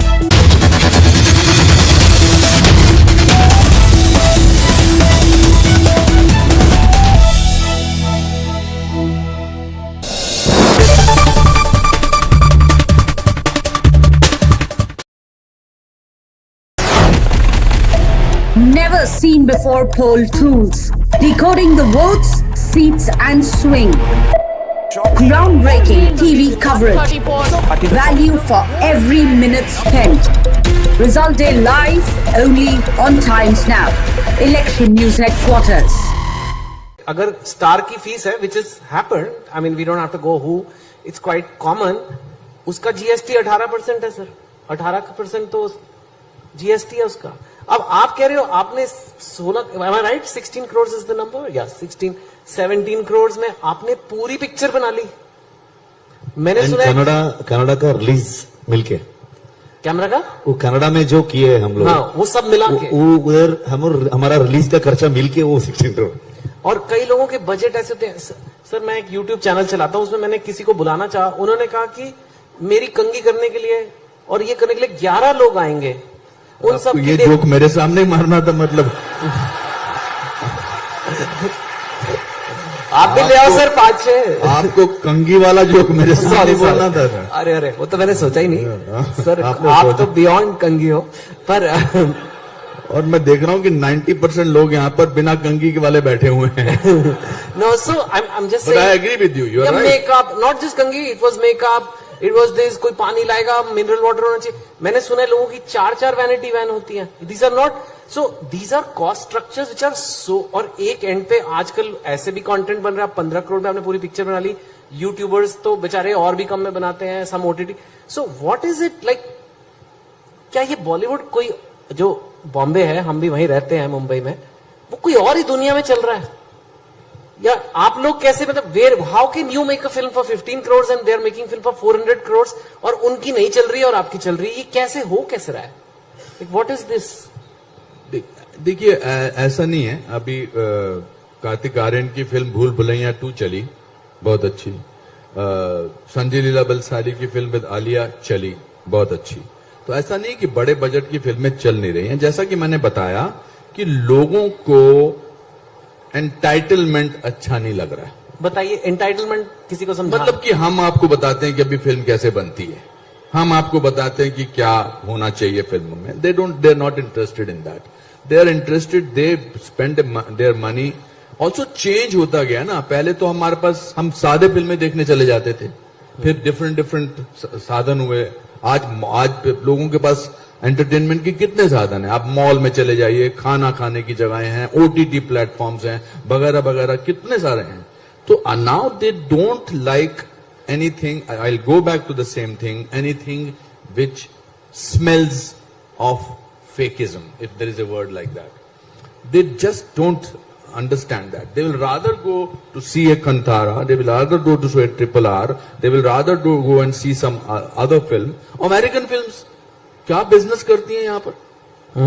मतलब they are also equally now our competitors. तो survival तो करना ही पड़ेगा ना। पर मैं अपने 38 साल में मुझे 532 फिल्में की हैं। बहुत सारे लोग आए गए, बहुत सारे लोग आए, बट सिंसियरिटी का और हार्डवर्क का कोई ऑल्टरनेट नहीं है। मैं ये कोई ज्ञान की बातें नहीं कर रहा। तो ऐसे लगता है कि हम चलो अगर पैसे से बनानी है फिल्म, बट दिस इज, मुझे लगता है अमृत मंथन है, ये चर्निंग है। अमृत मंथन का पीरियड अच्छा होता है, इसके बाद जो आगे फिल्में बनेंगी वो शायद अलग बनेंगी, डिफरेंट बनेगी। कभी कभी सोचने पे मजबूर हो जाते हैं ना। You know, the usual opposition voices that have been repeatedly making themselves heard. I'm not saying the usual suspects. I'm not disparaging of the opposition. All I'm saying is that there are a group of leaders who did express a great disappointment at the fact that the Prime Minister didn't collar Xi Jinping or whatever they imagined he would be doing. So there's that. And there's, of course, the China question. Can we talk a little bit about that? Look, when it comes to China, there is the reality of China, the second biggest economy in the world, our proximate neighbor, but also one with whom we've had, to put it politely, a difficult history, where we've had conflict. We have a very major boundary dispute.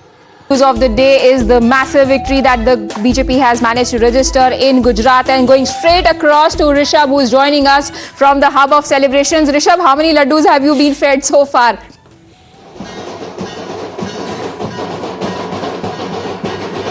If you can repeat the question, there are dhols again here, and in those dhols it's difficult to hear anything here. Right, Rishabh, I was just asking you, I was talking to you about the celebrations. Obviously, big reason for BJP supporters to celebrate. Have you been able to join in the celebrations and enjoy some sweets as well? Here at BJP headquarters, the dhols and nagaras are again on. You can see the dhols and nagaras, the Kajwadi umbrellas out again at BJP headquarters. And you can see the celebrations still happening.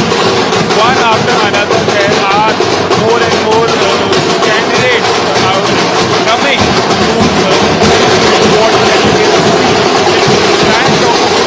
Sir, how do you see this? सुबह से ढोल नगाड़े बंद हुए नहीं है यहाँ पे। सुबह से ढोल नगाड़े बंद हुए नहीं है यहाँ पे। आप कैसे दिख रही है? What is happening right there is the sound of deafening victory of the BJP in Gujarat. It almost looks like the people there can't hear anything, just like the voters who didn't hear the appeals that were made by the Aam Aadmi Party, the Congress and the AIMIM. On that note, we take a very quick break, but do stay tuned, because in about an hour from now, Prime Minister Narendra Modi will be at BJP headquarters in Delhi. We will be tracking all those details. Time now for a very quick break.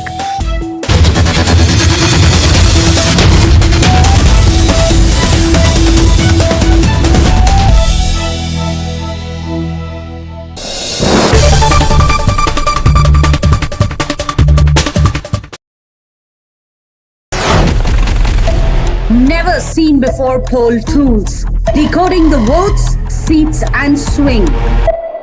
Groundbreaking TV coverage. Value for every minute spent. Result day live only on Times Now. Election News Headquarters. Savarkar पर, जिसे Veer Savarkar BJP मानती है, उस पर राहुल गांधी, माफ करना, BJP नहीं पूरा देश सावरकर जी को वीर सावरकर मानता है। बिल्कुल, वीर सावरकर जो हम सब के लिए हैं, उन्हें राहुल गांधी जी कहते हैं कि वो घुटने टेक कर चिट्ठी लिखा करते थे ब्रिटिश सरकार को, योर ओबीडियंट सर्वेंट। और इसके ऊपर बीजेपी ने गांधी जी की भी एक चिट्ठी निकाली। मैं पूछना चाहती हूं कि हमारे इतिहास का जो इस तरह से रोज डिबेट होता है पॉलिटिकल पार्टीज के बीच में, इसको एक ही बार सेटल नहीं करना चाहिए? सेटल करने की कोई जरूरत नहीं है, सेटल ही है। ये वीर और अकेले सावरकर और वीर सावरकर का जो अंतर है ना, वो अगर समझ ले तो सेटल है। ये कोई पद्मश्री, पद्म विभूषण, इवन भारत रत्न नहीं है जो देश की सरकार ने दिया है। 130 करोड़ लोगों ने सावरकर जी की देशभक्ति को वीर नाम से सम्मानित कर आजीवन एटर्नल तरीके से उसके नाम के साथ जोड़ा है, तब कोई वीर सावरकर बनता है। और ये जो लोग आज टिप्पणियां कर रहे हैं, 10 दिन सावरकर जी जहां 10 साल रहे वो जेल की कोठरी में रहकर बताएं। और समंदर के अंदर 600 किलोमीटर दूर से एक जहाज के अंदर से कूदकर आजादी के लिए जान दे देने का, आजादी के लिए जिंदा रहने का जो जज्बा था, इसके 10% भी किसी में हो तो सावरकर जी पर टिप्पणी करे। और देश में सबसे पहला प्रतिबंध अगर किसी पर लगाया अंग्रेजों ने, सबसे पहला प्रतिबंध लगाया तो सन 57 का स्वातंत्र समर उस पुस्तक पर, सावरकर के पुस्तक पर लगाया। सावरकर जी की पर टिप्पणी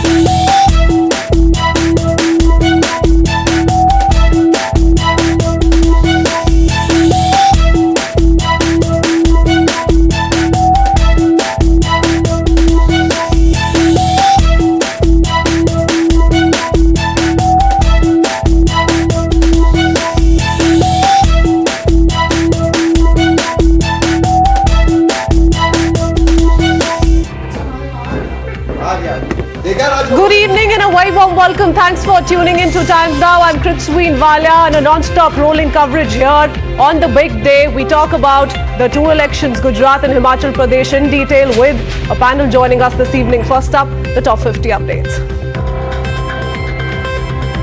BJP scripts history in Gujarat, breaks own record for the 7th term. Saffron Party all set to form double engine government in Modi's home state once again.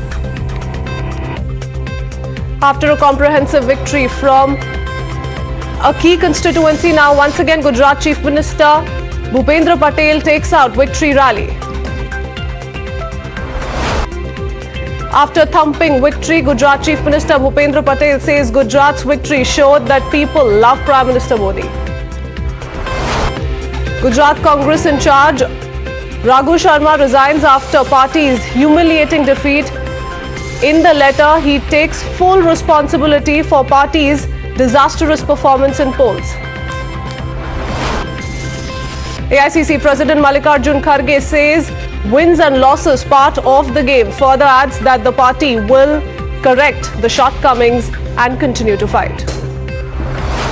Union Home Minister Amit Shah takes to Twitter and thanks people of Gujarat for BJP's historic win. Congratulates all party workers.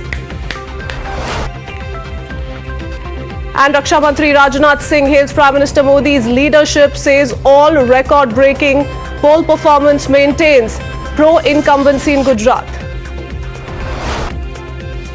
Celebrations galore at BJP headquarters in Gujarat's Gandhinagar party cadre.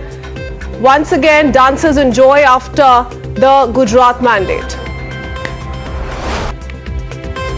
BJP's candidate Hardik Patel wins with a hefty margin, defeats Aam Aadmi Party's Amar Singh Thakur and Congress's Bhigabai. Emphatic victory for BJP's Alpesh Thakur, once a close confidant of Rahul Gandhi, now a BJP lieutenant, defeats Himanshu Patel of the Grand Old Party.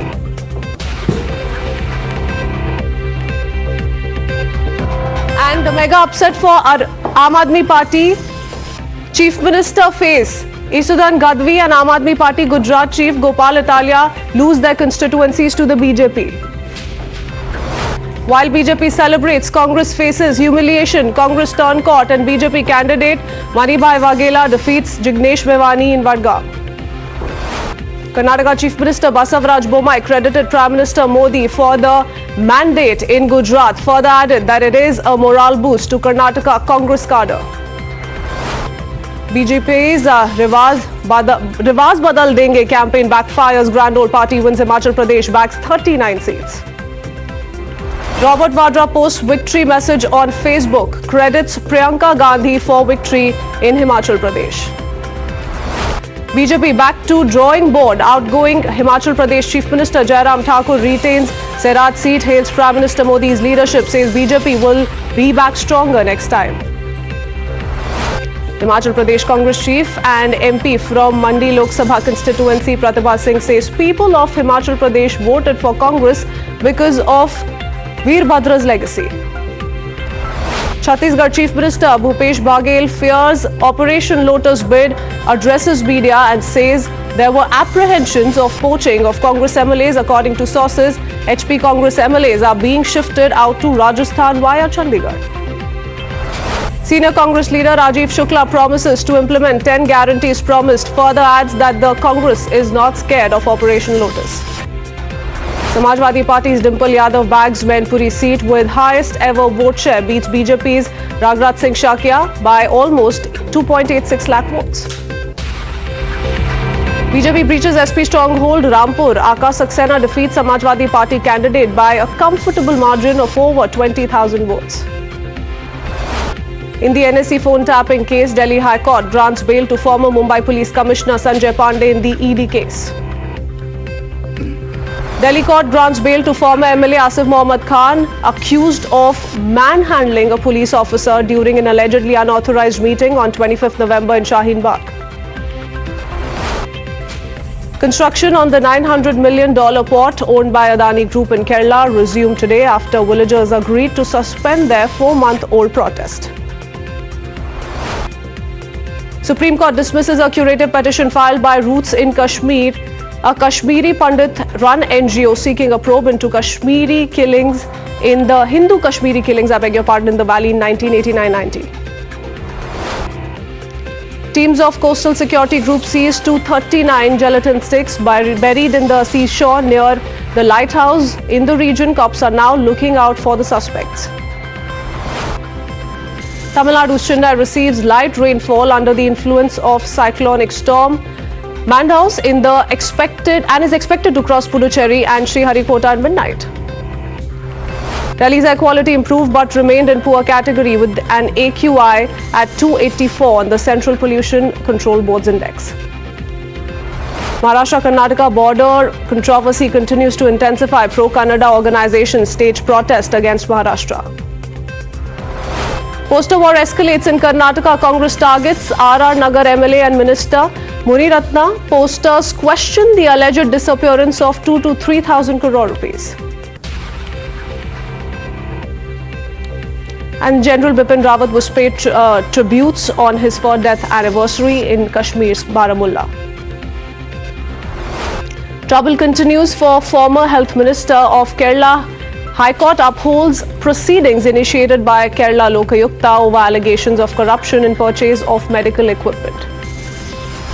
Kerala custom official seizes 140 grams of gold worth 6.5 lakh rupees from a passenger at Kochi Airport. Special cell team busted an international cartel indulged in pumping fake currency into the country using the Indo-Bangladesh border.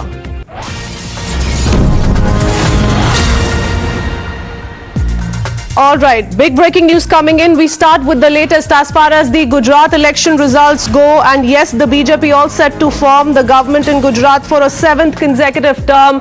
And the Prime Minister has taken to Twitter with regards to the historic Gujarat mandate, thanking the voters of Gujarat. So that's the tweet. We're going to put it out in just a bit. He says, I bow to Gujarat's Jan Shakti. Now, this is certainly the BJP breaking all records in Gujarat, setting a new record with victory almost confirmed in more than 150 seats, and Prime Minister Narendra Modi taking to Twitter, that's the tweet there, viewers, to all hard-working BJP Karyakartas, I want to say, each of you is a champion. This historic win would never be possible without the exceptional hard work of our Karyakartas, who are the real strength of our party. Without wasting any time, before we introduce our guest this evening, let me quickly go across to Akanksha joining us with more details. The mood on the ground, Akanksha, the Prime Minister taking to Twitter, congratulating the BJP Karyakartas and most importantly, the voters of Gujarat.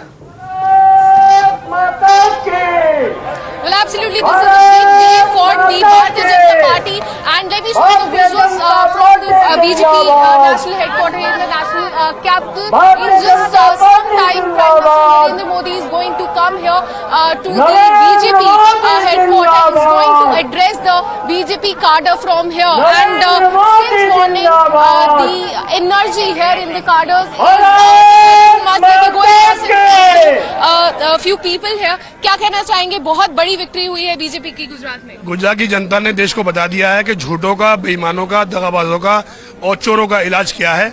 देश को जान लेना चाहिए। कांग्रेस और केजरीवाल की understanding है। हिमाचल में उनको वॉकआउट दिया, दिल्ली में कांग्रेस लेट गई, इसलिए ये मिला जुला खेल है। देश की जनता को समझना चाहिए भारत आगे बढ़ रहा है, उसे विदेशी ताकतों को खुश करने के लिए ये लोग षड्यंत्र रच रहे हैं। इसलिए देश के लोगों को नरेंद्र भाई मोदी के साथ खड़ा होना है। 2024 में 400 सीटें देकर भारतीय जनता पार्टी की सरकार लानी है।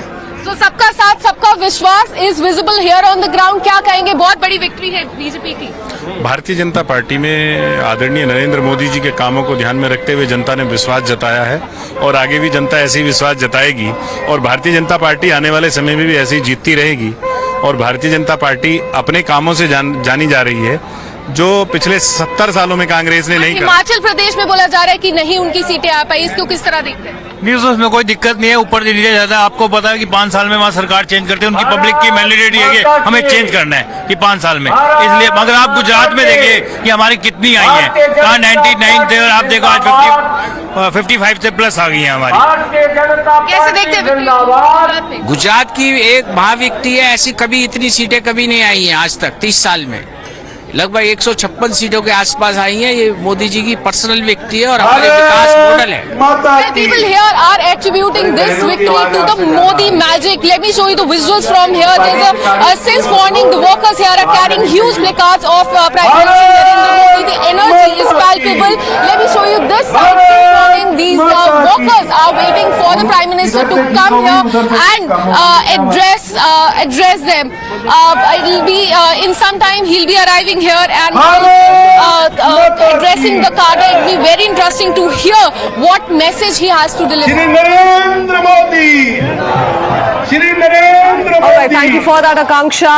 I'll quickly take in a word from Madhav as well, who's joining us from outside the BJP headquarters, as the Prime Minister himself will be arriving at the BJP headquarters in just a bit. But before that, let's quickly talk about the big key takeaways as far as the Gujarat results go. We talk about the seat share, the vote share, a historic win indeed for the BJP in Gujarat. We'll also simultaneously go across to Himachal Pradesh, the figures emerging from Himachal Pradesh, but these are the figures you must watch out for, viewers. The vote share of the 182 seats in total, the BJP having bagged the vote share at 52.5 for the BJP, 27.5 for the Congress, 12.8 for the Aam Aadmi Party, and others having taken 7.2. So that's the vote share in percentage for you. The BJP at a record high of 52.5%, and the Congress certainly looking at a deterioration in the number as far as the vote share goes. Seat share, the BJP having won 156. That's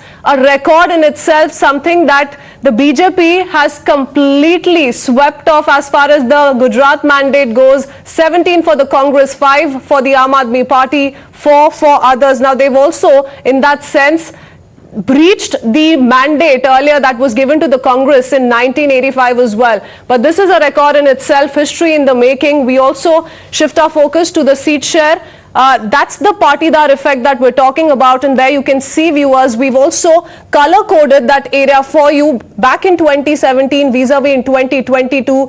This is the region that we really want to focus on. The BJP in 2017, of these 47 seats, as far as the partidar dominant regions go, 129. The Congress in 2017 was, of course, a little away from that, and the BJP has taken over in 2022. Talking about the Chaudhary influence, the BJP in 2017 was at 10. Of the 19 seats in total, was at 10, has jumped to 12. The Congress has moved down from 8 in 2017 to 6 in 2022. So those are the two communities that we've spoken of. Talking about the Koli community, dominant in 21 seats. As far as 2017 figures go, the BJP settled for 6. And look at the leap there. It's now jumped to 19. And as for the Congress is concerned, in 2017 it was 15, which has now been brought down to nil. And before taking in a word from Madhav as well to pick up on the mood outside the BJP headquarters in the national capital, quickly introducing our guest joining us this evening. We have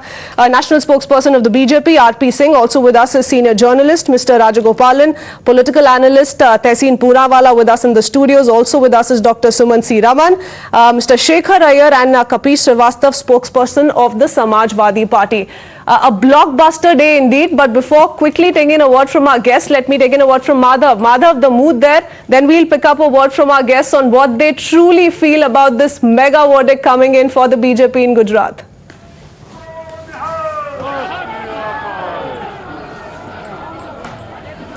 Well, absolutely, and in fact, in just about an hour from now, we'll see the Prime Minister coming over here. The stage is set for the PM, for Amit Shah and other top leaders, including the party president, former presidents, also expected to be present when the Prime Minister does address the crowd of BJP workers. And in fact, they're not just from Delhi, they've come from different parts of the national capital region and from neighboring states as well. You can see, in fact, the large number of them who are present over here. Let's quickly go across to some of them and get in a quick word as to what they in fact have to say as far as this victory is concerned. आप क्या मानते हैं सबसे बड़ी वजह क्या रही है इस ऐतिहासिक जीत की गुजरात में? ऐतिहासिक जीत की वजह यह रही कि मोदी जी योगी जी जैसा कोई नहीं है, कौन ना होने वाला आने वाले 25-50 सालों में। मोदी जी योगी जी की सरकार रहेगी, अभी कहीं नहीं जा रही, और इतनी सुरक्षा दे रखी है, इतनी महिलाओं को इतनी सुरक्षा दे रखी है कि सब लोग अपने आप को सुरक्षित महसूस करते हैं। आप लोग कहाँ से आए? मोदी नगर से आए। मोदी नगर से। आपको क्या लगता है सबसे मेन वजह क्या रही? आज कार्यकर्ता आप क्या देखना चाहेंगे और क्या काम बाकी देखना चाहेंगे गुजरात में और बाकी राज्य में? आप कैसे इस जीत को देखते हैं? बस मोदी जी जो कर रहे हैं अच्छा ही कर रहे हैं, हमारी तरफ से तो और अच्छा ही करेंगे आगे भी। हम चाहते हैं कि मोदी जी की सरकार हमेशा हमारे आगे ले आती रहे। Okay, let's get a word from quickly some of the others also present here. आप क्या मानते हैं जो जीत रही गुजरात में, इसकी मेन वजह क्या रही और हिमाचल में उतनी सक्सेस नहीं मिली? तो मोदी मैजिक के बारे में क्या हम कहेंगे पूरे देश में चल रहे हो इस बार? इस बार जीतने का कारण ये रहा कि ये मोदी का चेहरा है, और दूसरा वहाँ विकास है। 27 साल से जो विकास किया है मोदी जी ने और गुजरात के लोगों ने, तो उसी पर वोट दिया। और आने वाले 24 का आगाज है, 24 में फिर से मोदी जी की ही सरकार होगी। और गुजरात में हारने का कारण रहा क्योंकि वहाँ छोटी छोटी कंस्टिट्यूंसी है, वहाँ लोग समझ नहीं पाते और कुछ बहुत सारे। में तो जीते हैं गुजरात में तो बहुमत से जीते, ये इतिहास बन गया। आजादी के बाद इतनी बड़ी सरकार किसी की नहीं बनी जो मोदी जी के नेतृत्व में। मोदी जी के लोग वहाँ अपना बेटा मानते हैं, उनको पुत्र मानते हैं, भरोसा करते हैं, और उन्होंने विकास पर मोहर लगाया है। Okay, you can see in fact how the mood is as far as these. You can hear the sound of the conch or the shank in fact, and a lot of excitement over here. आप जब प्रधानमंत्री यहाँ बात करेंगे, क्या क्या आप expect कर रहे हैं कि किस मुद्दे को प्रधानमंत्री एड्रेस करेंगे? देखिए, सबसे पहले मैं अगर मोदी जी के लिए एक बार कहना चाह रहा हूँ कि अगर मोदी जी हैं तो मुमकिन है, क्योंकि और सभी लोग ज्यादा से ज्यादा, देखिए, कोई धर्म की राजनीति करता है, कोई अपने क्षेत्रीयवाद की राजनीति करता है, लेकिन मोदी जी हैं जो सबका साथ और सबका विकास की राजनीति करते हैं, कोई पक्षपात नहीं करते। जबकि ज्यादातर हमारे जितने भी लोग हैं पक्षपात निभाते हैं, कोई विशेष समुदाय को ले लेता है, कोई एक समुदाय को ले लेता है, लेकिन मोदी जी केवल निष्पक्ष, जिसको जिसकी जरूरत है वो देने में सक्षम है। हर गरीब का, हर जमीन से लेके ऊपर तक के स्तर को। ये सही है, तो हिमाचल में सक्सेसफुल नहीं हो पाई बीजेपी, उपचुनाव में ज्यादातर बीजेपी नहीं जीती, ऐसा क्यों? देखिए, हिमाचल में कुछ लोगों की मेंटेलिटी होती है कि एक बार बीजेपी आती है, ये तो आपने भी सुना होगा, इतिहास है वहाँ का, कि दूसरी बार कांग्रेस आती है, चाहे वो कितना भी अच्छा काम करे। लेकिन उत्तराखंड में तो खत्म कर दिया। बावजूद भी इतनी सीटें लाना कोई छोटी बात नहीं है सर। इसके बावजूद भी अगर हिमाचल में भी इतनी सीट लेके आए हैं। I'm told that Akhilesh Yadav is holding a press conference right now. Let's cut across live to that first, and then we come back to these BJP supporters at the party headquarters here. Press media के साथियों को संबोधित करें।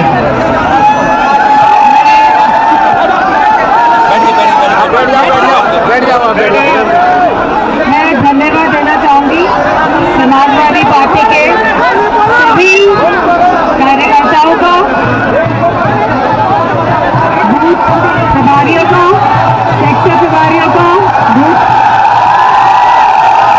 सभी नेतागण जो इस चुनाव में समर्पित होकर लगे,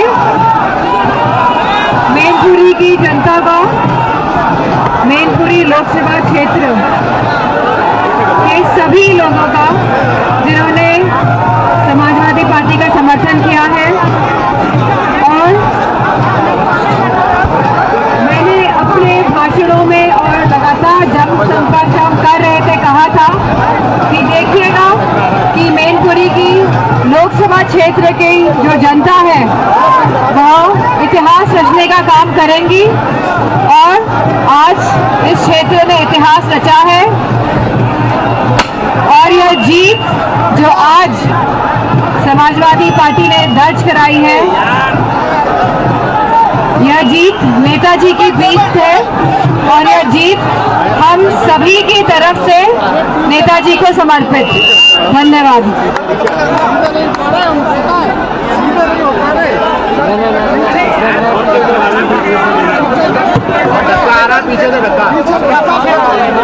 मैं सबसे पहले आप सब प्रेस के साथियों का धन्यवाद देना चाहता हूं।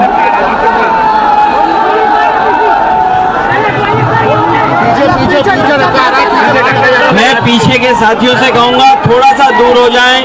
ये प्रेस से जो पीछे लोग हैं दूर हो जाएं। ये प्रेस से जो पीछे वो दूर हो जाए, पीछे हो जाए, पीछे हो जाए, थोड़ा सा पीछे हो जाओ, थोड़ा सा पीछे हो जाओ, थोड़ा सा पीछे। प्रेस के लोगों को बचा लेना, थोड़ा सा दूर हो जाओ, पीछे हो जाओ। ऐसा दाएं तरफ भी मैं कह रहा हूँ, थोड़ा सा पीछे हो जाओ, थोड़ा सा पीछे जाओ। सुखबीर जी पीछे हो जाओ, पीछे। ये मोबाइल न्यूज पीछे हो जाओ।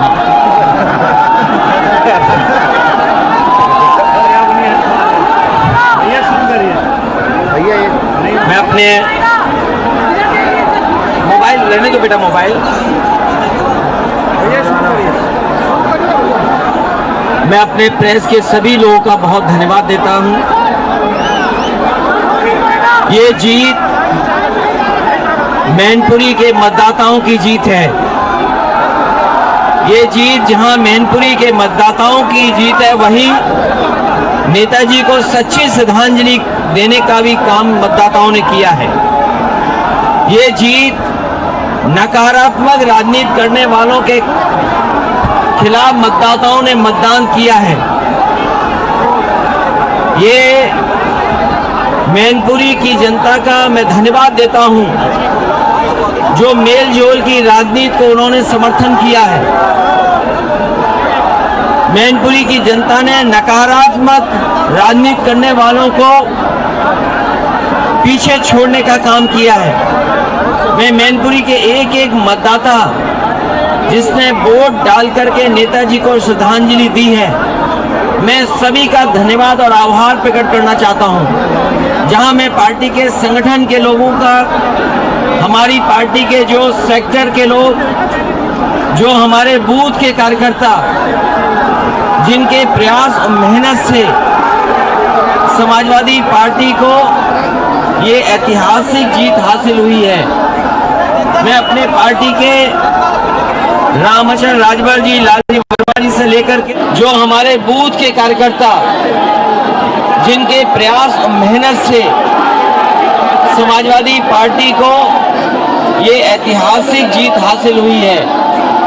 मैं अपने पार्टी के रामचंद्र राजभर जी, लालजी वर्मा जी से लेकर के जो वरिष्ठ नेता चाहे उसमें राम गोविंद चौधरी रहे हों, बलराम यादव जी, इन सभी नेताओं का मैं बहुत बहुत धन्यवाद और आभार प्रकट करूंगा। वहीं मैं देख रहा हूं बहुत सारे हमारे पार्टी के और आम लोगों ने जिस तरीके से समर्थन दिया है, मैं उनका वहीं भाईचारा को लेकर के जो नेताजी ने राजनीति की है उसका समर्थन जनता ने किया है। इसलिए मैं एक बार फिर मैनपुरी के मतदाताओं का धन्यवाद देता हूं। नेताजी ने जिस तरीके से विकास किया था, जिस तरीके से मैनपुरी को आगे बढ़ाने का काम किया, हम समाजवादी लोग मिलकर के उसको आगे बढ़ाने का काम करेंगे। वही जिस तरीके से प्रशासन ने और सरकार के इशारे पर जिस तरीके से दबाव बनाना चाहते थे, लेकिन मुझे खुशी है कि जनता ने Okay, so Akhilesh Yadav thanking the Samajwadi Party Karyakartas and the Janta for the mandate. Remember, Dimple Yadav has won the Mainpuri by-poll with over 2 lakh votes, and in that sense, that's a press conference being done by the two from the Samajwadi Party office in Mainpuri. Heading into a very quick break, we'll be right back.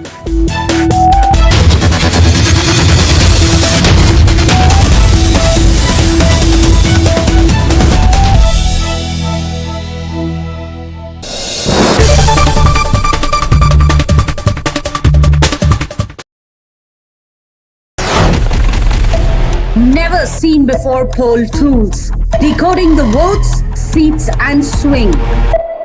Groundbreaking TV coverage. Value for every minute spent. Result day live only on Times Now. Election News Headquarters.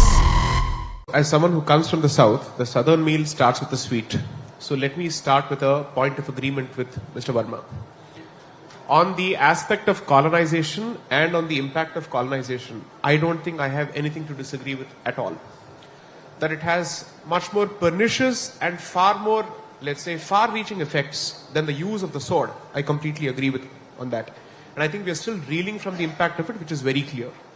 I don't think we are wearing the Mughal clothes. We are wearing the clothes of the British man for all practical purposes, at least some of us. So therefore, I understand that particular issue. But this much is clear from the points made by Mr. Khurshid and Mr. Verma, that one believes that that was a wave of migration, and the other is clear, citing material, that this was not a migration, this was a bloody invasion, as bloody as it could get in the history of humankind. Now, this is what I wish to highlight to make one point. To choose to observe a strategic silence in the interest of peace is very different from actively indulging in denial of history. And that's exactly where the problem starts. So if an entire school is established that goes about whitewashing stuff as opposed to saying, let's not touch this particular aspect of history, which I think is also not possible. How do you choose to remain silent over one particular aspect of your history? That's not going to happen. So then the only option is to speak about it. Now, why should the discussion with respect to something that has happened in the past result in acrimony in the present, unless someone relates to the invader even in the present and someone does not relate to the invader even in the present? In which case, the two-nation theory is well alive and kicking. That's one. But factually speaking, one particular trope I think needs to be busted, because I think it's been sold well beyond its sell-by date. I'm sorry to say, after partition, people did not choose to stay here. The elections prior to the partition of 1946 spoke volumes. And that's a very clear decision taken at the ballot. And therefore, when you choose to speak about history, let's be clear that perhaps practical considerations came into existence which prevented a mass migration, but certainly not patriotic considerations or Bharatiya considerations. I think that myth needs to be busted, and we cannot sell it any further. 3. On Ganga Jamni Tehzeeb, well, while I have several reservations with Dr. Ambedkar, the one thing that he was crystal clear about in his book, Pakistan or the Partition of India, which was published on the eve of the partition, 2 books were published by Rajendra Prasad in 1946 and Dr. Ambedkar in 1946. in which he clearly says that the so-called Ganga Jamuni Tehzeeb, or the syncretic culture that is celebrated over and over again, is a product of the incomplete conversion of the converted Hindu to Islam. And therefore, multiple waves of attempts have been made on a regular basis to remove the remnants of that Hinduness from that particular convert, which is what has been pushed in this country as what we know as Wahhabism. To say that the new convert shall identify himself with the early converts to Islam, and therefore you cannot have any ties whatsoever or any cultural practices whatsoever which remind you of your ancestor. That starts with the language, that moves to dressing, so on and so forth. So let's be clear. If acrimony is the result, or is going to be the result of a discussion with respect to the medieval period in current day Bharat and contemporary Bharat, that is because there are still people who relate to this particular person or this particular invader. Had that not been the case, why should there be a resistance with respect to the reclamation of a particular, let's say, structure that was built by an invader? Whether it's Babri Masjid or Gyanvapi Mandir or so on and so forth, these were built by invaders. Obviously, they were not built after the independence of this particular country. This is not a structure that has come into existence after 15th of August 1947. Why do you relate to this particular structure? Because the mindset that has been imposed on you at the peril of the sword and let's say at the pain of death prevents you from accepting your past, and therefore it's going to be a constant tussle each time there's a discussion with respect to the past. So I refuse to buy the fact that history is no more relevant, or that it's possible for us to have these discussions objectively. I agree with Mr. Verma on this point. It cannot be objective. That's exactly why I concluded my first opening submission by saying all of us have our biases. It's impossible for us to say that we don't have biases. We are human beings. Impossible.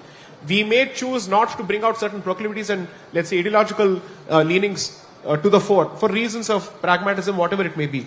But let the evidence speak for itself. But if the evidence leads to a different conclusion and it has consequences on the street or elsewhere, then the people who choose to resort to the street merely because truth is being presented in a public forum are to be blamed. History is not to be blamed, and certainly not those people who wish to present that version of history before the public. What do you think of the relationship as it evolves? I've been reading a lot of commentary that this extension of Mr. Xi's term in power, perhaps indefinitely, is going to create more friction between the two countries. He is in a different mold. Well, we have breaking news coming in. The Prime Minister arriving here at the BJP headquarters is the information that we have, and the Prime Minister expected to address the gathering shortly. You can see behind me, this is the entire crowd of BJP supporters. They're waiting for the Prime Minister and top leaders of the BJP, including President JP Nadda. We are also expecting Home Minister Amit Shah and other top leaders to arrive here at the stage as far as the BJP headquarters is concerned.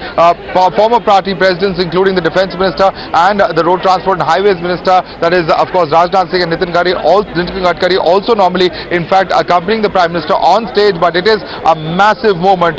Sabyasachi is with us. He's been covering the BJP all day today. Sabyasachi, for the Prime Minister, 27 years of incumbency also has not stopped the BJP from actually getting 150 plus seats in Gujarat. That's no mean feat. The Prime Minister and the Home Minister have spearheaded the entire campaign, not just organizing it, but also campaigning extensively along with other top leaders. So the credit, many BJP workers are saying, goes rightly to the Prime Minister and to the Home Minister for this victory. Well, absolutely. See, Prime Minister had been on ground, and the BJP fought the Gujarat election, keeping Prime Minister as a face, and that is why we see the BJP crossing the landmark in the last term, and that is why BJP becomes the second party after CPM to get a 7th straight term in the state of Gujarat. But right now the focus will be on the other states as well, because we know that in the coming year 5 states have their polls, and also the analysis of the current situation will be very crucial as to what went wrong in the state of Himachal as well as in the MCD polls. What will happen to those states, for instance, where the BJP and Congress have switched in the past? At least 3 big states, Madhya Pradesh, Rajasthan and Karnataka, headed to the polls. All of this has great importance as far as the 2024 Lok Sabha elections are concerned, and that's certainly where the focus also of the BJP and the Prime Minister would be. We're now stepping into a very quick break. We'll be bringing you all the updates on ground. Stand by for the Prime Minister's speech, which is expected in just a little over an hour from now.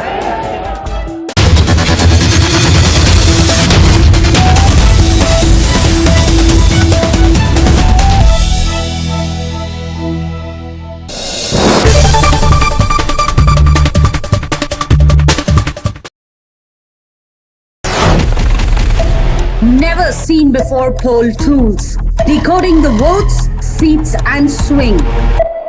Groundbreaking TV coverage, value for every minute spent. Result day live only on Times Now. Election News Headquarters. अगर star की fees है, which is happened, I mean we don't have to go who, it's quite common, उसका GST 18% है sir, 18% तो GST है उसका. अब आप कह रहे हो आपने 16, am I right? 16 crores is the number? Yeah, 17 crores में आपने पूरी पिक्चर बना ली. मैंने सुना कनाडा का रिलीज मिलके, कैमरा का वो कनाडा में जो किए हम लोग, हाँ, वो सब मिला के, उधर हमारा रिलीज का खर्चा मिलके वो 16 करोड़. और कई लोगों के बजट ऐसे होते हैं. सर मैं एक YouTube चैनल चलाता हूं, उसमें मैंने किसी को बुलाना चाहा, उन्होंने कहा कि मेरी कंगी करने के लिए और ये करने के लिए 11 लोग आएंगे. उन सब ये जोक मेरे सामने मारना था, मतलब आप भी ले आओ सर 5-6. आपको कंगी वाला जोक मेरे सामने बोलना था. अरे वो तो मैंने सोचा ही नहीं सर, आप तो बियॉन्ड कंगी हो. पर और मैं देख रहा हूँ कि 90% लोग यहाँ पर बिना कंगी के वाले बैठे हुए हैं.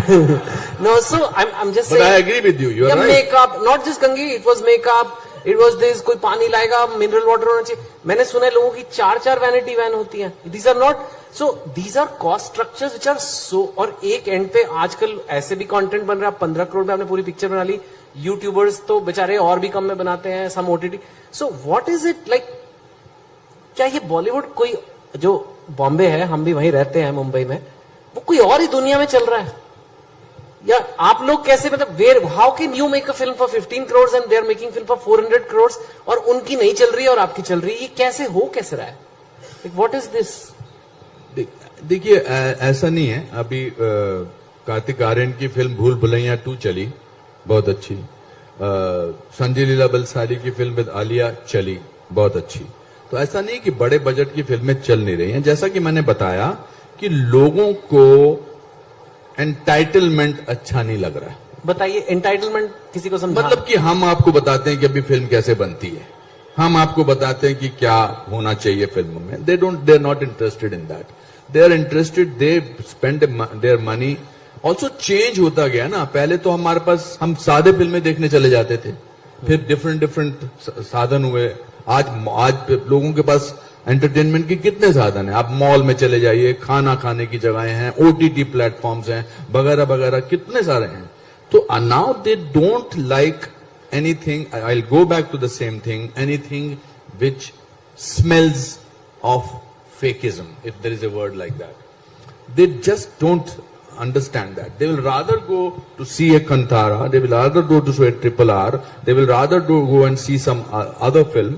American films क्या बिजनेस करती हैं यहाँ पर? मतलब they are also equally now our competitors. तो सर्वाइवल तो करना ही पड़ेगा ना. पर मैं अपने 38 साल में मुझे 532 फिल्में की हैं. बहुत सारे लोग आए गए, बहुत सारे लोग आए, बट सिंसियरिटी का और हार्डवर्क का कोई ऑल्टरनेट नहीं है. मैं ये कोई ज्ञान की बातें नहीं कर रहा. तो ऐसे लगता है कि हम चलो अगर पैसे से बनानी है फिल्म, बट दिस इज, मुझे लगता है अमृत मंथन है, ये चर्निंग है. अमृत मंथन का पीरियड अच्छा होता है. इसके बाद जो आगे फिल्में बनेंगी वो शायद अलग बनेंगी, डिफरेंट बनेगी. कभी कभी सोचने पे मजबूर हो जाते हैं ना. You know, the usual opposition voices that have been repeatedly making themselves heard. I'm not saying the usual suspects. I'm not disparaging of the opposition. All I'm saying is that there are a group of leaders who did express a great disappointment at the fact that the Prime Minister didn't collar Xi Jinping or whatever they imagined he would be doing. So there's that. And there's, of course, the China question. Can we talk a little bit about that? Look, when it comes to China,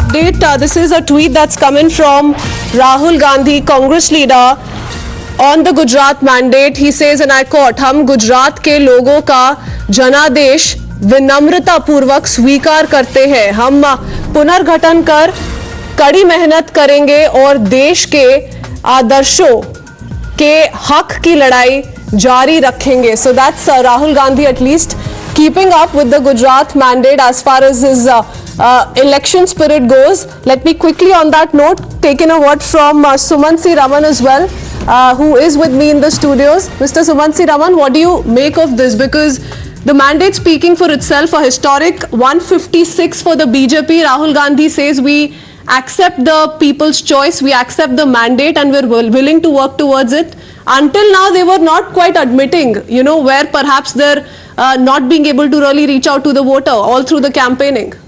Again, there is no admission of any mistakes made or what corrective actions are going to be taken. I mean, at least it's good that he has acknowledged and sort of accepted the verdict, but this is more like a standard, statement which is being released. I think the Congress has a lot of soul searching to do, and I don't really know whether the party is even interested in doing such soul searching. They're being edged out in state after state after state. And I think what is worrying for the Congress in Gujarat is not just that they lost these seats. They've come down from 77 to 16 or 17, which is a disaster. The bigger 2017 was their best tally since 1990, and from that to this kind of a downslide my issue is not just that. 32 seats, the Congress has come third.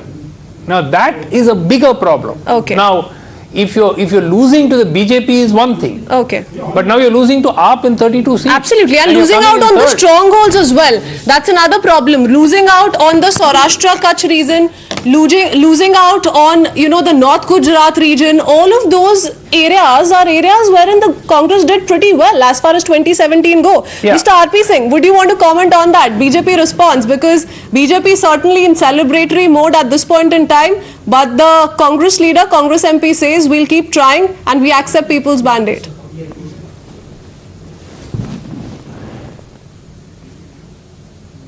To come out of the slumber and then act like a political party. Although they have won Himachal, but nothing to do with the national party. It's just because of the local party and our rebels. But in Gujarat, they have been routed because the national party was not interested. When I see Congress today as more of an NGO than a political party, when their leaders are not interested to go and pitch or contest or fight elections on ground, they are more busy for their different objectives and different agenda. I wish them all the well, Mr. Jairam Ramesh, all the well, for converting the political party, the Indian National Congress, to an NGO now. Okay, but the Congress is also asking questions to the BJP as far as the Himachal verdict is concerned. A quick word on that and then I'll go across to others. I accept defeat. We accept defeat, and I said we have to introspect and then see how did we went wrong on the party candidates, and then how did we went on the selection. We need to introspect, and then why they were rebels. We need to introspect. We are accepting it. Okay. And so both the sides accepting the people's mandate, welcoming the people's mandate. So far, the Congress having won in Himachal Pradesh, the BJP in Gujarat. Just one point. In Himachal, I think the BJP has sort of shot itself in the foot. Okay. They've lost about 5.5% of vote share, or 5% thereabouts. Only 0.7 of that is actually transferred to the Congress. The rest of it has gone to their own rebels. So maybe if they had managed their dissidence in the party a little better, that's also being acknowledged. Sardar RP Singh, the rebellion within the BJP being acknowledged and perhaps being seen as one of the reasons for BJP's defeat. Of course, there's the anti-incumbency factor, and Himachal Pradesh has held on to it pretty firmly. I admitted that. I admitted that yes, there was a rebellion, there was a problem in the ticket distribution, and that's why there was a rebellion, and we introspect. I'm admitting that there's nothing wrong in it. Everyone makes mistakes. No, this is very interesting because in Gujarat, Sardar RP Singh, the BJP seems to have mastered the art of anti-incumbency. In fact, everybody is now calling this a trend that perhaps the BJP has set for others, and a record pro-incumbency as far as Gujarat is concerned. I want Madhav to also come in because the BJP already prepping up for what next. Plans in place, meetings are going to take place. 2024 is being spoken of. Madhav, what's going on?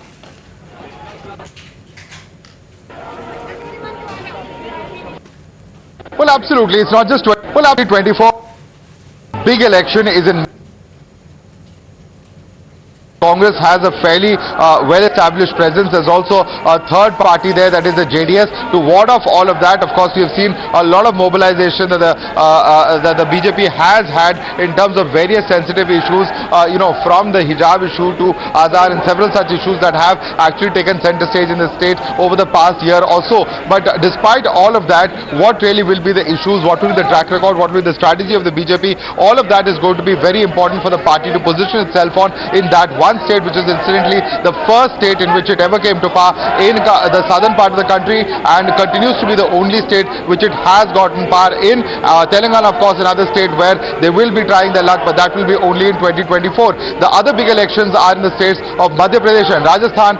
Rajasthan, as we all know, is in the hands of the Congress party, while of course the law and order and several other governance related issues is something that the BJP has been trying to put the Congress on the mat on. In Madhya Pradesh, last time around the Congress had managed to edge past the majority mark. Will the BJP get a threat from the Congress this time around or not will also be very important to watch out for. So these three are the biggest states which in fact in terms of actual electoral numbers will contribute a huge number of seats to the Lok Sabha as well. So very important for the BJP to put their best foot forward in these three states, and of course 2024 is of course the big goal that is within target as far as the BJP is concerned. But what they've done in Gujarat is something that is very, very significant, because time and again analysts have said, with the party having got 100 out of 100 in 2014 and in several states close to 100% in 2019, perhaps they would not be able to repeat that performance. But with 150 seats in Gujarat, once again the possibility of that happening with the Prime Minister, with a track record of governance that the BJP is going to take to the people, all of these become very, very important issues indeed, and within the realm of possibility, and with the kind of enthusiasm that we're seeing as far as party cadre here are concerned, and if that is anything to go by, then certainly for the BJP this is going to be a very, very important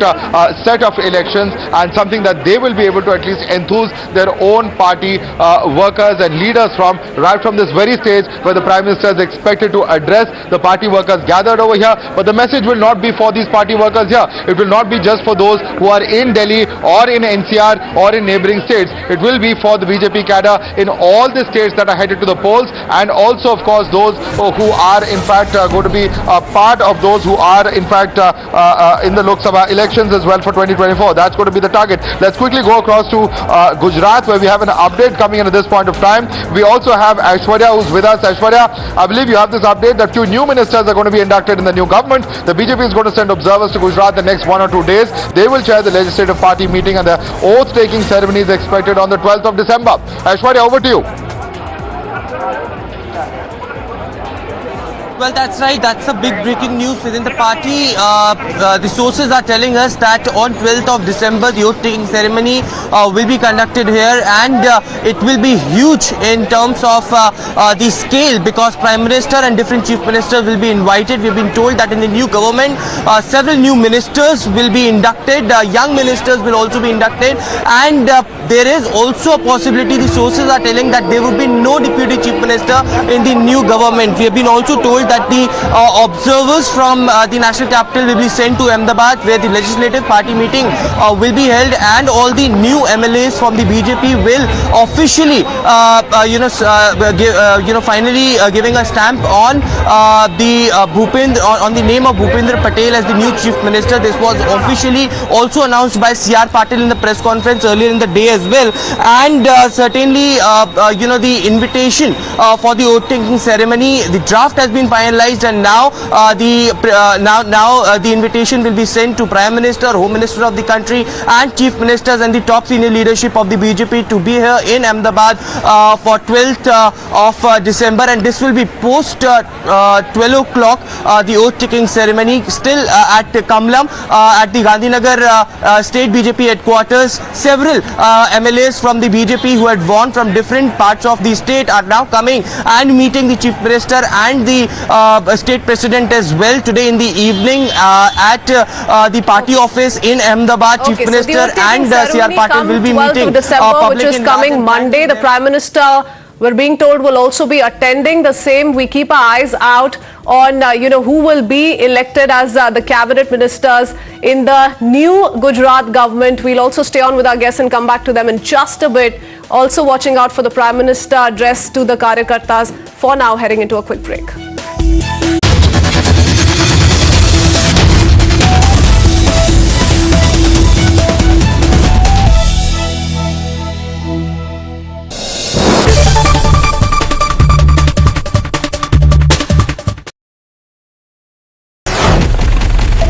Never seen before poll tools. Decoding the votes, seats and swing. Groundbreaking TV coverage. Value for every minute spent. Result day live only on Times Now. Election News Headquarters. Savarkar पर, जिसे Veer Savarkar BJP मानती है, उस पर राहुल गांधी, माफ करना, BJP नहीं, पूरा देश सावरकर जी को वीर सावरकर मानता है। बिल्कुल, वीर सावरकर जो हम सब के लिए हैं, उन्हें राहुल गांधी जी कहते हैं कि वो घुटने टेक कर चिट्ठी लिखा करते थे ब्रिटिश सरकार को, योर ओबीडियंट सर्वेंट। और इसके ऊपर बीजेपी ने गांधी जी की भी एक चिट्ठी निकाली। मैं पूछना चाहती हूं कि हमारे इतिहास का जो इस तरह से रोज डिबेट होता है पॉलिटिकल पार्टीज के बीच में, इसको एक ही बार सेटल नहीं करना चाहिए? सेटल करने की कोई जरूरत नहीं है, सेटल ही है। ये वीर और अकेले सावरकर और वीर सावरकर का जो अंतर है ना, वो अगर समझ ले तो सेटल है। ये कोई पद्मश्री, पद्म विभूषण, इवन भारत रत्न नहीं है जो देश की सरकार ने दिया है। 130 करोड़ लोगों ने सावरकर जी की देशभक्ति को वीर नाम से सम्मानित कर आजीवन एटर्नल तरीके से उसके नाम के साथ जोड़ा है, तब कोई वीर सावरकर बनता है। और ये जो लोग आज टिप्पणियां कर रहे हैं, 10 दिन सावरकर जी जहां 10 साल रहे, वो जेल की कोठरी में रहकर बताएं। और समंदर के अंदर 600 किलोमीटर दूर से एक जहाज के अंदर से कूदकर आजादी के लिए जान दे देने का, आजादी के लिए जिंदा रहने का जो जज्बा था, इसके 10% भी किसी में हो तो सावरकर जी पर टिप्पणी करे। और देश में सबसे पहला प्रतिबंध अगर किसी पर लगाया अंग्रेजों ने, सबसे पहला प्रतिबंध लगाया तो सन 57 का स्वातंत्र समर, उस पुस्तक पर, सावरकर के पुस्तक पर लगाया। सावरकर जी की पर टिप्पणी और इतनी भद्दी और ओछी टिप्पणी करने का अधिकार किसी को नहीं है। ये तो जब जाएंगे जनता के सामने, तब जनता बताएगी उनको कि सावरकर जी के लिए बोलने का क्या मतलब होता है। मेरे जैसे कई लोग जीवन में सभी प्रकार के लक्ष्यों को छोड़कर वीर सावरकर के नक्शे कदम पर देश की सेवा करने के लिए आगे बढ़े। सावरकर जी के लिए इस प्रकार की ओछी बात करना किसी को शोभा नहीं देता है। लेकिन क्या ये रिएक्शन नहीं है, क्योंकि बीजेपी भी बार बार निशाना साधती है जवाहरलाल नेहरू पर, वो भी देश के पहले प्रधानमंत्री थे। देखिए, दोनों में अंतर है।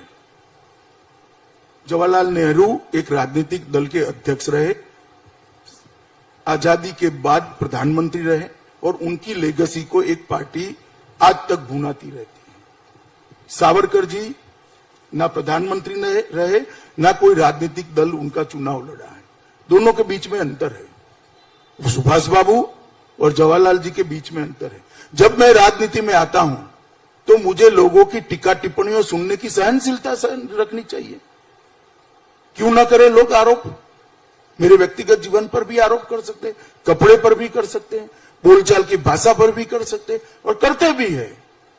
जब आप राजनीति के अखाड़े में आते हो तो अलग बात है। सावरकर जी इस देश के, पूरी देश ने जिसकी देशभक्ति को सर्टिफाइड किया है, स्वीकारा है, सम्मान किया है, ऐसे निसंदेह देशभक्त है। इस पर इस प्रकार की ऊंची बातें नहीं करनी चाहिए। Which foreigners? There are some foreigners and there are some Indians in foreign lands who have Welcome to this broadcast that we bring you from the BJP headquarters in Deen Dayal Upadhyay Marg in the national capital. You can see behind me the huge number of BJP workers who've gathered over here. They are in wait of the Prime Minister, who is of course expected to in fact reach any minute now. He is of course expected to actually go ahead and address the gathering that is present even as we speak, and in fact any moment now, in about another a few minutes, the Prime Minister expected here at the party headquarters. What will the message be from the Prime Minister? What is the message going out not just to these workers of the BJP but to the party's cadre by and large, and also of course a message for the upcoming elections? Remember, the party, which is also called an election machine, it's not that they rest on any one particular set of state elections, and with this record-breaking performance in Gujarat, even despite the loss in Himachal, the party morale at an absolute high. Judging by what we're hearing from party workers over here, they're hoping that Modi magic can work again in other states of the country as well, and that's why of course Alright, we have Sanjay Singh with us at the moment. Sanjay Singh, we are looking at a situation where in fact the BJP is completely enthused as far as these state elections are concerned. They're of course going to be taking the fight.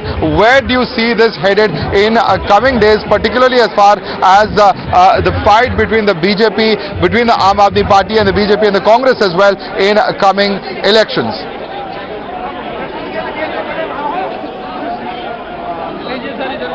That was for Sanjay Jha. Sanjay Jha, your quick analysis on the mandate today. Well, I can tell you that all the three parties have reason to be happy and to be equally disappointed. So, you know, when I hear the BJP say we're going to do introspection, it's like music to my ears, to be honest. And I think it's fair and square. I mean, the BJP did not have a good day yesterday with the defeat in Delhi in the municipal elections. No, we don't want to go back to MCD. We're done doing that all through yesterday. No. But Tehseen, introspection for the BJP, introspection for the Congress as well. Look, because Rahul Gandhi has taken to Twitter. He says, you know, we accept the people's mandate. We're willing to work towards what needs to perhaps take the Congress there. But what do you make of today's mandate as far as Gujarat is concerned? Fact is that the BJP was in government in 3 different elections that went yesterday and today, and they won 1 out of it and lost 2. That's number 1. Number 2, the Congress has to look at it very carefully. If the Congress has won Himachal, which is a Hindi heartland state with 65% upper caste vote, on the issue of nationalism against the BJP, where the Honorable Prime Minister says, forget the candidates, vote for me. It shows that the Congress needs to be away from the left, away from the Jolawalas, away from all these, and the Congress. Okay, word of caution for the Congress coming in from Tehseen Poonawala. Mr. Rajagopalan, how do you read into Gujarat though? Because, you know, many were saying that this is all about the Modi magic, but looks like it's gone far beyond that. The BJP was completely, you know, their homework was done right as far as choosing the candidates goes. You know, they made sure sitting MLAs were taken out, replacements were ensured, all of that was done. So an all-out strategy as far as the BJP is concerned. I'm going to come back to you. We're afraid we need to head into a very quick break. We'll be right back. Stay on with us.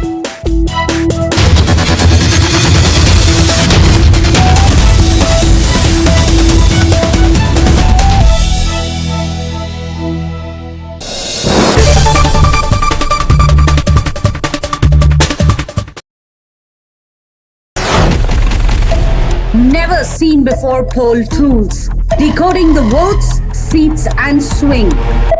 Groundbreaking TV coverage. Value for every minute spent. Result day live only on Times Now. Election News Headquarters. As someone who comes from the south, the southern meal starts with the sweet. So let me start with a point of agreement with Mr. Verma. On the aspect of colonization and on the impact of colonization, I don't think I have anything to disagree with at all. That it has much more pernicious and far more, let's say, far-reaching effects than the use of the sword. I completely agree with on that. And I think we are still reeling from the impact of it, which is very clear. I don't think we are wearing the Mughal clothes. We are wearing the clothes of the British man for all practical purposes, at least some of us. So therefore, I understand that particular issue. But this much is clear from the points made by Mr. Khurshid and Mr. Verma, that one believes that that was a wave of migration, and the other is clear, citing material, that this was not a migration, this was a bloody invasion, as bloody as it could get in the history of humankind. Now, this is what I wish to highlight to make one point. to choose to observe a strategic silence in the interest of peace is very different from actively indulging in denial of history. And that's exactly where the problem starts.